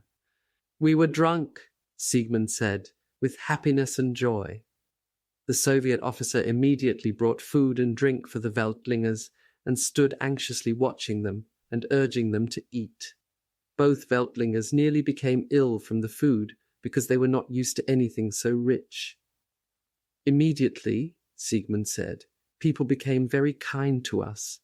We were given an empty flat, food and clothing, and for the first time we were able to stand in the fresh air and walk a street. But then the Russians were thrown out of the area by an SS attack, and the same residents Weltlinger had saved the day before suddenly became hostile again. It was," said Weltlinger, "unbelievable." The next day the Russians retook the area, and once more they were liberated, but by a different Soviet unit, and this time the Russians would not believe that Weltlinger was a Jew. All the men in his building were loaded onto a truck and driven away for questioning. As Siegmund said goodbye to his wife, he wondered if all this deprivation, all this hiding, was now going to have a senseless end. They were taken to the northeastern suburbs, and one by one were questioned in a cellar. Weltlinger was brought into the room and placed beneath a bright light. Sitting in the darkness were some officers at a long table. Once again Weltlinger insisted that he was a Jew who had been in hiding for more than 2 years. Then a woman's voice came out of the darkness. "Prove to me you are a Jew." "How?" She asked him to recite the Hebrew profession of faith. In the silence of the room, Siegmund looked at the shadowy faces sitting in the darkness before him. Then, covering his head with his right hand, his voice filled with emotion, he said one of the most ancient of all prayers, the Shema Yisroel. In Hebrew he slowly intoned, "Hear, O Israel, the Lord our God, the Lord is one." Then the woman spoke again. "Go," she said. "You are a Jew and a good man." She too was Jewish, she said. The next day Siegmund was reunited with his wife. "No words," he said, "can describe how we felt when we met again." Hand in hand they walked in the sunshine, free and as happy as children. If Mother Superior Kunigundes felt any fear, it did not show on her round, peaceful face. The battle was raging all about Haus Dahlem. The building shook every time the tanks fired, and even in the sandbagged cellar the concussion could be felt. But Mother Superior Kunigundes no longer paid any attention to the rattle of the machine guns and the scream of the shells. She was praying in the little dining room now turned into a chapel when the firing lifted. For a moment the noise of battle seemed to fade. Still, Mother Superior Kunigundes remained on her knees. One of the sisters came into the chapel and whispered to the Mother Superior, "The Russians, they are here." Mother Superior Kunigundes calmly blessed herself, genuflected, and quickly followed the sister out of the chapel. The Soviet troops had first approached the home from the rear, through the gardens. They had appeared at the kitchen windows, grinning and pointing their guns at the nuns and lay sisters. Now, 10 troopers led by a young lieutenant waited on the Mother Superior. Lena, the cook, a Ukrainian, was hurriedly sent for to act as interpreter. The officer, noted the Mother Superior, looked very smart and his behavior was excellent. He asked about Haus Dahlem. Mother Superior Cunegundes explained that it was a maternity home, hospital and orphanage. Lena added that there were only nuns and babies there. The lieutenant seemed to understand. "Are there any soldiers or weapons here?" he asked. Mother Superior Cunegundes said, "No, of course not. There is nothing like that in this building." Some of the soldiers now began to demand watches and jewellery. The lieutenant spoke sharply, and the men pulled back, abashed. The Mother Superior then told the young officer that House Dahlem needed some guarantee of protection because of the children, the expectant mothers, and the sisters. The lieutenant shrugged. He was a fighting man, and all he was interested in was clearing out the enemy and moving up. As the Russians left the building, some of the soldiers stopped to look at the great statue of St. Michael, God's fighting knight against all evil.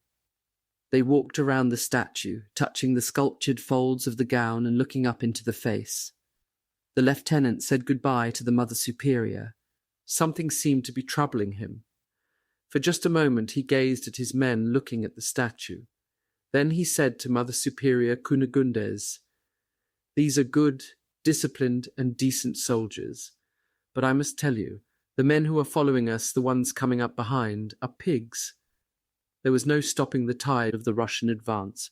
Desperate orders flashed out from the deranged man in the Führer bunker as the remains of both the Reich and its capital were dissected by the invaders. Commands were superseded by counter-commands. Then counter-commands were cancelled and new orders issued. Weidling's chief of staff, Lieutenant Colonel von Duffing, summed it up. Confusion led to chaos, order led to counter-order, and finally everything led to disorder. The German command system had all but collapsed. As the Western Allies and the Russians drew closer together, the OKW charged with handling the Western Front became hopelessly entangled with the OKH, which controlled the Eastern Front.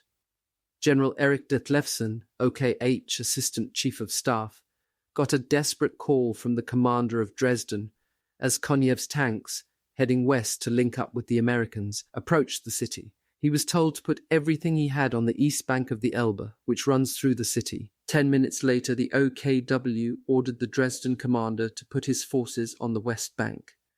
It was the same all over. Communications hardly existed anymore. The OKW headquarters, now established in Rheinsberg, about 50 miles northeast of Berlin, was dependent for its communications on a single transmitting antenna attached to a barrage balloon. In Berlin, those of Hitler's orders that could not be telephoned were radioed via the communications complex in the smaller of the two Zoo flak towers. Luftwaffe Lieutenant Gerda Niediek, sitting at her teleprinter and deciphering machines in the vast telecommunications room in L Tower, noted that most of Hitler's messages at this time had one theme: frantic queries for information, usually about armies that no longer existed. Over and over, the radio teletype machines clacked out his messages. What is Venk's position? Where is Steiner? Where is Venk? Sometimes it was just too much for 24-year-old Gerda. Sometimes she just wept silently at her teleprinter as she sent out Hitler's messages and his threats, and his orders that the dying nation was to fight to the last German. At last, after 6 years of war, the headquarters of the OKH and the OKW, whose armies had once been separated by 3,000 miles, were pulled together in a unified command. The officials of the combined OKH-OKW were promptly addressed by Field Marshal Wilhelm Keitel. "Our troops," he said with great assurance, "are not only willing to fight, they are completely able to fight." He paced the floor of the new headquarters, under the watchful eyes of General Alfred Jodl, OKW Operations Chief, and General Erich Detlefsen, OKH Assistant Chief of Staff. Keitel had painted the same bright picture for Hitler on the 24th, just before the Führer had ordered his top officers to leave the capital so they could conduct operations for the relief of Berlin from outside the city. That had been Detlefsen's last visit to the underground world of the Führer bunker. When he arrived, he had found utter confusion. There was no guard at the entrance. To his amazement, he had found some 20 workers sheltering behind the bunker door. They had been ordered, because of the artillery fire, to dig a trench from the parking area to the entrance. But they could not work because of the shelling. As he went down the stairs, he found that there were no guards in the anteroom either. No one searched his briefcase or checked to see if he was carrying weapons. His impression was one of complete disintegration. In the little hall outside Hitler's small briefing room stood empty glasses and half-full bottles. It seemed to him that the soldierly principle of remaining calm, and thus preventing a panic situation from developing, had been completely disregarded. Everyone was nervous and irritable, except the women. The secretaries, the female personnel, Eva Braun and Frau Gerbles and her children were amiable and friendly and shamed many of the men by their example. Keitel's report to Hitler had been short. In rosy words, Dethlefsen remembered, he reported on the mood of Venk's 12th Army and the prospects for the relief of Berlin. Dethlefsen had found it hard to judge how much Keitel believed his own words. Perhaps his optimism was grounded only in the wish not to burden the Führer. But now, before the OKW leaders, away from Hitler, Keitel was talking in the same vein. As he paced the floor, he said, "Our defeats are really due to a lack of courage, a lack of will in the upper and intermediate commands." It could have been Hitler speaking. Dethlefsen thought that Keitel was a true student of his master. And from his glowing report of how Berlin would be relieved, it was clear that he had not the slightest understanding of the plight of the troops. Keitel kept talking. Everything would be all right. The rapidly closing Russian ring about Berlin would be cracked. The Führer would be saved. In Bavaria, Reichsmarschall Hermann Goring found himself in a preposterous situation. He was under house arrest by SS guards. His chief of staff, General Koller, had flown to Bavaria to see Goring after Hitler's fateful conference of April 22nd. On receiving Kohler's report that Hitler has broken down and that the Führer had said, "When it comes to negotiating, the Reichsmarschall can do better than I," Goring had acted. He had sent the Führer a very carefully worded message. "My Führer," he wired, "in view of your decision to remain in the fortress of Berlin, do you agree that I take over at once the total leadership of the Reich, with full freedom of action at home and abroad as your deputy, in accordance with your decree of June 29th, 1941? If no reply is received by 10 o'clock tonight, I shall take it for granted that you have lost your freedom of action and shall act for the best interests of our country and people." Goring received a fast reply, one undoubtedly inspired by his arch-rival, the ambitious Martin Bormann. Hitler fired off a message accusing Goring of treason and announced that he would be executed unless he immediately resigned. On the evening of April 25th, Berlin radio solemnly reported that Reichsmarschall Goring's heart condition has now reached an acute state. Therefore, he has requested that he be released from command of the Air Force and all the duties connected with it. The Führer has granted this request. Goring told his wife, Emmy, that he thought the whole business was ridiculous, that in the end he would have to do the negotiating anyway. She later told Baroness von Schirach that Goring was wondering what uniform he should wear when he first met Eisenhower. While Berlin burned and the Reich died, the one man Hitler never suspected of treachery had already surpassed Goring's grab for power. In Washington, on the afternoon of April 25th, General John Edwin Hull, the U.S. Army's acting chief of staff for operations, was called into the Pentagon office of General George C. Marshall, the chief of staff. Marshall told him that President Truman was en route from the White House to the Pentagon to talk with Winston Churchill on the scrambler telephone. A German offer to negotiate had been received via Count Volker Bernadotte, head of the Swedish Red Cross. The peace feeler came from no less a person than the man Hitler called Der Treuer Heinrich Himmler. Himmler's secret proposals were supposed to be en route in a coded message from the American ambassador in Sweden. Marshall told Hull to get the phone room set up and to find out right away from the State Department if the text of the message had arrived. "I phoned Dean Acheson at State," Hull said, "who told me that he knew nothing about any cable containing Himmler's proposals. Actually, the message was then coming into the State Department, but nobody had yet seen it. Then President Truman arrived, and at 3:10 p.m. American time, he spoke to the Prime Minister from the Pentagon phone room. When he got on the phone," recalls Hull, "the President did not even know what the German proposal was." Churchill, according to Hull, started off by saying, "What do you think of the message?" The President replied, "It is just coming in now." Churchill then read the version which he had received from the British ambassador to Sweden, Sir Victor Mallet. Himmler, he told Truman, wished to meet with General Eisenhower and capitulate. The SS chief reported that Hitler was desperately ill, that he might even be dead already, and in any case would be within a few days.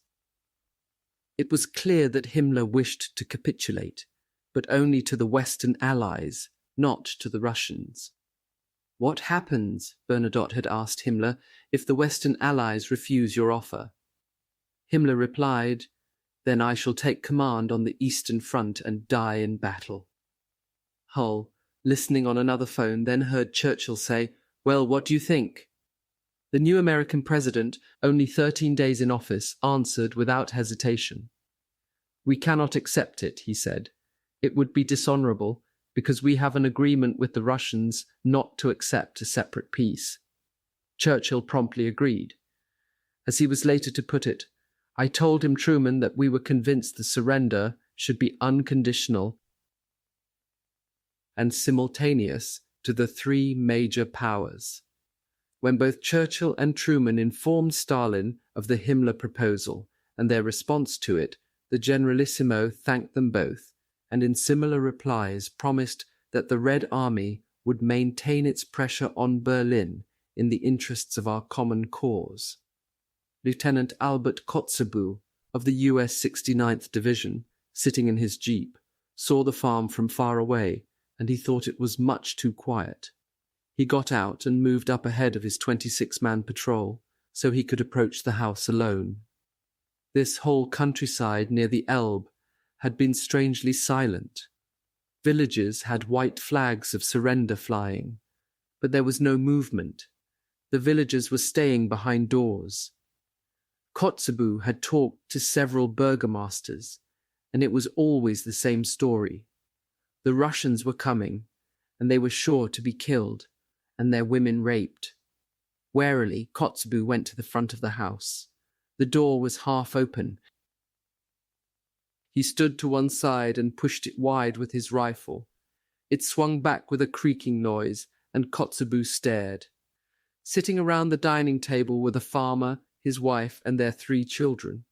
It was a peaceful, home-like scene, except that they were all dead.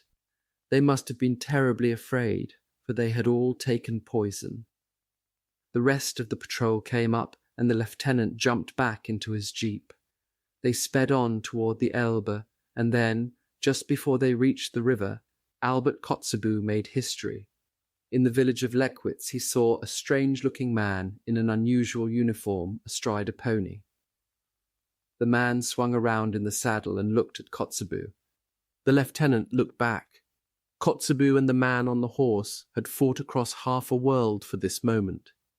It seemed to Kotzebue that he had met the first Russian. Someone who spoke Russian questioned the horseman. "Yes, he was a Russian," he said.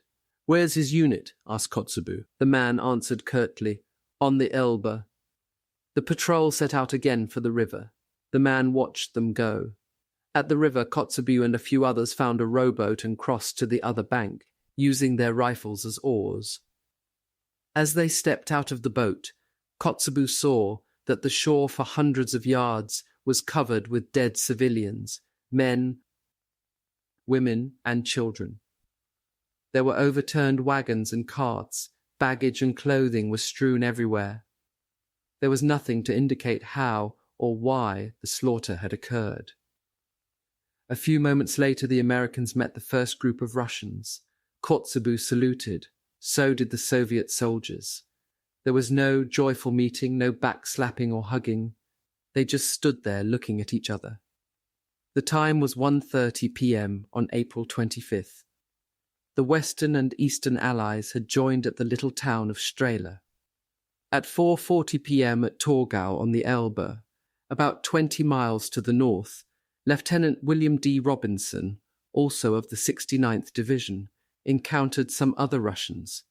He brought 4 Soviet soldiers back with him to his headquarters. His meeting would go into history books as the official linkup. In any case, whether at 1:30 or 4:40, Hitler's Reich had been cut in half by the men of General Hodges' U.S. First Army and Marshal Konev's First Ukrainians, and on this same day, no one seems sure of the exact time, Berlin was encircled. The entire northern flank of the Ninth Army had collapsed. Totally encircled, the Ninth was being hammered night and day by Russian bombers. The supply situation was critical. The Luftwaffe tried an airdrop, but everything went wrong. There were not enough planes for the job and not enough gasoline for the planes, and such drops as were made landed in the wrong places. Yet, despite everything, the Ninth was doggedly battling toward Venk's 12th Army. But now Hinrichi knew the truth about Venk. Contrary to what Krebs had said, the 12th Army had almost no strength. Bitterly, he had phoned Krebs and accused him of deliberately giving false information. "It's a phantom army," Hinrichi raged. "It simply does not have the strength to drive towards the Ninth, join with it, and head north to relieve Berlin. There'll be little left of either army by the time they meet, and you know it." Von Manteuffel's 3rd Panzer Army was, in effect, all that was left of the army group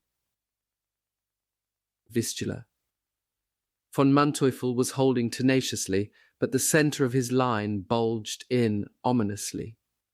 Worse, Zhukov's tanks, driving along the southern flank, were now in position to swing north and encircle von Manteuffel. The only force that stood in their way was the ragtag group of SS General Felix Steiner. Hitler's plan for the relief of Berlin called for Steiner to attack southward across the path of the Russians from one side of the city, while the 9th and 12th together drove northward from the other side. Theoretically, it was a workable plan. Actually, it stood no chance of success. Steiner was one of the drawbacks. "He kept finding all sorts of excuses not to attack," Hinrichi said. "Gradually, I got the impression that something was wrong." The Vistula commander knew that Steiner did not have sufficient forces to reach Spandau, as Hitler was demanding, but Hinrichi wanted the attack to take place just the same. Steiner was at least strong enough to blunt Zhukov's drive. If he could manage that, he might prevent the Russians from encircling von Manteuffel's army. That would give Hinrichi the time he needed to withdraw von Manteuffel's forces step by step to the Elbe. There was nothing left to do now but try to save his men. The complete collapse of the Reich was clearly inevitable within days. Hinrichi kept a map on which he had drawn 5 north-to-south retreat lines, running from the Oder back to the west. The first was called Wotan, the next Hoeka. The remainder were numbered. The lines were 15 to 20 miles apart. Von Manteuffel was now on the Wotan line. The question was how long he could last there. On the morning of the 25th, Hinrichi visited von Manteuffel. They walked in the little garden behind von Manteuffel's headquarters, and the 3rd Panzer commander said quietly, "I cannot hold any longer." His face was set. Without panzers, without anti-tank guns, and with inexperienced troops already out on their feet, how can anybody expect me to hold any longer? How long can you hold? Von Manteuffel shook his head. Maybe another day. Through the smoke of the fires and shell bursts, the leaflets came fluttering down from the plane that flew back and forth over the ravaged city. In Wilmersdorf, Charlotte Richter picked one of them up. It read, "Persevere, General Venk and General Steiner are coming to the aid of Berlin." Now it was essential to find out what Steiner was up to. Hinrichi found him at the headquarters of the 25th Panzer Grenadier Division at Nassenheide. With Steiner was Jodl. They had already discussed how Steiner's attack should be made. Now everyone went over it once again. Then Steiner began to talk about the condition of his troops. "Have any of you seen them?" he asked. Jodl said, "They're in first-rate condition. Their morale is very good." Steiner looked at Jodl in amazement. Hinrichi asked quietly, "Steiner, why aren't you attacking? Why are you postponing again?" "It's very simple," said Steiner. "I just don't have the troops. I don't have the slightest chance of succeeding." "What do you have?" asked Hinrichi patiently. Steiner explained that his total forces consisted of 6 battalions, including some from an SS police division, plus the 5th Panzer Division and the 3rd Navy Division. "The Navy men I can forget about," said Steiner.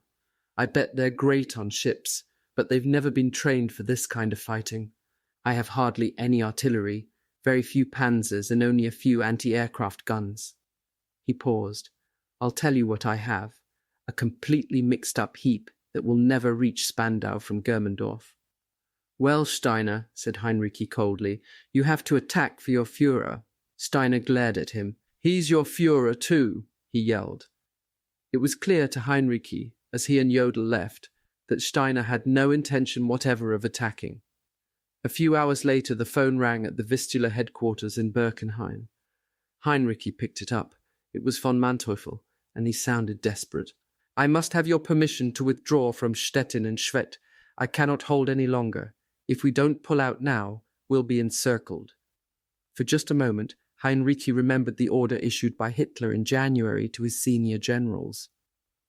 They were personally responsible to Hitler and could not withdraw troops or give up position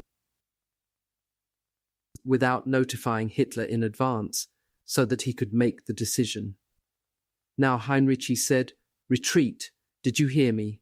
I said, retreat. And listen, Manteuffel, give up the Stettin fortress at the same time." In his sheepskin coat and his World War I leggings, he stood by his desk thinking over what he had done. He had been in the army exactly 40 years, and he knew now that even if he was not shot, his career was over. Then he called Colonel Eismann and his chief of staff. "Inform the OKW," he said, "that I have ordered the Third Army to retreat." He thought for a moment. Then he said, "By the time they get the message, it will be too late for them to countermand it." He looked at von Trotha, the earnest Hitlerite, and at his old friend Eismann, and explained exactly what his policy was going to be from now on. Never again would he leave troops exposed unnecessarily. He would sooner retreat than throw men's lives away needlessly. "What's your opinion?" he asked them. Eismann promptly suggested that the orders should be given to retreat behind the Uecker line, remain at the Mecklenburg Lakes, and wait for capitulation. Von Trotha jumped at the word. "It is against the honor of a soldier to even think of capitulation, to even use the word capitulation." Von Trotha spluttered. "It's not up to us. It's up to the OKW to give the orders." Hinrichi said quietly, "I refuse to carry out these suicidal orders any longer. It is my responsibility on behalf of my troops to refuse these orders, and I intend to do so. It is also my responsibility to account for my actions to the German people." Then he added, "And above all, Trotha, to God. Good night, gentlemen." It took Keitel just 48 hours to learn that Hinrichi had ordered von Manteuffel to retreat. He saw the withdrawal for himself. Driving through the 3rd Panzer's area, he was amazed to see troops pulling back everywhere. Furious, he ordered both Hinrichi and von Manteuffel to meet him for a conference at a crossroads near Fürstenberg. When von Manteufel's chief of staff, General Burkhard Müller-Hillebrand, learned of the arrangement, he looked startled, then concerned. Why at a crossroads? Why out in the open? He hurried out to find his staff officers. At the crossroads, when Hinrichi and von Manteuffel got out of their cars, they saw that Keitel had already arrived with his entourage. Hitler's chief of staff was a picture of barely contained fury, his face grim, his marshal's baton pounding again and again into the palm of his gloved hand. Von Manteuffel greeted him. Hinrichi saluted. Keitel immediately began to yell. "Why did you give the order to move back? You were told to stay on the Oder. Hitler ordered you to hold. He ordered you not to move." He pointed at Hinrichi. "Yet you ordered the retreat." Hinrichi said nothing. When the outburst had ended, according to von Manteuffel, Hinrichi very quietly explained the situation, and his arguments were completely logical. Hinrichi said, "I tell you, Marshal Keitel, that I cannot hold the Oder with the troops I have. I do not intend to sacrifice their lives. What's more, we'll have to retreat even farther back." Von Manteuffel then broke in. He tried to explain the tactical situation that had led to the withdrawal. "I regret to tell you," he concluded, "that General Hinrichi is right. I will have to withdraw even farther unless I get reinforcements. I'm here to find out whether I get them or not." Keitel exploded. "There are no reserves left," he shouted. "This is the Führer's order." He hit his gloved palm with his baton. "You will hold your positions where they are."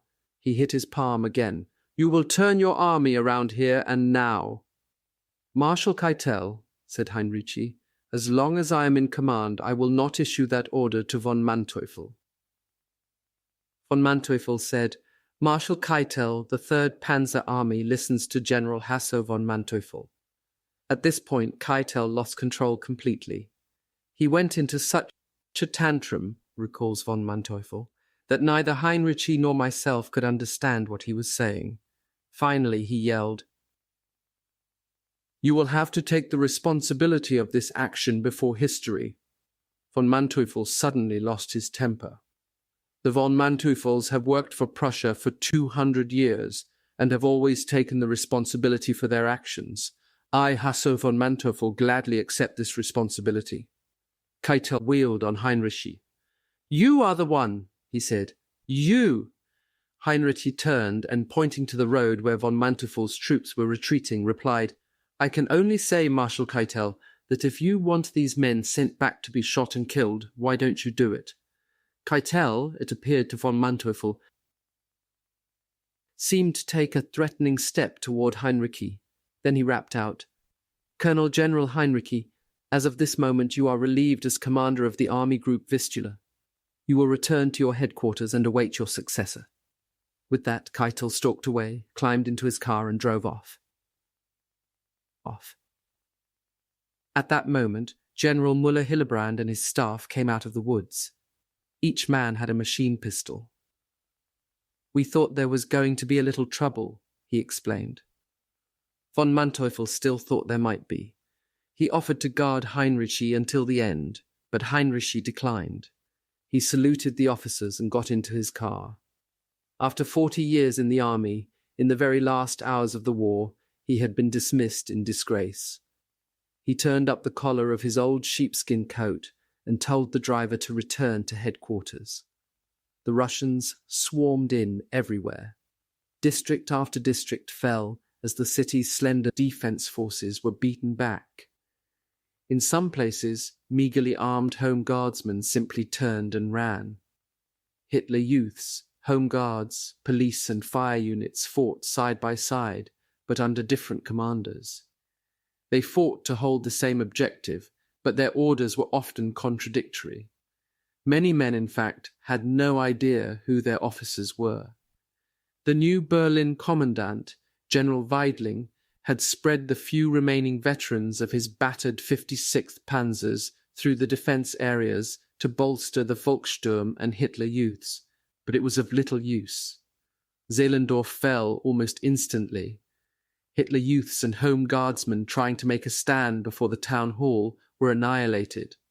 The mayor hung out a white flag and then committed suicide.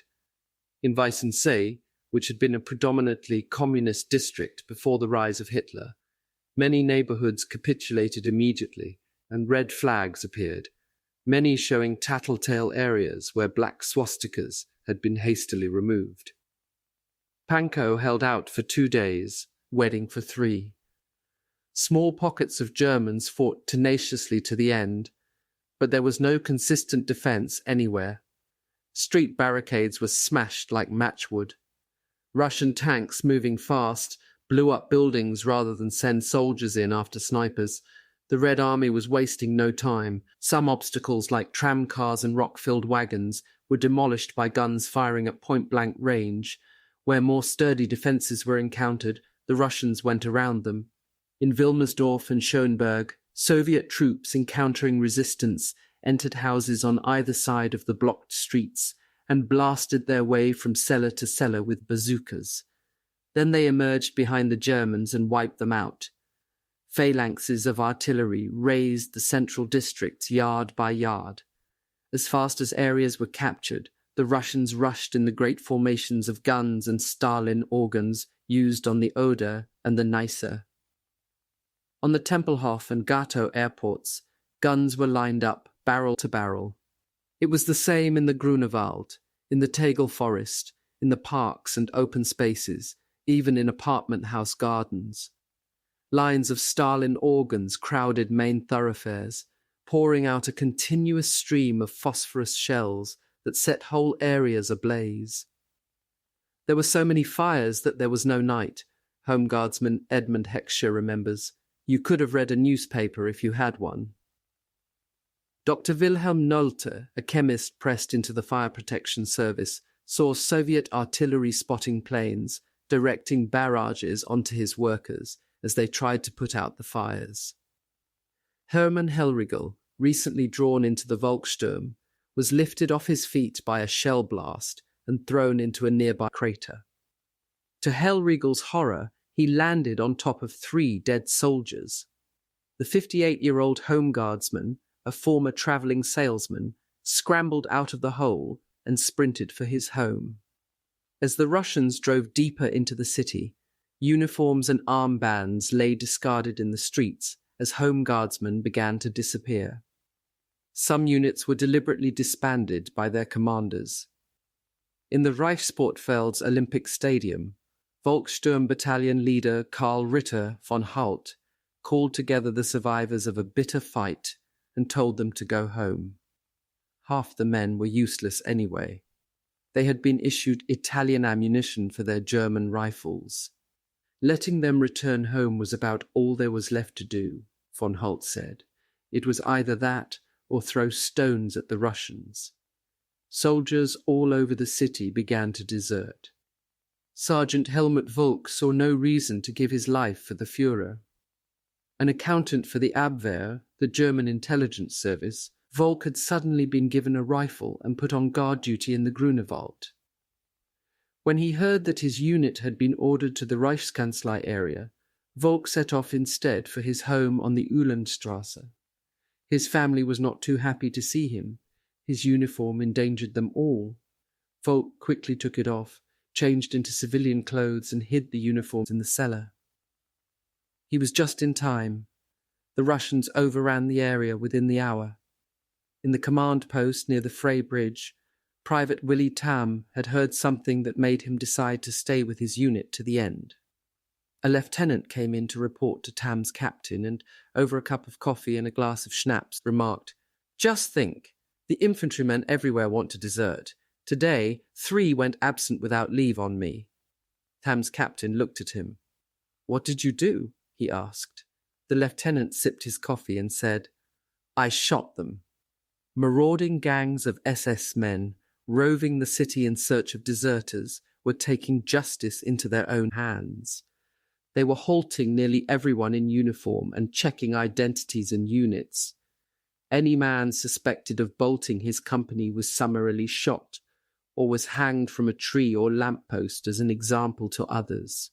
16-year-old Aribert Schultz, a member of the Hitler Youth, reporting to his headquarters in a disused cinema at Spittelmarkt, saw a lanky, red-haired SS trooper with a rifle marching a man into the street.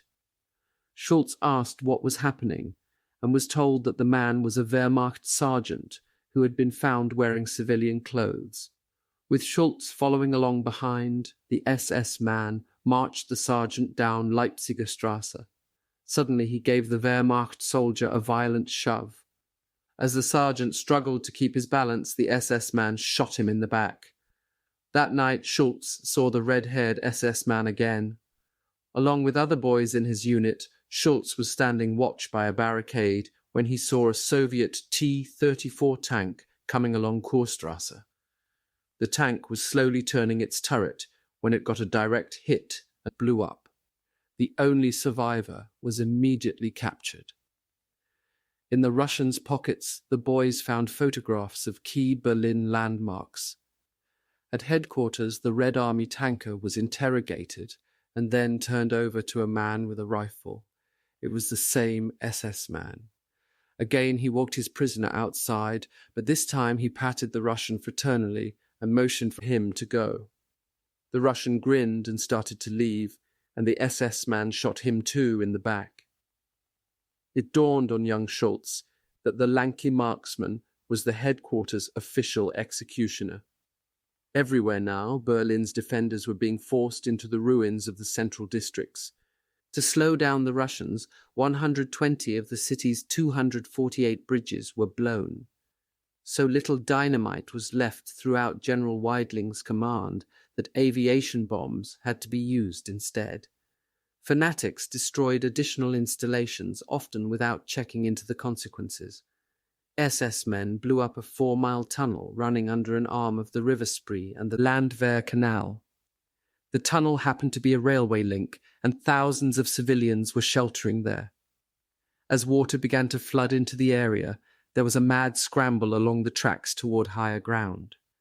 The tunnel was not only jammed with standees, 4 hospital trains of wounded were also there.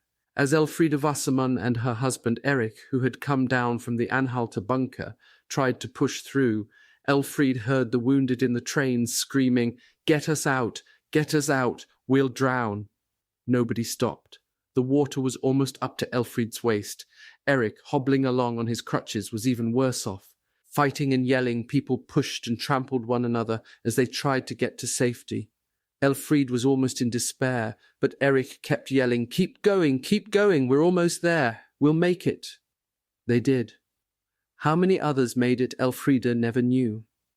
By April 28th, the Russians had closed in on the center of the city. The ring grew tighter and tighter. Desperate battles were being fought along the edges of Charlottenburg, Mitte, and Friedrichshain. There was a narrow route still open towards Spandau. Weidling's few experienced troops were trying to hold that lane open for a last-minute breakout. Casualties were enormous. The streets were littered with dead. Because of the shelling, people were unable to get out of the shelters to help friends and relatives who lay wounded nearby. Many had been caught when they went to stand in line for water at Berlin's old-fashioned street pumps. Soldiers were not much better off. Walking wounded who could make it to dressing stations were lucky. Those unable to walk often lay where they fell and bled to death. Home Guardsman Kurt Bog, who had lost most of one heel, crawled and hobbled for miles. At last he could go no farther. He lay in a street yelling for help, but the few people who dared risk the shelling to leave their shelters were too busy trying to save their own lives. Bog, lying in a gutter, saw a Lutheran nun running from doorway to doorway. "Sister, sister," he called, "can you help me?" The nun stopped. "Can you crawl as far as the congregation house next to the church?" she asked. "It's just 5 minutes from here. I'll help you when I get there." Somehow he made it. All the doors were open. He crawled into the hallway, then into an anteroom and finally collapsed. When he came to, he was lying almost in a spreading pool of blood. Slowly he raised his eyes to see where it was coming from. He looked across the room which led out onto a garden. The door was open. Wedged in it, crumpled and looking at him with soft eyes, was a black and white Holstein cow. The animal was bleeding copiously from the mouth. Man and beast stared at each other in dumb compassion as the Russians isolated the city's centre. Weidling's forces were compressed more and more. Supplies ran out. In response to his desperate appeals for airdrops, he received 6 tons of supplies and exactly 16 Panzer rocket shells. Incredibly, amid the inferno of the battle, a plane suddenly swept in and landed on the east-west axis, the broad highway running from the river Havel on the west to the Unter den Linden on the east. It was a small Feislerstorch, and in it were General Ritter von Greim and a well-known aviatrix named Hannah Reich. The plane had been blasted by anti-aircraft fire, and gasoline was pouring from its wing tanks. Von Greim, who was at the controls, had been wounded in the foot just before touching down. Hannah had grabbed the stick and throttle and made a perfect landing. The 2 flyers had been summoned to the Reichskanzlei by Hitler. When they arrived, he promptly made von Greim a field marshal, replacing the traitorous Goring as head of the now non-existent Luftwaffe. The Führerbunker was already being shelled, but it was comparatively safe for the time being. One other island of security remained in the centre of the city. Rising up from the zoological gardens were the twin flak towers. The 132-foot-high G Tower was jammed with people. Nobody knew exactly how many. Dr. Walter Hagedorn, the Luftwaffe physician, estimated that there were as many as 30,000, plus troops. There were people sitting or standing on the stairways, landings, on every floor. There was no room to move. Red Cross workers like 19-year-old Ursula Staller did all they could to alleviate the sufferings of the civilians. She would never forget the sickening combination of odours, perspiration, smelly clothes, babies' diapers, all mixed with the smell of disinfectants from the hospital. After days in the bunker, many people were approaching insanity. Some had committed suicide. 2 old ladies sitting side by side on the first-floor landing had taken poison at some time, but no one could tell when. Because of the jam of people around them, they had sat bolt upright in death, apparently for days, before they were noticed. Doctor. Hagedorn had been operating on casualties in his small hospital almost incessantly for 5 days. His problem was to bury the dead. Men simply could not get out because of the shelling. In between lulls, he later recalled, we tried to take out the bodies and the amputated limbs for burial, but it was almost impossible. At this moment, with shells smashing the bunker's impenetrable walls from all sides and shrapnel spraying the steel shutters over the windows, Hagedorn had 500 dead and 1,500 wounded, plus an unknown number of half-demented people. There were also suicides everywhere, but because of the crush they could not even be counted. Still, the doctor remembered, there were people in the bunker saying, we can stick it out until either Venk or the Americans get here. Below the tower lay the vast wasteland of the zoo. The slaughter among the animals had been horrible. Birds flew in all directions every time a shell landed. The lions had been shot. Rosa the hippo had been killed in her pool by a shell. Schwartz the bird-keeper was in despair. Somehow the Abu Markub, the rare stork which had been in his bathroom, had escaped. And now Director Lutz Heck had been ordered by the flak tower commander to destroy the baboon. The animal's cage had been damaged, and there was some danger that the beast might escape. Heck, rifle in hand, made his way to the monkey cages. The baboon, an old friend, was sitting hunched by the bars of the cage. Heck raised the rifle and put the muzzle close to the animal's head. The baboon gently pushed it aside. Heck, appalled, again raised the rifle. Again the baboon pushed the muzzle to one side. Heck, sickened and shaken, tried once more. The baboon looked at him dumbly. Then Heck pulled the trigger. While the battle continued, another savage onslaught was going on. It was grim and personal. The hordes of Russian troops coming up behind the disciplined front-line veterans now demanded the rights due the conquerors, the women of the conquered. Ursula Costa was sleeping in a Zellendorf cellar with her parents, her 6-year-old twin daughters, Ingrid and Gisela, and her 7-month-old boy Bernd, when 4 Russian soldiers beat in the door with their rifle butts. They searched the shelter. Finding an empty suitcase, they dumped jars of canned fruits, fountain pens, pencils, watches, and Ursula's wallet into it. One Russian found a bottle of French perfume. He opened it, sniffed, and poured the contents of the bottle on his clothes. A second Russian shoved Ursula's parents and the children at gunpoint into a smaller room of the cellar. Then, one after another, all 4 assaulted her. Around 6 the following morning, the battered Ursula was nursing her baby when 2 other soldiers came into the cellar. With the baby in her arms, she tried to dodge past and out the doorway. She was too weak. One of the soldiers took the baby from her and put him in his carriage. The second man looked at her and grinned. Both were filthy. Their clothes were gritty, and they carried knives in their boots and wore fur caps. One man's shirt tail was hanging out of his pants. Each of them raped her. When they had gone, Ursula grabbed all the blankets she could find, picked up her baby, collected her little girls, and ran into a garden housing complex across the street. There she found a bathtub which had been thrown or blasted out of one of the houses. Turning it upside down, Ursula crawled in with her children. In Hermsdorf, 18-year-old Juliane Bochnik dived under the sofa at the back of the cellar when she heard the Russians approaching. She heard her father, a linguist who spoke Russian, protesting at the intrusion. The soldiers were demanding to know where Juliane was, and her father was shouting, "I'll report you to the commissar!" At gunpoint, her father was taken out into the street.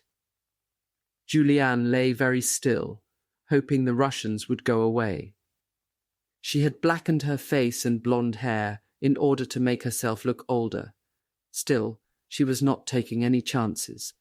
She stayed under the sofa. In the adjoining cellar were 2 old people. Suddenly, Juliane heard one of them shouting in a terrified voice, "She's there! There! Under the sofa!"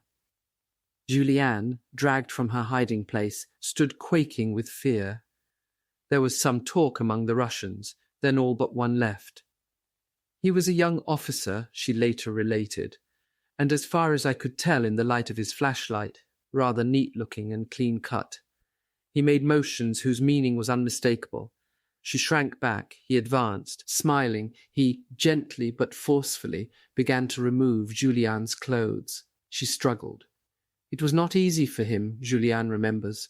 He had a flashlight in one hand, and, with typical Russian mistrust, he was keeping an eye to the rear to guard against a surprise attack. Gradually, in spite of her efforts, he disrobed Juliane. She tried to plead, but she couldn't speak Russian. At last she began crying and fell to her knees, begging to be left alone. The young Russian just looked at her. Juliane stopped crying, got hold of herself and tried another tack. She began talking firmly and politely. "I told him that this was all wrong," she recalls. "I said people don't act this way." The Russian began to look annoyed. Then, with nearly all her clothes removed, the girl broke down again. "I simply don't love you," she cried. "There's no point to this. I simply don't love you." Suddenly the Russian said, "Ah!" in a disgusted voice and dashed out of the cellar. The next morning Juliane and another girl fled to a convent run by the Dominican nuns. They were hidden there under the eaves of the roof for the next 4 weeks. Juliane later learned that her friend Rosie Hoffman and Rosie's mother, who had sworn to kill themselves if the Russians came, had both been raped. They had taken poison. Gerd Buchwald, a teacher, saw that Soviet troops were running wild in his district of Reinickendorf. His apartment was completely ransacked by women soldiers of the Red Army, who seemed to be drawn like a magnet by my wife's clothes. They took what they wanted and left. He burned what remained, and took his pistol apart and hid it in the garden. That evening a group of Russian men appeared. They were all drunk. "Frau, Frau," they shouted at Buchwald. He greeted them with a friendly smile. I had a 2-day growth of beard and unkempt hair, so maybe my story worked because I looked older. I drew myself up, spread my hands, and said, "Frau kaputt." Apparently they understood. His wife was dead. While Buchwald stretched on his sofa, they looked around, took a pair of his suspenders, and then disappeared. After they had left, Buchwald bolted the door. Moving the sofa, he helped his wife Elsa from the 3-by-3-foot hole he had dug in the concrete floor. She spent every night there for the next few weeks. Dr. Gerhard Jacobi, pastor of the Kaiser Wilhelm Church, hid his wife successfully too. Although in his cellar many women were taken out and raped, he succeeded in hiding his wife by the adroit use of a blanket. He slept on the outside of a narrow chaise longue, his wife lying sideways on the inside. Her feet were at his head. Covered completely by a heavy blanket, she was almost invisible. In Wilmersdorf, Ilse Antz, her younger sister Anneliese, and her mother, who had initially formed favourable impressions of the Red Army, were not bothered for some time. Then one night, just before dawn, Anneliese was dragged out of the bed she shared with her mother. She was carried screaming upstairs to an apartment, and there she was, brutally assaulted by a Soviet officer. When the Russian was finished, he stroked her hair and said, "Good German." He asked her not to tell anyone that a Russian officer had raped her. The next day, a soldier appeared with a parcel of food addressed to her. Shortly thereafter, another trooper forced his attentions on Ilse. He entered with a pistol in each hand. "I sat up in bed wondering which one he was going to kill me with, the left or right," she remembers. In the cold of the cellar, Ilse was wearing several sweaters and ski pants. He pounced on her and began ripping her sweaters off. Then he suddenly said, puzzled, "Are you a German soldier?" Ilse says, "I was not surprised. I was so thin from hunger I hardly looked like a woman." But the Russian quickly discovered his error. She was raped. As the Red Army man left, he said, "That's what the Germans did in Russia." After a time he returned, and to her amazement stayed by the side of her bed and protected her for the remainder of the night against other lusting Red soldiers. After that, the Antz family experienced repeated savagery. At one point, they were taken out and placed against a wall to be shot. At another, Ilse was raped again. They began to think about suicide. "Had we had poison, I, for one, would certainly have taken my life," Ilse recalls. As the Russians raped and plundered, suicides took place everywhere. In the Pankow district alone, 215 suicides were recorded within 3 weeks, most of them women. Fathers Joseph Michalka and Alphonse Matzke, Jesuits in Charlottenburg's St. Canisius Church, realized just how far women had been driven by the Russian ferocity when they saw a mother and 2 children taken from the Havel River. The woman had tied 2 shopping bags filled full of bricks to her arms and, grasping a baby under each arm, had jumped in. One of Father Michalk's parishioners, Hannelore von Commuda, a 17-year-old girl, was repeatedly raped by a mob of drunken Red Army men. When they were finished, they shot the girl 3 times. Critically injured but not dead, she was brought around to the parish house in a baby carriage, the only available transportation. Father Michalk was not there at that moment, and the girl had disappeared when he returned. For the next 24 hours he searched for Hannelore. Finally he found her in St. Hildegard's hospital. He administered the last sacraments and sat by her bedside during all the next night, telling her not to worry. Hannelore survived. A year later, she and her mother were killed by a truck. Margareta Promist was in charge of an air raid shelter. For 2 days and 2 nights, she recalls, wave after wave of Russians came into my shelter, plundering and raping. Women were killed if they refused. Some were shot and killed anyway. In one room alone I found the bodies of 6 or 7 women, all lying in the position in which they were raped, their heads battered in. Margaret herself was assaulted, despite her protestations to the young man that "I am much too old for you." She saw 3 Russians grab a nurse and hold her while a 4th raped her. Hitler Youth Klaus Kuster, now in civilian clothes, was engaged in conversation by 2 Soviet officers sitting in a jeep. One of them spoke German, and he was so talkative that Kuster screwed up his courage and asked an undiplomatic question. "Is it true," asked Kuster, "that Russian soldiers rape and plunder as the newspapers say?" The officer expansively offered him a pack of cigarettes and said, "I give you my word of honor as an officer that the Soviet soldier will not lay a hand on anyone. All that was written in those papers are lies." The next day, Kuster saw 3 Russians grab a woman on General Barbie Strasse and drag her into a hallway. One soldier gestured Kuster back with a machine pistol, a second held the screaming woman, and the 3rd raped her. Then Kuster saw the rapist coming out of the doorway. He was very drunk, and tears were streaming down his face. He shouted, "Ya bolshoi swinya." Kuster asked one of the Russians what the phrase meant. The man laughed and said in German, "It means, I'm a big pig." In a shelter in Kreuzberg where Margarete Probst was staying, a fanatical Nazi named Moeller had holed up in a locked room. The Russians learned where he was and tried to break down the door. Moeller called out, "Give me a moment, I'll shoot myself." Again, the Russians tried to force the door. Moeller called out, "Wait, the gun is jammed." Then there was a shot. During the next few hours, the shelter was overrun with Russians looking for girls. Margarete, like many another woman, had tried to make herself as unattractive as possible. She had hidden her long blonde hair under a cap, donned dark glasses, smeared her face with iodine, and put a large adhesive plaster on her cheek. She was not molested, but plenty of others were. "The girls were simply rounded up and taken to the apartments upstairs," she recalls. "We could hear their screams all night. The sound even penetrated down to the cellars." Later, an 80-year-old woman told Margarete that 2 soldiers had stuffed butter into her mouth to muffle her screams, while a number of others assaulted her in turn. Dora Jansen and the widow of her husband's Batman, who earlier had thought they had got off easy, did not do so well now. In their shelter, the widow, Inga, was brutally assaulted by a soldier who claimed that his mother had been taken to Berlin by force after German troops attacked Russia and had never been seen since. Dora was spared. She said she had tuberculosis and found that the Russians seemed thoroughly afraid of that. But Inga was raped a 2nd time and injured so badly that she was unable to walk. Dora ran out to the street, found a man who looked like an officer, and told him what had happened.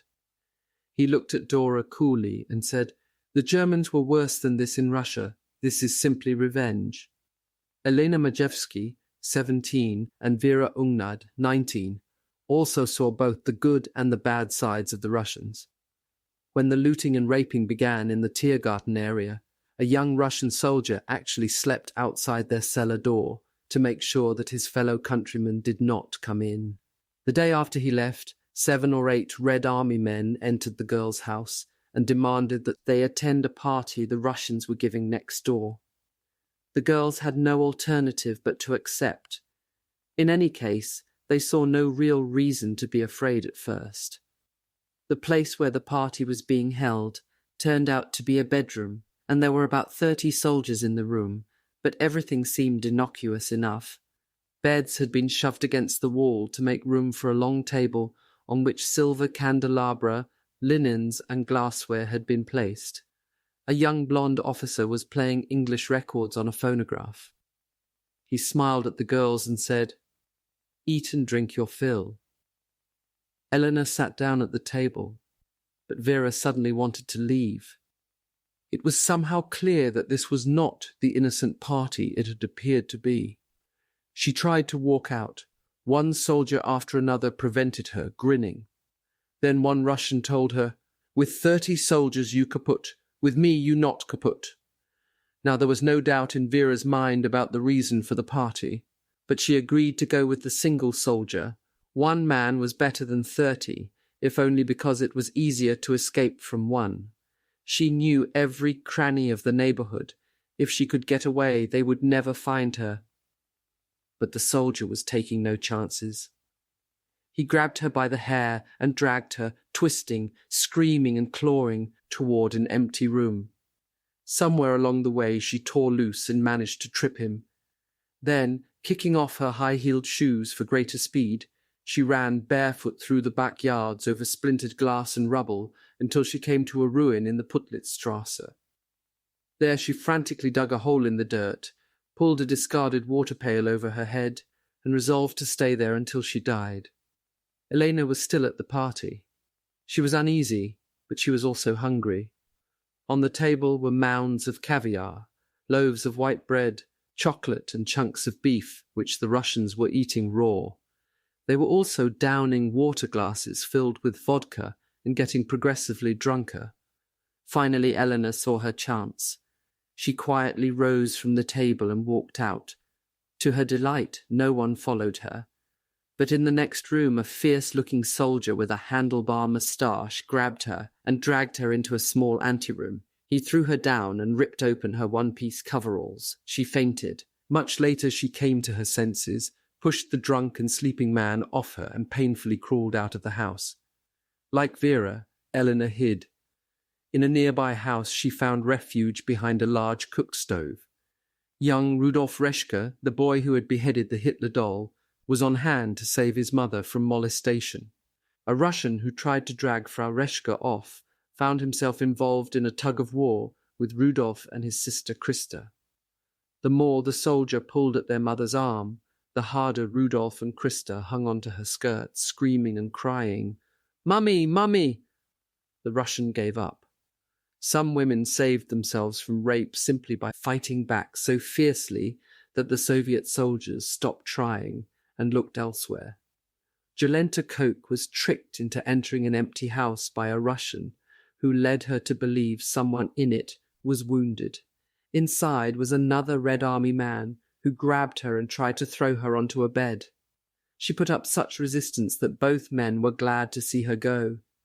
One of her neighbours, a woman named Schultz, was not so lucky. Mrs. Schultz was raped at gunpoint before the eyes of her helpless husband and 15-year-old son. As soon as the Russians had left, the half-crazed husband shot his wife, his son, and himself to death. At Haus Dahlem, Mother Superior Kunigundes heard that one mother of 3 small children had been dragged from her family and raped through an entire night. In the morning the woman was released. She rushed back to her youngsters, only to find that her own mother and brother had hanged all 3 children and then themselves. The woman thereupon slashed her wrists and died. The nuns at Haus Dahlem were now working steadily around the clock. They had been overwhelmed by refugees and by Russian bestiality. One Russian, attempting to rape the home's Ukrainian cook, Lena, was so infuriated when Mother Superior Kunigundes intervened that he pulled out his pistol and fired at her. Fortunately, he was too drunk to shoot straight. Other soldiers entered the maternity wards and, despite all the nuns could do, repeatedly raped pregnant women and those who had recently given birth. Their screaming, related one nun, went on day and night. In the neighborhood, Mother Superior Kunigundes said, rape victims included women of 70 and little girls of 10 and 12. She was helpless to prevent the attacks, but she called together the nuns and the other women in the building and reiterated Father Hapich's words to them. There is also something else, she continued, and that is the help of our blessed Lord. Despite everything, he keeps St. Michael here. Do not be afraid. There was no other solace she could give them. In Wilmersdorf, Allied spy Karl Weiberg and his chief, Hennings Jessen Schmidt, who had successfully identified themselves to the Russians, were actually talking to a Russian colonel outside Weiberg's house when another Red Army officer tried to rape Weiberg's fiancée Inga in the basement. Hearing her screaming, Weiberg rushed inside. Neighbors shouted that the man had taken the girl into another room and locked the door. Weiberg and the Russian colonel smashed the door open.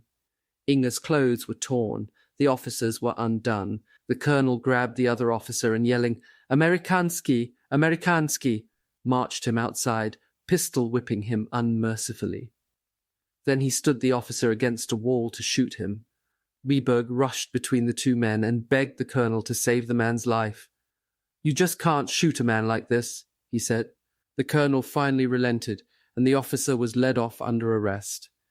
Certainly the most ironic sexual assault of this entire period of rape and plunder occurred in the village of Prieros, just beyond the southern outskirts of the city.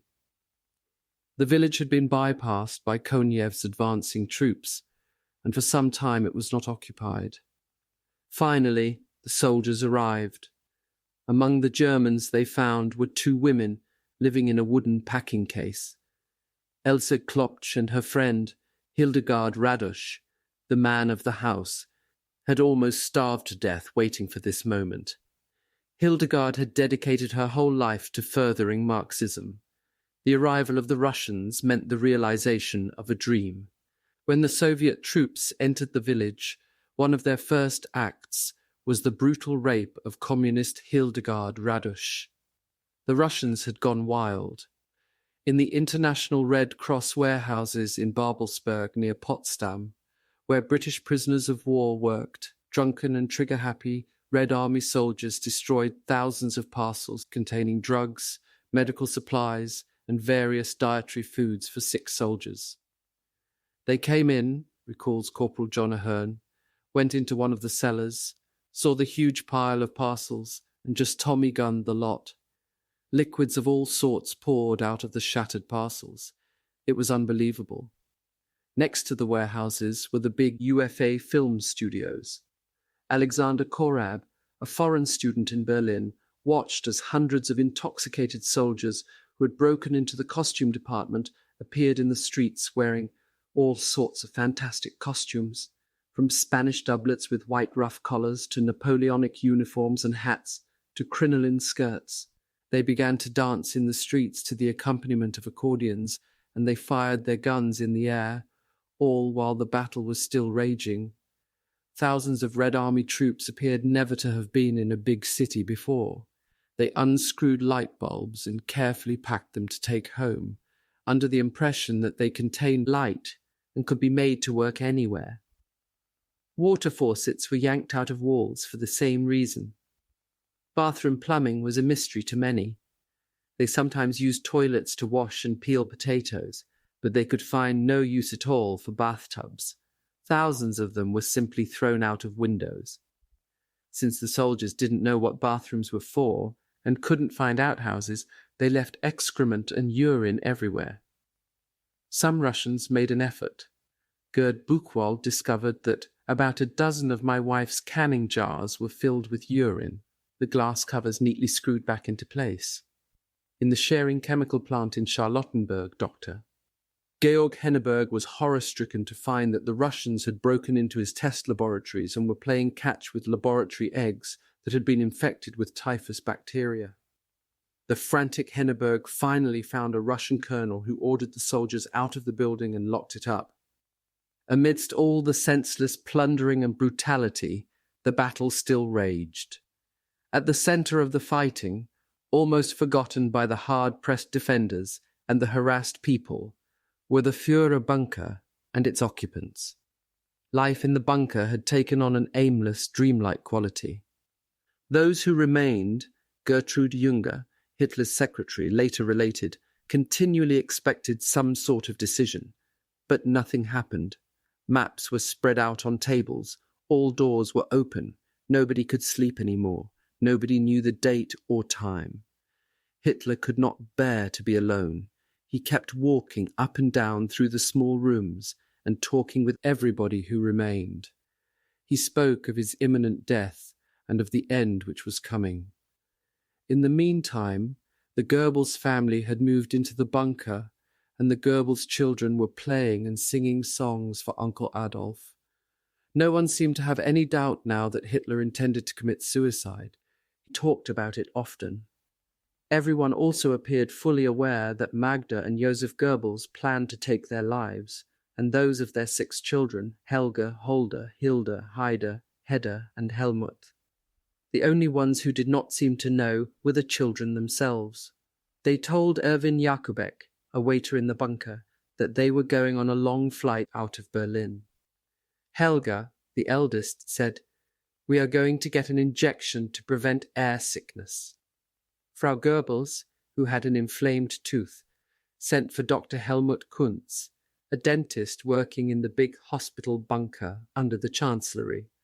He extracted the molar, and afterwards she said, "The children must not fall into the hands of the Russians alive. If worse comes to worst and we cannot get out, you will have to help me." Eva Braun, hearing of the job Kunz had done on Magda's teeth, suggested that maybe he could help her with some tooth problems too. Then suddenly remembering, she said to him, "Oh, but I've forgotten. What's the sense? In a few hours it will be all over." Eva intended to use poison. She displayed a cyanide capsule and said, "It's so simple. You just bite into this and it's all over." Dr. Ludwig Stumpfegger, one of Hitler's doctors who happened to be present, said, "But how do you know it will work? How do you know there is poison in it?" That startled everybody, and one of the capsules was immediately tried out on Hitler's dog, Blondie. Stumpfegger, said Kuntz, broke a capsule in the dog's mouth with a pair of tongs. The animal died instantly. The final blow for Hitler was unwittingly delivered on the afternoon of April 29th by a man sitting at a typewriter some 8,000 miles away in the city of San Francisco. The man was Paul Scott Rankine, a Reuters correspondent who was in the city to cover the founding conference of the United Nations Organization. That day he heard from the head of the British Information Services, Jack Winocourt, who in turn had it straight from British Foreign Secretary Anthony Eden, that Himmler had made an offer of surrender to the Western Allies. Rankine sent out the story, and within minutes it was being broadcast all over the world. It was this story that gave Hitler his first inkling of Himmler's perfidy. The news reached him during the early evening, while he was holding a conference with Weidling, Krebs, Bergdorf, Goebbels, and the latter's assistant, Werner Naumann. According to Weidling's account, Naumann was called to the phone and a few moments later returned.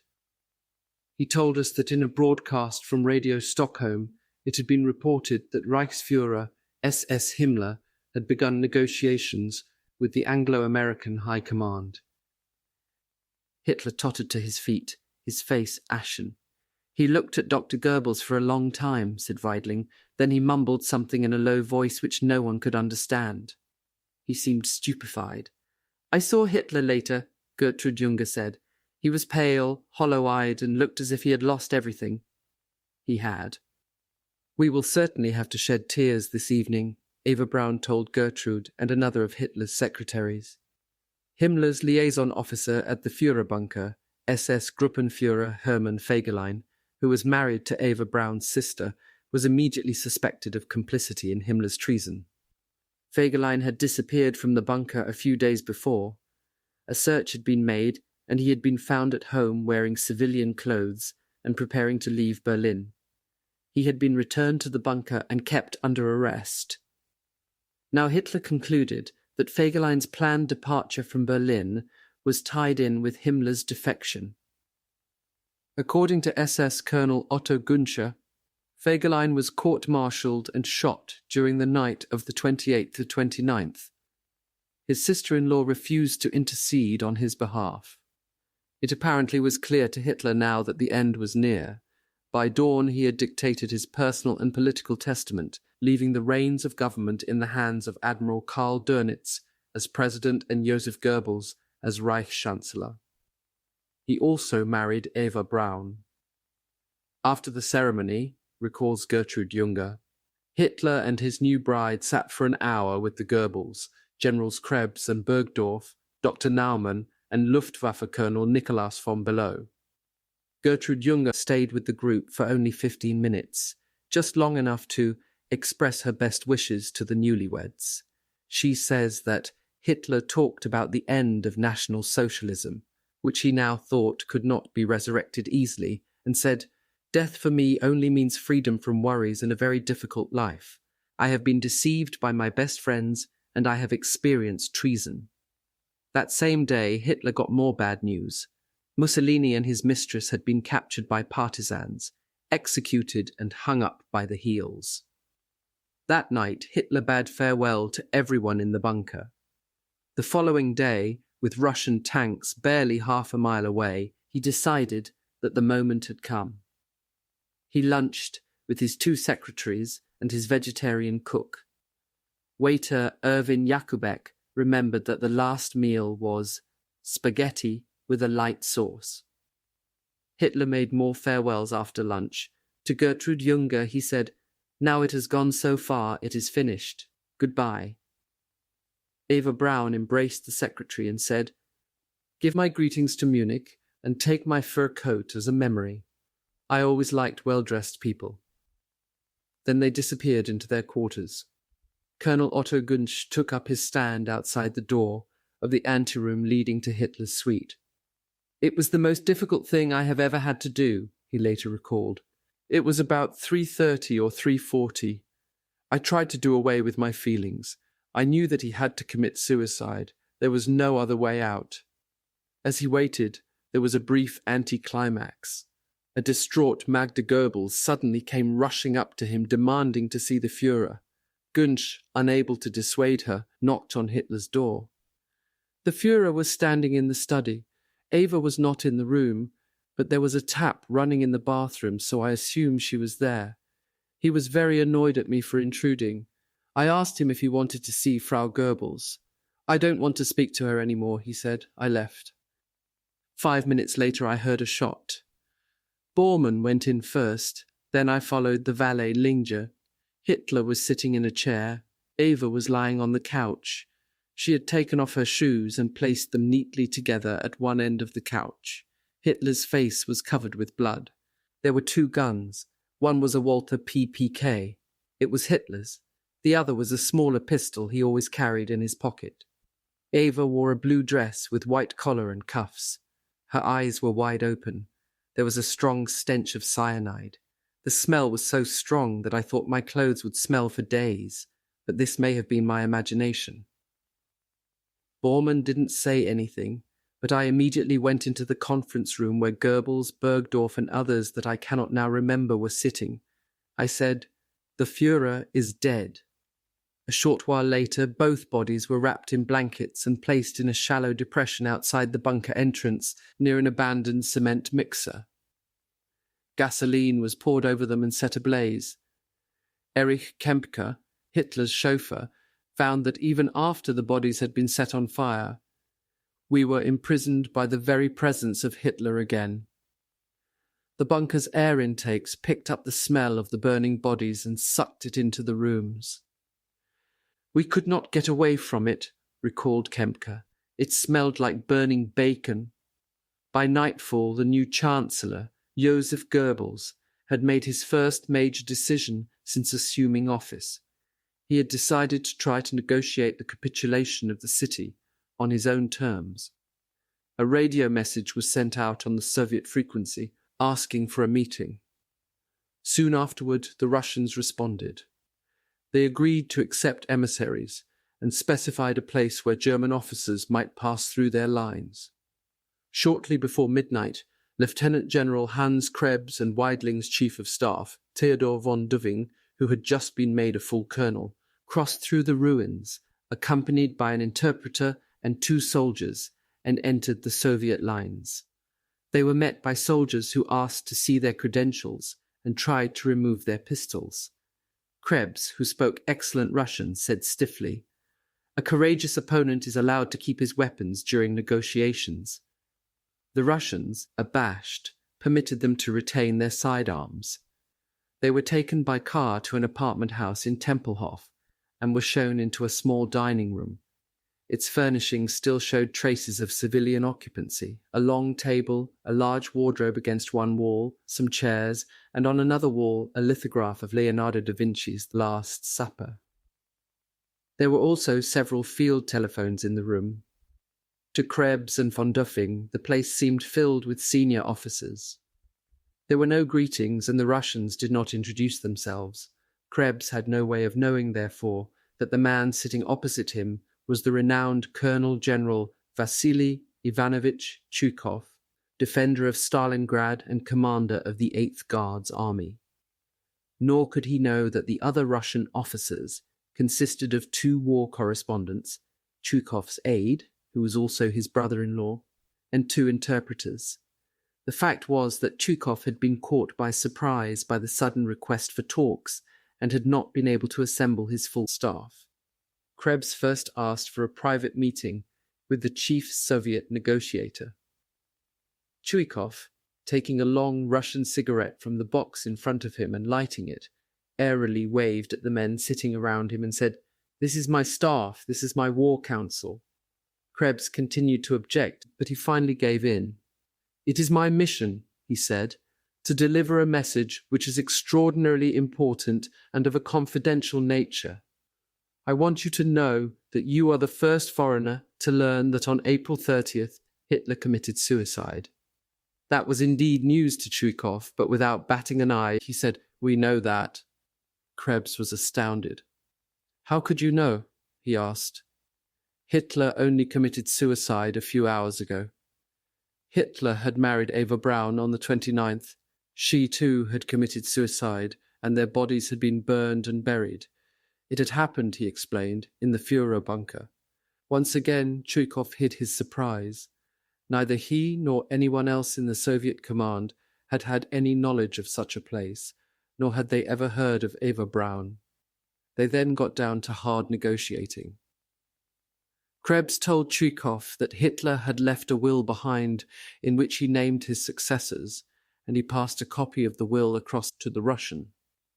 The problem, he said, was that there could not be a complete surrender because Dönitz, the new president, was not in Berlin.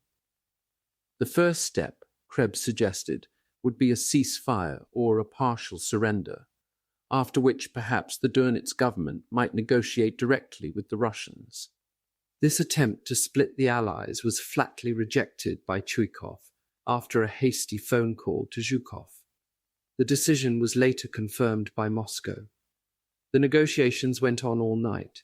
By dawn, all that Krebs had gained from the Russians was a single demand, an immediate unconditional surrender of the city, plus the personal surrender of all the occupants of the bunker.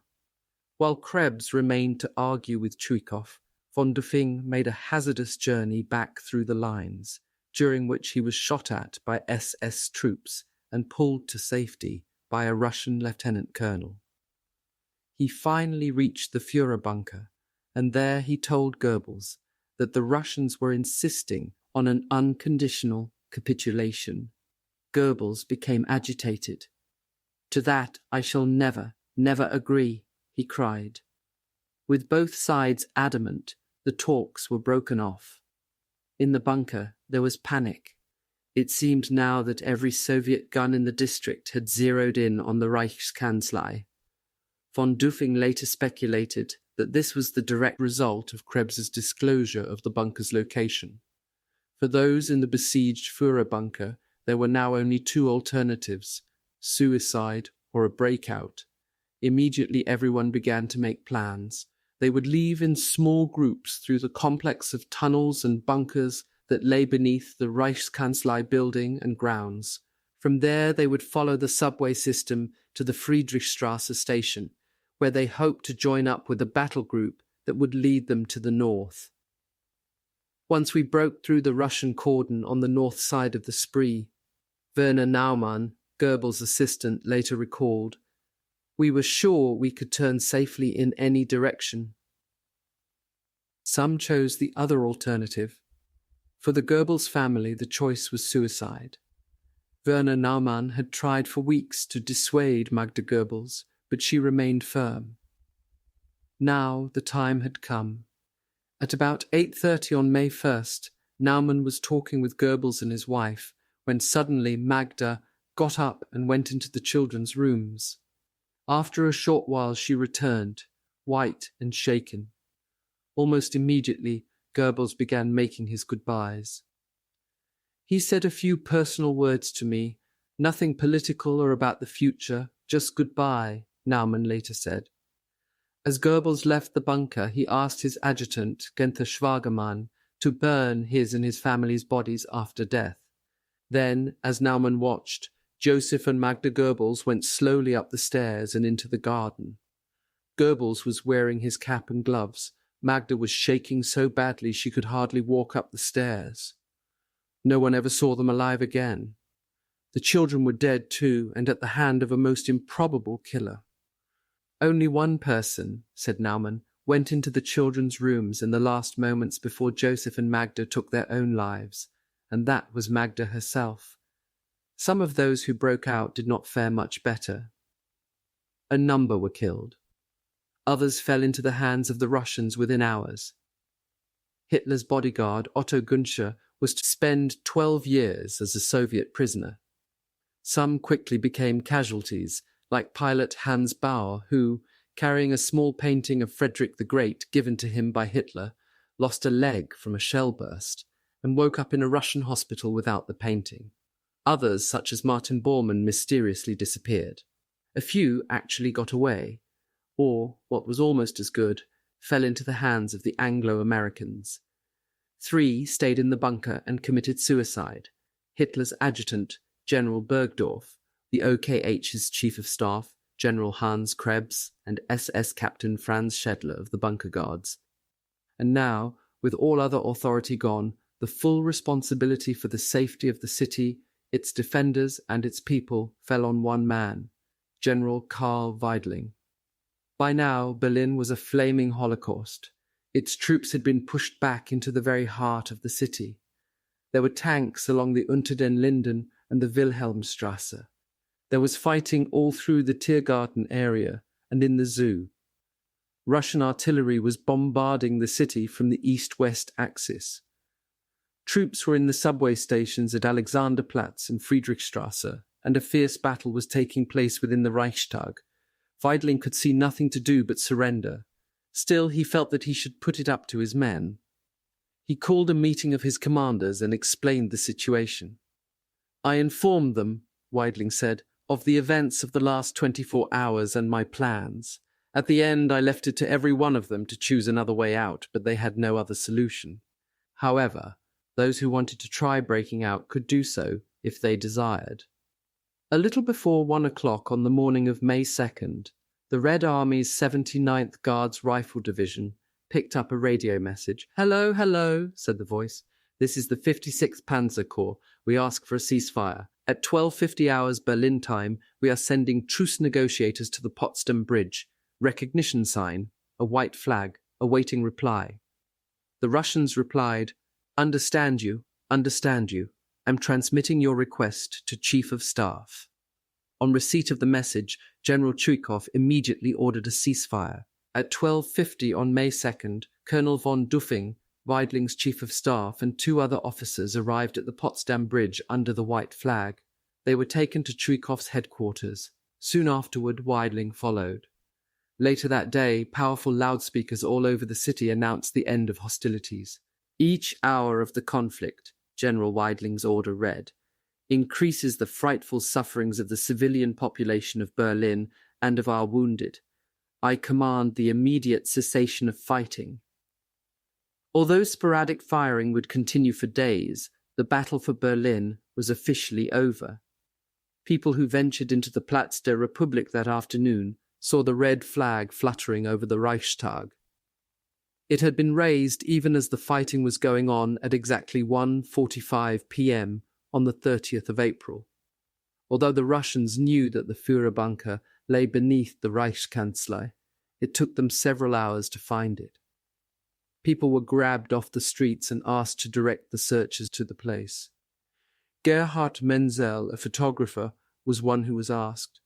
He had never heard of the bunker. Still, he went with one group of soldiers to the wrecked Reichskanzlei. In the labyrinth of cellars and passageways, Russian engineers led the way with mine detectors. As soon as a room or corridor was cleared, other soldiers collected papers, files, and maps. Menzel was suddenly given a pair of binoculars the Russians had found and told to leave. They had arrived at the Führer bunker itself. The first bodies they found were those of Generals Bergdorf and Krebs. The two officers were in the corridor lounge, sitting before a long table littered with glasses and bottles. Both men had shot themselves, but they were identified by papers found in their uniforms. Major Boris Polivoy, in one of the first search teams to enter, made a quick inspection of the entire bunker. In a small room with Pullman-type beds fastened to the walls, he found the Gerbles family. The bodies of Joseph and Magda were lying on the floor. Both bodies had been burned, Polivoy said, and only Joseph Gerbles' face was recognizable. The Russians later had trouble figuring out how the parents' bodies came to be there. Presumably someone had brought them back into the bunker after their partial cremation, but the Russians never learned who. The children were also there. To see the children was horrid, Major Polivoy said. The only one who seemed disturbed was the eldest, Helga. She was bruised. All were dead, but the rest were lying there peacefully. Soviet doctors immediately examined the youngsters. There were burn marks around their mouths, leading the doctors to believe that the children had been given a sleeping potion and had then been poisoned while they slept by cyanide tablets, which had been crushed between their teeth. From Helga's bruises, the doctors speculated that she had awakened during the poisoning, had struggled, and had had to be held down. As the bodies were carried up to the Reichskanzlei Court of Honor to be photographed and tagged for identification purposes, Polivoy took a last look around the death room. Lying on the floor were the children's toothbrushes and a squash tube of toothpaste. A special team of experts found Hitler's body almost immediately, buried under a thin layer of earth. A Russian historian, General B.S. Telpuchovsky, felt sure that it was the Führer. The body was badly charred, he said, but the head was intact, though the back was shattered by a bullet. The teeth had been dislodged and were lying alongside the head. Then some doubts began to arise. Other bodies were found in the same area, and some of them too had been burned. "We found the body of a man in uniform whose features resembled Hitler's," said Telpuchovsky, "but his socks were darned. We decided that this could not be Hitler, because we hardly thought that the Führer of the Reich would wear darned socks." There was also the body of a man who was freshly killed but not burned. The matter of the two doubles was further confused when the first body was placed alongside the second, and guards and other German personnel were asked to identify them. They either could not or would not. A few days later, Colonel General Vasily Sokolovsky ordered a dental check to be made of each body. Fritz Echtmann and Kater Heusemann, the dental technicians who had worked in the offices of Hitler's dentist, Blaschke, were turned up. Echtmann was taken to Finau, near Eberswalde, about 25 miles northeast of Berlin. He was asked to draw a sketch of Hitler's teeth. When he had finished, his interrogators disappeared into another room with the sketch. A short while later, they were back. "It fits," Echtmann was told. Then the Russians showed the technician Hitler's entire lower jaw and dental bridges. Kater Heusemann was picked up on May 7th. She immediately identified the jaw and bridges. The work she and Blaschke had performed some months ago was easily recognizable. Kater was given a bag of food and driven back to Berlin. 2 days later she was picked up again, and this time taken to the town of Erkner. In a clearing was a row of open graves, the bodies visible in them. "Identify them," the Russian with her said. Kater immediately recognized the bodies of Joseph Gerbles and his children. The girls were all still wearing flannel nightgowns of a printed material with a design of small red roses and blue flowers intertwined, she said. There was no sign of Magda Gerbles. Apparently, as a consequence of her identification of Hitler's teeth, Kater Heusemann spent the next 11 years in a Soviet prison, most of the time in solitary confinement. What happened to the remains of Hitler's body? The Russians claim to have cremated it just outside Berlin, but they will not say where. They say that they never found Eva Braun's body, that it must have been consumed completely by fire, and that any normally identifiable portions must have been destroyed or scattered in the furious bombardment of the government buildings. On the morning of April 30th, as Gotthard Hinrichi walked down the corridor of his headquarters before departing for good, a young captain had stepped up to him. "General," he said, "you don't know me. I have been working in the operations department. Like everyone else, I know that you have been relieved and ordered to report to Plön." Hinrichi said nothing. "I beg of you," said the young captain, "do not hurry getting there." "What are you talking about?" asked Hinrichi. "Years ago," said the captain, "I used to walk behind the regimental band in Schwabisch Gmund on Sundays during church parade. You were a major then, sir. I later became well acquainted with the man who was then your adjutant." Hinrichi said, "Yes, Rommel?" "Well, sir," the captain continued, "I hope you will forgive me for saying that I would not like the same fate to overtake you that befell Field Marshal Rommel." "What do you mean?" Hinrichi asked, looking at him sharply. "Rommel was killed in action." The captain replied, "No, sir, he was not. He was forced to commit suicide." Hinrichi stared at him. "How do you happen to know this?" he snapped. "I was Rommel's aide," the officer told him. "My name is Helmut Lang. I beg of you, drive as slowly as you can to Plön. That way the war will probably be over by the time you get there." Hinrichi hesitated. Then he shook Lang's hand. "Thank you," he said stiffly. "Thank you very much." Hinrichi walked on down the corridor and out of the building. Drawn up there were the members of his small staff. Someone gave an order, and every man came to the salute. Hinrichi walked over to each of them. "I want to thank you all," he said. Captain Heinrich von Bieler, the general's aide, opened the car door. Hinrichi got in. Von Bieler climbed in beside the driver. "Plön," he said. Hinrichi leaned over and tapped the chauffeur on the shoulder. "We're in no great hurry," he said. Late the next night, Hinrichi reached the barracks at Plön. As he entered his room, a radio was playing. There was a sudden interruption. After a low roll of drums, it was announced that the Führer was dead. The time was 10 p.m., May 1st.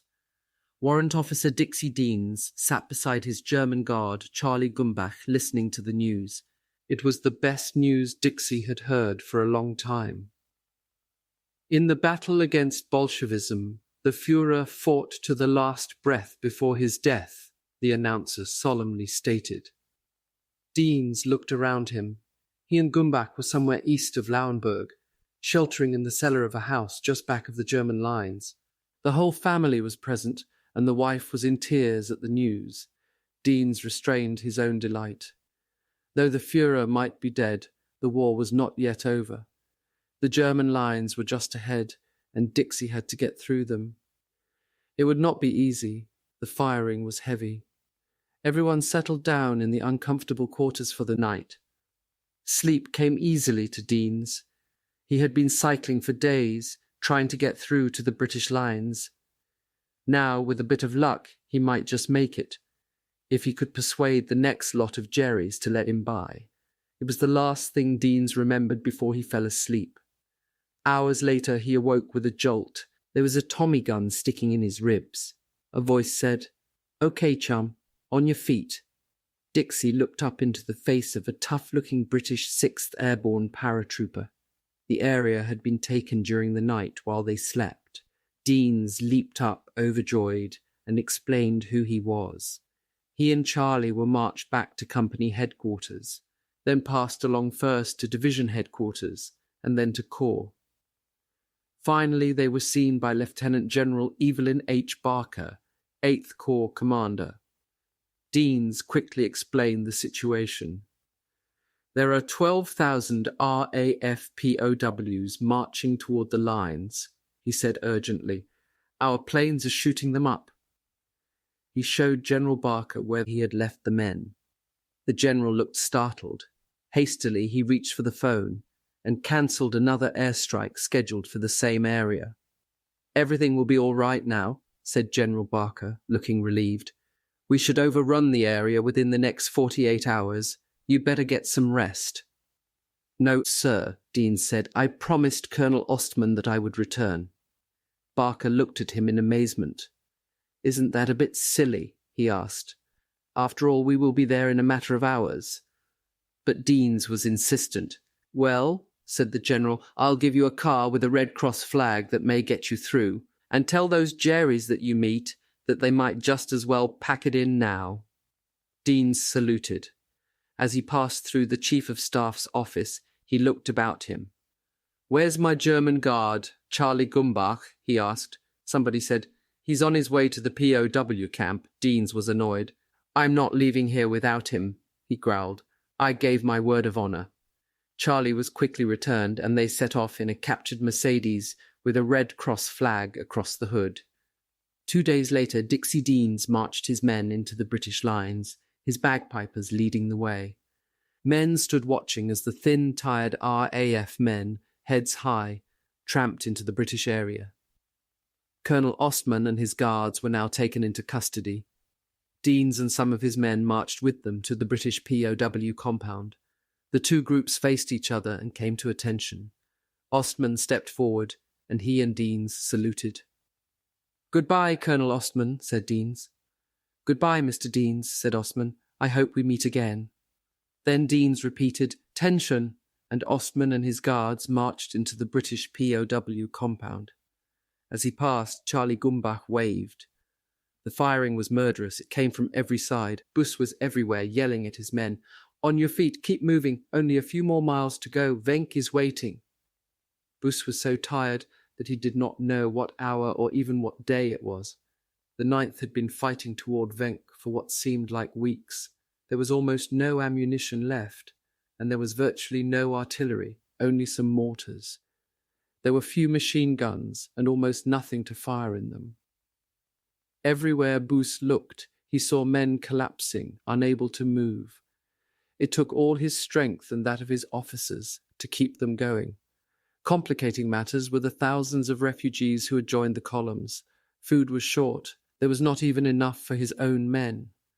Venk could not be more than a few miles away, but Russian resistance was still stiff.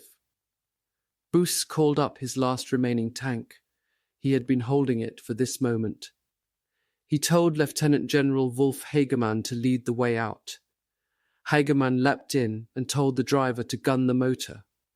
The tank thrashed forward. They rumbled across a ditch and some rough ground.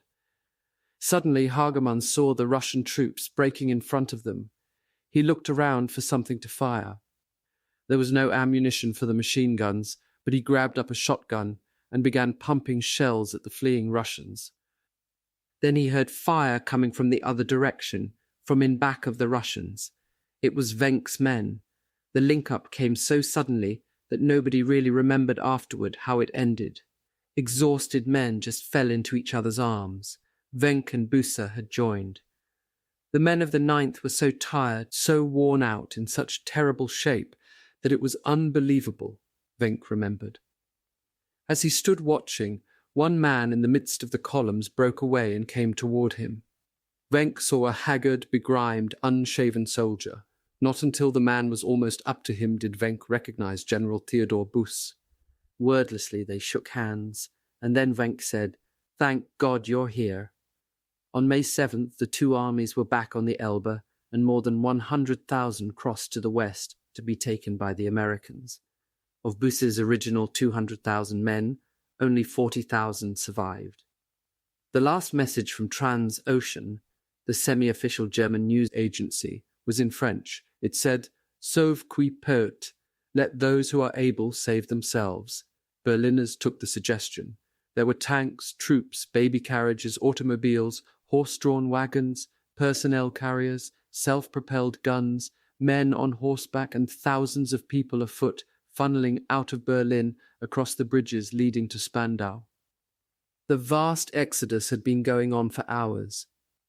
The surrender might have been signed, but shooting was still going on, and all the refugees wanted to do was escape. Occasionally the columns of fleeing Germans were shelled. Apparently, Russian artillery to the north and south had not yet received the ceasefire. Young Brigitte Weber set out from Berlin in her father-in-law's chauffeur-driven car. She was wrapped in her fur coat, and she had a basket of heirloom silver at her feet. Then the car got jammed in the Spandau columns, and it took 10.5 hours to travel just a few miles. She finally had to abandon the car and, like thousands of others, trudge west on foot. The 16-year-old Aribert Schultz was astonished to find himself once again in the presence of the official SS executioner. Schultz was lying next to the red-haired man in a first-aid shelter. The lanky SS gunman had taken a full burst of fire across the stomach. He screamed for 16 hours before he died. Again and again, as the great throngs of people filled the roads leading towards the bridges, shells landed among them. Hildegard Panzer, travelling with Captain Kurt Eich, who was helping her with her 2 children, Wolfgang 9 and Helga 5, lost the little boy and girl in the crush. She never saw them again. In all, an estimated 20,000 people were killed and wounded in the mad exodus. And then at last, the shells stopped falling, and the refugees left the sound of gunfire behind. They walked a little farther, to be sure, then they dropped to the ground. Men, women, and children slept where they fell, in fields, in ditches, in empty houses, in abandoned vehicles, on the shoulders of the roads, in the roads themselves. They were safe now. The last battle had ended. Abu! Abu! Heinrich Schwarz walked through the terrible devastation of the zoo. There was nothing left now, he thought. The zoo would never be the same again. Dead animals and rubble were everywhere. He walked toward the pool. Abu! Abu! He called. There was a fluttering. At the edge of the empty pool was the rare Abu Markub stork, standing on one leg and looking at Schwarz. He walked through the pool and picked up the bird. "It's all over, Abu," said Schwarz. "It's all over." He carried the bird away in his arms. On May 4th, Ilse Antz slowly stepped from her Wilmersdorf cellar for the first time in daylight since April 24th. The streets were strangely quiet. At first, unaccustomed to the brightness, I saw nothing but black circles before my eyes. But then I looked around. The sun was shining and spring had come. The trees were blooming. The air was soft. Even in this tortured and dying town, nature was bringing back life. Up to now, nothing had touched me. All emotions were dead. But as I looked over at the park where spring had come, I could not control myself any longer. For the first time since it had all started, I cried.